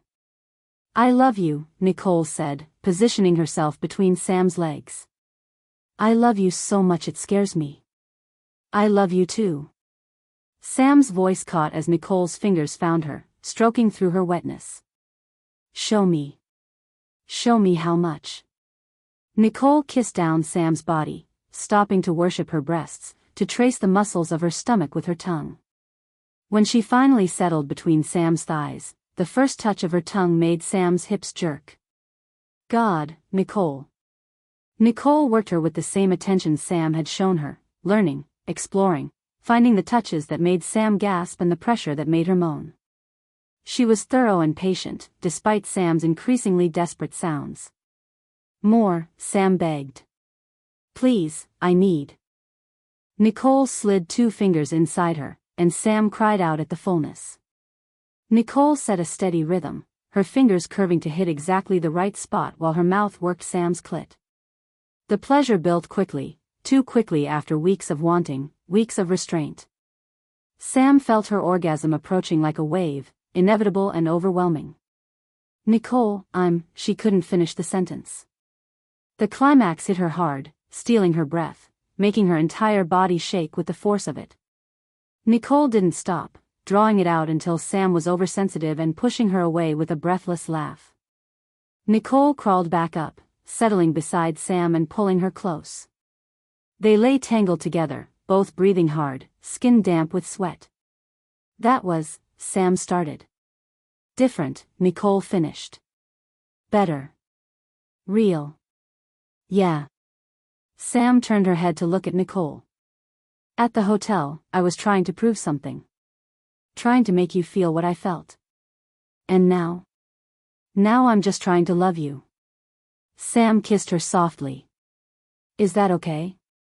Nicole's eyes filled with tears. "It's everything." They lay in comfortable silence for a while, fingers tracing patterns on each other's skin. Outside, Portland hummed with Saturday night life, distant sirens, car horns, the sounds of a city living. "I don't want to sleep," Nicole murmured. "I don't want to miss a single second of you being here. We have all night. And then you leave tomorrow." Sam heard the fear underneath those words. "And then I come back next weekend. And the weekend after that. Until we figure out something better." Nicole propped herself up on one elbow, looking down at Sam seriously. "What if you get tired of the back and forth? What if you realize it's too much work? Then we'll figure out plan B." Sam cupped Nicole's face. "But I'm not going to just disappear because things get hard. I promise you that." "You can't promise that. You don't know." "I know that I love you." Sam's voice was firm. "I know that I flew here on impulse because I couldn't stand not being with you. I know that leaving tomorrow is going to hurt. And I know that I'm going to come back, because this, us, is worth the inconvenience." Nicole kissed her, slow and deep and grateful. When she pulled back, she was smiling through tears. "Okay. Okay? Okay, I believe you. I'm going to try to believe you. That's all I ask." They made love again, slower this time, savoring every touch and kiss and whispered endearment. Sam learned that Nicole was ticklish on the backs of her knees, that she loved having her hair pulled gently, that she made the most gorgeous sounds when Sam used her mouth in just the right way. Nicole discovered that Sam was particularly sensitive along her ribs, that she loved when Nicole's nails dragged down her back, that she could come from nothing but Nicole's fingers and voice encouraging her. They explored each other like they had all the time in the world, because in this moment, in this bed, they did. No storm forcing them together. No fear keeping them apart. Just them, choosing each other again and again. When they finally collapsed, thoroughly spent and satisfied, Sam checked her phone. It was past midnight. "We should sleep," she murmured, though she didn't want to. 5 more minutes. Nicole burrowed closer. "Just stay awake with me for 5 more minutes." Sam held her, running her fingers through Nicole's hair, memorizing the weight of her, the warmth of her, the way she fit perfectly against Sam's body. "I'm going to hate leaving tomorrow," Sam admitted. "But you'll come back." "I'll come back." Sam kissed the top of Nicole's head. "Every weekend I can. Until we figure out something better." "Something better," Nicole repeated sleepily. "Like you living here." "Maybe. Eventually." "I like the sound of that. Eventually." Sam held Nicole as she finally drifted off to sleep, her breathing evening out. Through the window, she could see Portland's skyline, lights twinkling in the darkness, a city she barely knew but was starting to think of as possibility. She thought about Jordan's words, "You're choosing instead of waiting, and that's everything." Sam had spent 12 years waiting. Waiting to feel safe enough. Waiting for someone to choose her first. Waiting for permission to want something. Now she was done waiting. She was choosing Nicole. Choosing Portland. Choosing the messy, complicated, uncertain future they'd build together. And for the first time in 12 years, that felt like exactly the right choice. Sam closed her eyes, Nicole warm and sated in her arms, and let herself believe in tomorrow. In next weekend. In eventually.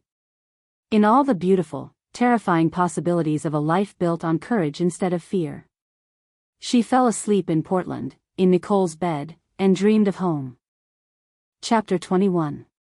Sam woke to sunlight streaming through Nicole's bedroom window and the smell of coffee brewing. She blinked awake slowly, disoriented for a moment before remembering, Portland. Nicole's apartment. Sunday morning. She was alone in bed, the sheets cool where Nicole had been. Sam could hear soft sounds from the kitchen, the clink of mugs, water running, the radio playing quietly. She pulled on her clothes from yesterday and padded out to find Nicole at the stove, still in her sleep shorts and an oversized t-shirt, hair piled messily on top of her head. She was making pancakes, humming along to whatever indie song was playing. "Morning," Sam said from the doorway. Nicole turned, face lighting up. "You're awake." "I was trying to be quiet." "You were." Sam gestured vaguely. "Woke up and you weren't there." "Did you panic?" Nicole asked gently. Sam thought about it honestly. "A little. Old habit." Nicole crossed the kitchen and kissed her softly. "I'm here. I'm not going anywhere. I just wanted to make you breakfast." Sam wrapped her arms around Nicole's waist, pulling her close. "What time is it?" "Almost 10. You were really asleep. I checked on you like 3 times to make sure you were still breathing." "Creepy." "Romantic," Nicole corrected, returning to the stove. "There's coffee. Help yourself." Sam poured a cup, black, strong, exactly how she liked it, and leaned against the counter watching Nicole cook. It felt domestic in a way that made her chest ache. This could be her life. Sunday mornings in this kitchen, watching Nicole make pancakes, coffee in hand. "What are you thinking?" Nicole asked, flipping a pancake expertly. "I'm thinking I could get used to this." Nicole's smile was soft, hopeful. Yeah. They ate breakfast at the small table by the window, sunlight making patterns on the wood. Nicole had made too many pancakes, a whole stack that they worked through slowly, talking about nothing important. The weather. The book Sam had bought yesterday. Whether the coffee shop would be too crowded this morning. Normal couple conversation. The kind Sam had seen other people have but never thought she'd get to experience herself. "So," Nicole said eventually, pushing her empty plate away. "What do you want to do today?" "We could stay in. Or there's a farmer's market that's really good. Or we could just, I don't know. Be lazy." "What do you usually do on Sundays?" "Farmer's market in the morning. Coffee shop after. Read in the afternoon. Sometimes I go to a yoga class but," Nicole paused. "I could skip it today. I want to spend time with you. Don't skip things for me. Show me your regular Sunday. I want to see what your life looks like here." Nicole looked at her seriously. "You really mean that?" "I really do." So they went to the farmer's market, a sprawling outdoor affair in a parking lot downtown, filled with vendors selling produce and flowers and bread and cheese. Nicole knew exactly where to go, leading Sam through the crowds with confidence. "This is the mushroom guy," Nicole said, stopping at a stand. "He has the best oyster mushrooms. I use them in stir-fry." The vendor, an older man with a gray beard, grinned when he saw Nicole. 2 weeks in a row. And with company. "Who's this?" "This is Sam." Nicole's hand found Sam's. "Sam, this is Bill." "Pleasure," Bill said, eyes twinkling. Nicole's been coming here for years. Never brought anyone before. Sam felt Nicole's hand tighten in hers. "Well, Sam's special." They bought mushrooms, and bread from another vendor, and flowers that Nicole insisted on getting even though Sam said they were unnecessary. "They're not unnecessary," Nicole argued, holding the bouquet of sunflowers. "They're beautiful. And I want them. And I want to put them on the table. At the apartment." Sam heard the slip, "our" instead of "my," and didn't correct it. They stopped at a small stand selling fresh-pressed apple cider. The vendor offered them samples in tiny paper cups, and they stood there in the October sunshine, drinking cider that tasted like fall and possibility. "This is perfect," Sam said, watching people mill around the market, families with kids, couples holding hands, old friends catching up over coffee from thermoses. "What is?" Nicole asked. "This. All of it. Just being here with you. Doing normal Sunday things." Nicole's smile was soft. "I've wanted this for so long. To just be normal with you. No hiding. No secrets. Just us, living our lives." They walked back to Nicole's apartment slowly, taking the long route through the park. Sam carried the bread, Nicole carried the flowers, and they held hands between them like teenagers. "This is nice," Sam said. "Which part?" "All of it. The market. The flowers. This." She squeezed Nicole's hand. "Just being a normal couple. Doing normal Sunday things. We are a normal couple. Are we?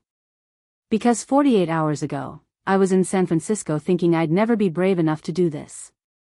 And now I'm walking through Portland holding your hand like it's the most natural thing in the world." Nicole stopped walking, turning to face Sam. "It is natural. It's the most natural thing I've ever felt. Even with all the complications and the history and the fear. Being with you feels right." Sam kissed her, right there in the middle of the sidewalk, not caring who saw.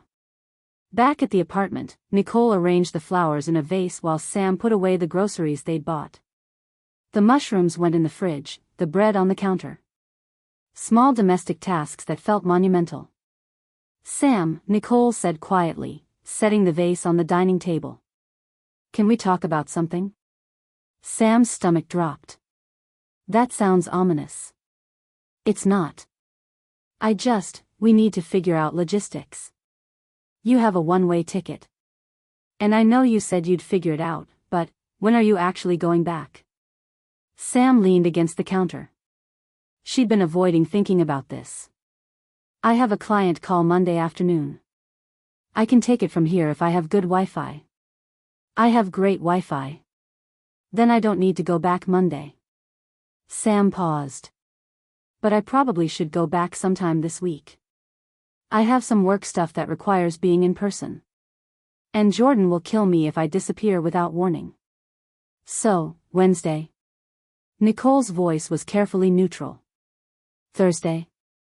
"How about Wednesday?" Sam said. "That gives us 2 more days. And then I'll come back next weekend. Friday night to Sunday night." Nicole nodded slowly. "Okay. And then what? We just keep doing that? You flying up here every weekend? That's not sustainable long term." "I know. So what are we doing, Sam?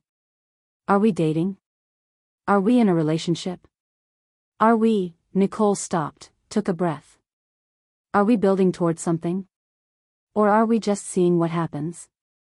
Sam recognized this for what it was, Nicole needing reassurance, needing to know this was real. And Sam understood it because she needed the same thing. "Come here," Sam said. Nicole crossed the kitchen and Sam pulled her close, hands on her hips. "We're in a relationship," Sam said firmly. "I'm your girlfriend. You're mine. That's not a question." Nicole's eyes were bright with tears. "Okay. And we're building towards something.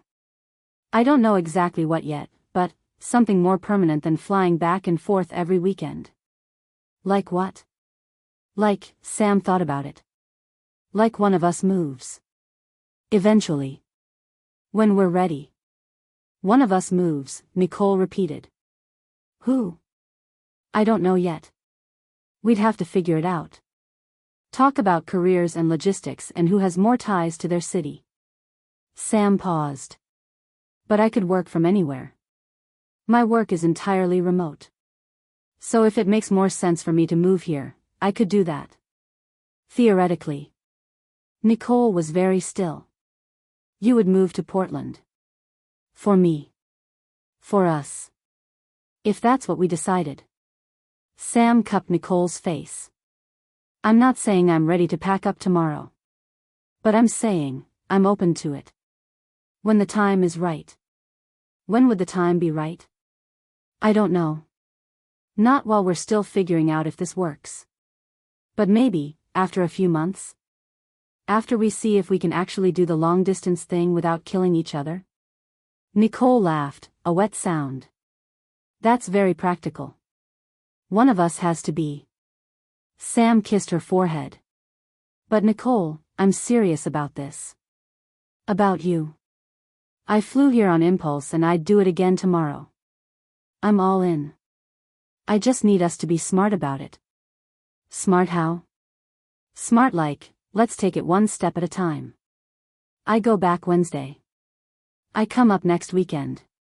We see how that feels. We figure out a rhythm for the long distance. And then in a few months, if we're both still happy, if this is still working, we talk about next steps. Nicole nodded against Sam's chest. That makes sense. Yeah. Okay. Okay? Okay.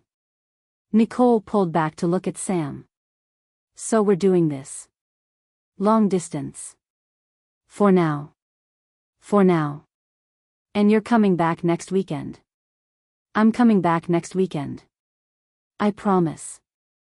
They stood in the kitchen holding each other, and Sam felt something settle in her chest.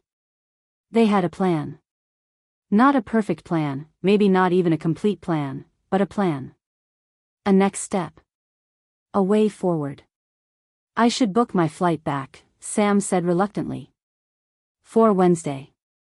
Do you have to? If I want to get a decent price, yeah. Nicole sighed but stepped back. Okay. Book it. I'll try not to cry. Sam pulled out her phone and searched for flights. Wednesday afternoon, PDX to SFO. There was a 3 p.m. that would get her home by dinner time. She booked it before she could change her mind. Done, she said, showing Nicole the confirmation. Wednesday at 3. Which means I have you until Wednesday at noon. That's not enough time. I know. But it's what we've got. Sam pocketed her phone. So let's not waste it being sad about Wednesday. Let's just be here. For the next 2 days. Nicole pulled Sam toward the couch. Then let's be lazy. Let's watch bad TV and order takeout and not think about you leaving. I can do that. They spent the afternoon exactly like that, curled up on Nicole's couch, half watching cooking shows, talking about everything and nothing. Nicole told stories about her coworkers, the office politics, the projects she cared about. Sam talked about her clients, the good ones and the nightmare ones who changed their minds 17 times. It was ordinary. It was perfect. Around 4, they ordered Thai food, too much, as usual, and ate it straight from the containers while watching the sun set through Nicole's windows. I'm going to miss this, Sam said quietly. You'll be back in 6 days. I know. But still. Sam set down her container. I'm going to miss waking up with you. Making breakfast. Going to the farmer's market. All of it. Me too. Nicole leaned against her. But we'll have next weekend. And the weekend after that. Until we figure out something better. Something better, Sam echoed. You keep saying that. What does something better look like to you? Nicole was quiet for a moment. Honestly? It looks like this. But every day. Not just weekends. Me living here. Or me living in San Francisco. Or, I don't know. Both of us living somewhere new. Nicole played with Sam's fingers. I just want more than stolen weekends. I want boring Tuesdays. I want fighting about whose turn it is to do dishes. I want all the mundane, domestic stuff that makes a life. Sam's throat felt tight. I want that too. But we're not ready yet. We're not ready yet, Sam agreed. We need time. To trust this. To trust each other. To be sure it's not just the intensity of the hotel. The newness. The fear that it might disappear. Exactly. They finished dinner and cleaned up together, falling into an easy rhythm, Nicole washing, Sam drying. The radio played softly. Outside, Portland darkened into evening. When they were done, Nicole turned to Sam with an expression that was vulnerable and scared. Can I ask you something? Nicole said. Anything. What if you go back to San Francisco and realize this was just a moment? Just, the excitement of showing up and being brave and doing something impulsive? Nicole's voice was small. What if the distance makes you pull away again? Sam set down the dish towel and took both of Nicole's hands in hers. I'm not going to lie to you and say that's impossible, Sam said honestly. I can't predict the future. I don't know how I'll feel next week or next month or next year. Nicole's face fell. But, Sam continued, I can tell you how I feel right now. Right now, I love you. Right now, I want this. Right now, I'm committed to figuring this out with you, even when it's hard. Right now, Nicole repeated. That's all any of us have.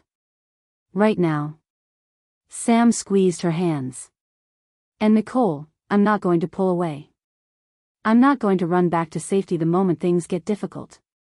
That's the old me. The me who spent 12 years frozen. And the new you? The new me shows up. The new me is brave even when she's terrified. The new me chooses you. Every day. Starting right now. Nicole kissed her, desperate and grateful.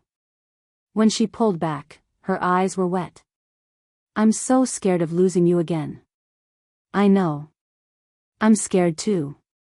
Sam wiped away Nicole's tears with her thumbs.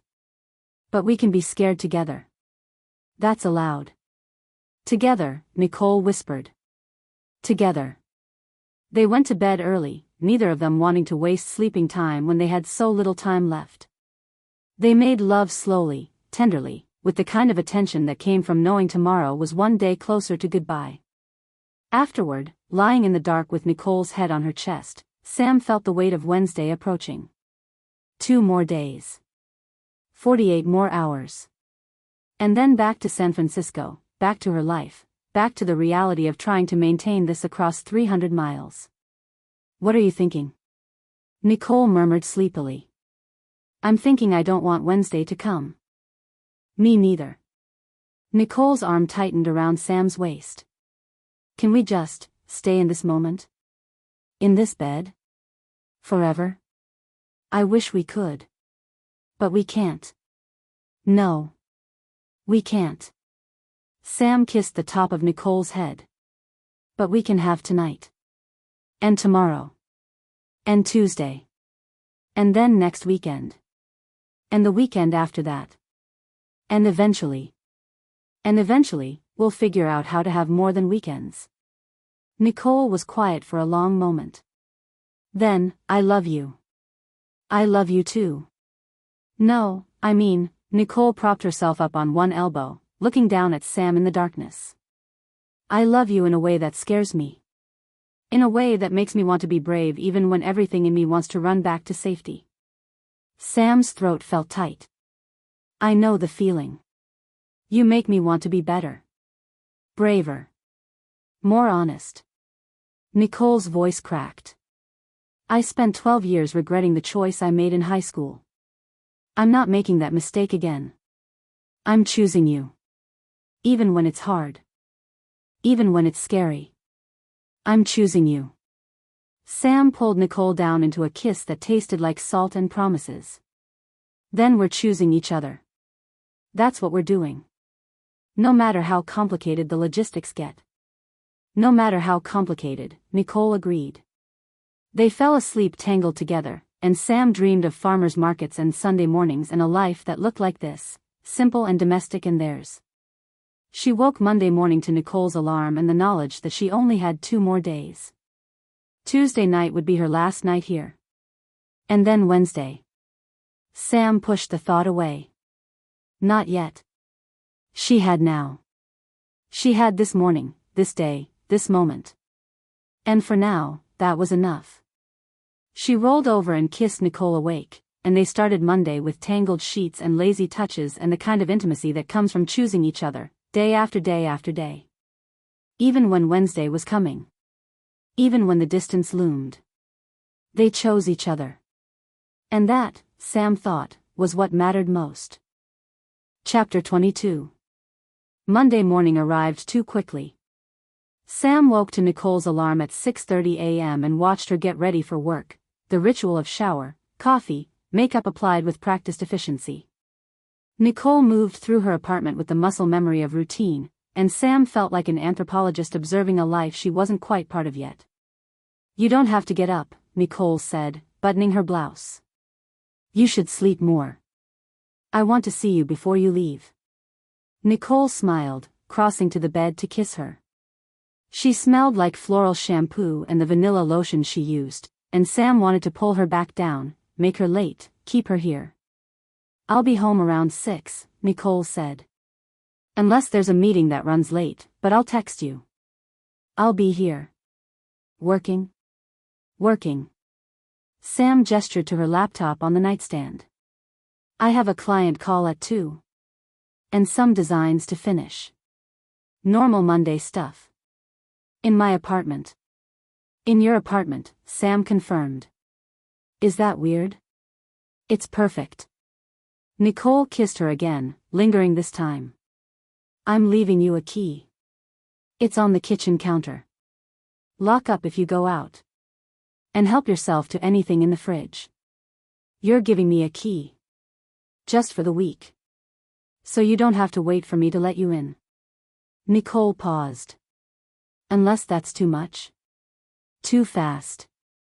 "No, Sam felt something warm settle in her chest. "It's good. Thank you." After Nicole left, the apartment felt both too quiet and impossibly intimate. Sam made coffee in Nicole's French press, ate toast from Nicole's bread, sat at Nicole's desk to work. Every surface held evidence of Nicole's life: books half-read, plants that needed watering, a yoga mat rolled up in the corner. Sam could picture herself here. Not just visiting, but living. Waking up to that alarm every morning, sharing that coffee, building a routine that included both of them. It should have felt scary. Instead, it felt inevitable. She worked through the morning, finishing logo revisions for the startup, answering emails, sketching concepts for a new client. At noon, she made herself lunch from the groceries they'd bought yesterday, standing at Nicole's kitchen window and watching Portland move below. Her client call at 2 went smoothly. They loved the designs, approved everything with minimal changes. Sam closed her laptop feeling satisfied, productive, normal. Like this was her life now. Nicole texted at 3:47 p.m. "Nicole, meeting just ended. How was your day?" "Sam, good. Client approved everything. Very boring and domestic." "Nicole, I love boring and domestic. What are you doing now?" "Sam, sitting on your couch. Contemplating whether to be productive or watch bad TV." "Nicole, bad TV. Definitely bad TV. I'll be home in an hour." Sam chose bad TV, some cooking competition show where people made elaborate desserts under time pressure. She was 3 episodes in when she heard Nicole's key in the lock. "I'm home," Nicole called, and something about those words, the domesticity of them, the assumption of shared space, made Sam's throat tight. "In here." Nicole appeared in the living room, already pulling off her work blazer. "Hi." "Hi." Sam paused the TV. "How was work?" "Long, boring. I spent 2 hours in a meeting that could have been an email." Nicole kicked off her heels and collapsed onto the couch next to Sam. "But I'm home now. With you. So it's better." Sam pulled her close. "Missed you." "I missed you too." Is that pathetic? Missing someone after 8 hours? If it's pathetic, we're both pathetic. Sam kissed her temple. "What do you want for dinner?" "I don't care. I just want to be here with you and not think about work." They ordered pizza, too much, as usual, and ate it on the couch while Nicole told Sam about her day. The annoying coworker who talked too much in meetings. The project that was behind schedule. The boss who kept changing his mind about priorities. It was ordinary. It was perfect. "Tell me about your day," Nicole said, reaching for another slice. "Worked. Had a client call. Watched 3 episodes of people making fancy cakes." "That's it?" That's it. Sam paused. I watered your plants. Nicole's face lit up. You did? The one by the window looked thirsty. I always forget about that one. Nicole leaned against her. This is nice. Coming home to someone. Hearing about their day. Sharing pizza. It is nice. We could have this. Every day. Nicole's voice was careful. If you moved here. Or I moved there. We could have boring Mondays and pizza dinners and someone to water the plants.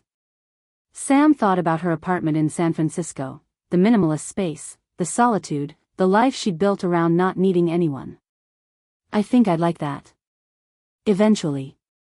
Eventually, Nicole echoed. That word keeps coming up.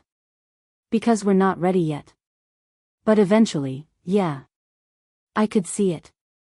They cleaned up dinner and settled back on the couch. Nicole put on a movie neither of them paid attention to, too busy talking about everything and nothing. Sam learned that Nicole had a scar on her knee from a childhood bike accident, that she was allergic to shellfish, that she'd wanted to be a marine biologist before deciding she got seasick too easily. Small details that added up to a whole person. Not the ghost Sam had carried for 12 years, but a real woman with quirks and fears and dreams.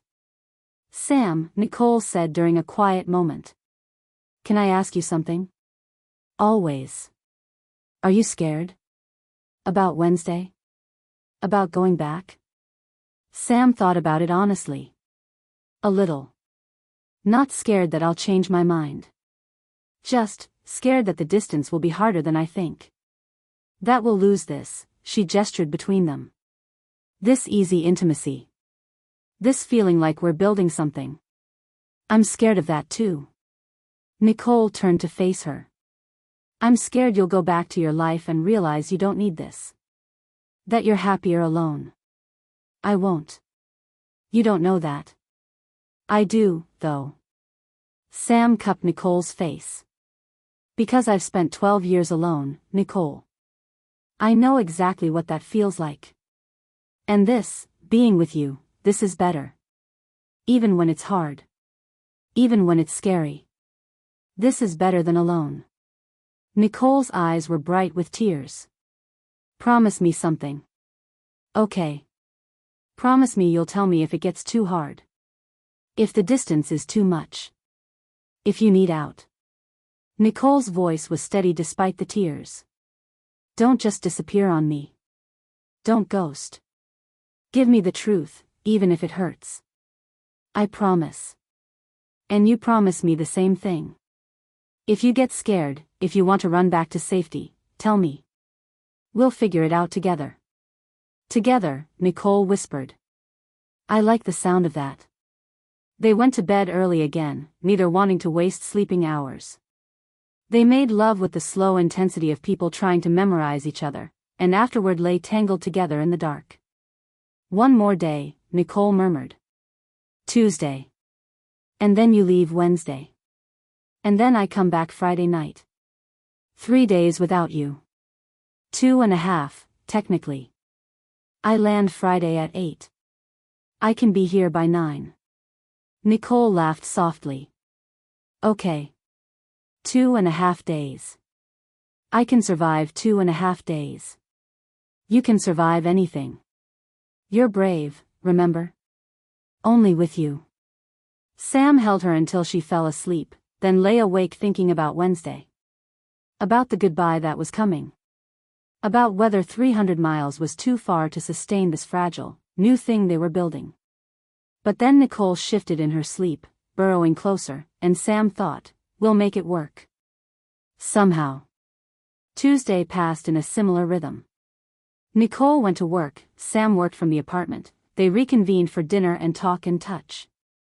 It felt like playing house, except it wasn't playing. It was real life, compressed into 2.5 days. That night, after dinner, pasta that Nicole cooked while Sam chopped vegetables, they sat on the couch with wine and the knowledge that tomorrow Sam would leave. I need to tell you something, Sam said. Something I'm afraid to say out loud. Nicole set down her wine glass. Okay. I'm scared I'll trust you completely and then you'll choose safety again. Sam's voice was quiet but steady. I'm scared that when things get hard, when your parents push back, or when being with me costs you something, you'll do what you did at 17. You'll go back to what's easier. Nicole was very still. That's fair. I know it's not fair to hold your 17-year-old self against you. I know you're different now. But that fear is still there. I'm scared of that too, Nicole admitted. I'm scared I'll panic and run. That when it gets hard, I'll revert to old patterns. She took a shaky breath. But I'm more scared of losing you. That scares me more than my parents, more than anything else. So I'm going to choose you. Even when it's hard. Especially when it's hard. How do I believe that? You watch me. You let me prove it to you. Nicole reached for Sam's hand. I can't give you a guarantee. I can't promise I won't get scared or make mistakes. But I can promise I'll be honest with you. That I'll tell you when I'm scared instead of running. That I'll fight for us instead of choosing the easy way out. Sam squeezed her hand. And if I get scared? If I start pulling away? Then I'll call you on it.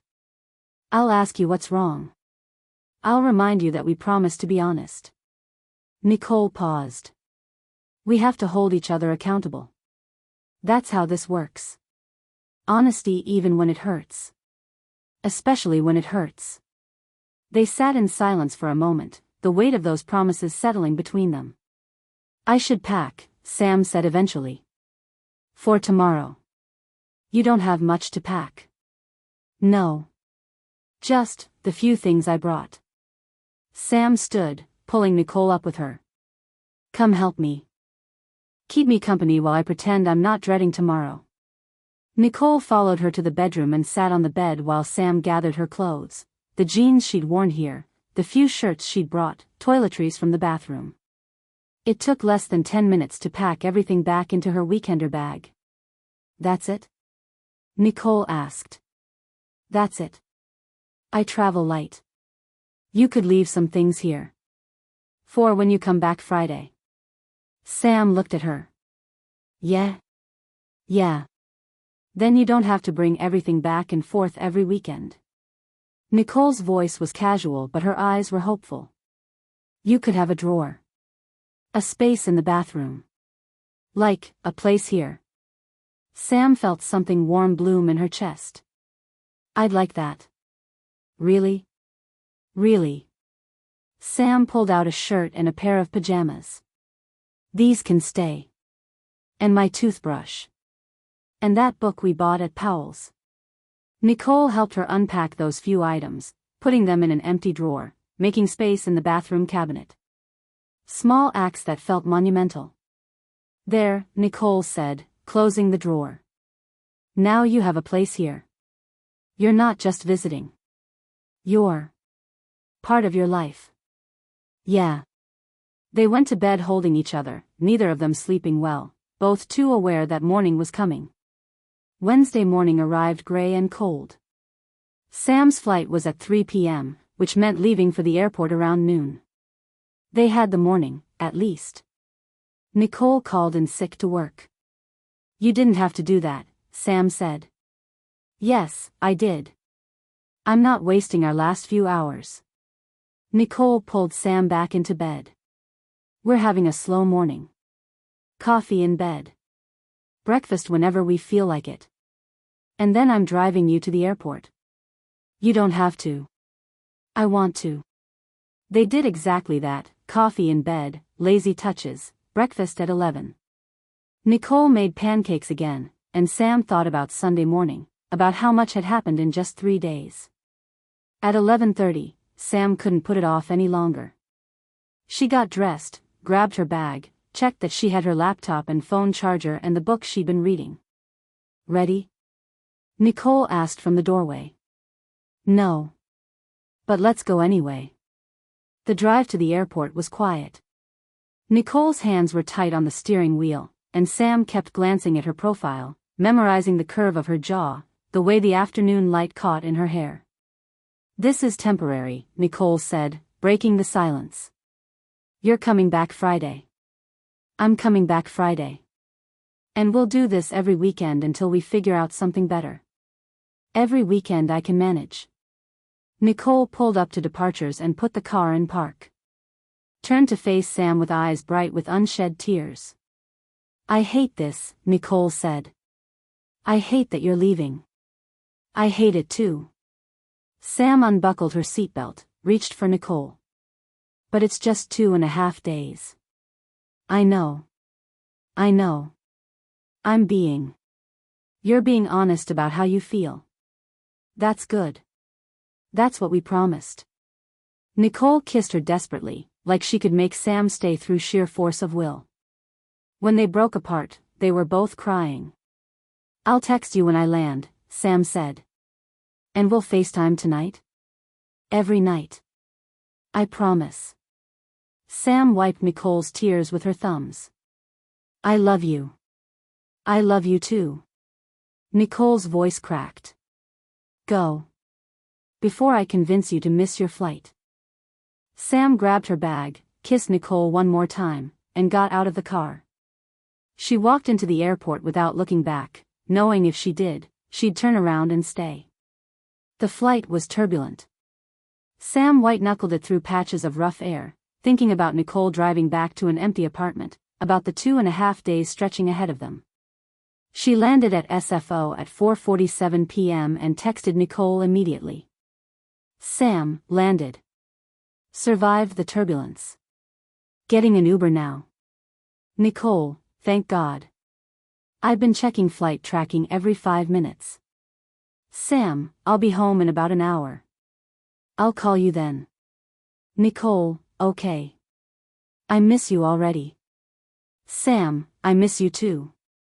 The Uber ride to her apartment felt surreal. San Francisco looked the same, the familiar streets, the fog rolling in, the evening commute starting. But Sam felt different. Like she'd left something essential in Portland and was returning incomplete. Her apartment was exactly as she'd left it on Saturday morning. Clean. Minimal. Empty. It felt like a mausoleum. Sam set down her bag and looked around at the space she'd carefully curated. The white walls, the sparse furniture, the lack of personal touches. She'd thought it was peaceful. Now it just felt lonely. She unpacked quickly, started a load of laundry, and was making tea when her phone rang. Jordan. You're alive, they said when Sam answered. I'm alive. I was starting to wonder. You disappeared for 3 days with zero explanation. I texted you Saturday morning. I said I was going to Portland.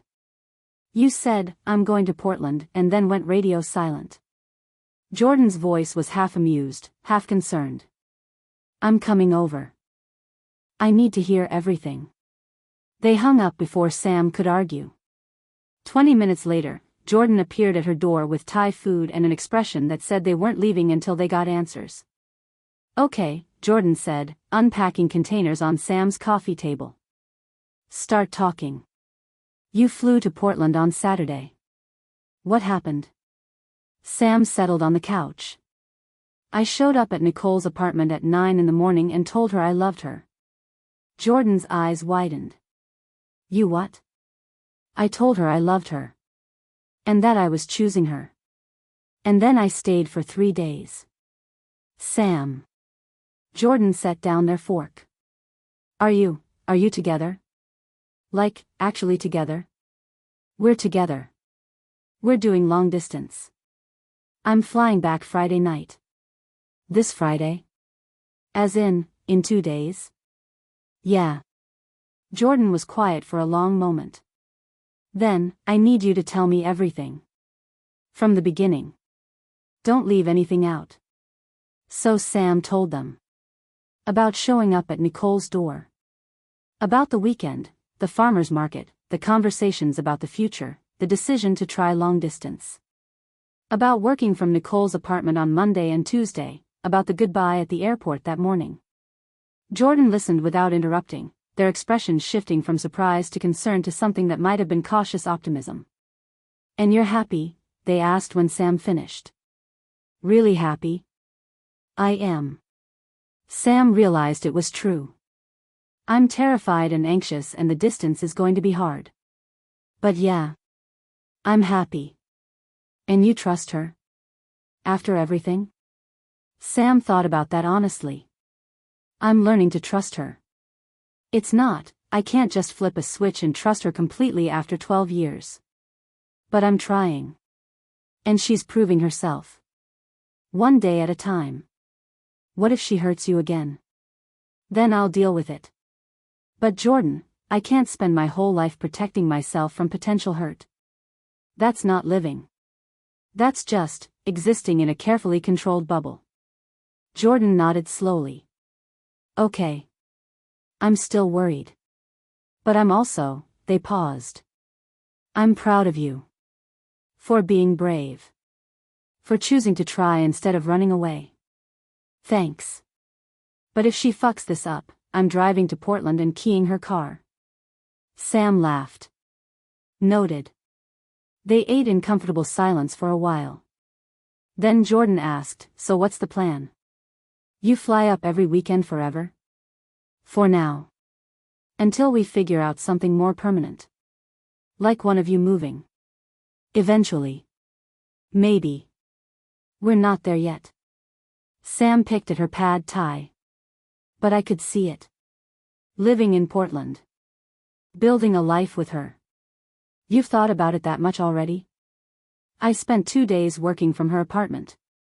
I saw what that life could look like. And Jordan, I want it.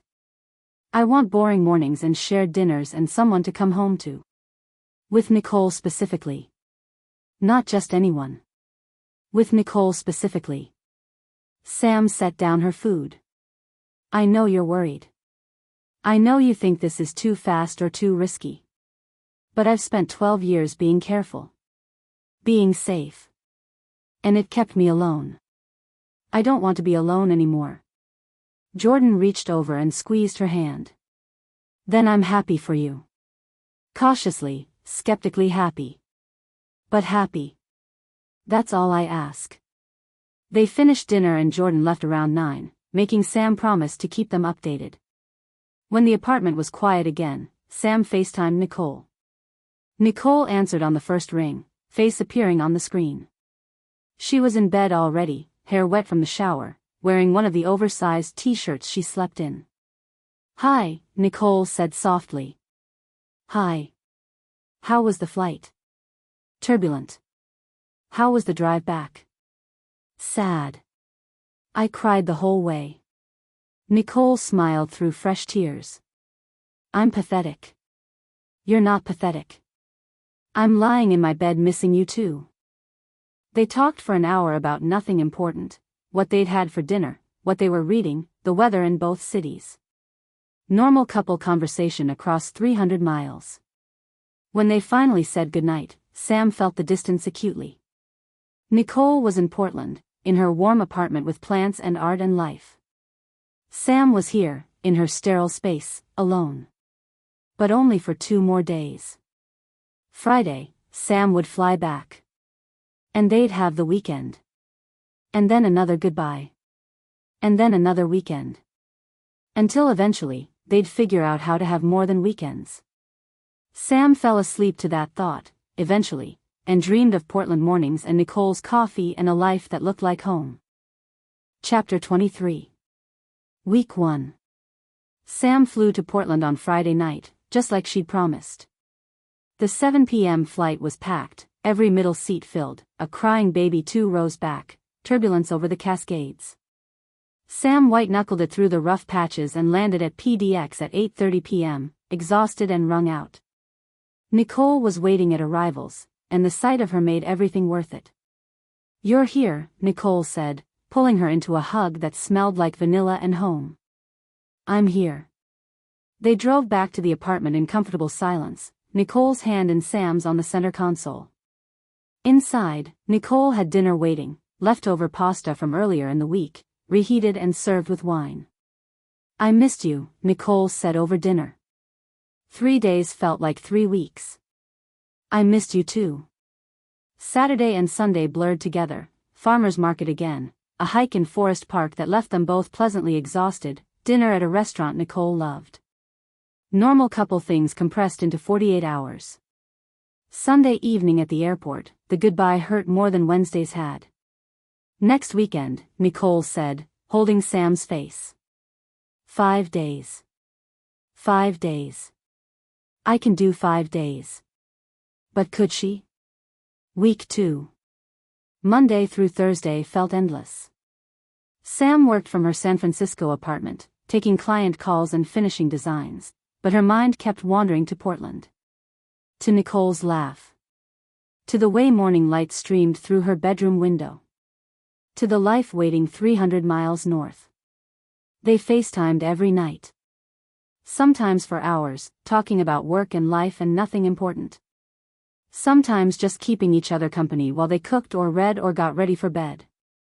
I hate this, Nicole said Wednesday night, her face pixelated on Sam's phone screen. I hate that I can see you but can't touch you. I know. Just 2 more days. I'm counting down the hours. So was Sam. Her credit card statement arrived Thursday, $487 for one weekend. Flight, Ubers, half the groceries, the meal they'd ordered Sunday. Sam looked at the number and thought, worth it. Every penny. Friday came. Sam took the 7 p.m. flight again, the schedule was already routine. Landed at 8:30, Nicole waiting at arrivals, that feeling of finally when they kissed. This weekend they barely left Nicole's apartment. Made up for 5 days of separation with touch and intimacy and the kind of connection that felt like breathing. But Sunday evening came too fast. Always too fast. This is going to get easier, right? Nicole asked at the airport, her eyes already red. Sam wanted to say yes. Wanted to promise that eventually the goodbyes wouldn't hurt, the distance wouldn't matter, everything would be fine. But she was too tired to lie. I don't know. Week 3, late October. By the 3rd weekend, Sam's body knew the routine. Friday afternoon, pack the weekender bag. 6 p.m., leave for SFO. 7 p.m. flight, 8:30 landing, 9 p.m. in Nicole's arms. Her coworkers noticed. Portland again, one asked Friday afternoon. You're going to accumulate some serious frequent flyer miles. Sam just smiled and didn't explain. Jordan noticed too. They met for coffee Tuesday morning, and Jordan took one look at Sam and frowned. You look exhausted. I'm fine. You're not fine. You look like you haven't slept in weeks. Sam wrapped her hands around her latte. I'm just adjusting to the schedule. The schedule of flying to Portland every weekend? Jordan leaned forward. Sam, that's not sustainable. You know that, right? It's only been 3 weeks. 3 weeks of you looking progressively more tired. Of you being distracted at work. Don't think I haven't noticed you checking your phone every 5 minutes. Sam had noticed too. The missed texts she had to scroll back to find. The designs she'd started and forgotten to finish. The client deadline she'd almost blown last week. I'm managing, Sam said. Are you? Because from where I'm sitting, you're running yourself ragged. Jordan's voice was gentle but firm. I'm not saying give up on Nicole. I'm saying this isn't sustainable long term. You can't keep doing this. I know. So what's the plan? I don't know yet. We're figuring it out. Figure it out faster. Before you burn out completely. That Friday, Sam's flight was delayed 2 hours due to fog. She didn't text Nicole until she was finally boarding at 9 p.m., didn't land until after 11.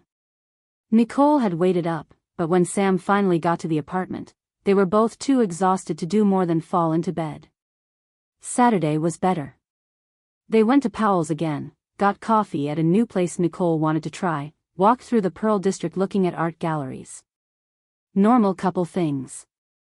But Sunday morning, late October, the first real cold snap of fall, Nicole brought up what they'd both been avoiding. Sam, she said over pancakes. We need to talk. Sam's stomach dropped. Those 4 words. Never good. Okay. Nicole set down her fork. This is working. What we're doing. Right now, it's working. But it's not a long-term solution. Nicole's voice was steady, like she'd rehearsed this. You're flying up here every weekend. You're exhausted, I can see it. And I know your work is suffering. You missed that deadline last week. Sam had told her about that. The client who'd been understanding but frustrated. The apology email Sam had sent, asking for an extension. It was just one deadline. This time. But what about next time? What about when you've missed 3 deadlines and lost clients because you're spending all your energy on flights instead of work? Sam felt defensive. So what are you saying? You don't want me to come? No. God, no. Nicole reached across the table for her hand. I'm saying I spend every weekday waiting for Friday. I can't focus at work.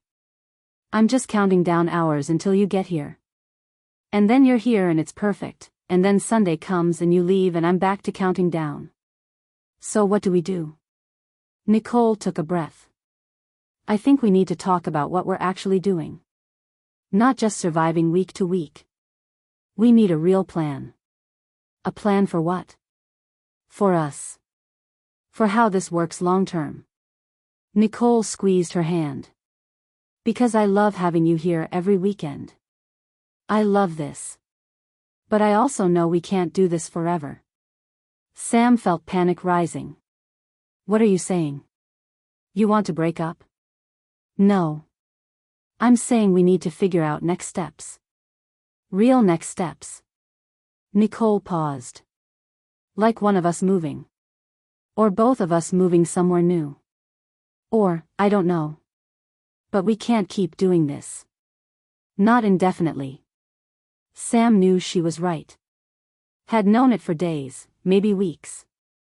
The exhaustion, the expense, the way her San Francisco life was fraying around the edges.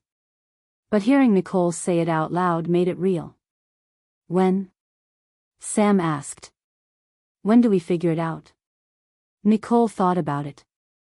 Let's get through the rest of the year. It's almost November. The holidays are coming, Thanksgiving, Christmas, New Year's. Let's just survive the holidays. And then in January, we sit down and make an actual plan. Moving, jobs, all of it. January. Sam felt tears prick her eyes. That's 2 months away. I know. But it gives us time. Nicole came around the table, pulled Sam into a hug. Time to be sure. Time to save money for whoever moves. Time to prepare instead of just reacting. Sam buried her face in Nicole's shoulder. I don't want to wait 2 months. Neither do I. But I also don't want to make a huge decision when we're both exhausted and not thinking clearly. Sam pulled back to look at her. You've really thought about this. I've thought about nothing else all week. Nicole's eyes were sad. I love you. I want this to work. But I also want us to be smart about it. Not just romantic, but smart. They sat in silence for a moment. Then Nicole said quietly, there's something else. Okay. What if we didn't do every weekend? What if we did every other weekend instead? Sam felt her stomach drop. You want to see me less? No. I want to see you more. I want to see you every day. Nicole took Sam's hands. But that's not possible right now. And I'm worried that if we keep pushing this hard, we're both going to break. You're going to lose clients. I'm going to lose focus at work. We're going to start resenting each other. I won't resent you. Maybe not now. But in another month? 2 months? When you're completely burned out and your work is falling apart? Nicole's voice was gentle. I'd rather see you every other weekend and have us both be healthy and sustainable than keep doing this until we can't anymore. Sam felt tears sting her eyes. I flew here every weekend because I can't stand being away from you. I know. I feel the same way. Nicole's grip tightened. But Sam, we promised to be honest with each other. Even when it's hard. This is hard. The distance is killing me. But killing ourselves trying to fight it isn't the answer. Sam knew she was right. Hated it, but knew it. Okay, Sam said finally. Every other weekend. Starting when? After next weekend. So you come back next weekend as planned. Then skip the following weekend. Then come back the weekend after that. Nicole brought Sam's hands to her lips. And we use the in-between weekends to rest. To catch up on work. To take care of ourselves so when we are together, we can actually be present. 2 weeks between visits. 14 days instead of 7. But we'll still FaceTime every night. Still text constantly. Still be us. Nicole's eyes were bright with unshed tears. This doesn't mean I love you less. It means I love you enough to want this to last. Sam leaned forward, rested her forehead against Nicole's. I hate that you're right. I hate it too. They sat like that for a long time, holding each other in the quiet of Nicole's apartment. January, Sam said eventually. We make a plan in January. We make a plan in January, Nicole agreed. Someone moves. We figure out how to be in the same city. We stop doing this long-distance thing. Promise? I promise. They spent the rest of Sunday deliberately not talking about January or plans or the future. They made dinner together, watched a movie, made love slowly and carefully, like they were trying to memorize each other. At the airport that evening, Sam held Nicole for a long time. Next weekend, Nicole said. 1 more weekend. And then 2 weeks. And then we start the new schedule. We can do this. 2 months. We can do anything for 2 months. Sam wanted to believe her. Early November. The pattern shifted. Week 4, Sam flew up, spent the weekend, flew back. Their last every weekend visit felt bittersweet. Week 5, the first skip. Sam stayed in San Francisco, caught up on work, video called Nicole every night. The 2 weeks felt like 2 months. Week 6, back to Portland. The reunion felt sweeter for the waiting, but the goodbye was harder. Jordan stopped asking if she was okay. The answer was obviously no. But Sam was managing. Barely, but managing. Her bank account was still bleeding money, but slower now.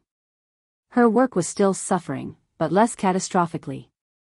Her biggest client had stopped CCNG, the project manager, a vote of confidence Sam didn't feel she'd earned. And the 2 weeks between Portland weekends gave her time to think. Time to realize what Jordan had been trying to tell her. Time to face what she'd known since that first weekend back in October. Someone had to move. And it was going to be her. Sam could work from anywhere. Nicole couldn't. She had an office, co-workers, projects that required her physical presence. Sam's clients didn't care where she lived as long as she delivered. Nicole's job was tied to Portland. Plus, when Sam thought about where she wanted to be, really thought about it, the answer wasn't San Francisco. It was Portland. Nicole's apartment with its plants and art and warmth. The farmer's market on Sundays. Powell's books. Jenna's cafe. The life they were building in 48-hour increments. That was home. San Francisco was just where Sam kept her stuff. Sam landed in San Francisco after week 6, turned on her phone to find a text from Nicole already waiting. Nicole, miss you already. But we can do this. 2 weeks. Then you're back. Then we only have to survive until January. Sam, we can do this. I love you. Nicole, I love you too. Now go home and sleep. You look exhausted. Sam, how do you know how I look? Nicole, because I know you. And I know you've been running yourself ragged for me. So go home. Sleep. Take care of yourself. Sam, okay. But only if you promise to do the same. Nicole, deal. Sam got in an Uber and headed home to her empty apartment. Jordan had texted earlier, asking to get coffee Monday.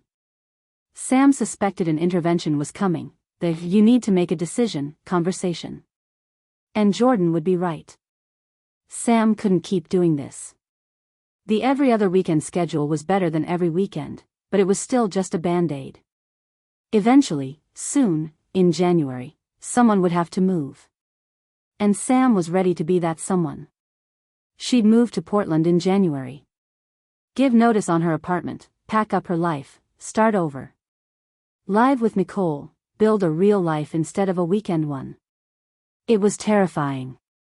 It was inevitable. It was the only way forward. Sam got home and unpacked her bag and looked around at her minimalist space. In 3 months, this wouldn't be hers anymore. She'd be in Portland, living with Nicole, building something real. The thought should have scared her. Instead, it felt like relief. Sam went to bed early, exhausted from the flight and the weekend and the weight of decisions made and unmade. She dreamed of Portland and woke Monday morning to Jordan's text. Jordan, coffee this afternoon? Need to talk. Sam smiled despite herself. Jordan knew her too well. Sam, sure. 3 p.m. at the usual place? Jordan, see you there. Sam had a feeling she knew exactly what Jordan wanted to talk about. And this time, Sam had answers. Not perfect ones. Not easy ones. But real ones. She was moving to Portland in January. And she was going to tell Nicole next time she saw her, 2 weeks from now, on the next every other weekend visit. The decision was made. Now she just had to follow through. Chapter 24.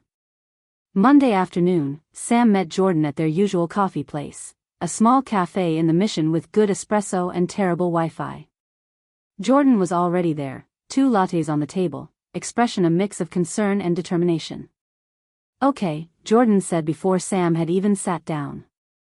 Intervention time. Sam slid into the seat across from them.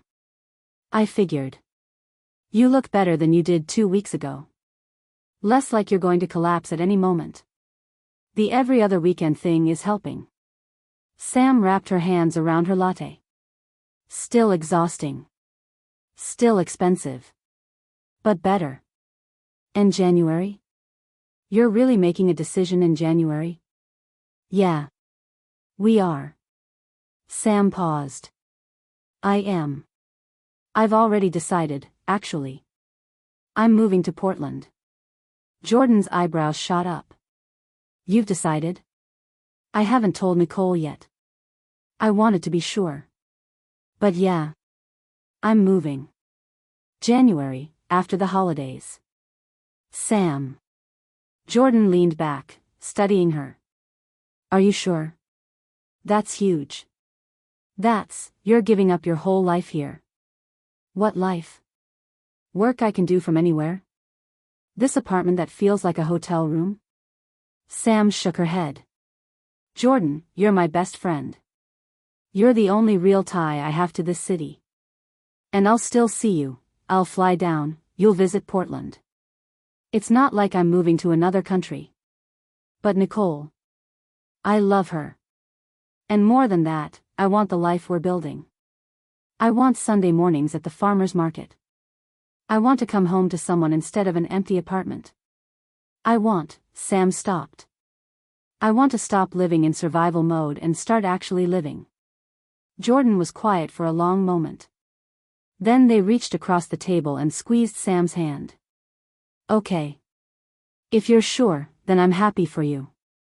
Cautiously, skeptically happy, but happy. That's all I ask. They talked for another hour, logistics, timeline, what Sam would do about her apartment, her clients, all the practical details of uprooting a life. By the time Sam left, she felt lighter. More certain. The decision was real now. She'd said it out loud. She was moving to Portland. That evening, Sam was sorting through mail when she found it, the invitation that had arrived weeks ago, before the hotel, before Nicole, before everything changed.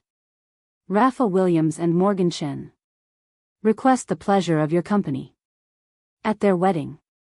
November 30th, 2025. Sam had accepted back in September. Rafa had been her freshman year roommate at Berkeley, and they'd stayed friends even though they'd drifted apart over the years. The wedding was in the Bay Area, a vineyard in Napa, black tie optional, the kind of event that required a +1. Sam had planned to go alone. But now. She FaceTimed Nicole that night, and Nicole answered from her couch, already in pajamas, hair wet from the shower. "Hi," Nicole said, face lighting up. "How was coffee with Jordan?" "Good. Productive." Sam held up the invitation. "So I have this wedding coming up. November 30th. A college friend. It's here in the Bay Area." Nicole's expression shifted, something uncertain. "Oh. That's the weekend we're supposed to see each other." "I know. I was thinking," Sam took a breath. "Do you want to come with me? As my date?" Nicole's face transformed. "Really? Really? It's black tie optional, which means you'll have to get dressed up. And it's a whole day thing, ceremony at 4, reception after." "But," Sam smiled. "I'd like you to be there. If you want." "I want." Nicole's voice was eager. "Sam, yes. Absolutely yes. I'll fly down Friday night, we can go to the wedding Saturday, fly back Sunday. Or I can stay through Monday if you want more time. Let's see how the weekend goes." Sam felt warmth spread through her chest. "But yeah. It'll be good to have you here. In my city. Meeting my friends. I get to meet your friends?" Nicole looked almost nervous. That's big." "It is big." Sam paused. "Is that okay?" "It's more than okay. Nicole's eyes were bright. "Sam, I want to meet everyone in your life. I want to be part of it. All of it." They talked for another hour about the wedding, what to wear, logistics. When they finally hung up, Sam felt that same lightness from the coffee with Jordan. This was real. Nicole was flying down for a wedding. Meeting Sam's college friends. Being introduced as Sam's girlfriend in Sam's city. It felt like progress. Like they were building something that extended beyond Portland weekends and FaceTime calls. Sunday evening, Sam was making dinner when her phone rang. Unknown number. She almost didn't answer. But something made her pick up. "Hello? Sam? Sam Reyes?" The voice was warm, confident, achingly familiar even after 12 years. Sam's stomach flipped. "Yes? Hey, it's Mika. Mika Santos. From high school?" Sam sat down. "Mika. Wow. Hi. I know this is random. I got your number from Raphael Williams. I'm in the wedding party for her wedding next week. She mentioned you were coming and I thought," Mika paused. "It's been 12 years. I'd love to catch up before the wedding. If you're free. Maybe coffee this week?" Sam's mouth had gone dry. Mika Santos. The girl she'd crushed on hopelessly in high school. The openly queer softball star who'd seemed impossibly confident and beautiful and out of reach. "Yeah," Sam heard herself say. "Coffee would be great. Thursday? There's this place in Oakland I love. Unless that's too far from the city." "Oakland's fine. Text me the address?" "Will do." Mika's voice was smiling.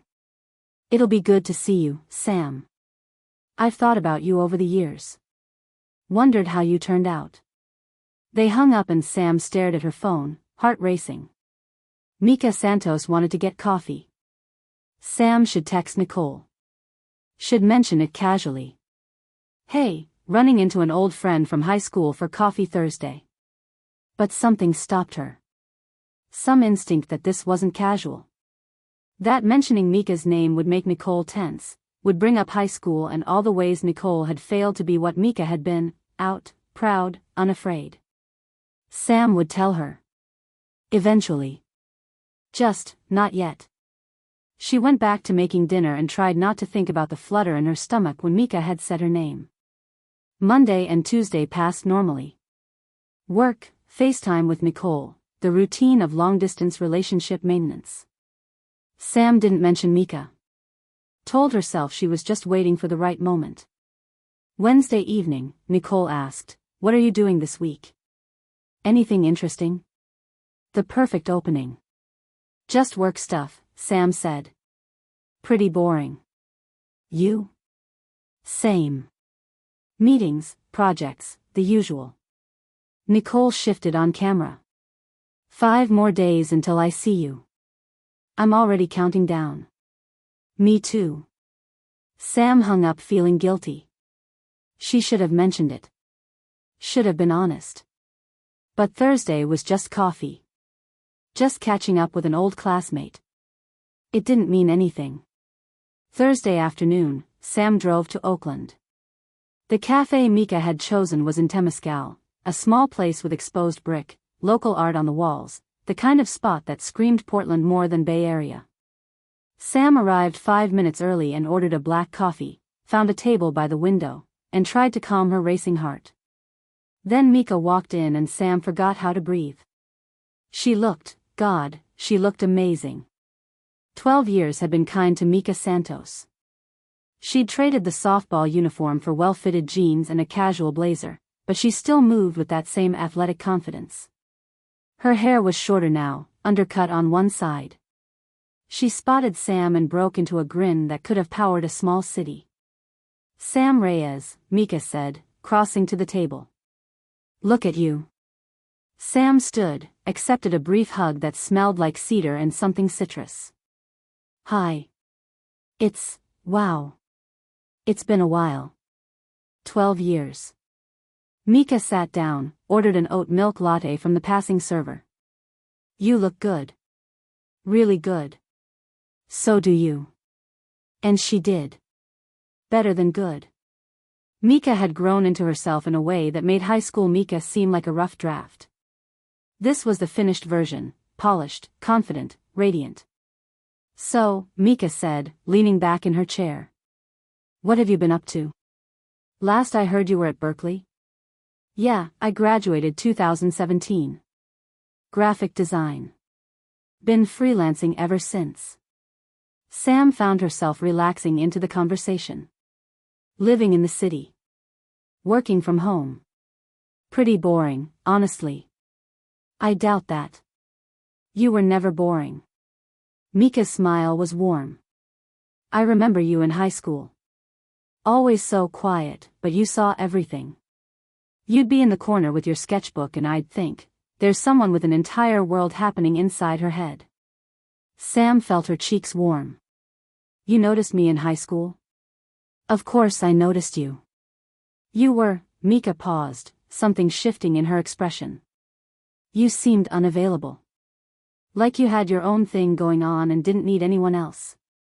I thought about asking you out, actually. Senior year. But you always seemed like you were waiting for someone else." Sam's throat felt tight. She had been waiting for someone else. For Nicole. For the girl who'd kept her hidden while Mika had been out and proud and impossible. "What about you?" Sam asked, deflecting. "What have you been up to?" "Oh, the usual gay trajectory." Mika laughed. "Came out in high school, as you probably remember. Went to Stanford, got a degree in environmental science. Worked for a few nonprofits, climbed the ladder. I'm a director now at a climate justice organization based in Oakland. That's incredible. It's good work. Important work." Mika's latte arrived and she wrapped her hands around it. "And I just bought a house. In North Oakland. Took forever to save up, but I own it. Actual equity. My parents think I'm insane for buying in the Bay Area, but, she shrugged. This is home. Sam felt something twist in her chest. Mika had a house. Owned it. Had built a life here, career, community, stability. Everything Sam had been too afraid to build for herself. That's amazing, Sam said. Congratulations. Thanks. Mika studied her over the rim of her cup. So what do you do for fun? Besides work. You can't just be designing logos all day. I run. Listen to music. Go to shows when I can. Sam found herself relaxing more. Actually saw Phoebe Bridgers at the Fillmore a few months ago. That was incredible. Mika's face lit up. Wait, in August? The summer tour? Yeah, August 15th. You know her? Know her?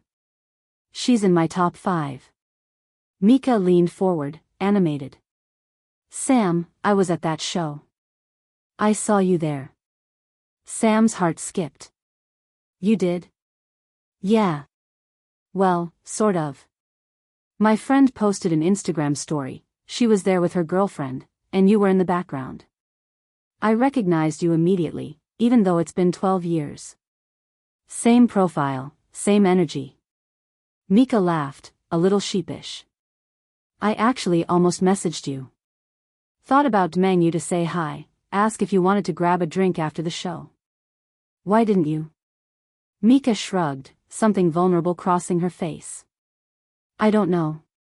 We were never really close in high school.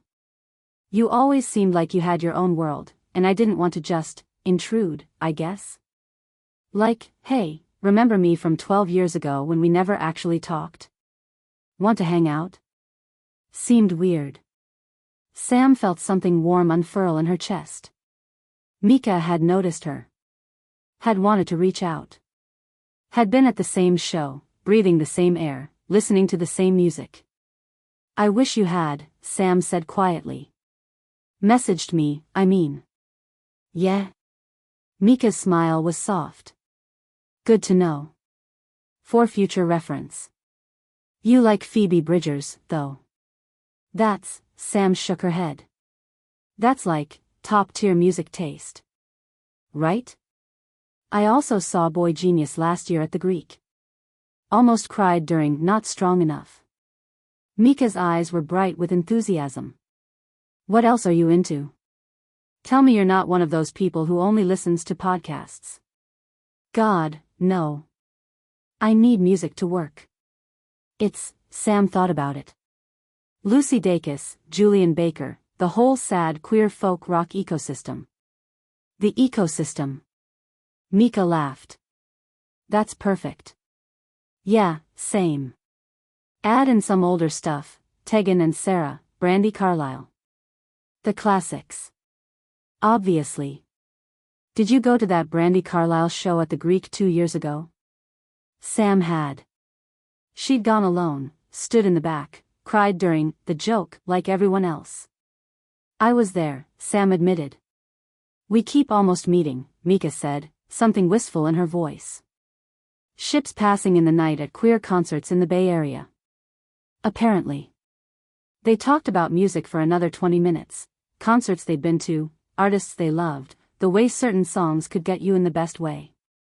Sam felt herself opening up in a way she hadn't with anyone in months.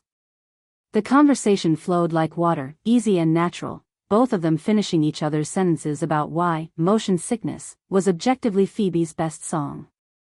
I have a whole playlist, Mika said, pulling out her phone.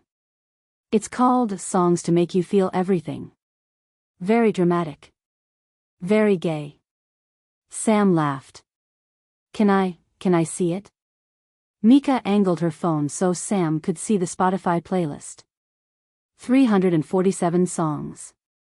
Sam recognized most of them, the playlist she would have made if she'd been brave enough to articulate her feelings. This is perfect, Sam said. I'll send it to you later. You'll love it, it's basically the soundtrack to being a sad queer in your 30s. Mika grinned. Very on brand for both of us, I think. Sam tried not to think about what it meant that Mika would be texting her. That she'd have access to that playlist, to those songs, to that window into Mika's heart. What about you? Sam asked. Seeing anyone? The question Sam had been dreading. Yeah, actually. I am. Sam tried to keep her voice casual. Her name is Nicole. She lives in Portland. We're doing long distance. Portland? That's rough. Mika's expression was sympathetic. How long? About 6 weeks. Sam paused. We reconnected recently. Knew each other in high school. Something flickered across Mika's face. Nicole Chen? Sam's stomach dropped. Yeah. You remember her? I remember her. Mika's voice was carefully neutral. She was with that basketball player. Marcus something. Marcus Hayes. Right. Mika set down her cup. Sam, I don't want to overstep. But didn't she stopped. Weren't you too? Yeah. Sam felt her face heat. We were. For about a year. Secretly. Mika was very quiet. Then, and now you're together again. Yeah. And she's different now? Not hiding anymore? Sam thought about Nicole introducing her to Jenna the barista. About holding hands in Portland. About Nicole agreeing to fly down for the wedding. She's different, Sam said. We're different. Mika nodded slowly. Okay. If you're sure. She paused. I remember you in high school sometimes. You'd look so sad. Lost. I always wondered what was going on with you, but you kept to yourself. Her voice was gentle. And now you're telling me you were with someone secretly for a year. That she was publicly with Marcus while keeping you hidden. She stopped. That's a long time to keep someone a secret. And she chose him publicly. Chose safety over you. Over being honest. Her expression was sympathetic but direct. I'm not trying to tell you what to do, but, are you sure you want to go back to that? To someone who made that choice? I know. Sam's throat felt tight. I was there. I'm sorry. I don't mean to dredge up old shit. Mika reached across the table, touched Sam's hand briefly. You deserve someone who chooses you every single time. Not just when it's convenient. Not just when no one's looking. Her hand was warm. The touch lasted maybe 2 seconds, but Sam felt it like an electric current. She is choosing me now, Sam said quietly. That's what matters. Good. Mika pulled her hand back, but something in her expression hadn't shifted. Then I'm happy for you. Really. They talked for another hour. About their lives, their work, their friends. The conversation flowed effortlessly, no awkward pauses, no searching for topics. Mika told stories that made Sam laugh genuinely. She talked about her house, her garden that she was terrible at maintaining, her dog that was currently destroying her expensive couch. I got him from the shelter 6 months ago, Mika said, pulling up photos on her phone. His name is Biscuit. He's a menace, but I love him. Sam looked at the photos, a scruffy terrier mix with a completely ridiculous face, and felt something warm bloom in her chest. This life Mika was describing. It sounded possible. Real. Attainable. He's perfect, Sam said. He's a disaster. But he's my disaster. Mika smiled. Turns out I'm terrible at casual. I wanted a dog, I wanted a house, I wanted roots. My ex thought I was boring. Wanted to keep things open and fun. We broke up 4 months ago. I'm sorry. Don't be. It was the right call. Mika leaned back. I'm done with casual. I want the whole thing, commitment, partnership, building a life together. The boring domestic stuff that makes a life. You know? Sam knew. God, she knew. That's what she wanted with Nicole. That's what she was moving to Portland for. But hearing Mika describe it, someone else who wanted the same things, who was actually available, who owned a house and had a dog and was sitting right here. Sam felt the flutter again. The what if? I get that, Sam said. I want that too. Then I hope Nicole gives it to you. Mika's voice was sincere. I really do. You deserve someone who never made you feel like a secret. The implication hung heavy between them, someone like me. They finished their coffee and walked out together. Mika's car was parked down the block, a Subaru, of course, because every queer woman in the Bay Area drove a Subaru. This was really nice, Mika said, turning to face Sam. I'm glad Rafa gave me your number. Me too. I'll see you at the wedding. Saturday? I'll be there. With Nicole, actually. She's flying down for it. Perfect. I'd love to meet her. Mika paused. And Sam, I hope you're happy. Really happy. Because you deserve to be. She pulled Sam into a hug, longer than the first one, warm and solid and smelling like cedar. When she pulled back, her eyes were soft. Take care of yourself, Sam Reyes. You too, Mika Santos. Sam watched her walk to her car, get in, drive away. Then she stood on the Oakland sidewalk trying to remember how to breathe normally. That had been. God. That had been effortless. Easy. The way conversation was supposed to flow between two people who just got each other. No history to navigate, no patterns to break, no fear of saying the wrong thing. Just, connection. Sam drove back to San Francisco and tried not to think about how Mika's hand had felt on hers. About the way Mika had looked at her, like Sam was someone worth seeing, worth knowing, worth choosing. About how different that felt from Nicole's love, which always came wrapped in fear and hesitation and the weight of 12 years. She got home and immediately FaceTimed Nicole. Nicole answered from her office, hair pulled back, glasses on. Hey. How was your day? Sam should tell her. Should mention the coffee with Mika. Be honest. Good. Boring. Just worked from home.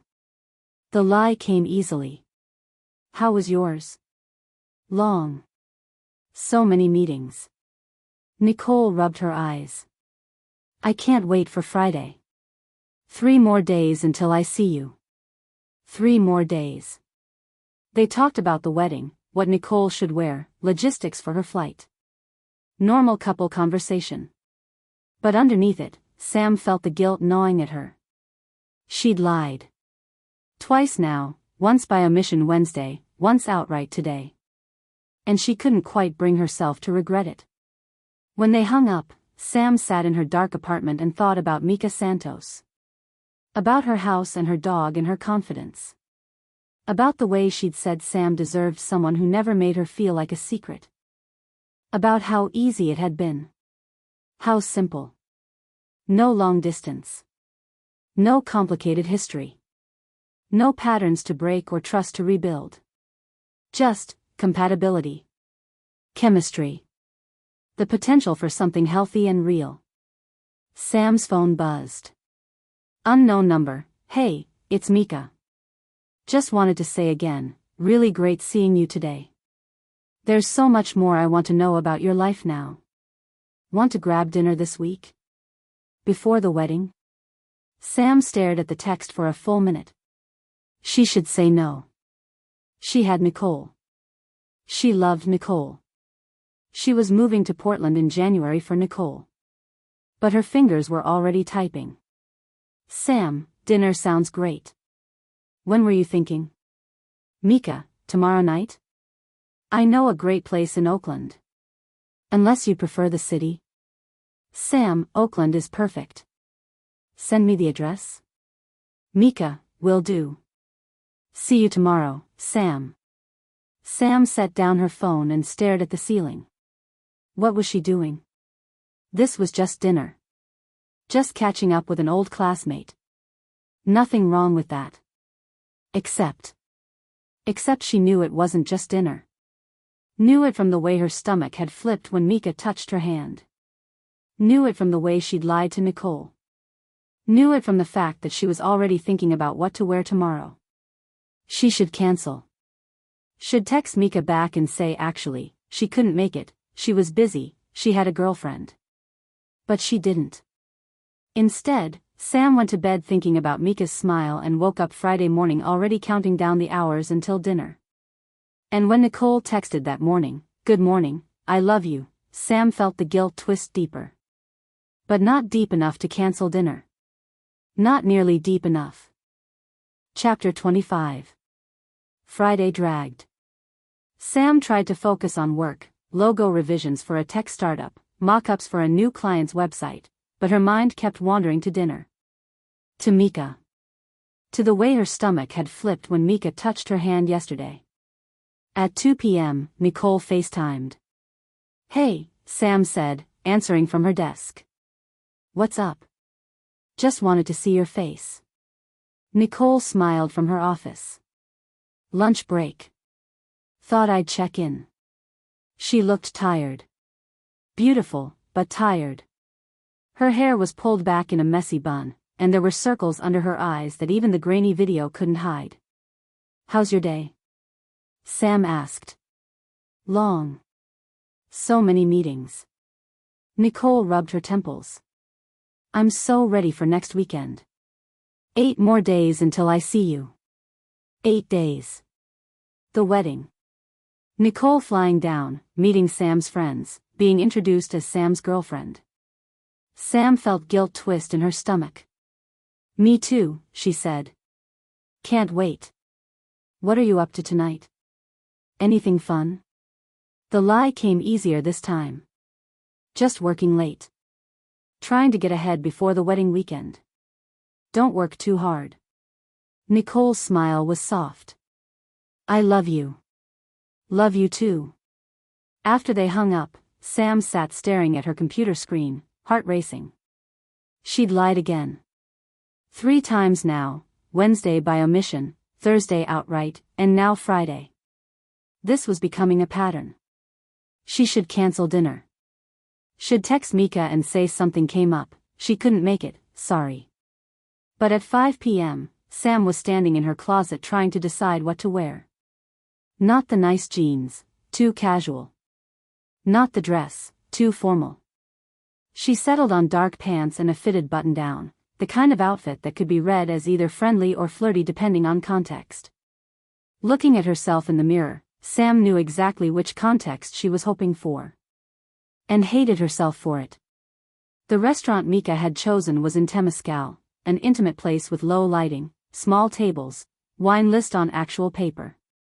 The kind of place you took someone on a date, not just to catch up. Sam arrived first and was shown to a table in the back corner. Ordered a glass of wine to calm her nerves. Checked her phone, no messages from Nicole. Good. She didn't want to lie again tonight. Then Mika walked in and Sam forgot how to breathe. She dressed up. Actually dressed up, dark jeans that fit perfectly, a burgundy shirt that made her eyes look impossibly warm, hair styled in that effortless way that probably took 30 minutes. She looked stunning. And she was looking at Sam like Sam was the only person in the restaurant. "Hi," Mika said, sliding into the seat across from Sam. "Sorry I'm a few minutes late. Traffic was terrible." "You're fine. I just got here."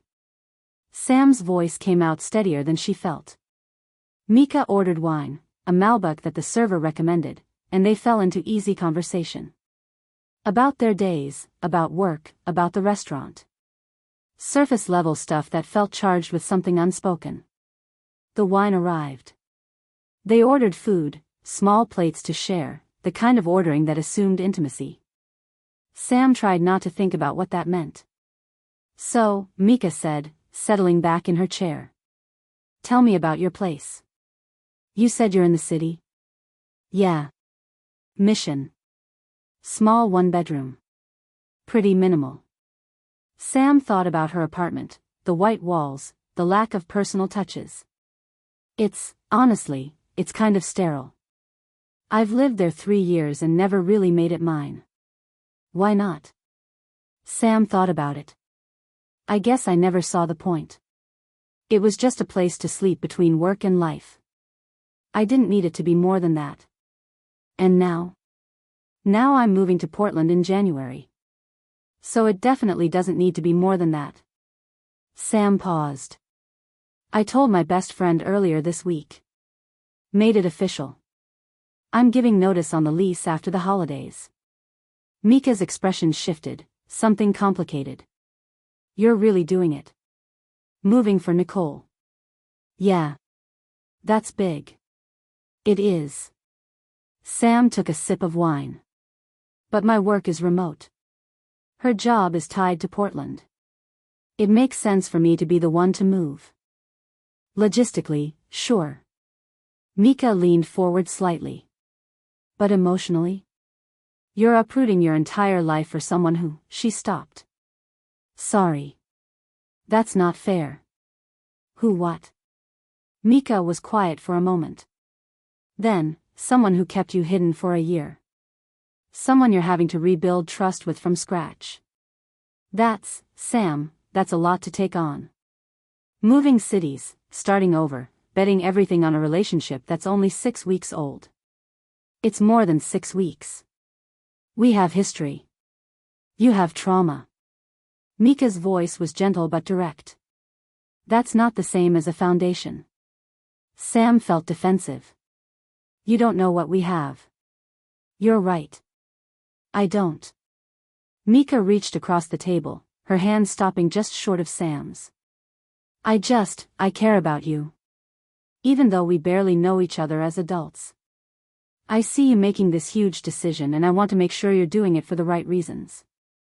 What would be the wrong reasons? Guilt. Nostalgia. The idea that if you can make it work with Nicole, you'll somehow heal what happened in high school. Mika's eyes were kind. But Sam, you can't heal the past. You can only build a future. And you should build it with someone who makes you happy now, not someone you're trying to fix. Their food arrived. Small plates, roasted vegetables, burrata, grilled octopus. They ate in silence for a moment, the weight of Mika's words hanging between them. Tell me about your house, Sam said eventually, needing to change the subject. You said you bought it recently? Mika's face lit up. 6 months ago. It's a 1920s craftsman in North Oakland. Needs work, the kitchen is original, which is both charming and horrifying, but it has good bones. A yard for Biscuit. A reading nook I'm obsessed with. That sounds perfect. It is. I mean, it's also a money pit and I have no idea what I'm doing half the time. Last week I tried to fix a leaky faucet and ended up flooding the bathroom. Mika laughed. Had to call a plumber at midnight. Very adult of me. Sam smiled despite herself. At least you tried. I'm learning. That's the thing about owning, you can't just call a landlord when something breaks. You have to figure it out. Mika paused. But I love it. Coming home to something that's mine. Making decisions about paint colors and furniture and whether to rip out the carpet in the bedroom. Did you? Rip out the carpet? Hell yes. There were hardwood floors underneath. Original. They're gorgeous. Sam tried to picture it, Mika in her craftsman house, refinishing floors, living the kind of settled adult life Sam had always been too afraid to build. What about the garden? Sam asked. You mentioned you're terrible at it. Oh, I'm so bad at it. Mika groaned. I have ambitions. I bought all these seeds, made a whole plan for raised beds and herbs and vegetables. Very cottagecore lesbian fantasy. And I killed everything. Everything. Even the mint, which is supposedly impossible to kill. Mika shook her head. My neighbor felt so bad for me she came over and replanted things that are idiot-proof. Her words, not mine. So now I have some scraggly tomato plants and a rosemary bush that's hanging on by a thread. Sam laughed, genuinely laughed, and felt some of the tension ease. At least you tried. That seems to be my epitaph. She tried. Mika's smile was warm. But yeah. The house it's everything I wanted. Room to grow. Literally and figuratively. Space to build a life. With someone? Eventually. If I find the right person. Mika's eyes met Sam's. My last girlfriend, the one I mentioned yesterday, she didn't want any of it. Thought I was boring for wanting commitment. For wanting to plan weekends and talk about the future and build something stable. That's not boring. Thank you. Mika's voice was soft. She wanted to keep things casual. Fun and spontaneous. Which is code for, I don't want to actually build anything with you. I'm sorry. Don't be. It was the right call to end it. I want someone who wants what I want, partnership, stability, boring Sunday mornings at the farmer's market. Mika paused. Someone who chooses that life deliberately. Not because they feel obligated, but because they genuinely want it. Sam felt the implication. Felt it in the way Mika was looking at her, in the space between them that felt charged with possibility. I want that too, Sam said quietly. With Nicole? Yes. But even as she said it, Sam heard the uncertainty in her own voice. Mika heard it too. Sam, can I ask you something? Okay. Are you happy? Really, truly happy? When you talk about moving to Portland, when you talk about Nicole, you sound uncertain. Anxious. Like you're trying to convince yourself. Long distance is hard. Of course I'm anxious. That's not what I mean. Mika leaned forward, her voice gentle. I mean, when you picture your life in Portland, living with Nicole, building that future, does it make you happy? Or does it make you scared? Sam opened her mouth to answer and found she couldn't. Because the truth was, she was terrified. Terrified of moving. Terrified of giving up her life in the Bay Area. Terrified that she was making a huge decision based on healing old wounds rather than building new joy. Both, Sam admitted finally. It makes me both. And right now? Sitting here with me? Right now Sam stopped. Looked at Mika across the table, at her warm eyes and easy smile and the life she represented. Right now I'm confused. Mika was quiet for a long moment. Then she reached across the table and took Sam's hand. The touch sent electricity through Sam's entire body. I need to tell you something, Mika said. And I'm going to be completely honest because that's who I am. I don't play games. I don't do subtle. Sam's heart was racing. Okay. I'm interested in you. Mika's thumb traced a small circle on Sam's palm. I have been since high school, if I'm being honest. You were this quiet, intense person with an entire world inside your head and I wanted to know you. I wanted to be the person you opened up to. Mika. Let me finish. Mika's voice was soft but steady. I know you're with Nicole.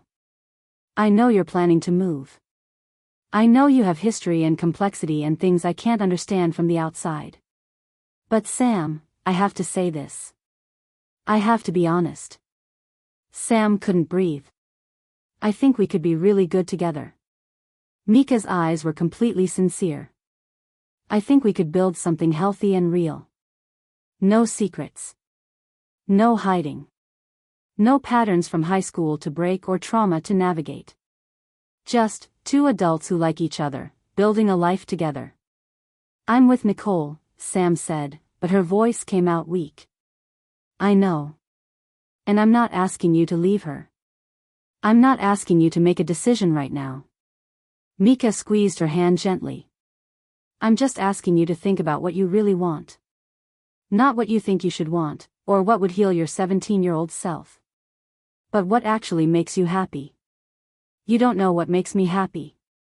Don't I? Mika smiled. You lit up when we talked about music yesterday. When we talked about Phoebe Bridgers and queer concerts and the way certain songs can gut you. You were so alive, Sam. So present. That's easy conversation. That's not. That's chemistry.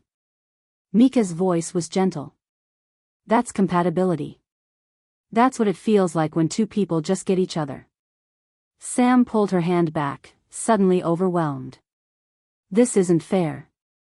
You can't just. I know it's not fair.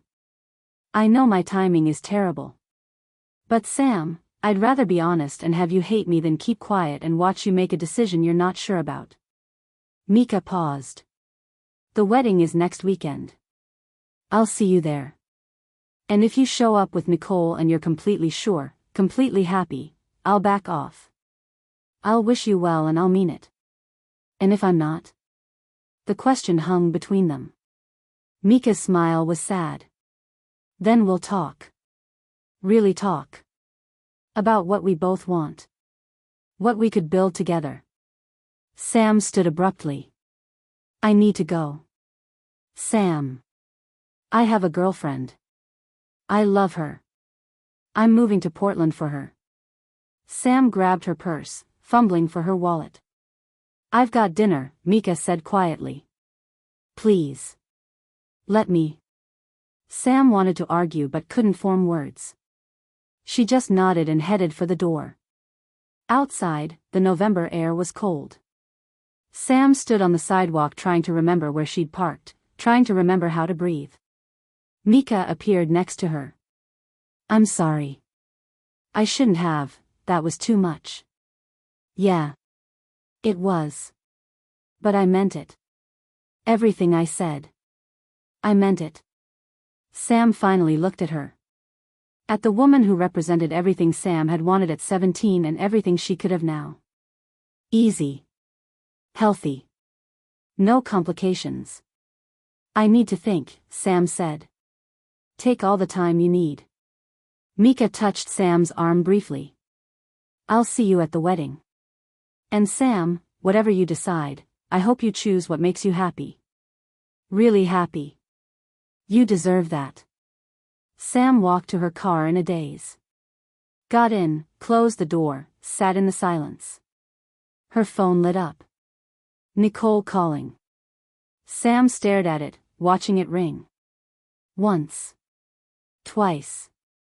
3 times. She answered. Hey, Nicole said, voice bright. How's your evening going? Getting a lot of work done? Sam closed her eyes. The lie would be so easy. Yeah, just working. Pretty boring night. But she couldn't. Not this time. I wasn't working, Sam said. I was at dinner. Oh. With Jordan? No. Sam took a breath. With someone from high school. Mika Santos. She's in Rafa's wedding party. We grabbed dinner to catch up. Silence on the other end.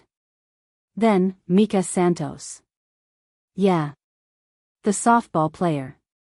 The one who was out. Yeah. Another long silence. Sam could hear Nicole breathing, could feel the tension through the phone. Why didn't you tell me? Nicole's voice was small. When I asked what you were doing tonight, why didn't you just say you were having dinner with a friend? Because I knew how you'd react. I knew you'd. Sam stopped. I didn't want to worry you. Worry me about what? Nicole's voice was sharper now. What exactly is there to worry about, Sam? Nothing. It was just dinner. Catching up. Then why do you sound like you're about to cry? Sam was crying. Hadn't even realized it. Tears streaming down her face in her parked car in Oakland. She said, Sam's voice broke. She said she's interested in me. The silence that followed was deafening. And what did you say? Nicole's voice was barely a whisper. I said I'm with you. That I love you. That I'm moving to Portland.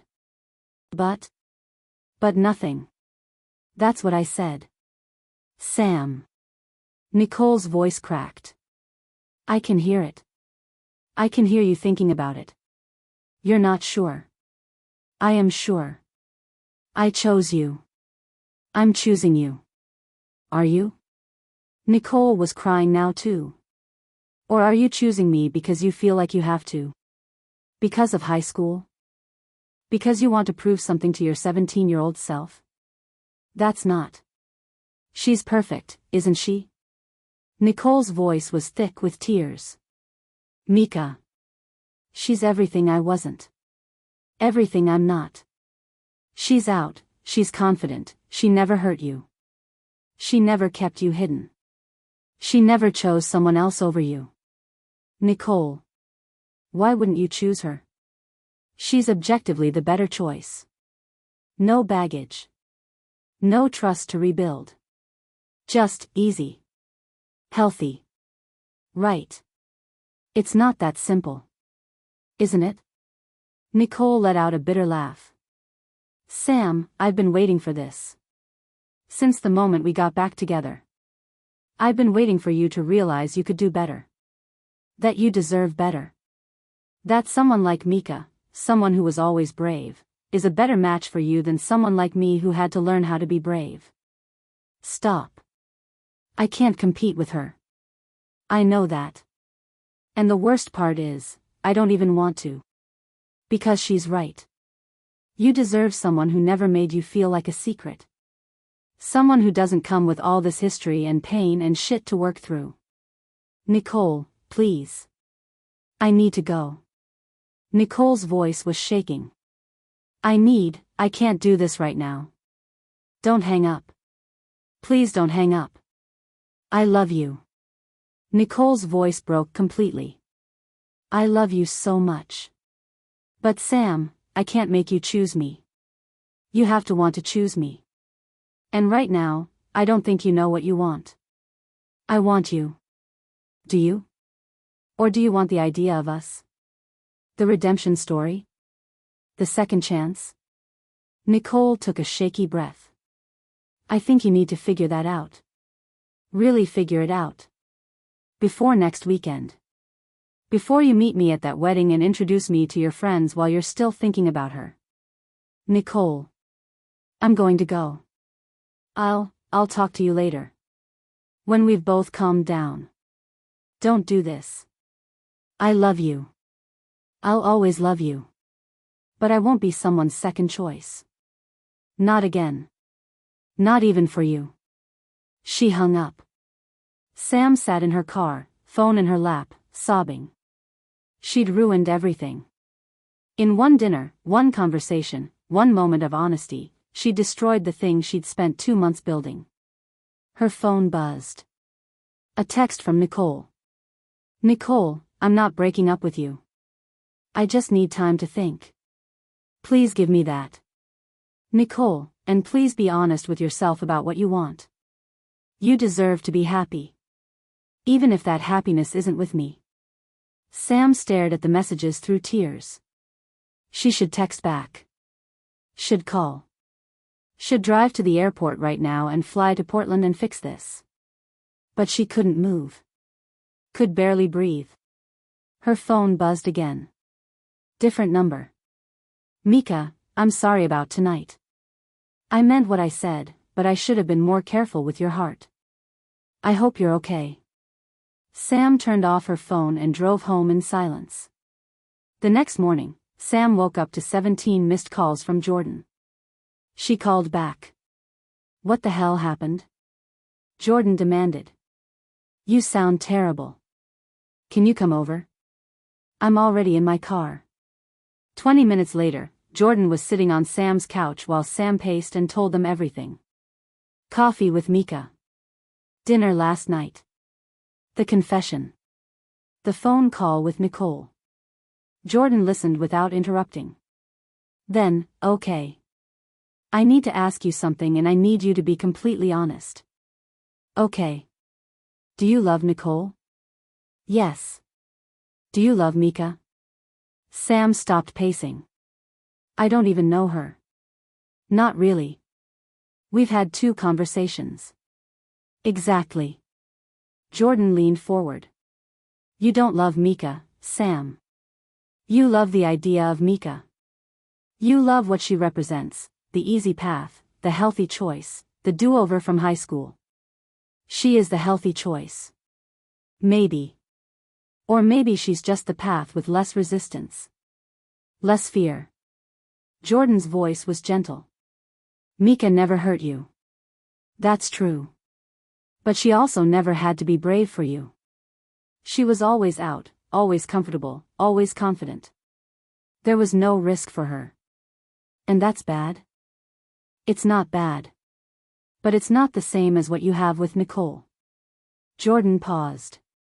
Nicole had to fight everything, her parents, her fear, her entire life plan, to choose you. Mika doesn't have to fight anything. Of course she's easier. But does easy mean better? Sam sank onto the couch. I don't know. Here's what I think. Jordan took Sam's hand. I think you're scared. You're about to make this huge change, moving cities, living with Nicole, building a life together. And then Mika shows up and offers you an alternative. A life that doesn't require you to move, doesn't require you to trust someone who hurt you, doesn't require you to be brave. So you're running. Like you always do when things get scary. Jordan's voice was firm but kind. You ran from Nicole in high school. You've been running from real relationships for 12 years. And now you're on the edge of actually building something real and you're looking for an exit. That's not. Isn't it? Be honest. If Mika had showed up any other time, 6 months ago, a year from now, would you be this tempted? Or is it specifically now, right when you're about to move, right when it's getting real with Nicole? Sam felt tears prick her eyes again. I don't know. I think you do. Jordan squeezed her hand. And I think you need to figure out what you actually want. Not what's easier. Not what feels safer. But what you really want. They sat in silence for a long moment. Nicole thinks I should choose Mika, Sam said quietly.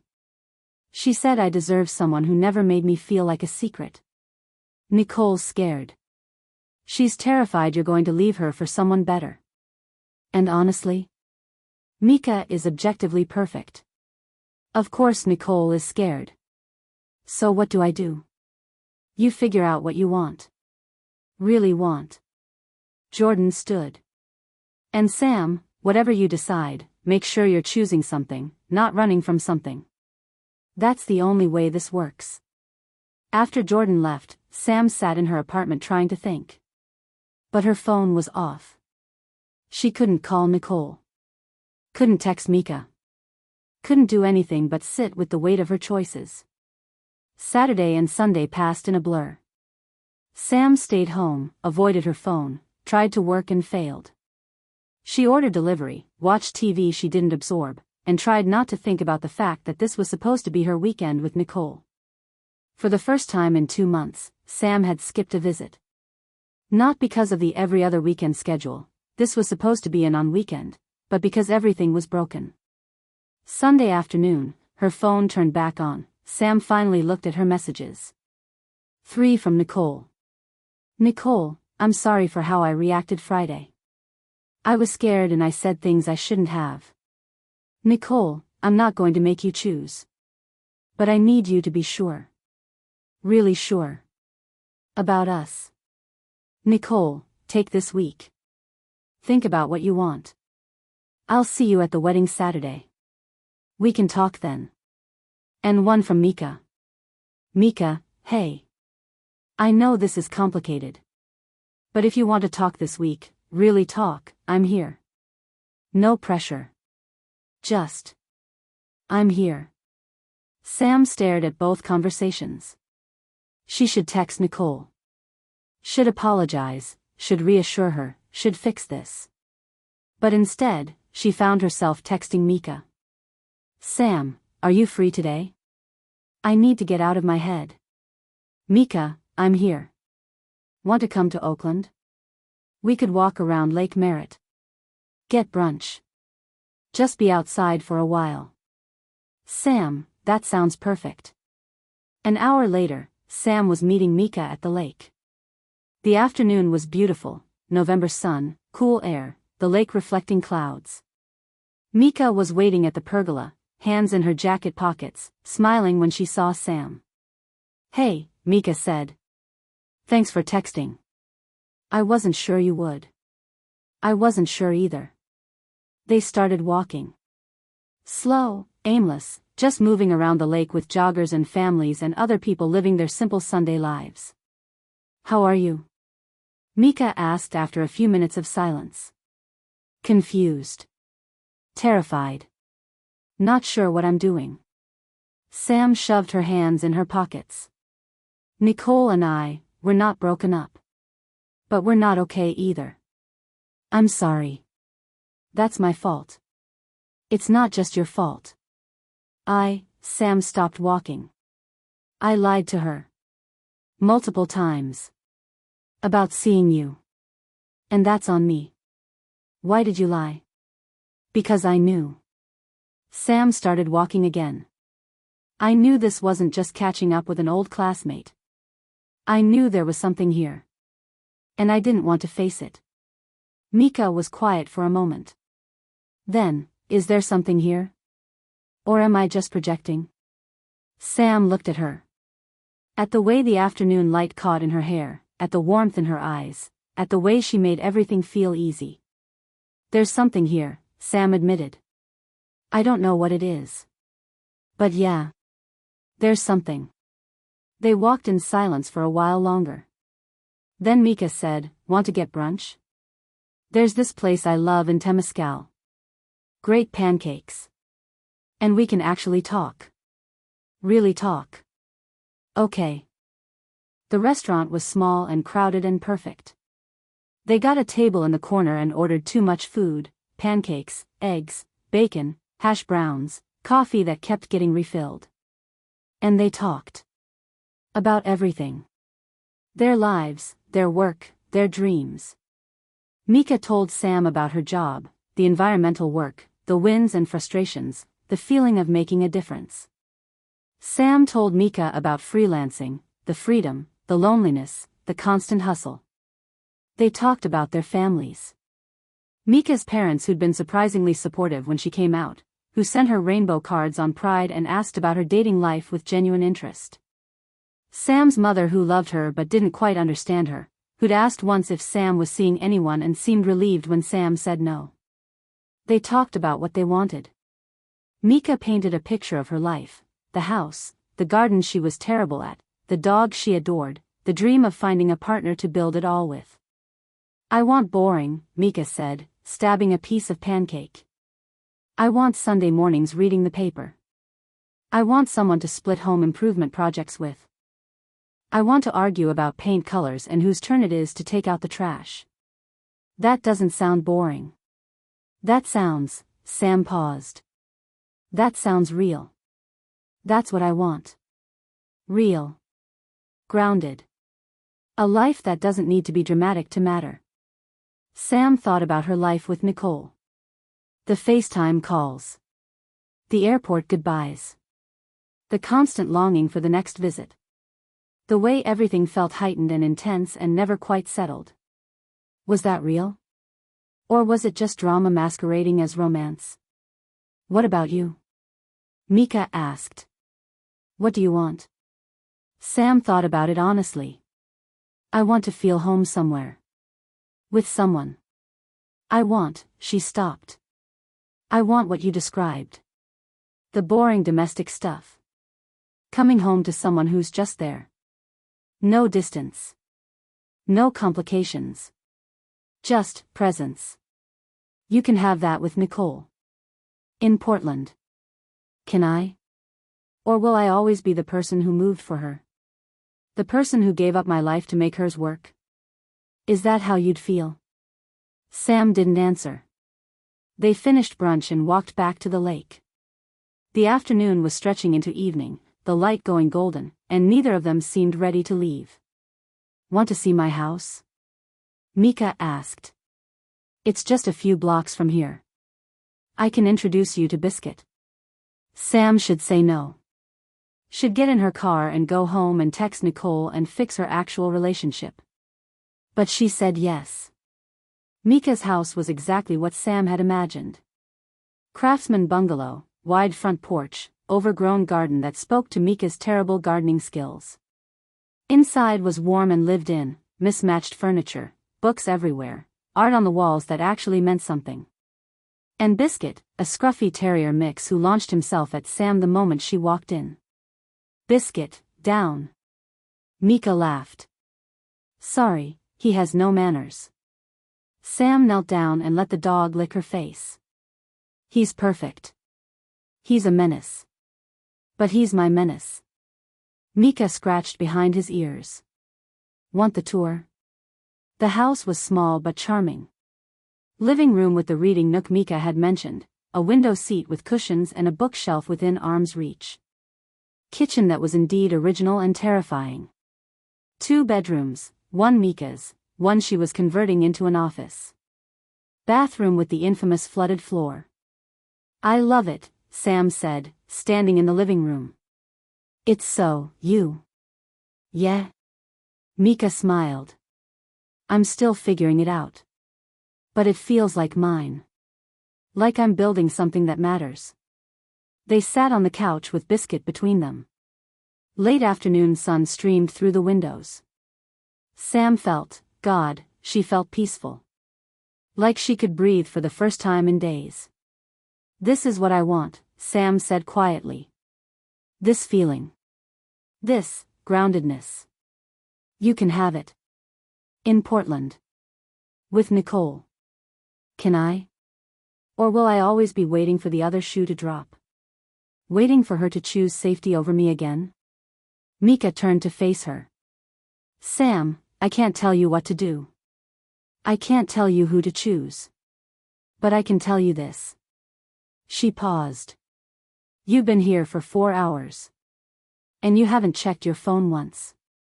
You haven't looked stressed or anxious or afraid. You've just been present. Happy. Sam realized it was true. She'd forgotten her phone in her jacket pocket. Hadn't thought about Nicole or Portland or the decision weighing on her. She'd just been here. With Mika. Being happy. What does that mean? Sam asked. I think you know what it means. They sat in silence. Biscuit snoring between them. The house settling into evening quiet. I should go, Sam said eventually. You don't have to. I do. I need to, Sam stood. I need to think. Mika walked her to the door. Outside, the evening was cool and clear, the Oakland hills going purple in the distance. Sam, Mika said at the car. I meant what I said Friday. About backing off if you're sure about Nicole. But I also meant the other part. About us, about what we could build together. Mika. You don't have to say anything. Just, Mika touched Sam's arm gently. Just think about it. Think about what actually makes you happy. Not what you think you should want, or what would fix the past. But what would make your future good. I am thinking about it. I can't stop thinking about it. Good. Mika smiled. The wedding is Saturday. I'll see you there. And Sam, she paused. You should be with someone who makes you this happy. Someone who makes you forget to check your phone. Someone you can just be with. She leaned in and kissed Sam's cheek. Not quick, not casual, a real kiss, lingering, warm, full of promise. Take care of yourself, Mika said softly. Sam got in her car and drove away before she could do something stupid. Like stay. Like lean into that kiss. Like choose the easy path because it felt good. The drive back to San Francisco felt like waking up from a dream. By the time Sam got home, reality was crashing back in. She'd spent the entire day with Mika. While Nicole thought she was taking time to think. While Nicole was in Portland, scared and waiting, giving Sam space. And Sam had spent it with the person Nicole was most afraid of losing her to. Sam sat in her apartment and felt like she was betraying everyone, including herself. Her phone buzzed. Nicole. Nicole, I hope you're okay. I know this is hard. I love you. Whatever you decide, I love you. Sam stared at the message. At Nicole's kindness, Nicole's fear, Nicole's love offered freely even while terrified of losing. Then she looked at the other text thread.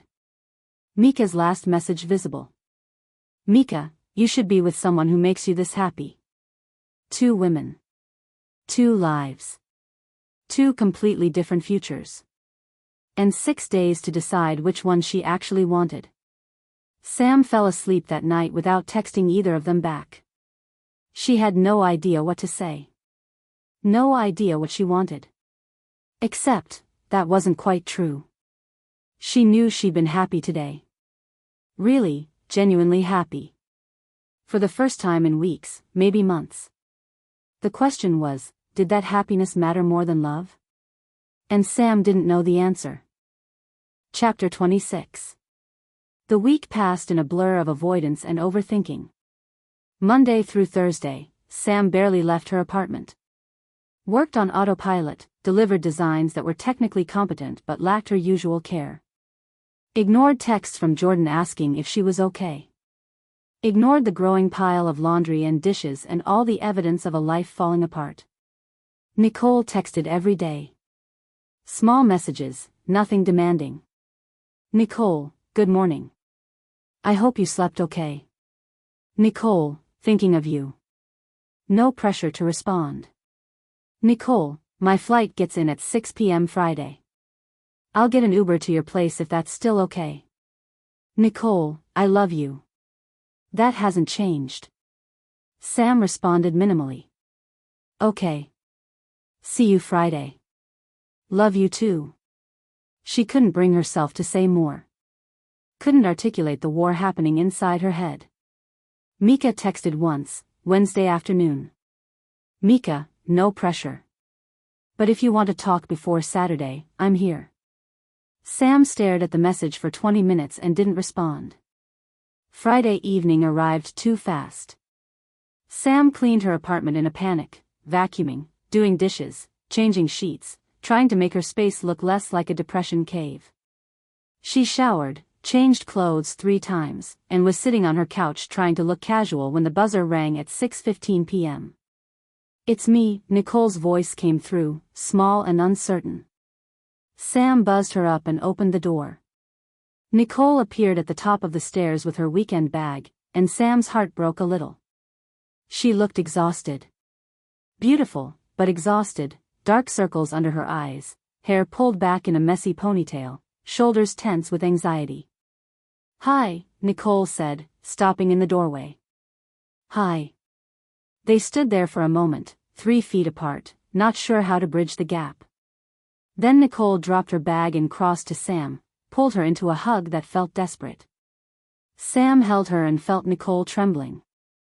I missed you, Nicole whispered against Sam's shoulder. I missed you so much. I missed you too. They held each other for a long time. When they finally pulled apart, Nicole's eyes were bright with tears. Are you okay? Nicole asked, touching Sam's face. You haven't been sleeping. Neither have you. No. Nicole attempted a smile. Turns out thinking you're about to lose someone doesn't help with sleep. Sam felt guilt twist in her stomach. Nicole. We don't have to talk about it tonight. Nicole picked up her bag. Can we just have tonight? Tomorrow is the wedding and we'll deal with everything then. But tonight, can we just be us? Sam wanted to say yes. Wanted to pretend everything was fine, spend the evening cooking dinner and watching movies and pretending her heart wasn't being torn in 2 directions.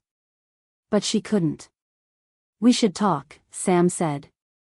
We need to talk. Nicole's face fell. Okay.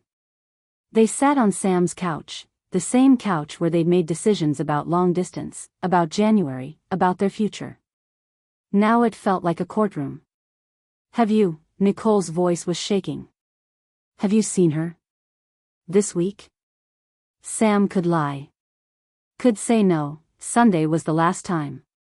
But she'd lied enough. No. Not since Sunday. Nicole closed her eyes. Sunday. When you spent the whole day with her. I didn't mean to. I needed to get out of my head and she offered to meet at the lake and then we got brunch and, Sam stopped. It just happened. Did you kiss her? No. God, no. Sam reached for Nicole's hand. She kissed my cheek. When I was leaving. But nothing more than that. Do you want to? The question hung between them. Sam thought about being honest. About saying yes, about admitting she'd thought about it, about confessing how confused she was. But looking at Nicole's face, at the fear and love and desperate hope there, she couldn't. I don't know what I want, Sam said instead. That's the problem. I don't know. Nicole pulled her hand away. That's not the answer I was hoping for. I know. But it's the truth. They sat in silence. Outside, San Francisco moved through Friday night, people heading to bars, to dinners, to lives that weren't falling apart. Tell me about her, Nicole said finally. Tell me what makes her so tempting. Nicole. Please. I need to understand. Nicole turned to face her. What is it about Mika that makes you this unsure about us? Sam thought about how to explain it. About Mika's house and dog and groundedness. About the way conversation flowed effortlessly. About feeling happy and present and unafraid. She's easy, Sam said finally. Being with her is easy. There's no history to navigate. No trust to rebuild. No fear that she'll choose safety over me. Because she already chose courage in high school. Yeah. Nicole nodded slowly. And me? What am I? Sam's throat felt tight. You're hard. Loving you is hard. Trusting you is hard. Moving my entire life for you is hard. So why would you choose hard over easy? That's what I've been trying to figure out all week. Nicole stood abruptly. I can't do this. I can't sit here and compete for you. I can't, her voice broke. I can't convince you to choose me, Sam. You either want me or you don't. It's not that simple. Isn't it? Nicole's eyes were blazing now. Mika is perfect. She owns a house, she has a dog, she's emotionally available and has her shit together. She represents the healthy choice, the smart choice, the choice that won't hurt you. Nicole. And I'm what? The girl who kept you hidden. The girl who chose her boyfriend over you. The girl who comes with baggage and fear and all the ways I failed you. Nicole was crying now. Why would you choose me? Honestly, Sam. Why would anyone choose me over her? Sam stood, crossed to her. Because I love you. But you're attracted to her. You're drawn to her. You spent an entire day with her and were happier than you've been in weeks. Nicole's voice was ragged. Love isn't enough. Not when there's someone else who could make you happier. I don't know if she could make me happier. Then why are you so torn? Nicole stepped back. If you were sure about me, there wouldn't be a decision to make. The fact that you're even considering her means, she stopped. It means I'm not enough. That's not true. Isn't it? Nicole grabbed her bag. I think I should go. Get a hotel for the night. Give us both space before tomorrow. Don't leave. I have to. I can't, Nicole's hands were shaking. I can't sleep next to you knowing you're thinking about her. Knowing you're not sure. I just can't. She headed for the door. Nicole, please. Nicole turned back, tears streaming down her face. Tomorrow at the wedding. I need you to decide. Really decide. Because I can't do this anymore, Sam. I can't be in limbo while you figure out if I'm worth choosing. You are worth choosing. Then choose me. Nicole's voice cracked. Tomorrow. At the wedding. Either you're with me or you're not. Either you want this, want us, or you let me go. That's not fair. None of this is fair. But it's where we are. Nicole opened the door. I'll see you tomorrow. I'll meet you at the wedding at 3:30. We can go in together like we planned. But Sam, she paused. You need to be sure. Really sure. Because I won't be your second choice. Not again. She left. Sam stood in her empty apartment, listening to Nicole's footsteps fade down the stairs, and felt like she was watching her future walk away. She should go after her. Should stop her, should pull her back, should promise to choose her. But she couldn't. Because Nicole was right. Sam wasn't sure. And that uncertainty was an answer in itself. Sam didn't sleep that night. She lay in bed staring at the ceiling, thinking about Nicole's words. Thinking about Mika's smile. Thinking about the impossible choice in front of her. At 2 a.m., she gave up and opened her laptop. Googled how to know if you're making the right choice. Read advice columns and Reddit threads and all the internet wisdom that meant nothing. At 4 a.m., Jordan called. Why are you awake? Sam asked. Because you're in crisis and I have anxiety. Tell me what happened. Sam told them about Nicole coming over. About her leaving. About the ultimatum. She's right, Jordan said when Sam finished. You need to decide. I know. So what's it going to be? Nicole or Mika? I don't know. Sam. Jordan's voice was firm. You do know. You're just scared to admit it. What if I choose wrong? There is no wrong. There's just what you actually want versus what you think you should want. Jordan paused. So which is which? Is Nicole what you want, or what you think you should want because of high school? Sam thought about it honestly. About why she'd said yes to Nicole in October. About why she'd agreed to move to Portland. I don't know, she admitted. Okay. Different question. When you picture your life a year from now, what do you see? Sam closed her eyes. Tried to picture it. Portland. Nicole's apartment. Waking up next to her. Coffee in the morning. Working from home while Nicole went to the office. Waiting for her to come home. Dinner together. FaceTime calls with Jordan. Visits back to the Bay Area. A life built around someone else's city. Someone else's job. Someone else's world. I see Portland, Sam said quietly. And are you happy? In that picture? Sam tried to feel it. Tried to access whether that imagined life made her heart feel full or just settled. I think so. Maybe. I don't know. Now picture a year from now with Mika. Oakland. Mika's house. Sunday mornings with Biscuit. The farmer's market. Coffee shop Sam already knew. Her friends nearby. Jordan 5 miles away instead of 300. Building a life in the place she already lived. Easy. Comfortable. Unafraid. I see Oakland, Sam said. I see the life I wanted before Nicole came back. And it's, Sam's throat felt tight. It's easier to picture. It makes sense. But I don't love her. I love the idea of her. The ease of it. The way she makes me feel. But I don't love her. And Nicole? I love Nicole.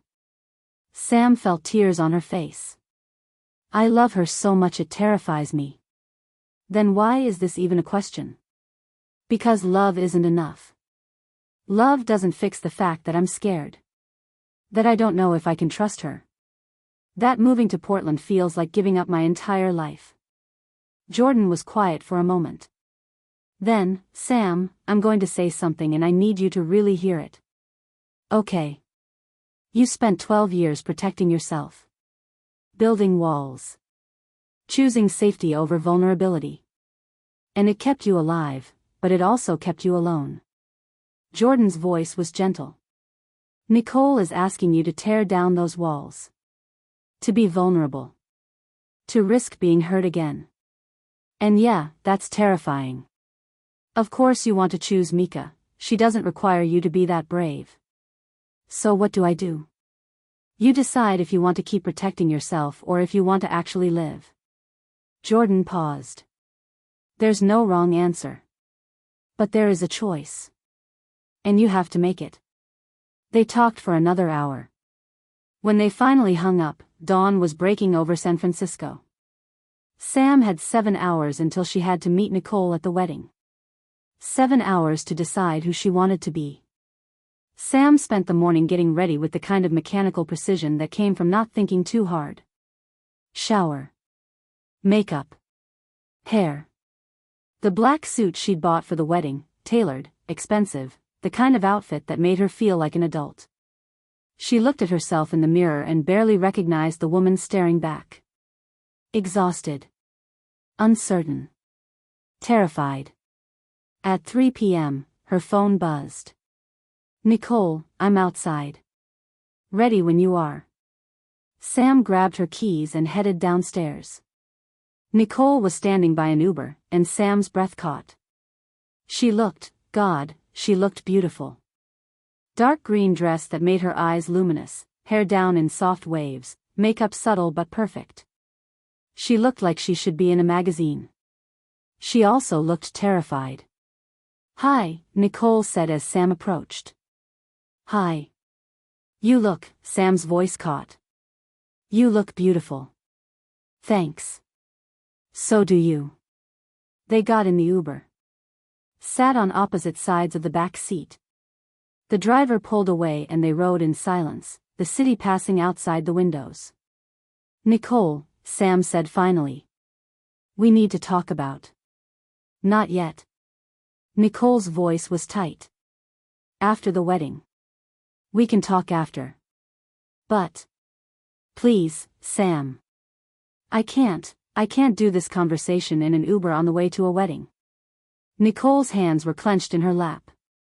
Let's just get through the ceremony. Then we'll talk. Okay?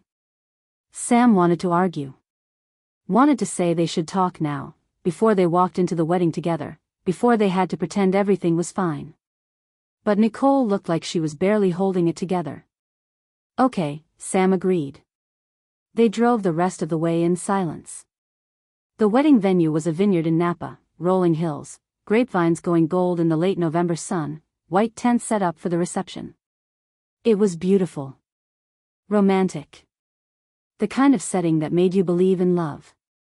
Sam felt sick. They got out of the Uber and walked toward the ceremony area. Other guests were already gathering, people in suits and dresses, champagne glasses in hand, laughing and taking photos. Nicole reached for Sam's hand. The touch was electric. Desperate. Like Nicole was trying to hold on to something slipping away. We're okay, Nicole whispered. Right now, for the next few hours, we're okay. Sam squeezed her hand. We're okay. They found seats toward the back, close enough to see but not so close they'd be obvious. Sam scanned the crowd, looking for. And there she was. Mika. Standing near the front with the rest of the wedding party, laughing with someone Sam didn't know. She looked stunning, burgundy suit that fit perfectly, hair styled, the kind of confident beauty that made everyone turn to look. As if sensing Sam's gaze, Mika turned.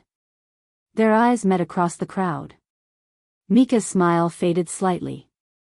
Then she nodded, acknowledgement, not judgment, and turned back to her conversation.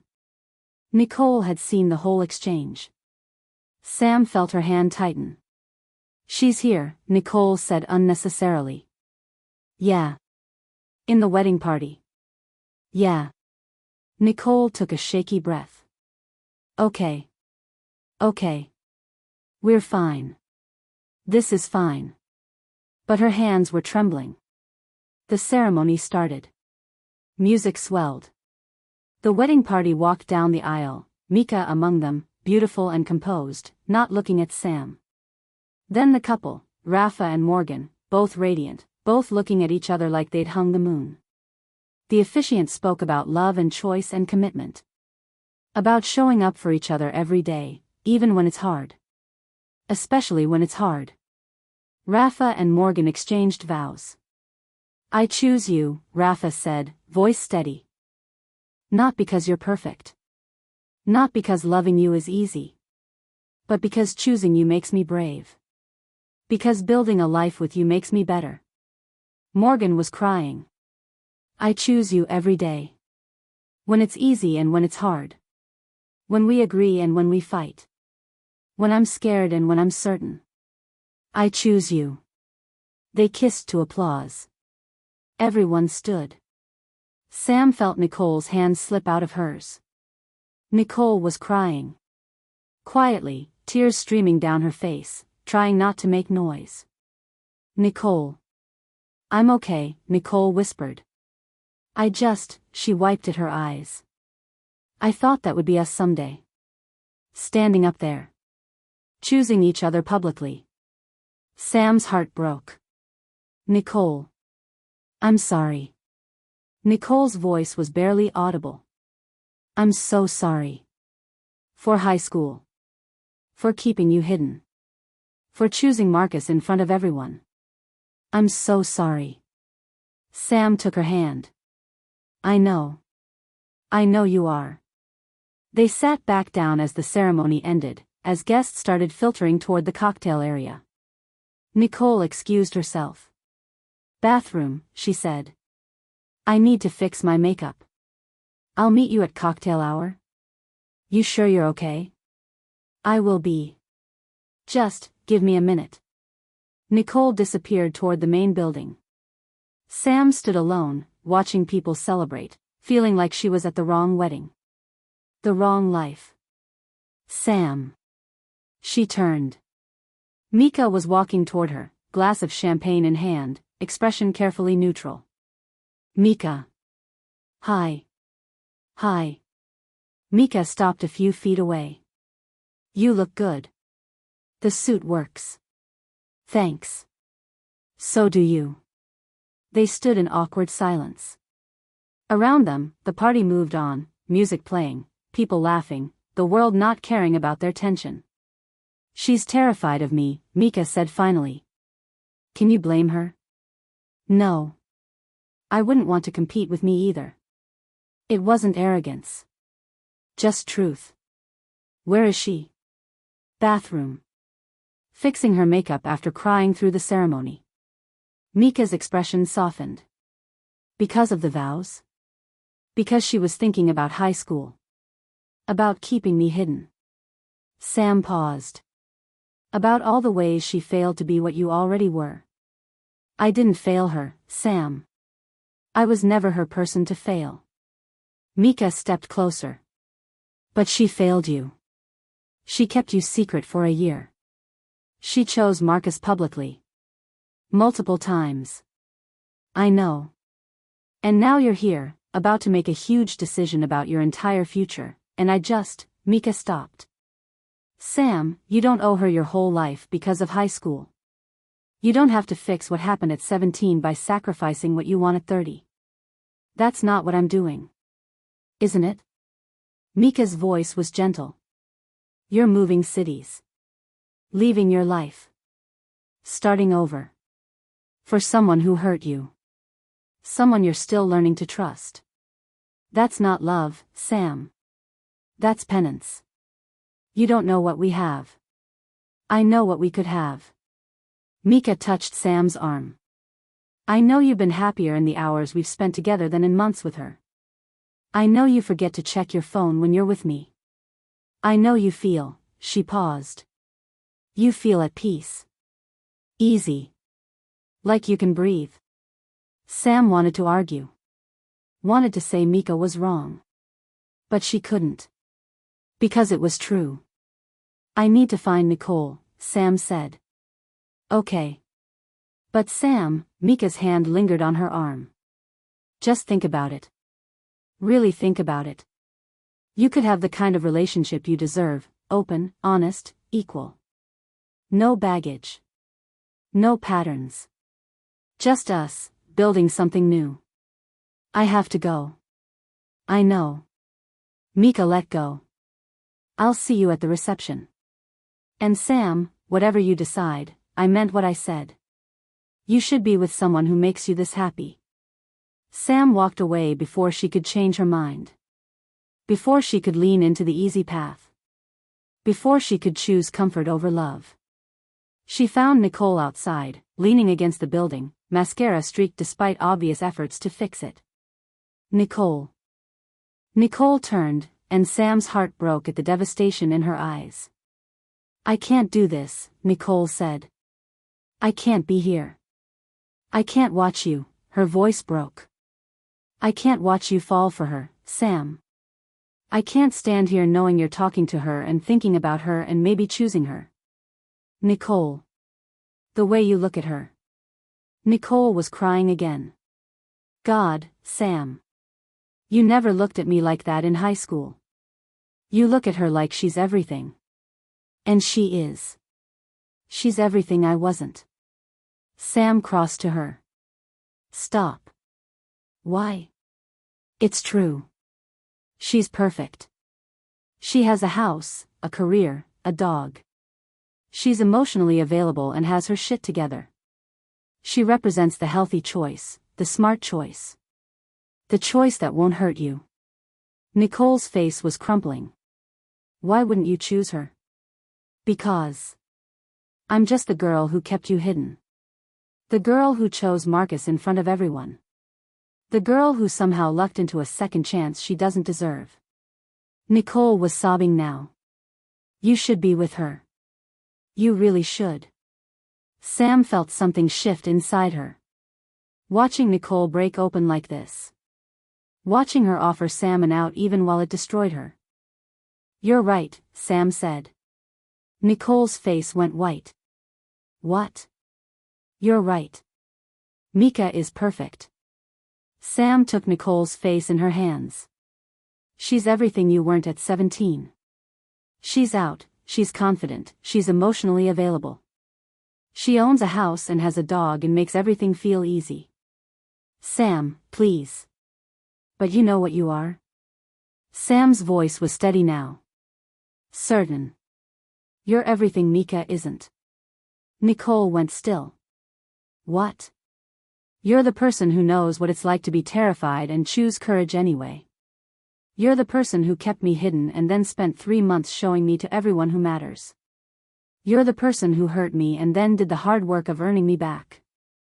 Sam. Mika never hurt me. That's true. But you know what? She also never had to be brave for me. Sam's eyes were burning. She never had to fight her family, her fears, her whole life to choose me. With Mika, everything would be easy. But with you? Everything is earned. Nicole was staring at her, tears streaming down her face, not breathing. I don't want easy, Nicole. I don't want someone who was always available. I want you. Sam's voice cracked. I want the person who was too scared at 17 and is terrified at 30 and is here anyway. I want the person who introduces me as her girlfriend even when her hands are shaking. I want the person who texts me every morning even when she's scared I won't text back. I want the person who chose me, not because it was easy, but because it was right. Are you? Nicole couldn't seem to form words. Are you saying? I'm not choosing you over her. Sam pulled Nicole closer. I'm choosing you because you're who I love. Mika is perfect on paper. But you're perfect for me. Even though I hurt you. Even though I kept you hidden. Because you did those things and then fought like hell to make it right. Because you're not the girl who chose Marcus anymore. You're the woman who chose me. Sam wiped Nicole's tears with her thumbs. And that's who I want. The woman who had to learn courage. The woman who's still learning. The woman who chooses me even when it's scary. I do choose you, Nicole whispered. Every day. Even when I'm terrified. Especially when I'm terrified. I know. And I choose you too. Sam leaned her forehead against Nicole's. I'm sorry I made you doubt that. I'm sorry I let Mika make me question us. But Nicole, I'm sure now. I'm completely sure. You're really choosing me? I'm choosing you. I'm moving to Portland. I'm building a life with you. Not because I feel obligated, not because I'm trying to heal high school, but because I want to wake up next to you every morning. Because I want boring Sundays and shared dinners and all the domestic shit that makes a life. Nicole's laugh was half sob. You're sure? Really sure? I've never been more sure of anything. Sam kissed her then, deep and certain and full of 12 years of love and 3 months of trust and every promise of their future. When they broke apart, Nicole was crying and smiling and looking at Sam like she'd just been given the world. I love you, Nicole said. I love you so much. I love you too. And I'm sorry I made you wait for this. I'm sorry I let you think. Stop. It's okay. Nicole kissed her again, softer this time. We're okay. We're better than okay. They stood in the parking lot, holding each other while inside the reception started, while music played and people danced and Mika was somewhere wondering if Sam had made her choice. We should go back in, Sam said eventually. I want to dance with you. I want to introduce you to my friends. I want everyone to know you're mine. Nicole's smile was radiant. Yeah? Yeah. Sam took her hand. Let's go build new memories. Better ones. They walked back inside together. The reception was in full swing, dinner tables set up, DJ playing, dance floor filling. Mika was standing near the bar, talking to another bridesmaid. She saw them enter.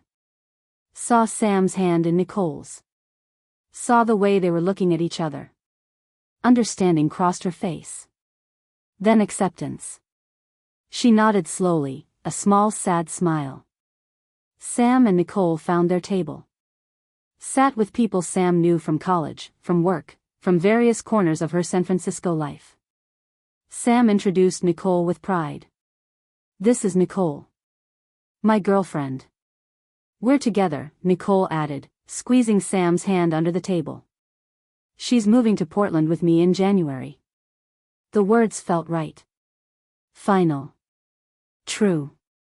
They ate dinner and drank wine and talked and laughed. Rafa came by their table, hugged Sam, welcomed Nicole warmly. I'm so glad you both could make it, Rafa said. You look happy together. We are, Sam said, and meant it. After dinner, the dancing started. Sam pulled Nicole onto the floor and they danced, slow at first, then faster as the music changed. Nicole laughed, genuine and free, and Sam thought, this is what I want. Later, Mika approached them at the edge of the dance floor. Sam. Nicole. Her voice was gracious, kind. Congratulations. You look good together. Thank you, Nicole said, and Sam heard the relief in her voice. Mika turned to Sam. Can I talk to you? Just for a second? Nicole tensed, but Sam squeezed her hand. I'll be right back. They stepped aside, just far enough for privacy. You chose her, Mika said simply. I chose her. And you're happy? Sam looked back at Nicole, at the woman she loved, waiting for her, trusting her. I am. Really happy. Mika smiled, and it reached her eyes. Good. That's all I wanted, for you to be happy. She paused. I meant everything I said. About us, about what we could have built. But Sam, I also meant that you deserve to be with someone who makes you light up. And when you came back in here with her, you were lit up. I'm sorry if I hurt you. You didn't. You were honest. That's all I asked for. Mika touched Sam's arm briefly. I hope she knows how lucky she is. I'll make sure she does. Good. Mika glanced at Nicole. And Nicole, don't fuck it up this time. It wasn't mean. Just honest. I won't, Sam said. I promise I won't. Mika hugged her, quick, warm, final. Take care of yourself, Sam Reyes. Build something beautiful. You too, Mika Santos. They parted. Mika returned to the wedding party, to dancing and champagne and her own life. Sam returned to Nicole. What did she say? Nicole asked. That we look good together. That she hopes you know how lucky you are. Sam pulled Nicole close. And I told her I'd make sure you do. Nicole's eyes filled with tears again. I do know. God, Sam. I know. They danced for hours. Sam introduced Nicole to everyone, college friends, work acquaintances, people from her old life who would become part of her new one. This is Nicole. We met in high school. Lost touch. Found each other again. Sam's arm was around Nicole's waist, confident and sure. She's incredible. You'll love her. And Nicole stood there with shaking hands and bright eyes and met every person with grace. Let Sam show her off. Let herself be known. They were building new memories. Over old wounds. Creating a future that honored the past but wasn't trapped by it. Late in the evening, slow song playing, Sam held Nicole on the dance floor. Thank you, Nicole whispered against Sam's shoulder. For what? For choosing me. Even though I didn't deserve it. You earned it. That's better than deserving it. Sam pulled back to look at her. And I'm going to keep choosing you. Every day. When it's easy and when it's hard. When we're happy and when we fight. I'm going to choose you. I'll choose you too. Always. Nicole's smile was tremulous and beautiful. Let's go home. Portland? No. Tonight, your apartment. Tomorrow, we'll figure out Portland and moving and all the logistics. But tonight, Nicole kissed her softly. Tonight I just want to be with you. No distance. No fear. Just us. They left the wedding hand in hand. Got an Uber back to the city while the reception continued without them. In the car, Nicole rested her head on Sam's shoulder. I was so scared I'd lost you. You didn't. You won't. Sam kissed her temple. I'm yours. Completely. Even though Mika was perfect. Especially because she was perfect. Because I chose you anyway. Because what we have is worth more than easy. Sam laced their fingers together. We have earned love. And that's deeper than perfect love. Nicole was quiet for a moment. Then, I'm going to make you so happy. I promise. I'm going to make this worth it, worth the move, worth the trust, worth choosing me over her. You already make me happy. You already are worth it. Sam paused. And Nicole? I don't need you to be perfect. I just need you to keep being brave. Keep choosing me when it's hard. Keep holding my hand even when yours is shaking. I can do that. Nicole lifted their joined hands and kissed Sam's knuckles. I will do that. Forever. They got back to Sam's apartment and went inside. No more talking. No more decisions. Just them, together, choosing each other with every touch, every kiss, every promise whispered in the dark. Sam had spent 12 years carrying a question. Now she was building a life around an answer. Yes. Always yes. Not because it was easy. Not because it was perfect. But because it was real. And earned. And right. And that was everything. Chapter 27. They got back to Sam's apartment around midnight, both exhausted from the wedding, from the emotion, from the weight of everything that had happened. Sam unlocked the door and they stepped inside. The apartment felt different now, no longer a lonely space, but the beginning of something. A threshold between Sam's old life and whatever came next. Nicole set down her bag and stood in the middle of the living room, looking lost. "Are you okay?" Sam asked, crossing to her. Nicole turned, and there were tears streaming down her face. "I can't believe you chose me." Nicole. Over her. Over Mika Santos. Nicole's voice was shaking. "Do you know how many people in high school wanted her? And you could have had her. You can still have her. She made that clear." Sam took Nicole's face in her hands. "I don't want her. I want you. But she's perfect. She has a house, a career, a dog. Nicole's voice broke. "She's everything I'm not. Everything I wasn't. And you still chose me. I chose you because of who you are. Not in spite of it." Nicole started crying harder. Sam held her, let her shake apart, let her release 12 years of fear and 3 months of insecurity and 1 week of thinking she'd lost everything. When Nicole finally pulled back, her makeup was ruined and her eyes were red and she looked completely undone. "I keep waiting to wake up," Nicole whispered. "To find out this isn't real. That I dreamed the whole thing. It's real." Sam wiped Nicole's tears with her thumbs. "I'm real. We're real. I'm so scared I'm going to mess this up." "You won't. You don't know that." Nicole's hands were trembling. "What if I get scared again?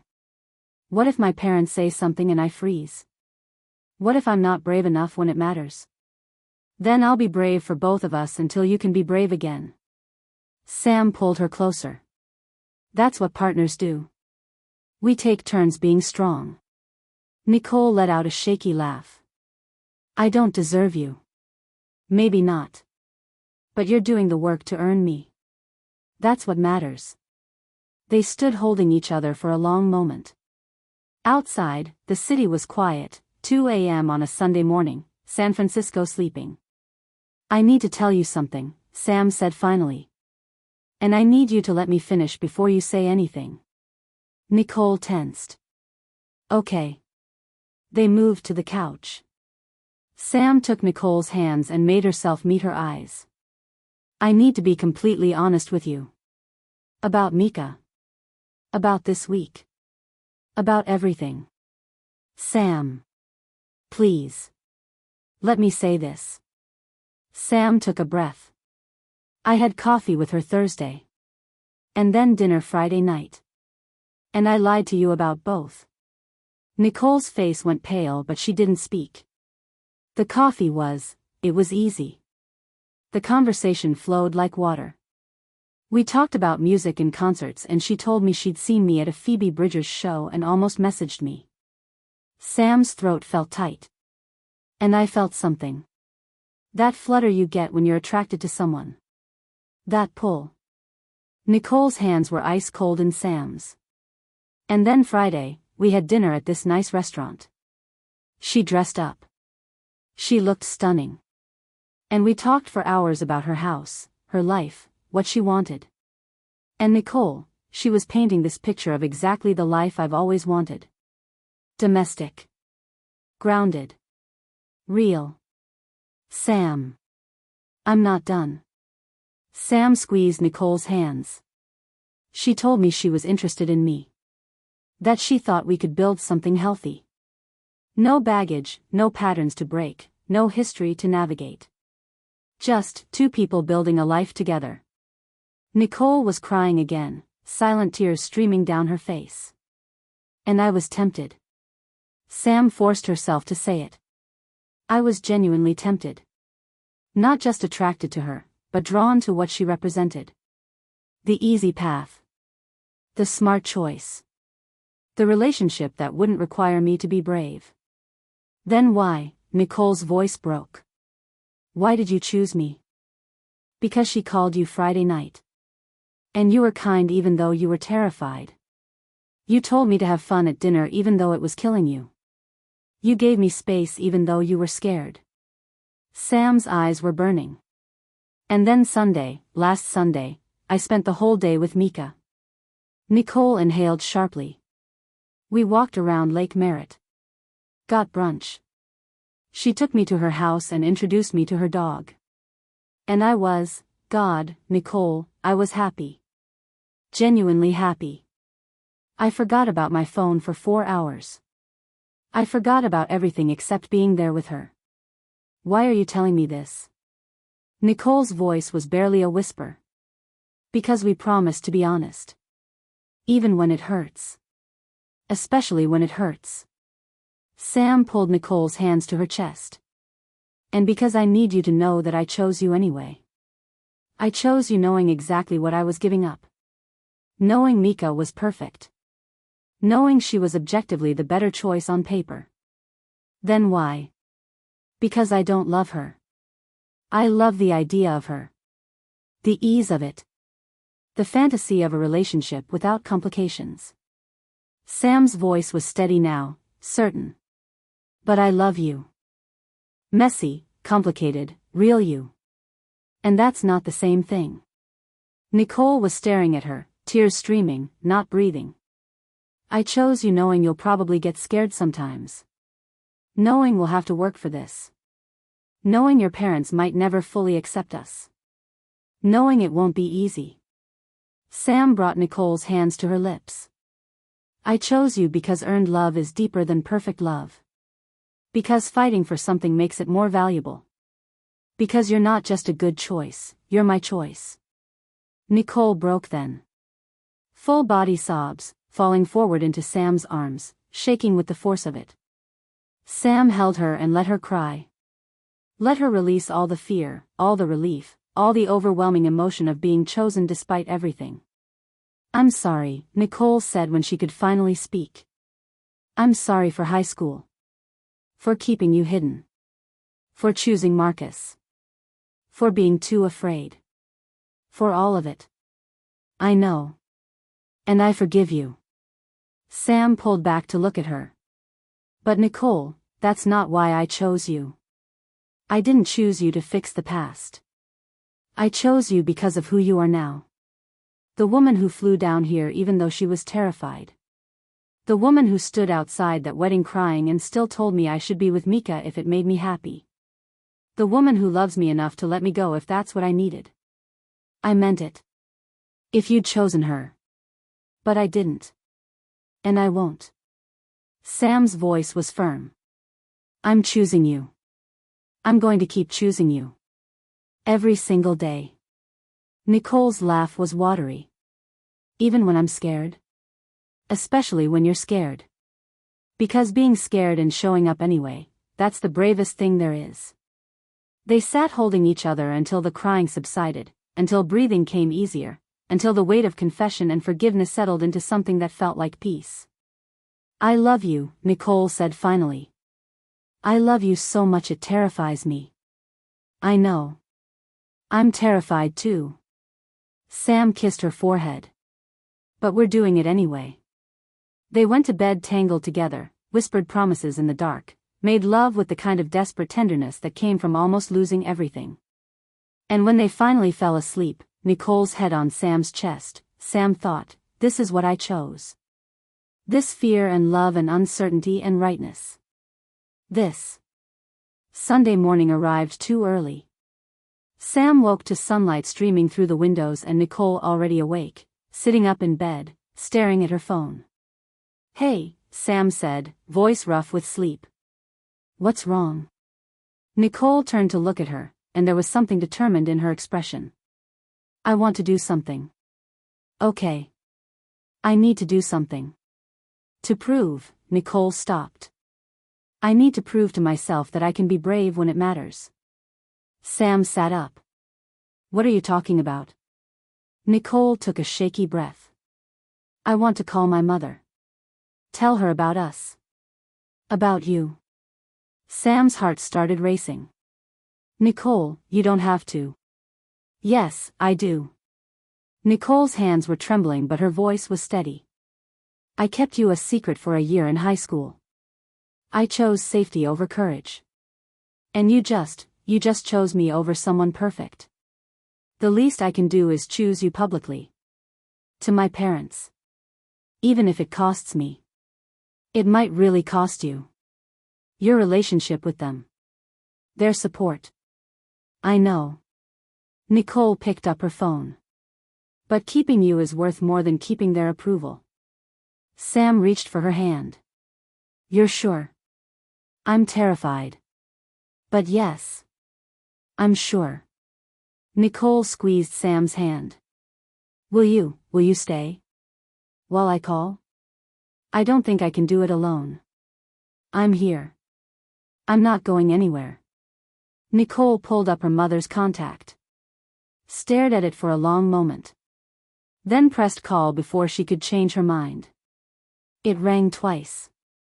Then, Nicole? It's early. Is everything okay? Her mother's voice was crisp, concerned. Sam could hear it through the phone. Nicole's hands were shaking so badly Sam had to help her hold the phone steady. Hi, Mom. I'm fine. I just needed to tell you something. What is it? I'm seeing someone. Her name is Sam. Silence on the other end. Long, heavy silence. Nicole's breathing was shallow, panicked. Sam squeezed her hand. Her mother's voice was cold now. Nicole, what are you? I'm gay, Mom. I know you don't want to hear it. I know you hoped I'd marry Marcus or someone like him. But I can't. I'm gay. And I'm in love with Sam. Nicole. I know you don't approve. I know this isn't what you wanted from me. Nicole's voice was shaking but she kept going. But I love her. I'm moving in with her. We're building a life together. And I'm going to keep loving her whether you accept it or not. Sam could hear her mother's voice rising, rapid Cantonese that Sam couldn't understand but could feel the anger in. Nicole's tears were flowing now but she didn't hang up. Didn't back down. I know, Nicole said in English. I know you're disappointed. I know you wanted grandchildren and a son-in-law and all of it. But Mom, I can't live my life for you anymore. I have to live it for me. More angry words from her mother. Something about shame, about the family, about what people would think. I'm sorry you feel that way, Nicole said, voice breaking. But I'm not sorry about Sam. I'm not sorry about being who I am. Her mother said something sharp, final. Okay, Nicole whispered. Okay. I understand. I'll let you go. She hung up before her mother could. Sat there shaking, the phone falling from her hands, completely undone. Sam pulled her into her arms and held her while she sobbed. I did it, Nicole said between gasps. I told her. I really told her. You did. You were so brave. She's so angry. She said I'm bringing shame to the family. That I'm being selfish. That she raised me better than this. I know. I'm sorry. But I don't regret it. Nicole pulled back to look at Sam, eyes red and streaming but something fierce in them. I don't regret it. Because you're worth it. This is worth it. Sam kissed her, soft and certain and full of pride. You just came out to your mother for me. Do you know how huge that is?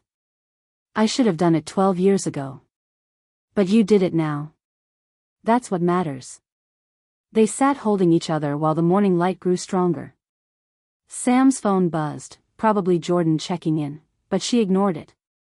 This moment was too important. What happens now? Nicole asked eventually. With your mom? I don't know. Maybe nothing.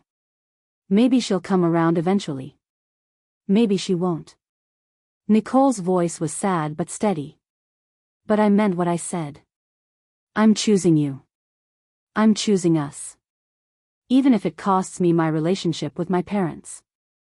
I don't want to cost you that. You're not costing me anything. I'm choosing freely. Nicole took Sam's face in her hands. I spent 12 years choosing safety. Choosing what my parents wanted. Choosing fear. I'm done with that. I'm choosing love. I'm choosing you. Sam felt tears on her own face now. I love you. I love you too. Nicole kissed her. Now let's talk about logistics. Because I'm not spending another day in long-distance hell. They got up, made coffee, sat at Sam's small kitchen table and talked about the future like adults planning a real life together. One of us needs to move, Sam said. Obviously. The every other weekend thing is not sustainable long-term. I'll move here. Nicole said it immediately. To San Francisco. I can find a job. Portland isn't. Actually, Sam interrupted. I want to move to Portland. Nicole stared at her. What? I've been thinking about it. A lot. Even before Mika. Sam took Nicole's hands.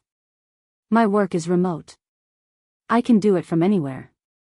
Your job is tied to Portland. You have an office, co-workers, projects that need you physically present. It makes more sense for me to move. Sam, you can't just uproot your entire life. Why not? What am I uprooting? Work I can do anywhere. This apartment I've never really made home. The only real tie I have here is Jordan, and they'll still be a 3-hour flight away whether I'm in the city or in Portland. But, Nicole, I want to move. Sam's voice was certain. I've wanted to move since the first weekend I spent at your place. Since I saw what life could look like with you. Powell's books on Saturdays. The farmer's market on Sundays. Your apartment with its plants and light and life. That's what I want. You're sure? I've never been more sure of anything. Sam paused. When I picture my life a year from now, I don't see San Francisco. I see Portland. I see waking up next to you. I see making coffee together. I see building a real life, not a weekend one. Nicole's eyes filled with tears again. You'd really do that? Move cities for me? Not for you. With you. There's a difference. Sam squeezed her hands. I'm not sacrificing my life. I'm choosing a new one. One that includes you as a permanent part, not a weekend visit. When? January.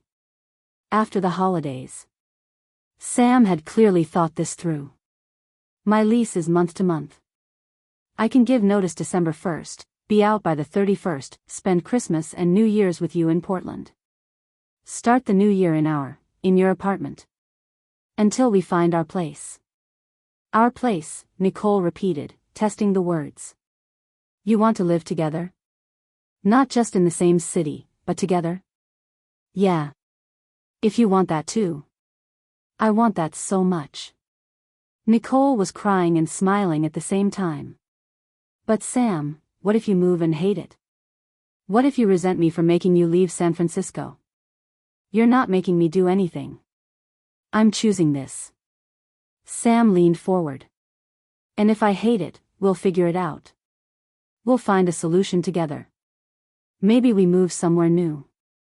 Maybe we come back here. Maybe we figure out some weird split situation.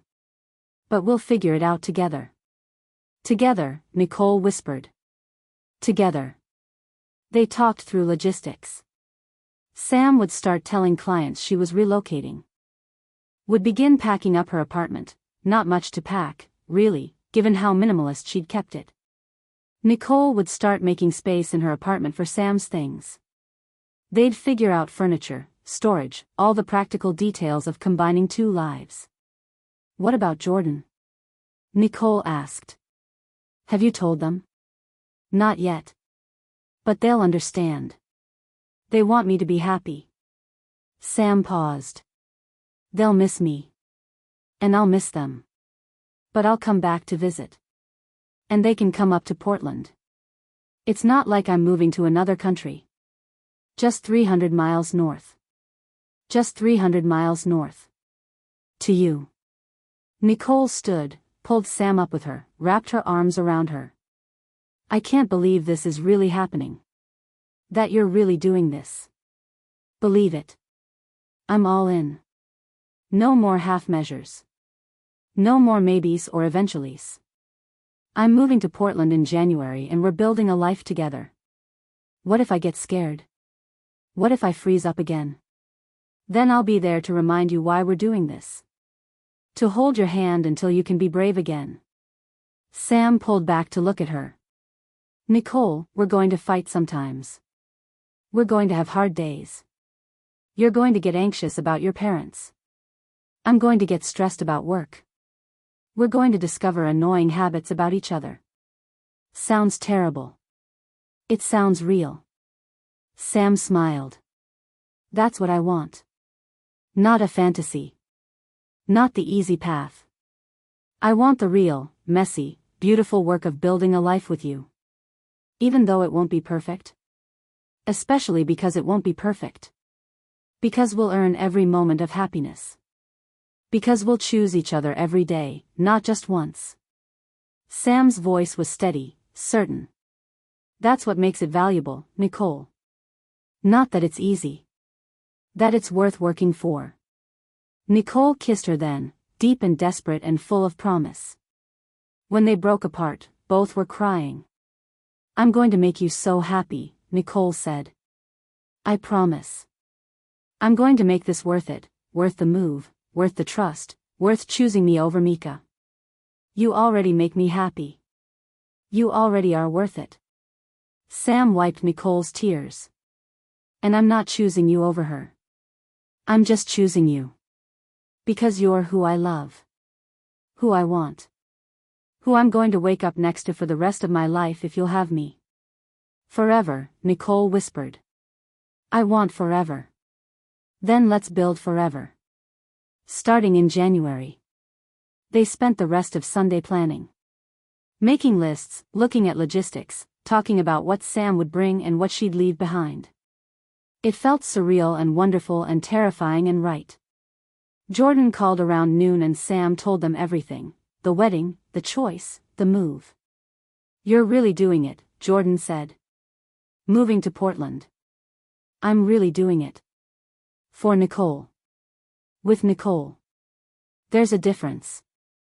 Jordan was quiet for a moment. Then, are you happy? Really, truly happy? Sam looked at Nicole across the apartment, packing up her overnight bag, already making plans for Sam's move. Yeah. I'm really happy. Then I'm happy for you. Cautiously, skeptically, ready to drive up and key her car if she hurts you happy. But happy. Sam laughed. That's all I ask. You'll visit, right? You're not just disappearing into Portland domesticity. I'll visit. And you'll come up. You can crash on our couch and we'll take you to Powell's and you can judge our choices in person. Our couch, Jordan repeated. Listen to you. Already talking like a married couple. Sam glanced at Nicole. Thought about rings and proposals and futures. Maybe someday. Someday soon, if I know you. You don't do anything halfway. No. I guess I don't. After they hung up, Nicole came over with her packed bag. I should get to the airport. My flight's at 5. You could stay another night. Fly back tomorrow. I could. But I have work in the morning. And besides, Nicole smiled. The sooner I get home, the sooner I can start making space for you. Sam walked her to the Uber. Kissed her goodbye on the sidewalk, not caring who saw. 2 months, Nicole said. And then you'll be in Portland for good. 2 months. I love you. I love you too. Call me when you land. Always. Sam watched the Uber drive away, then went back upstairs to her apartment.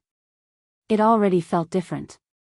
Not like home, it had never felt like home. But like a launching pad. A place she was leaving behind. In 2 months, she'd be in Portland. Living with Nicole. Building a life they'd both chosen. The thought should have been terrifying. Instead, it felt like coming home. Sam pulled out her laptop and started making lists. Clients to notify. Apartment notice to file. Jordan to schedule goodbye dinners with. Her life to pack up and move north. Her phone buzzed. Nicole. Nicole, just boarded. Missing you already. Sam, miss you too. But only 8 more weeks until I don't have to miss you anymore. Nicole, I can't wait. I'm going to make this so good, Sam. I promise. Sam, it's already good. You're already enough. Nicole, I love you. See you in 2 weeks. And then forever. Sam smiled at her phone. 2 weeks until the next visit. 8 weeks until forever. She could do 8 weeks. And then she'd have everything she'd ever wanted. Not the easy path. Not the perfect love. But the earned one. The real one. The one worth working for. The one with Nicole. That was enough. That was everything. Chapter 28. December. The first week of December, Sam filed notice on her apartment. Month-to-month lease, 30 days required. She'd be out by December 31st. It felt surreal, typing the email to her landlord. I will not be renewing my lease. My last day will be December 31st, 2025. Click send. Done. 12 years in San Francisco, condensed to a single email. Sam sat in her apartment, soon-to-be former apartment, and looked around at the space she'd never really made home. White walls she'd never painted. Minimal furniture she'd never bothered to replace. A life she'd kept deliberately small and controllable. In 3 weeks, it would all be gone. Packed up, moved north, transformed into something new. The thought made her breathless. Not with fear, with anticipation. Jordan came over that weekend to help pack. I can't believe you're really doing this, they said, taping up a box of books. Moving to Portland. For Nicole. With Nicole, Sam corrected automatically. There's a difference. Is there? You're the one leaving your whole life. Sam paused in wrapping dishes. What life? Jordan, be honest.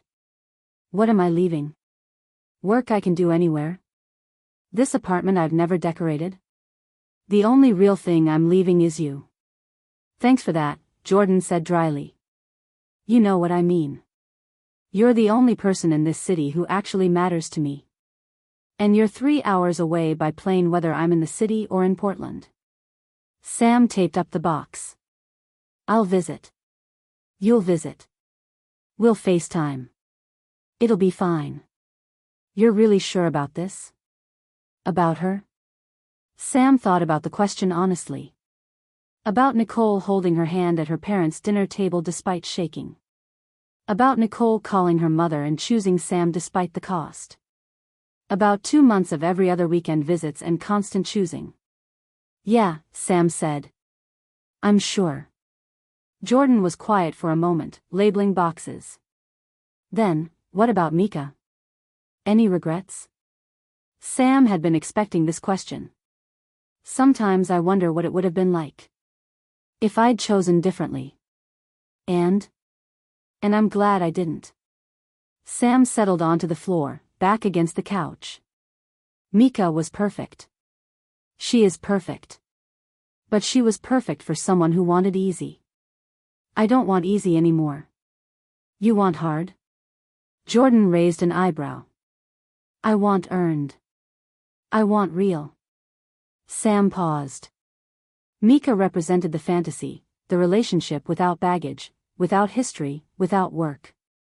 But Nicole? Nicole and I have to work for it. We have to choose each other every single day. And that makes it more valuable, not less. Very philosophical. Very true.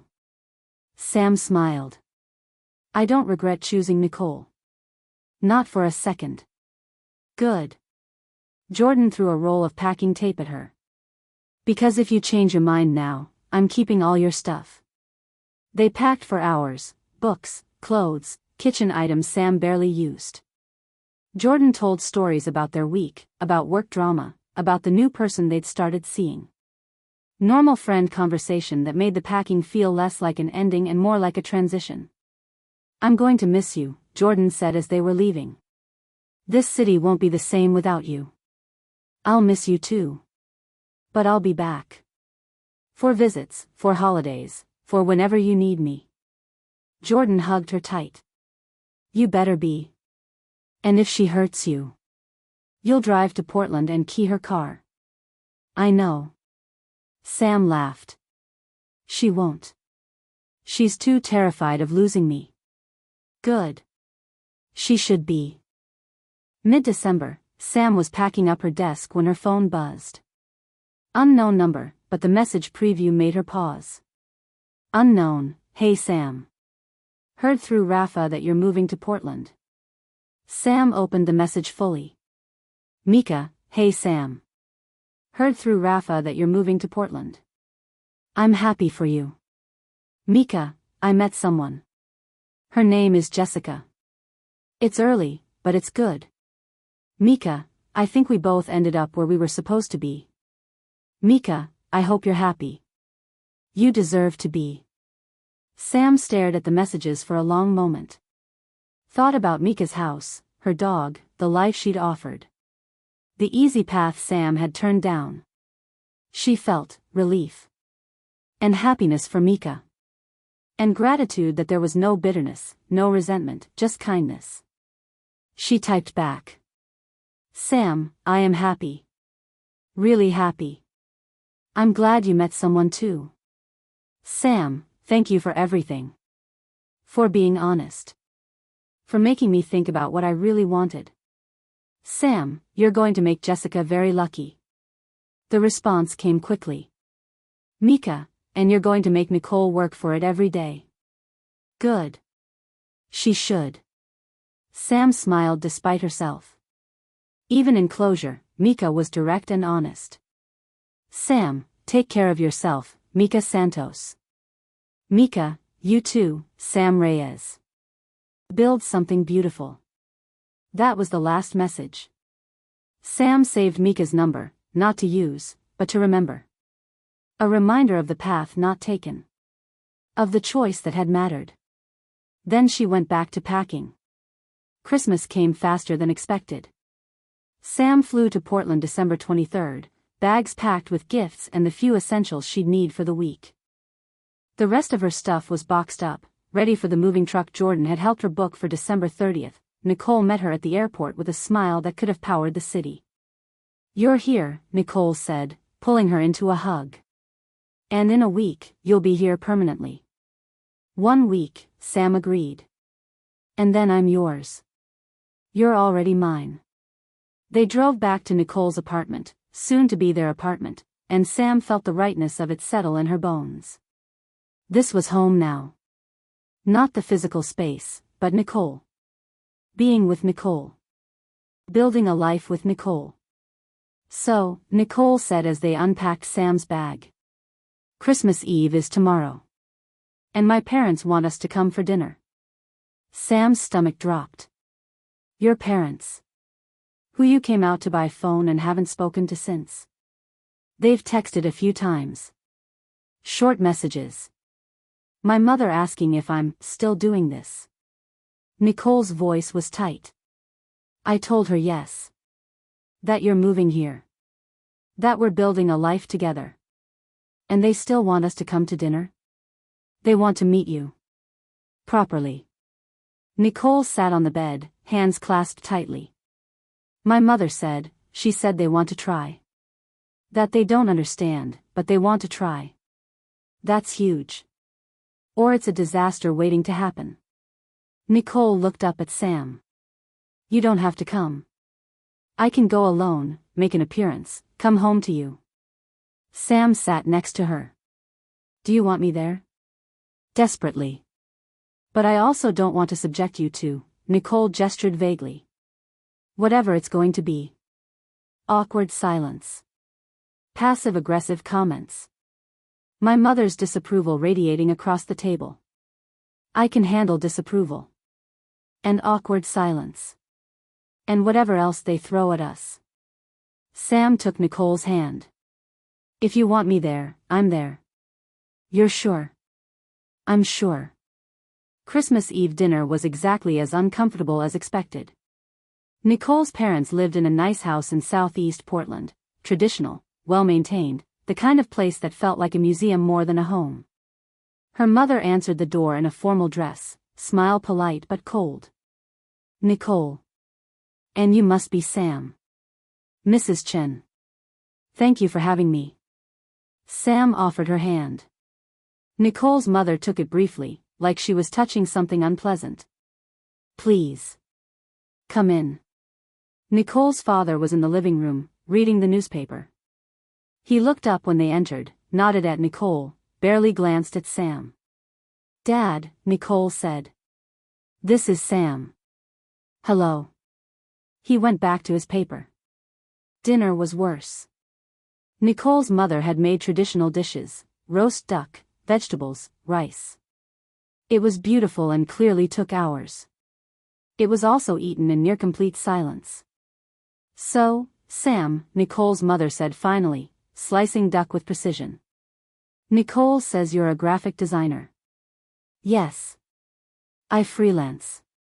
Mostly logos and branding for startups and small businesses. And you can do this work from anywhere. It wasn't a question. Yes. That's why I'm able to move to Portland. How convenient. The words were pleasant but the tone was ice. Nicole's hand found Sam's under the table. Squeezed tight. I understand this is difficult, Sam said carefully. My being here. What Nicole and I, what we are to each other.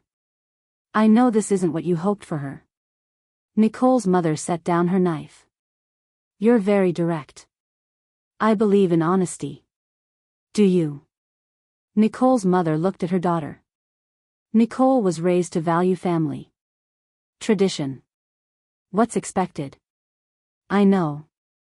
And yet here you are. Taking her away from all of that. I'm not taking her anywhere. Sam kept her voice steady. Nicole chose to be with me. She chose to build a life that makes her happy. I'm choosing to build it with her. Nicole's father spoke for the first time. You're both very young. These things pass. Phases. Dad. Nicole's voice was sharp. It's not a phase. I'm gay. I've always been gay. I just finally stopped lying about it. Her mother flinched. We don't need to be crude. I'm not being crude. I'm being honest. Nicole's hand was shaking in Sam's but her voice was steady. I love Sam. I'm going to keep loving Sam. She's moving here in a week and we're building a life together. You can accept that or not, but it's happening either way. Silence fell heavy over the table. Then, Nicole reached across the table with her free hand and took Sam's other hand. Held both of Sam's hands in plain sight, defiant and terrified and brave. Her mother's face went tight. Her father looked away. But Nicole didn't let go. They finished dinner in strained silence. Nicole's mother offered dessert with the enthusiasm of someone fulfilling an obligation. They declined. We should go, Nicole said, standing. Thank you for dinner. For trying. Her mother walked them to the door. At the threshold, she touched Nicole's arm. Your father and I, she stopped. We need time. To adjust. I understand. But you're still our daughter. That hasn't changed. Nicole's eyes filled with tears. Thank you. They drove back to the apartment in silence. Once inside, Nicole collapsed onto the couch, shaking. That was horrible, she said. Sam sat beside her. You held my hand. At the dinner table. In front of your parents. I was terrified. But you did it anyway. Do you know how brave that was? Nicole let out a shaky laugh. It didn't feel brave. It felt like I was going to throw up. That's what brave is. Being terrified and doing it anyway. Sam pulled her close. I'm so proud of you. They hate you. They don't know me. They hate the idea of me. Of us. Of what we represent. Sam paused. But your mother said she needs time. That's something. It's not acceptance. No. But it's not rejection either. It's a door left open. Sam kissed Nicole's temple. That's more than you had before. Nicole curled into her. I choose you. Even if they never come around. Even if this costs me my family. I choose you. I know. And I choose you too. They spent Christmas Day alone together. Cooked breakfast, exchanged small gifts, walked through the quiet city. It was peaceful. Intimate. Theirs. And when Nicole's mother texted, Merry Christmas, Nicole texted back with a photo of her and Sam, smiling, clearly in love. Her mother didn't respond. But she didn't have to. The text was enough.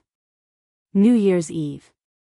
The moving truck arrived at 10 a.m. on December 30th. Jordan and Chris had driven up from San Francisco with it, pulling up to Sam's, to Nicole's, to their apartment with boxes and furniture and Sam's entire life packed into a 16-foot truck. You actually did it, Jordan said, hugging Sam. You moved to Portland. I actually did it. They spent the day unloading. Nicole's apartment, one bedroom, decent-sized living room, kitchen that barely fit two people, suddenly felt crowded with Sam's stuff. Boxes everywhere. Furniture that didn't quite match. Two lives trying to fit into one space. Where does this go? Chris asked, holding a box labeled kitchen, Sam. Nicole looked around her already full kitchen. Maybe we stack it in the bedroom for now? Until we figure out what we're keeping and what we're donating? It was chaos. Beautiful, messy chaos. Jordan pulled Sam aside while Nicole and Chris were arguing about furniture placement. You sure about this? Jordan asked quietly. It's not too late. You could come back with us. Keep the apartment. Tell Nicole you need more time. I'm sure. Sam looked at Nicole, hair pulled back, wearing old jeans and a t-shirt, arguing passionately about whether the couch should face the window or the TV. I've never been more sure of anything. She better be worth it. She is. And if she's not, Sam smiled. I'll know how to leave. That's the difference now. I'm choosing this, but I'm not trapped in it. Good. Jordan hugged her again. I'm going to miss you so much. I'll miss you too. But you'll visit. Next month. I'll show you Powell's and Jenna's cafe and all the places I'm learning to love. Powell's? You're already a Portland cliché. Completely. I even bought a reusable water bottle. Jordan laughed. You're gone. Lost to the Pacific Northwest. They left on New Year's Eve morning, the truck empty, hugs long and tearful. Sam watched them drive away and felt the finality of it. This was it. She lived in Portland now. With Nicole. Building a life they'd chosen together.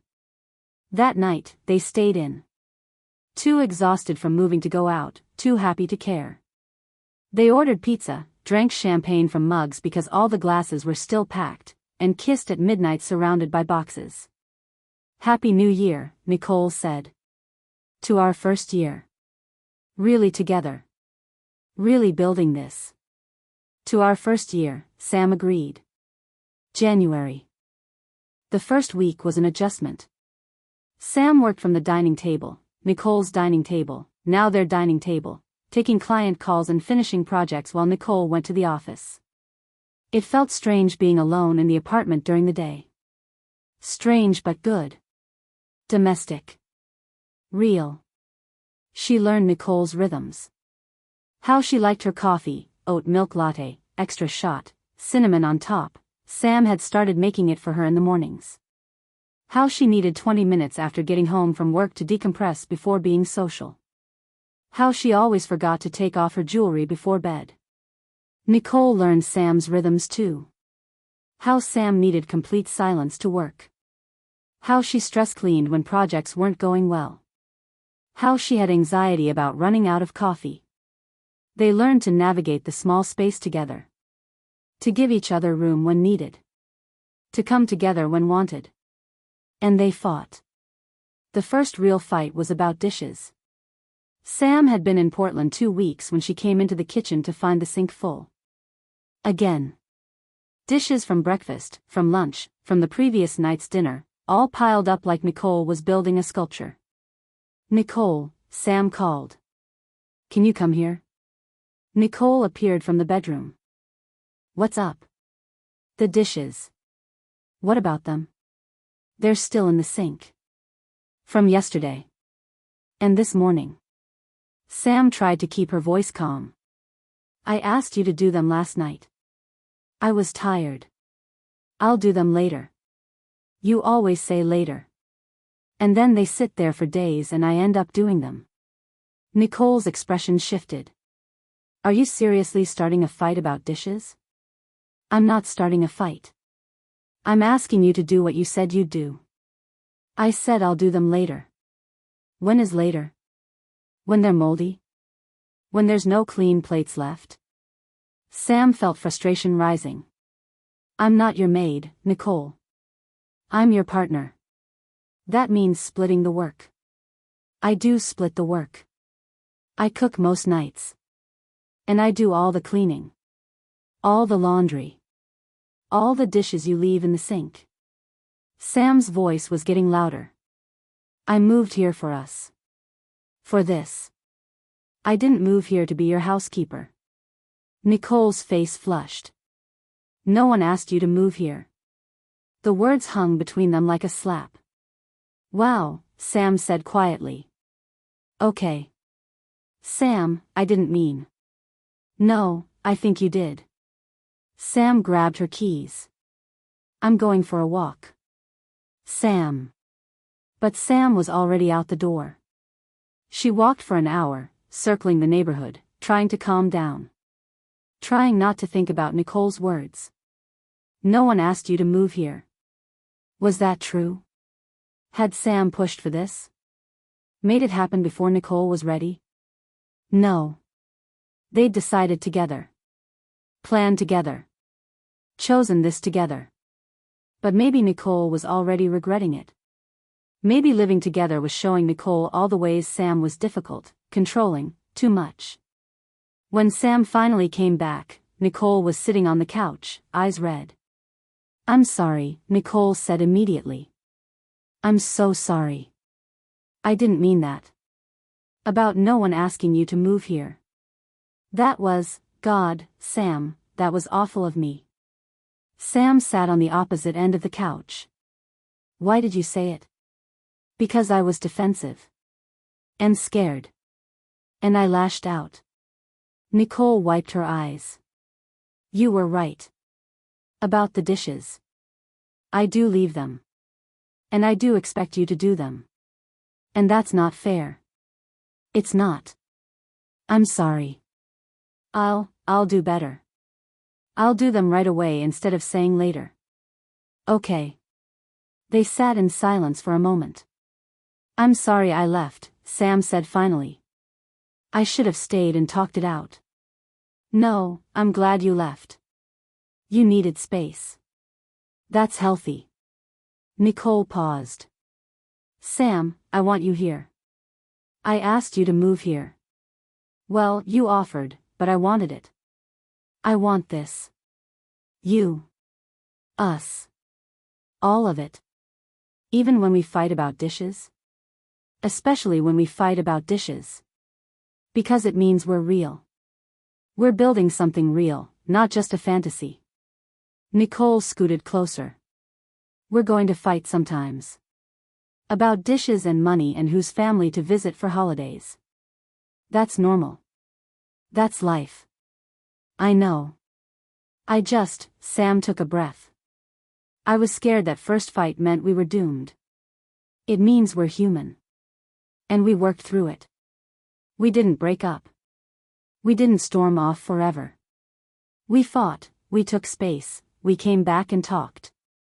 Nicole took Sam's hand. That's healthy. Sam leaned against her. I hate fighting with you. I hate it too.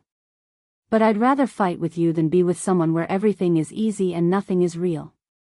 They sat holding each other while the January rain fell outside. Eventually they ordered dinner, did the dishes together, and went to bed knowing they'd survived their first fight. And Sam realized this was what she'd chosen. Not perfection. Not ease. But reality. Partnership. The work of building a life together. Late January. 3 weeks into living together, on a Sunday morning while they were making pancakes, Nicole's phone rang.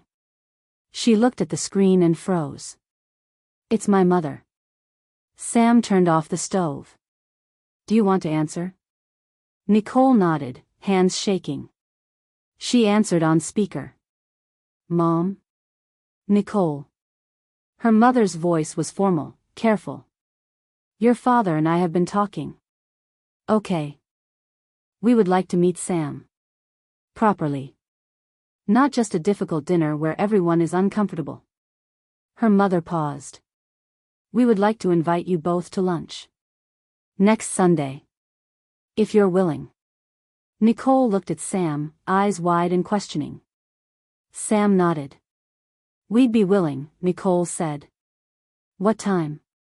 1 o'clock. At our house. We will, her mother stopped. We will try to be welcoming. Thank you. After they hung up, Nicole sat heavily at the kitchen table. They want to try. Actually try. That's huge. What if it's terrible? What if they're awful to you? Then we'll leave. Together. Sam sat next to her. But Nicole, they're trying. Your mother just said she wants to be welcoming. That's not acceptance yet, but it's movement. It's a start. Nicole's eyes filled with tears. I thought I'd have to choose between you and them. Maybe you won't have to. Maybe they'll surprise you. You really think so? I think people can change. If they want to. If they love someone enough to try. Sam took her hands. Your mother loves you. I could see that at Christmas. She doesn't understand us, but she loves you. And love, real love, it makes people brave. Nicole laughed through her tears. You sound like a greeting card. A very wise greeting card. Sam kissed her. It's going to be okay. We'll go to lunch. We'll be ourselves. And we'll handle whatever happens together. Together, Nicole repeated, the words settling into something that felt like hope. They finished making pancakes, spent the rest of Sunday planning what to wear to lunch, how to handle difficult questions, what topics to avoid. And when Monday came, when Sam was working at the dining table and Nicole was at the office and they were living their ordinary, beautiful, hard-won life together. Sam thought about Mika. About the easy path. About the perfect house and perfect dog and perfect life she could have chosen. And felt nothing but gratitude that she'd chosen this instead. This messy apartment full of unpacked boxes. This relationship that required work and honesty and fighting about dishes. This ordinary Tuesday where the most exciting thing was planning lunch with Nicole's parents. This real, complicated, beautiful life. With Nicole. It was everything Sam had ever wanted. And she had no regrets. Not one. Chapter 29. November, 1 year later. Sam stood in front of the bathroom mirror, checking her reflection one more time. Black jeans, burgundy button-down, the same outfit she'd worn to the hotel that first weekend 13 months ago. She looked good. Nervous, but good. In her jacket pocket, the ring box felt like it weighed 1,000 pounds. Sam. Nicole called from the living room. We're going to miss check-in if we don't leave soon. Coming. Sam took one more breath, touched the ring box for reassurance, and walked out to find Nicole by the door with their weekend bags. You okay? Nicole asked, studying her face. You look, I don't know. Anxious? I'm fine. Just excited about the trip. Nicole smiled. Me too. I can't believe you booked us a weekend at the hotel. The same hotel where she stopped. Where everything changed. I thought it would be romantic. Anniversary trip and all. It's perfect. Nicole kissed her. You're perfect. If only she knew what was coming. The drive to the coast took 2 hours. Nicole drove while Sam pretended to relax, watching the Oregon landscape roll past, Portland suburbs giving way to farmland, farmland giving way to coastal forest, until finally they could smell the salt air. The hotel appeared around a bend in the road, exactly as Sam remembered it.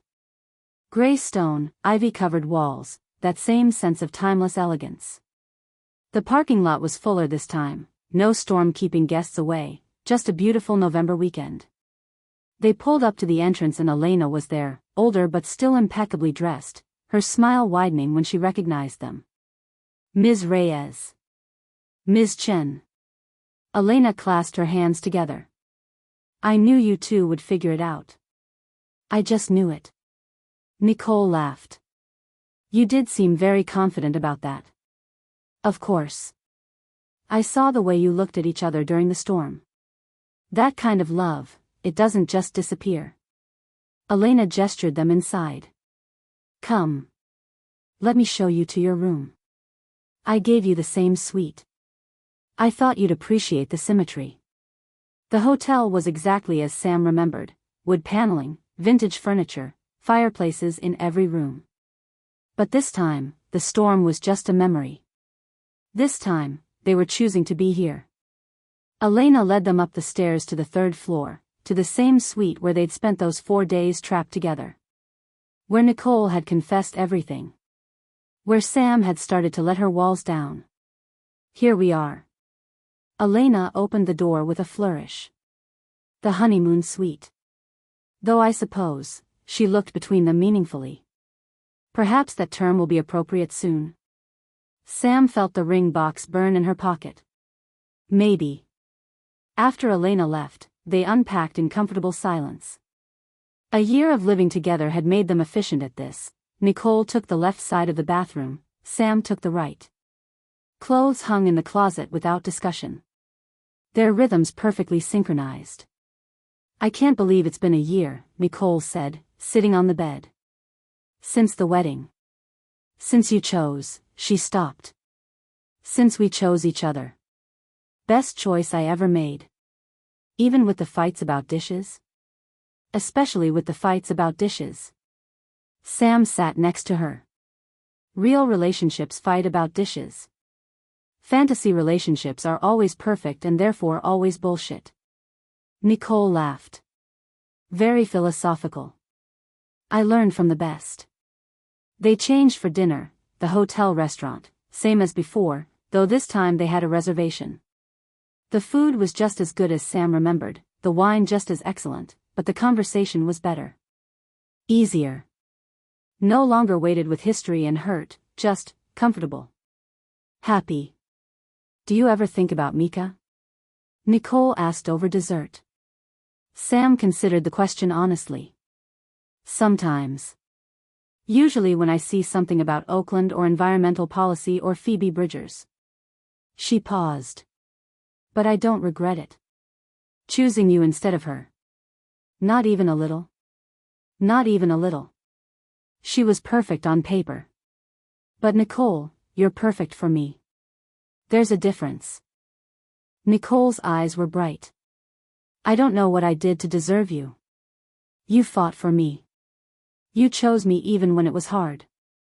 You came out to your parents for me. Sam took her hand. You earned me. That's better than deserving me. After dinner, they walked the hotel grounds. The gardens were different now, November instead of September, flowers gone dormant, trees bare. But it was still beautiful in its own way. Stark. Honest. Real. I was so angry that first night, Nicole said, walking the path they'd walked during the storm. When I saw you in the lobby. I thought, here's my chance to explain. To make her understand. I didn't want to understand. I wanted to stay angry. I know. You had every right to be. Nicole stopped walking. Sam, I need to tell you something. Sam's heart raced. This wasn't part of the plan. She was supposed to propose tomorrow morning, not. I've been thinking about therapy, Nicole said.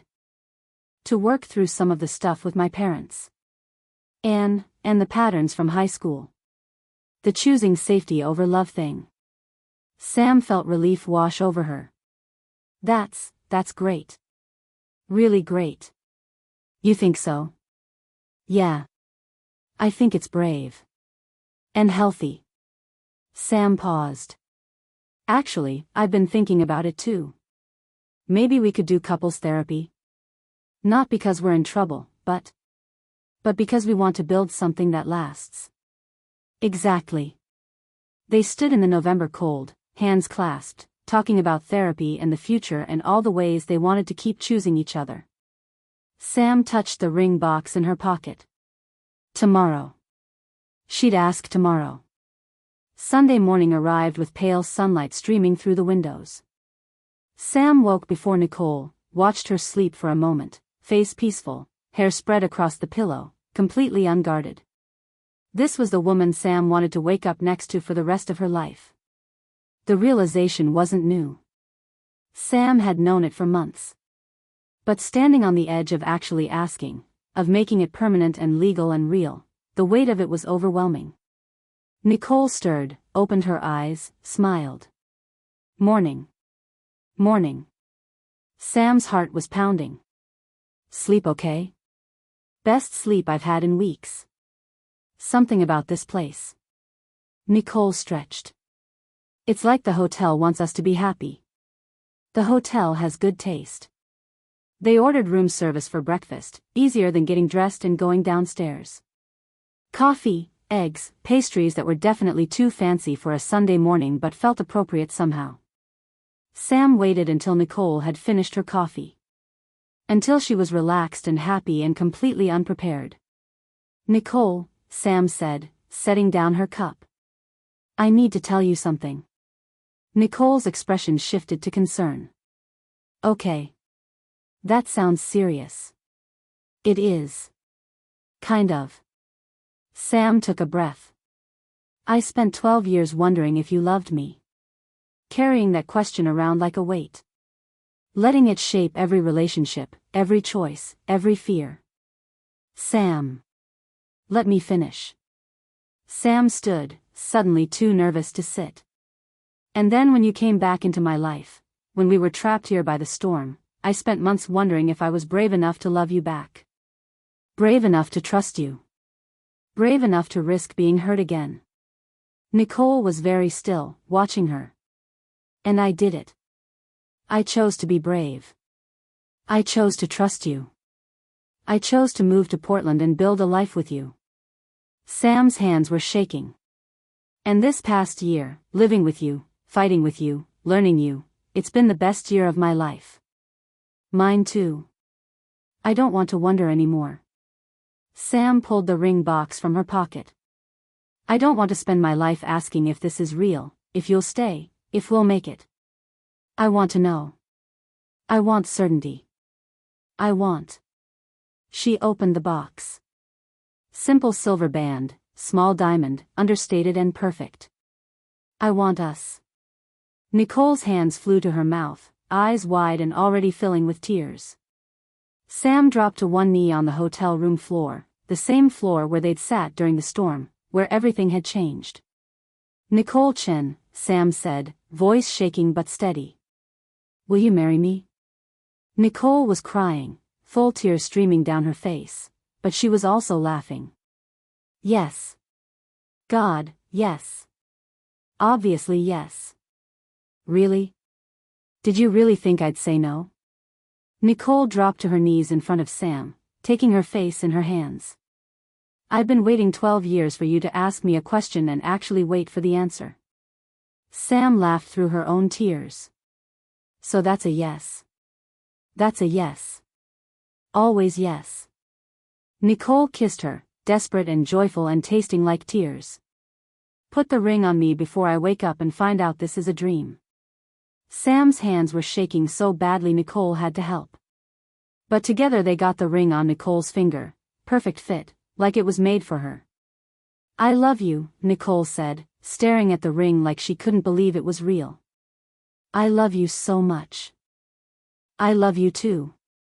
Sam pulled her close. And I'm going to keep loving you. Every day. Even when you leave dishes in the sink. Especially when I leave dishes in the sink. They sat on the floor of the hotel room, holding each other and crying and laughing and looking at the ring that made everything official. We should call people, Nicole said eventually. Jordan. My parents. We should. Later. Sam kissed her again. Right now, let's just be us. Engaged. Happy. Here. Here, Nicole agreed, looking around the room. Where it all started. Where we started. The second time. The right time. They spent the rest of the morning in bed, talking about the future. When to get married, spring, maybe? Or fall? Where, Portland? San Francisco? Somewhere new? Who to invite, small wedding, just close friends and family. All the details that made it real. Your parents, Sam said carefully. Will they, do you think they'll come? To the wedding? Nicole was quiet for a moment. I don't know. They're trying. Lunch last month was better. My mom asked about your work. My dad actually spoke to you directly. But a wedding. It's okay if they don't. We'll have Jordan and your friends Anne. I want them there. I want them to see me marry you. To see me choose you publicly, completely, permanently. Nicole's voice was fierce. And if they can't handle that, then that's their choice. But I'm not hiding anymore. Not ever again. Sam felt pride swell in her chest. You're so brave. Only because you make me brave. Nicole held up her hand, watching the ring catch the light. I can't believe this is real. That we're engaged. Believe it. You're stuck with me now. Good. That's exactly what I want. They stayed at the hotel through Sunday evening, walking the grounds one more time before leaving. Elena caught them in the lobby, saw the ring, and actually squealed. I knew it. I told Martin, that's my husband, I told him those two are going to get married. And here you are. Here we are, Nicole agreed, unable to stop smiling. You'll come back for your anniversary? Every year? Every year, Sam promised. This place it's special. It's where we found each other again. Where you chose each other, Elena corrected. That's the important part. Choosing. The drive back to Portland felt different. Lighter. Like they were returning to a life that was already waiting for them instead of one they had to build from scratch. I'm going to call my parents, Nicole said as they pulled into the city. Tonight. Tell them about the engagement. You sure? I'm sure. They need to know. And they need to decide if they're going to be part of this or not. Nicole's jaw was set, determined. I'm done waiting for their approval. I'm just informing them. This is happening either way. Sam reached over and squeezed her hand. I'm proud of you. I'm proud of us. That evening, in their apartment, the one they'd made theirs over the past year, filled with both their things, their compromises, their life, Nicole called her parents. Sam sat next to her on the couch, holding her free hand while Nicole's other hand shook holding the phone. Mom? It's Nicole. I have news. Her mother's voice came through, cautious. What kind of news? Sam proposed. We're engaged. We're getting married. Nicole's voice was steady despite the shaking. I wanted you and Dad to know. Silence. Long, heavy silence. Then, married. Yes. To each other. Yes, Mom. To each other. That's generally how marriage works.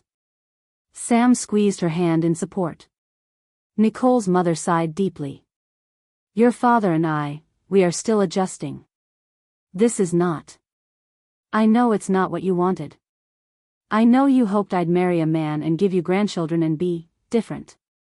But this is who I am. And Sam is who I love. And we're getting married. When? We don't know yet. We just got engaged today. But, Nicole took a breath. I'd like you to be there. Both of you. I want you to see me get married. But I understand if you can't. Another long pause. Then her mother said something in Cantonese that Sam couldn't understand. Okay, Nicole said, voice thick with emotion. Okay. Thank you. I'll keep you updated. She hung up and immediately burst into tears. What did she say? Sam asked, pulling her close. She said, Nicole's voice was choked. She said she'll try. That they'll try. That they don't understand but they love me. And they'll try. Sam held her while she cried, relief and joy and 12 years of pain releasing all at once. They'll try, Nicole repeated. That's more than I expected. It's everything, Sam said. It means they're choosing you too. Trying to choose love over fear. They sat holding each other while Portland moved through Sunday evening outside their window. Their city. Their life. Their future spreading out before them like a promise. One Tuesday morning, late November. Sam woke to her alarm, 7 a.m., same as always. Nicole was already up, in the shower, singing off-key like she did every morning. Sam lay in bed listening, smiling at the terrible pitch, at the joy in it, at the ordinariness of it all. This was her life now. Not exciting. Not dramatic. Just, real. She got up, started the coffee maker, oat milk latte for Nicole, black coffee for herself, checked her email while it brewed. Client messages, project updates, the normal rhythm of freelance work. Nicole emerged from the bathroom in a towel, hair wet, still humming. Morning, she said, kissing Sam. Coffee ready? 2 minutes. Perfect. I have that 8:30 meeting so I need to leave by 8. I know. I put your lunch in the fridge. You're the best fiancé ever. Fiancé, Sam repeated, testing the word. Still felt surreal. Good surreal. They had breakfast together, toast, eggs, the kind of simple meal that only mattered because it was shared. Nicole talked about her day, the meeting, the project that was behind schedule. Sam listened and offered suggestions and felt the comfort of being needed, being part of someone's life. At 7:50, Nicole grabbed her bag, double-checked her phone, looked around for the keys she always misplaced. Counter, Sam said without looking up. How do you always know? Because you always put them on the counter and then forget. Nicole grabbed the keys, came back to kiss Sam goodbye. I love you. What time are you thinking dinner? 6. I'll make that pasta you like. Perfect. Nicole paused at the door. Hey, Sam. Yeah? I'm happy. Really, really happy. Just, in case I don't say it enough. Sam looked at her, messy hair, work clothes, engagement ring catching the morning light. I'm happy too. Now go or you'll be late. Going. Love you. Love you too. The door closed. Sam heard Nicole's footsteps down the stairs, the building door opening and closing, the street sounds of a Tuesday morning in Portland. Sam sat at their dining table, the one they'd picked out together 2 months ago, replacing Nicole's old one that was too small for 2 people working from home, and opened her laptop. Client emails. Project deadlines. The ordinary work of an ordinary Tuesday. Through the window, Portland was waking up. Neighbors heading to work. Coffee shops opening. The city living its life while Sam lived hers. On the wall above her laptop, a framed photo from the hotel. Elena had taken it Sunday morning, after the proposal. Sam and Nicole on the hotel grounds, arms around each other, Nicole holding up her left hand to show the ring, both of them grinning like idiots. Happy. Completely, perfectly happy. Sam stared at the photo for a moment, then back at her laptop. Work needed to be done. Life needed to be lived. Dishes would need to be washed. Laundry would need to be folded. Nicole would come home at 6 and they'd make dinner together and talk about their days and probably bicker about something small and then make up and fall asleep tangled together. It wasn't a fairy tale.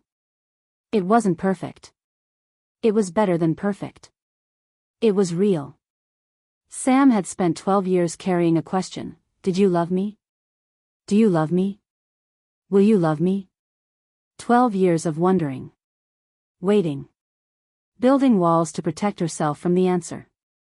Now she was building a life around an answer. Yes. Always yes. Nicole loved her. Sam loved Nicole. They'd chosen each other despite everything, despite history, despite hurt, despite having easier options. They'd chosen the hard path. The real path. The one that required work and honesty and fighting about dishes and calling parents who didn't understand and building trust from broken pieces. And Sam would choose it again. Every single day. Every single moment. Not because it was easy. Because it was earned. Because earned love, fought for love, worked for love, chosen everyday love, was deeper than perfect love could ever be.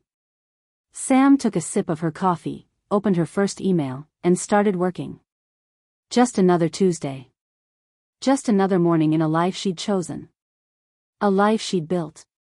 With Nicole. By choice. On purpose. With eyes wide open.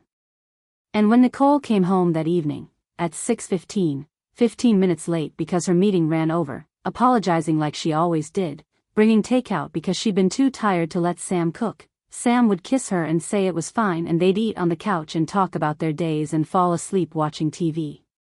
Ordinary. Beautiful. Real. Exactly what Sam had always wanted, even when she didn't know it yet. Sam smiled at her laptop and got back to work. She had a life to build. A wedding to plan. A future to create. With Nicole. Always. Yes. The end.